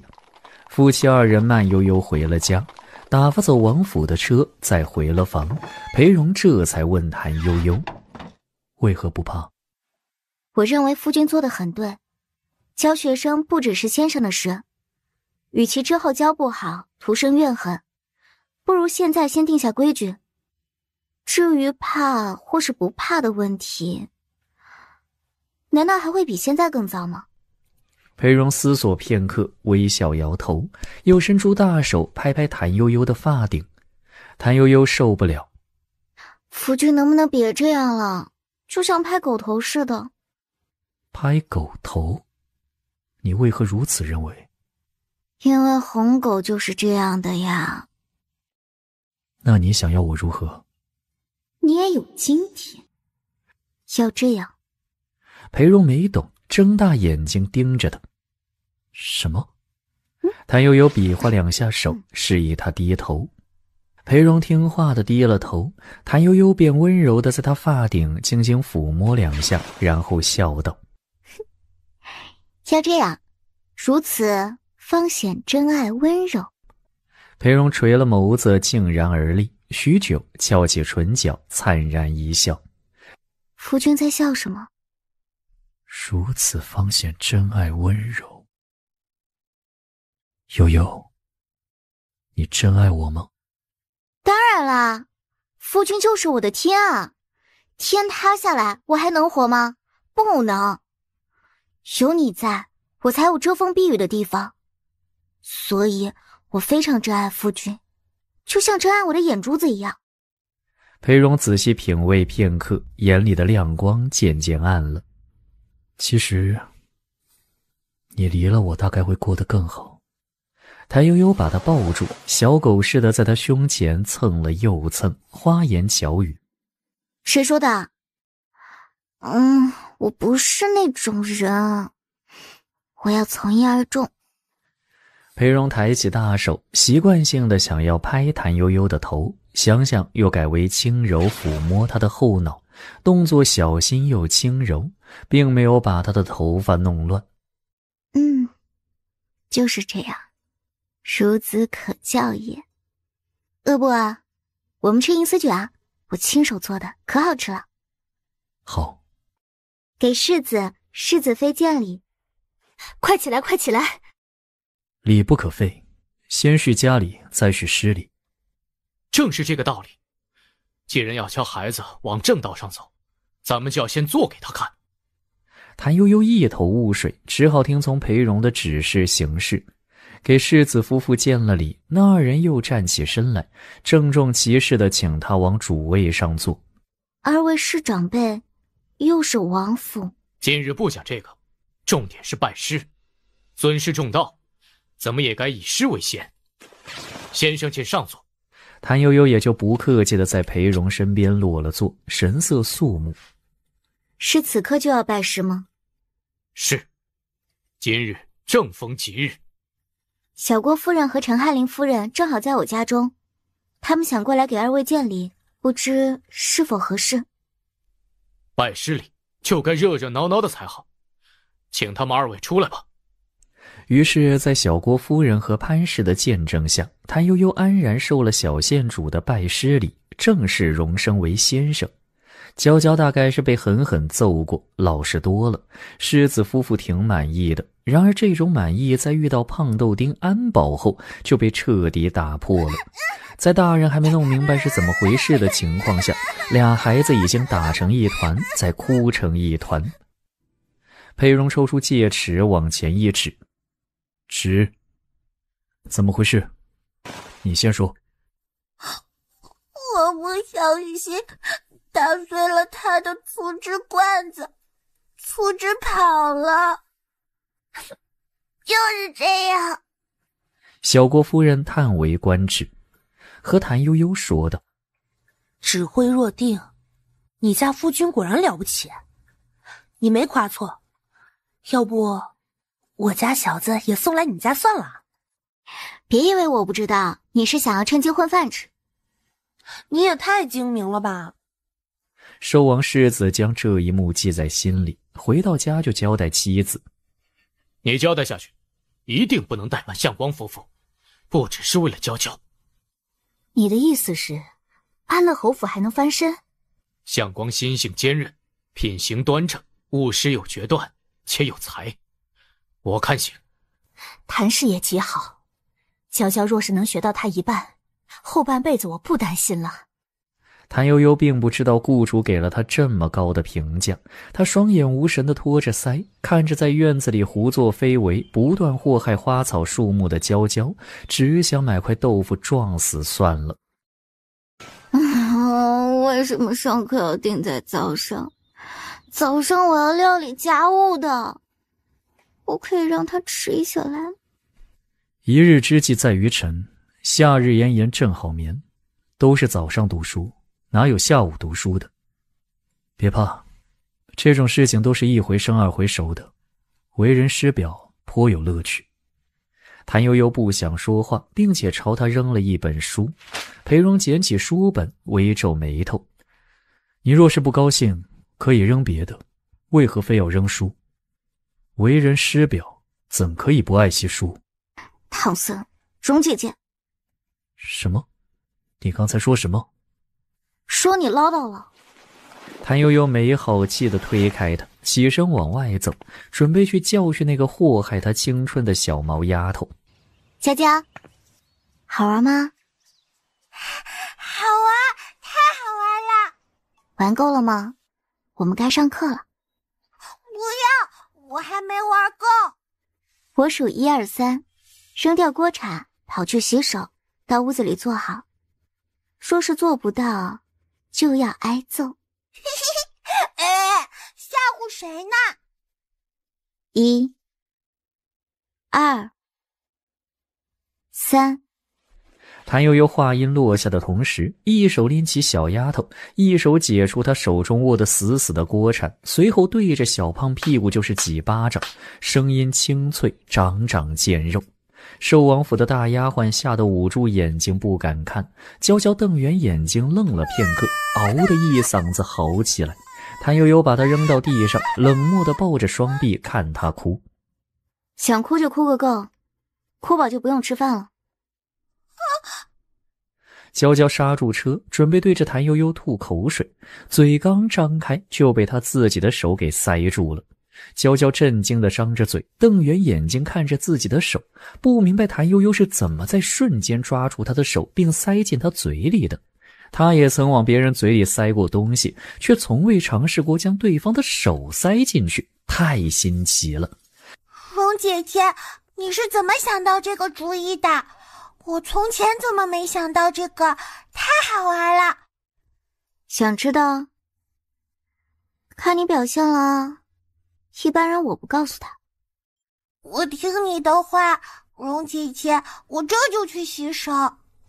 娇娇也不叫丫鬟过来伺候，自己就跑去洗了手，再乖乖坐在桌前等谭悠悠给她上课。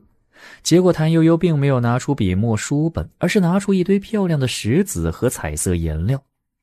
来，我们一起玩吧。把这一章诵读10遍，我回来要检查。安保敢怒不敢言，眼睁睁看着裴荣溜走去徇私。裴荣走到谭悠悠上课的地方，站在窗外悄悄地看，只见一大一小相处和谐。裴荣忍了又忍，最终忍无可忍，抬手轻叩房门，再低咳一声，变成花猫脸的一大一小抬起头来看向他。裴荣严肃地指着桌上的颜料：“我的。”“肯定是夫君的，我又不花花。”“这些颜料都是最贵的，但是最好看。”“好看！”“不但贵，而且很难得。有些原料必须去深山里找，其中还有各色宝石。”“我知道，因为珍贵难得，所以历经千年不变色。”“能不能把它们还给我？”“不能，先生，荣哥哥，巧巧很喜欢这些颜料，能不能别拿走？”“不行，我必须拿走。”“我和你买好不好？”“我不卖，有些东西是钱买不来的。”“夫君不是说家里所有的东西我都可以动用吗？”谭悠悠撑着下巴盯着裴荣看，满眼都是控诉。“我什么时候说过这话？”“好的，我知道了。咱不稀罕他这个，我另外给你买啊。他这个不好，画到脸上可能洗不干净，咱俩就真成大花猫了。”“还你，小气鬼！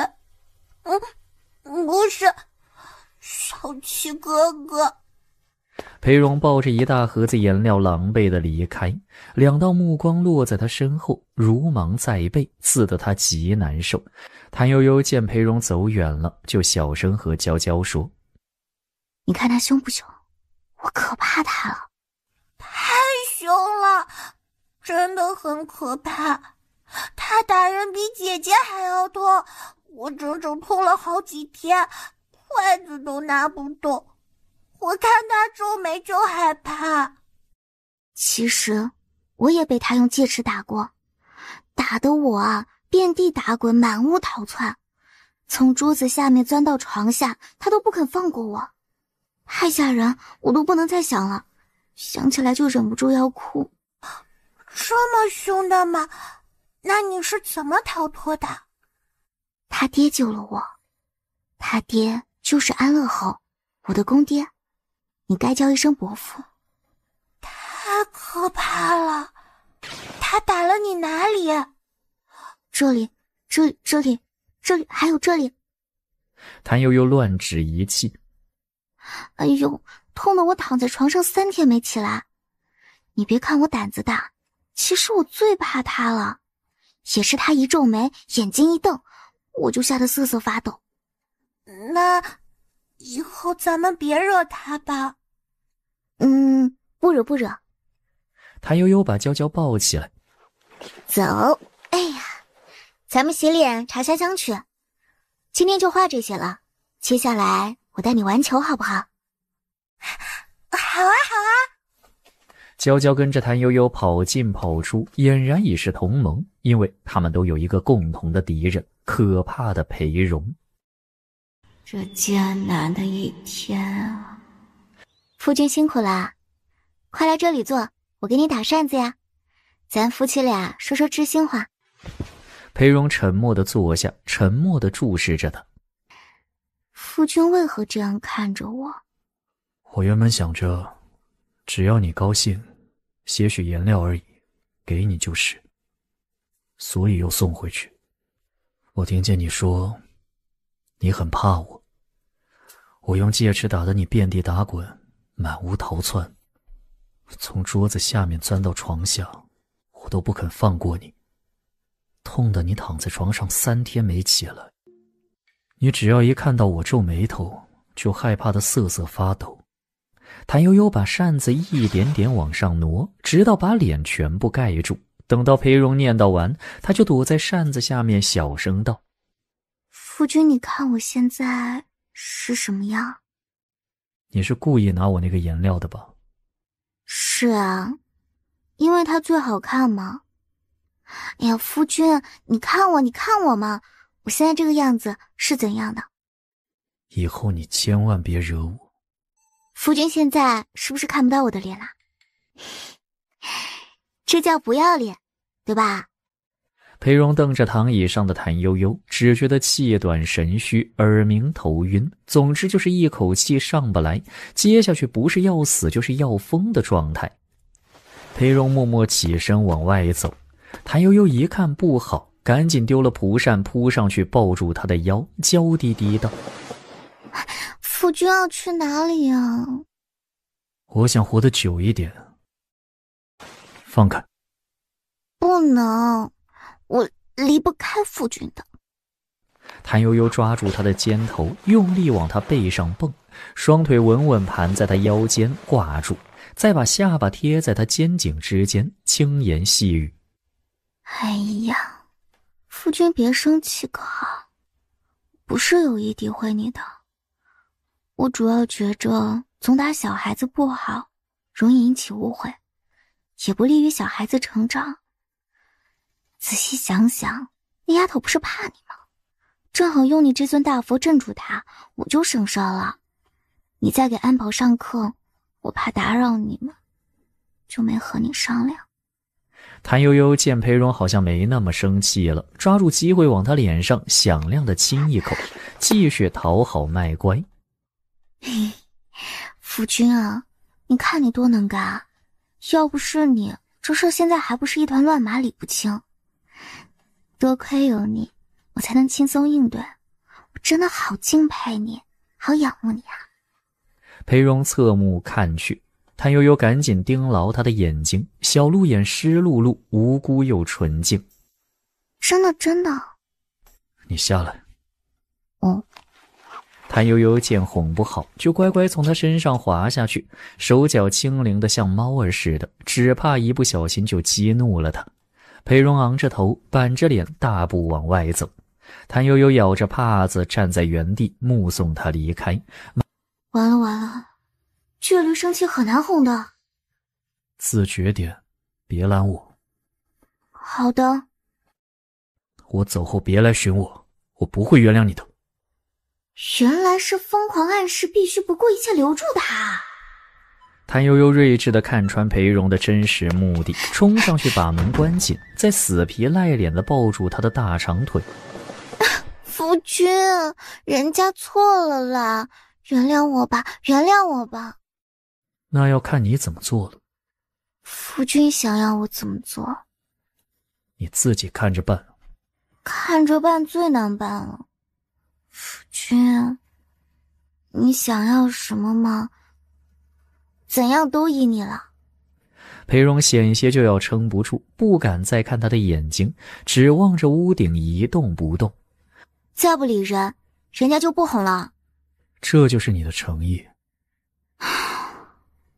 我的诚意在心里，你又看不见。谁说我看不见？裴荣终究没忍住，贴在谭悠悠耳边低声说了几句话。谭悠悠震惊地看着裴荣，语气颤抖。啊，夫君，你变了。你的诚意呢？谭悠悠不情不愿点了头，小声提要求。但是只能有一盏灯，而且要放得远远的，不然不行。还敢提要求？指不定此刻京中已在传言，说我裴相光打老婆打得如何凶残不是人。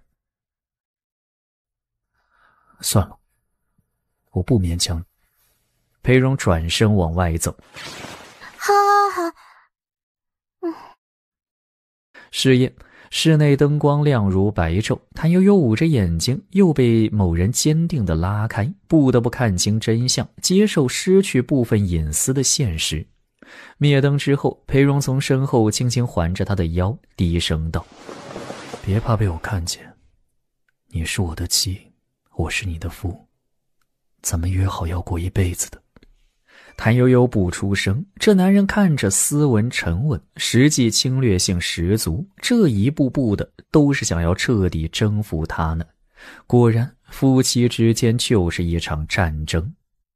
哼，我可不怕，且看鹿死谁手。我可是被社会毒打过的社畜，这个家我当定。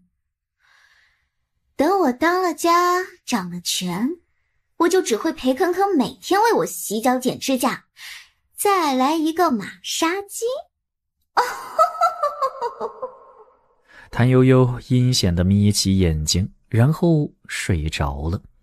次日，谭悠悠睡得起不来，裴荣去外面溜达一圈回来，他还躺着不动。裴荣看不下去，直接上前捏住他的鼻子。谭悠悠闭着眼睛哼哼两声，张开嘴巴呼吸，继续睡。裴荣处变不惊，再捂住他的嘴。谭悠悠不情不愿地睁开眼，才想表示愤怒，裴荣就低下头，温柔地亲吻他的眼睛。起吧，天就要亮了。娇娇说过要来我们家吃早饭的，你不想披头散发糊着眼屎面对学生吧？太粗鲁了，你才糊着眼屎呢。少奶奶，小县主来了，世子妃亲自送来的。不会是找我算账的吧？不怕，我同你一起去。好，夫君，你就是我的依靠。裴荣没什么表情地站起身，昂首阔步而去。谭悠悠小跑着跟在后头，翻白眼。这个不解风情的裴刚刚，这种时候难道不该牵着他的手，与他并肩缓行，你侬我侬，说两句甜蜜蜜的情话吗？看这个男人快得被狗追似的。你果然有一套。昨天娇娇回去后特别乖，整晚都没有调皮捣蛋，还认了3个字，写的也好。你是怎么做到的？这孩子精力旺盛，带他玩球玩到累，就只想歇着，不想捣蛋。如此还可强身健体，不至于太胖。劳你费心。世子妃命侍女取了2盒上等颜料递过去，一盒给香光，一盒给你教学用。谭悠悠没客气，一起收了。世子妃又让人取出许多礼盒，都是给你们的。我已收了束修，不能再收别的。怪我不好，把孩子惯坏了。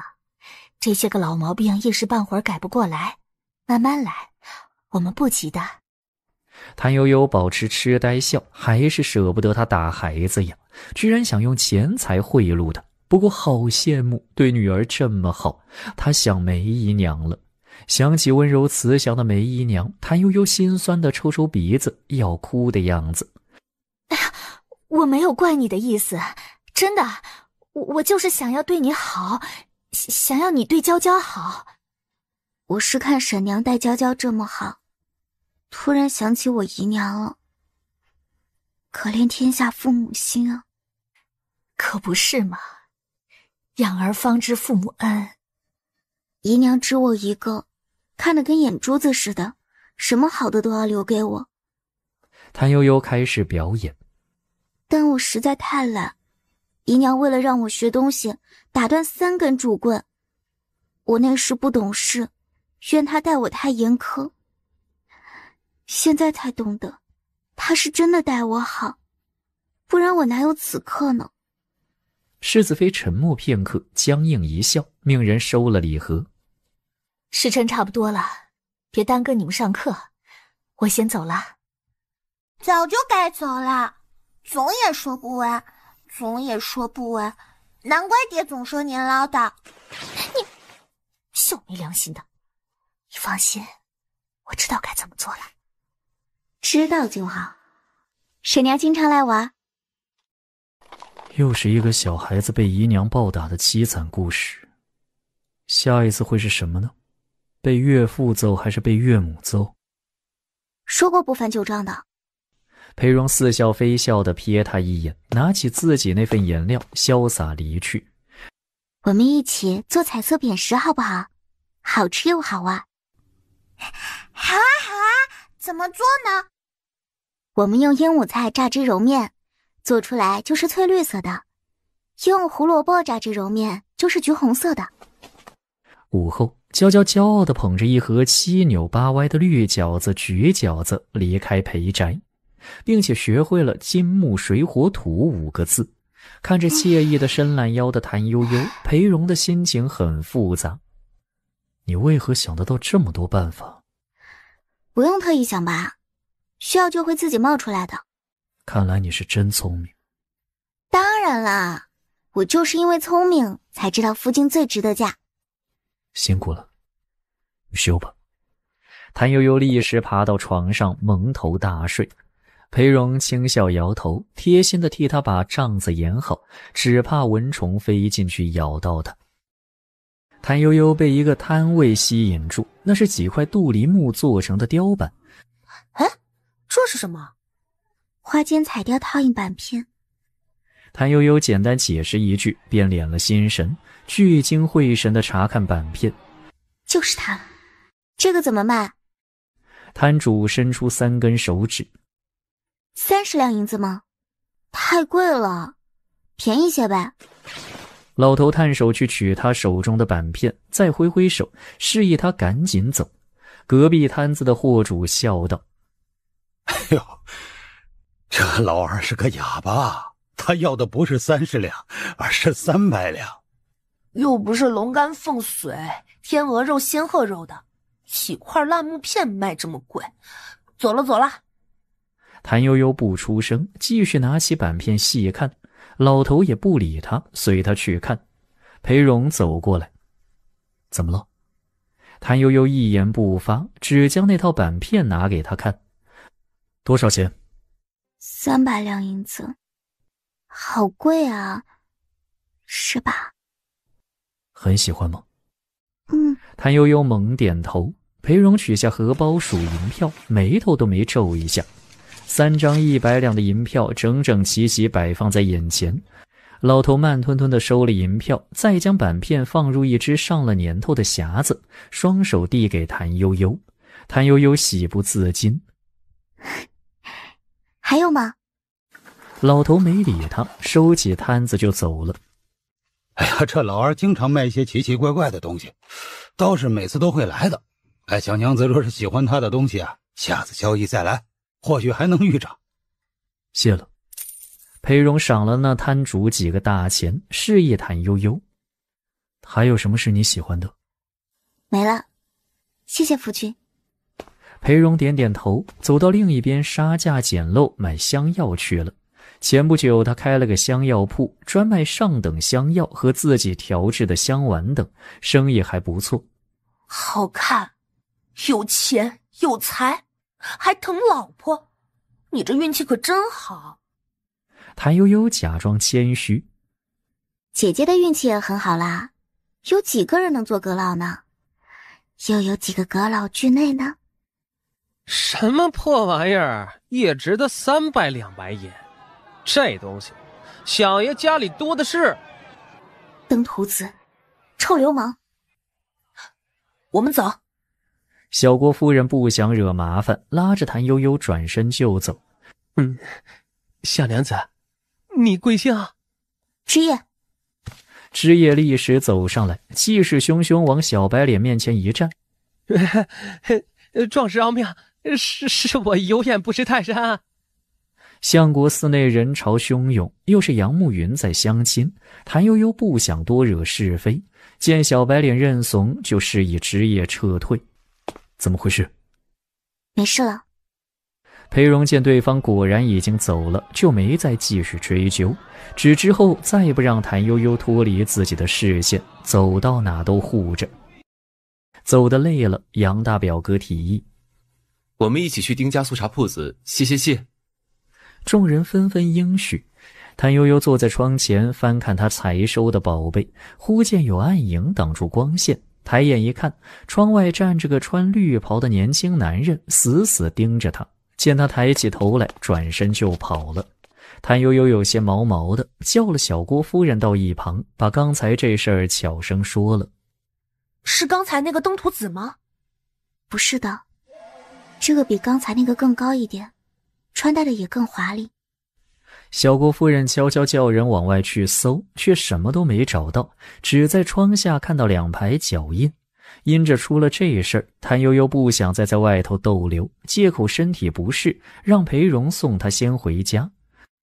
哪里不舒服？不是不舒服，是遇到点事，回家和你说。裴荣也没强迫他，扶他上车坐好，自己骑马随行。夫妻2人走了不远，速茶铺子里走出2个年轻男人，其中一个正是之前调戏谭悠悠的小白脸，另一个穿着绿袍。公子，这真是个上等货色，裴相光真有艳福。若能将这2人同时收入囊中，您这辈子就真值了。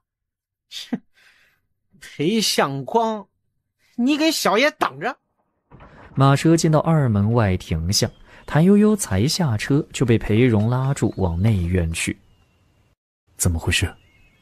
我怕打扰表妹相看，就没嚷嚷，只请小郭夫人神搜了一圈，只在窗下青台上看到2排脚印。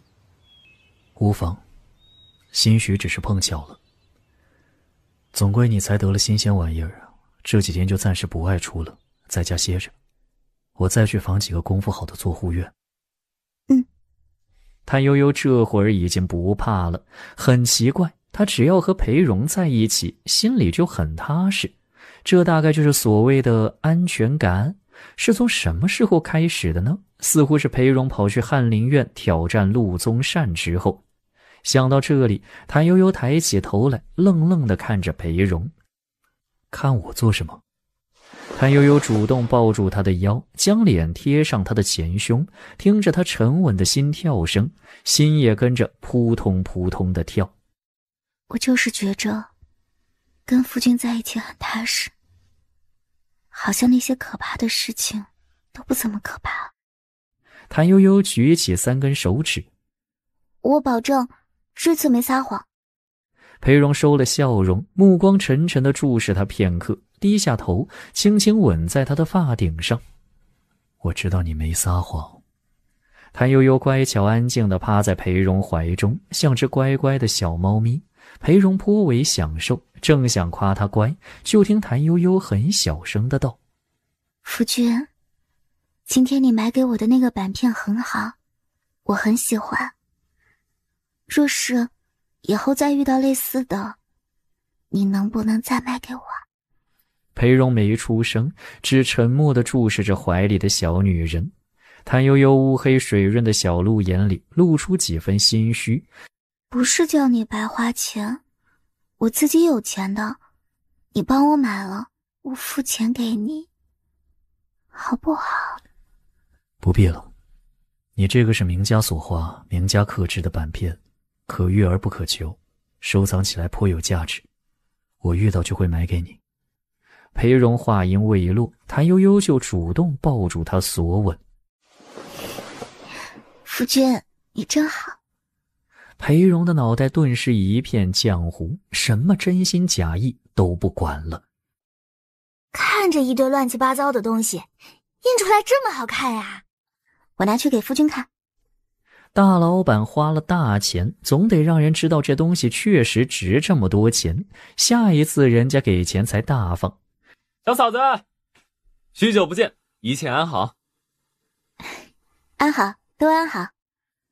谭悠悠探着头往窗里看个不停，直到见着裴荣才笑眯眯地挥手，举起新制成的花笺给他看。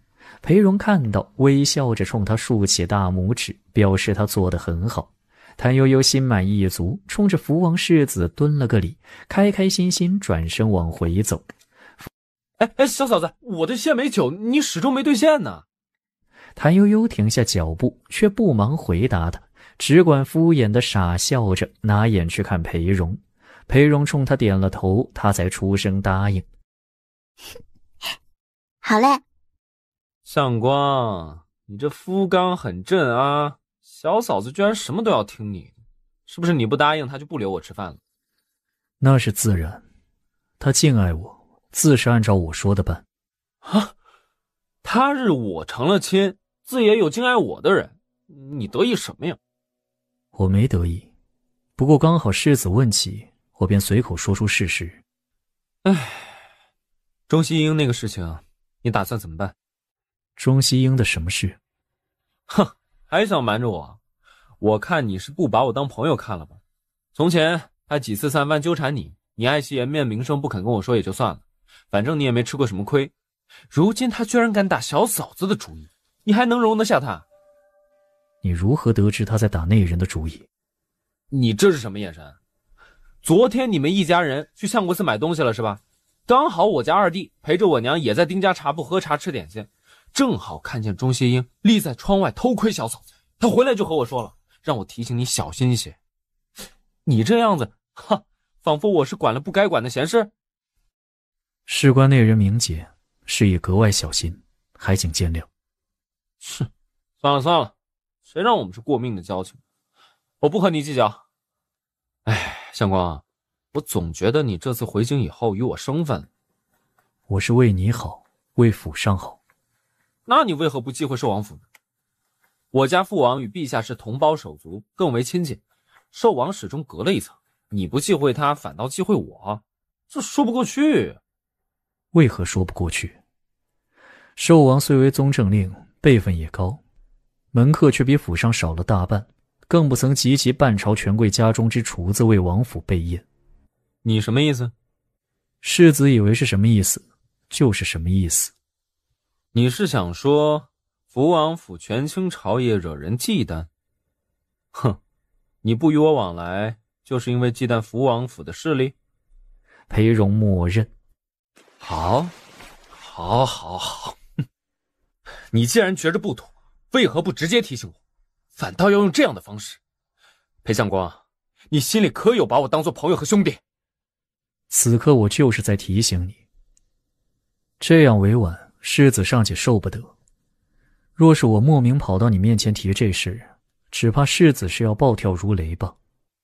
世子问我有否将你当作朋友和兄弟，那么敢问世子，你有否将我当作朋友和兄弟？二人双目相对，各不相让。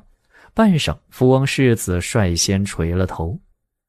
看来我们之间的误会还真是不少。我今日来，主要还是想为你解决钟西英这个大麻烦。你若信得过我，便让我来安排，只要按照我说的办，保管让他死得透透。你是为了帮我，还是想要借机掰倒后祖？自是为了帮你。钟西英手上至少有20条人命，之所以一直逍遥法外，正是因为仗了皇后的事。若无福王府，你觉着自己是否能够与皇后对抗？此事宜早不宜迟。钟西英想要败坏你们的声誉，容易得很，只需在哪个宴席上随便说几句红话，你们夫妻就算完了。我知道你不在乎，小嫂子呢？你忍心让她一辈子关在后院之中不见天日？让我仔细想想。不急，毕竟是大事，烦请告知小嫂子，今日的献美酒我不喝了，改日再领，告辞。裴荣目送福王世子走远，慢慢的低下头去，半晌又缓缓抬起头来，目光中满是坚毅。好端端的怎么就走了？他不是早就闹着要吃我做的饭菜吗？他家里有急事，说是让你记着，下次双倍补偿他呢。夫君想吃什么，我做给你吃。你做什么都行，我都喜欢吃。真的吗？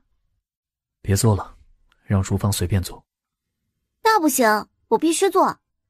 今天这个很特别的，不信你等着。谭悠悠张着两只手，兴冲冲地跑回厨房去了。不一会儿，厨房里就响起他脆生生的声音。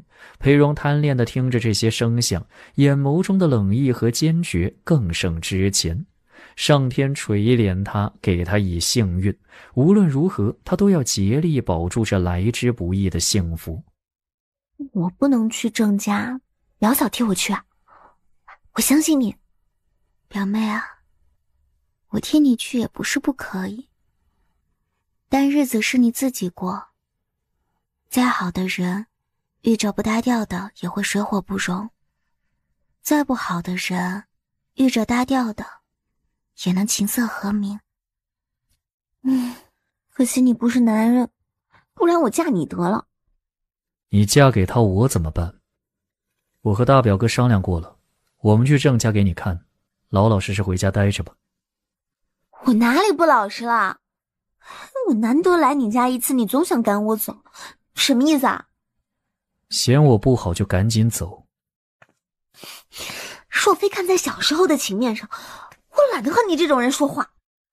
裴荣一点反应都没有，仿佛他不存在。杨慕云气不过，又折身回来使劲儿踩他的脚。裴荣才不肯吃这个亏，随手抓起褥子往前一挡，杨慕云就踢在了褥子上，于是又哭又喊，被杨慕妃强行拖走了。夫君谦让一下表妹会怎样？一个大姑娘弄得这样哭着回家去，让人怎么看咱们？你也知道她这么大个姑娘了，还这样不懂事不稳重。我只是她表兄，不是胞兄，打打闹闹成何体统？就算你不计较，旁人看了也要说三道四。按理说，你应该不高兴才是。你不但视若无睹，还替他说话，是因为无所谓吗？夫君做得对，夫君做什么都是对的。我错了，错得非常离谱。再有下次，我一定狠狠地骂杨表妹。那也不必，他不懂事，你不能比他更不懂事。谭悠悠侧目看着裴荣，所以你老人家到底是想闹哪样？裴荣却没看他，而是将目光落到窗外，看着树影斑驳的墙面，微眯了眼，同时牙关紧紧咬着，下颌线条绷得极紧。谭悠悠到这里也看出来，他心里藏了大事。夫君是否有决断不下之事？快和你家军师商量商量，或许问题就能迎刃而解了呢。没什么，我在盘算郑培和表妹的亲事。我和大表哥商量好了，明日一早出发去郑家打探情况，你乖乖待在家里，不要外出。任谁怎么和你说，都安心坐在家里等我回来。表妹委托的是我，她不放心你吗？不急，我们先去探探路。我有些事务需得处理，先走了。夫君慢走，夫君不要太累，夫君早些回来。谭悠悠给莲枝使个眼色，示意小丫头赶紧跟上去。半晌，莲枝回来道：姑爷和枝叶收拾了一大包东西出门，婢子瞧着像是些刀枪棍棒之类的。刀枪棍棒？谭悠悠吓了一跳，匆忙跑到外院去看，果然裴荣挂在墙上的剑不见了。想到裴某人只做不说的性子，谭悠悠头都大了。毫无线索，他就算想把人拉回家，也不知道该往哪个方向走。再看看一脸茫然的柳枝和莲枝，便镇定一笑。当时去铁匠铺修整这些东西，前几天说是天太潮湿，都生锈了。谭悠悠越想越可怕，还不敢胡乱打听，因为害怕走漏风声。柳枝，叫人给我往墙边支个梯子。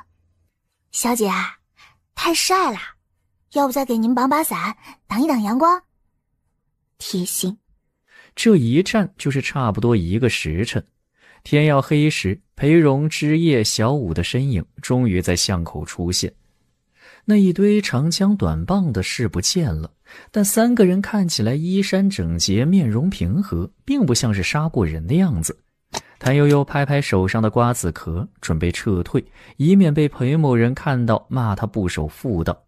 然而裴某人已经看到了他，一张俊脸，面无表情，眼睛死死地盯着他，仿佛在射冰刀子似的。既然跑不掉，那就不跑了。谭悠悠笑眯眯地冲他挥挥手，再优雅地下了梯子。哎呦，我腿麻了，仿佛有千万根针在捉，快来扶着我！哎呦，好麻呀！哎呦！莲枝和柳枝赶紧扶着他往正院去。谭悠悠走一步哼一哼，放给他，退下。整个正院空落落的，只剩下夫妻2人。夫君是想抱我回房吗？你还敢若无其事？有哪个当家主母的会爬上墙头往外张望？成何体统？这就是你答应我的乖乖在家待着不惹事？太不像话了！裴荣更生气了，冲过去将谭悠悠一把抱起，挂在肩上，大步往房里走。幸福来得太突然，裴某人还是第一次这么抱他呢。谭悠悠想着想着就笑了起来。裴荣满肚子怒气，听到他笑个不停，又气又怒，把他扔在床上，对着小翘臀就是2巴掌。还笑？还笑？哎呦，你是疯了吗？夫君快帮我看看，他是不是在晃动？裴荣气得脑袋发晕，却又忍不住顺着他的话仔细观察，确确实实，浑圆挺翘的臀部被打了之后，真在轻轻晃动。谭悠悠没听到裴荣出声，自己伸手摸了一把，沾沾自喜。哎呀，看来这段时间没白练，效果挺好的。夫君有没有发现，我最近身材更好了？裴荣还是没有出声，莫非已经被他迷得晕死过去了？谭悠悠小心翼翼地回头，看到裴荣不知什么时候坐在了床沿，将手撑着额头，默默叹气。这是被气死了。谭悠悠爬到他身边，将头枕在他腿上，厚着脸皮往上看。夫君，别生气了，我就是听说你带了刀枪棍棒出门，特别担心害怕，却又不知道该往哪里去寻你阻止你，所以搭了个梯子当望夫石。你个讨债的！胡说，我明明是来还债的。谭悠悠利索地翻身坐起，搂住他的脖子，趴在他背上低声道：你是不是怕人家说我不守妇道，爬墙装疯一点？今日事急从权，下次我戴个青铜面具。没有下次。是，没有下次。所以夫君干什么去了？最近天气潮湿，家里那些东西生了锈，我顺便把它们拿去给铁匠处理一下。不然你以为是什么呢？难道以为我去杀人？杀人犯法，我不会给自己给家里找麻烦的。夫君今日探路，感觉如何？挺好的，郑家距离京城不算远，道路平整，两旁柳绿花红，起码大概1个时辰就能到。将来表妹想回娘家归宁也方便。裴荣起身走到窗边喝水，始终背对着谭悠悠。心虚的表现。夫君啊，其实今日我本可以让小厮在巷口等您，不用自己爬墙的，对不对？对。你既然想到了，为什么不这样做？因为我发现了2件蹊跷事儿。我注意到四一书铺门前多了个卖糖水的小贩，但是吧，这一整天下来，也没几个人跟他买糖水，可他丝毫不着急，就往那一直坐着不动，也不招揽客人。倒是看见咱们家有人进出，就特别感兴趣，站起又坐下，勾着脖子看。还有，街对面那棵枣树下有个茶水摊子，对吧？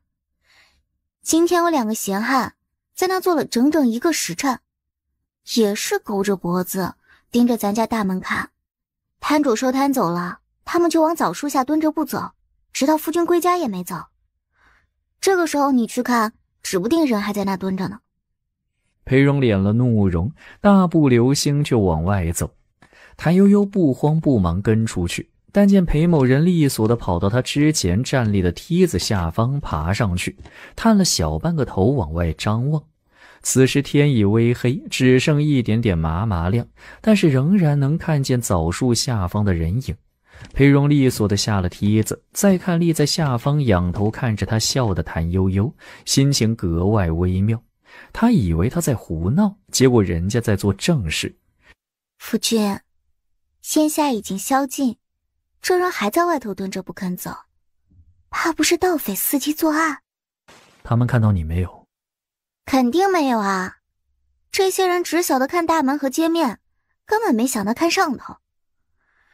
只有我这种人才能想出如此非同一般的主意。裴荣不想和他说话，并且丢开他的手，快步走了。熄灯以后，夫君，你睡着了吗？行吧，都会装睡。谭悠悠伸手一捏，旁边的男人顿时一个机灵。说好同生共死的，结果什么都不肯和我说。夫君请随意吧，以后也别想我和你说心里话。那天偷窥你的人是钟西英，他深恨着我，又盯上了你。我必须先下手为强，否则你我怕是要身败名裂。你要杀了他吗？他身份特殊，只怕后患无穷。你放心，我不会杀的，有的是人想要他的命。来，咱俩合计合计，如何面对这番风雨。经过这件事后，咱俩就算患难夫妻了。夫君为何不说话？没什么，我就是觉得患难夫妻这个词你用得很怪异。不怪，我现在想要知道你掌握的所有情况。哎，要不咱俩起床喝杯小酒谈谈心？喝什么酒？喝酒对胎儿不好。我不想谈心。3更时分，谭悠悠总算弄清楚了始末。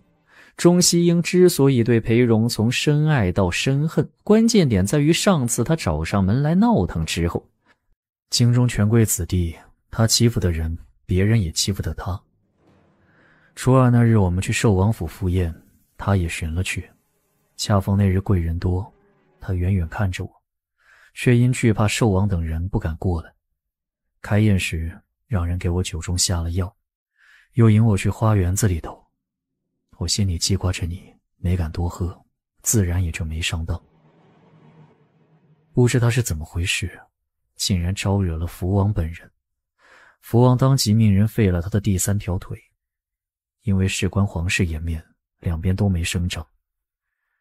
这些日子一直没见着这人，是因为他一直在家养伤。事后不知为何，他就怨恨上了我。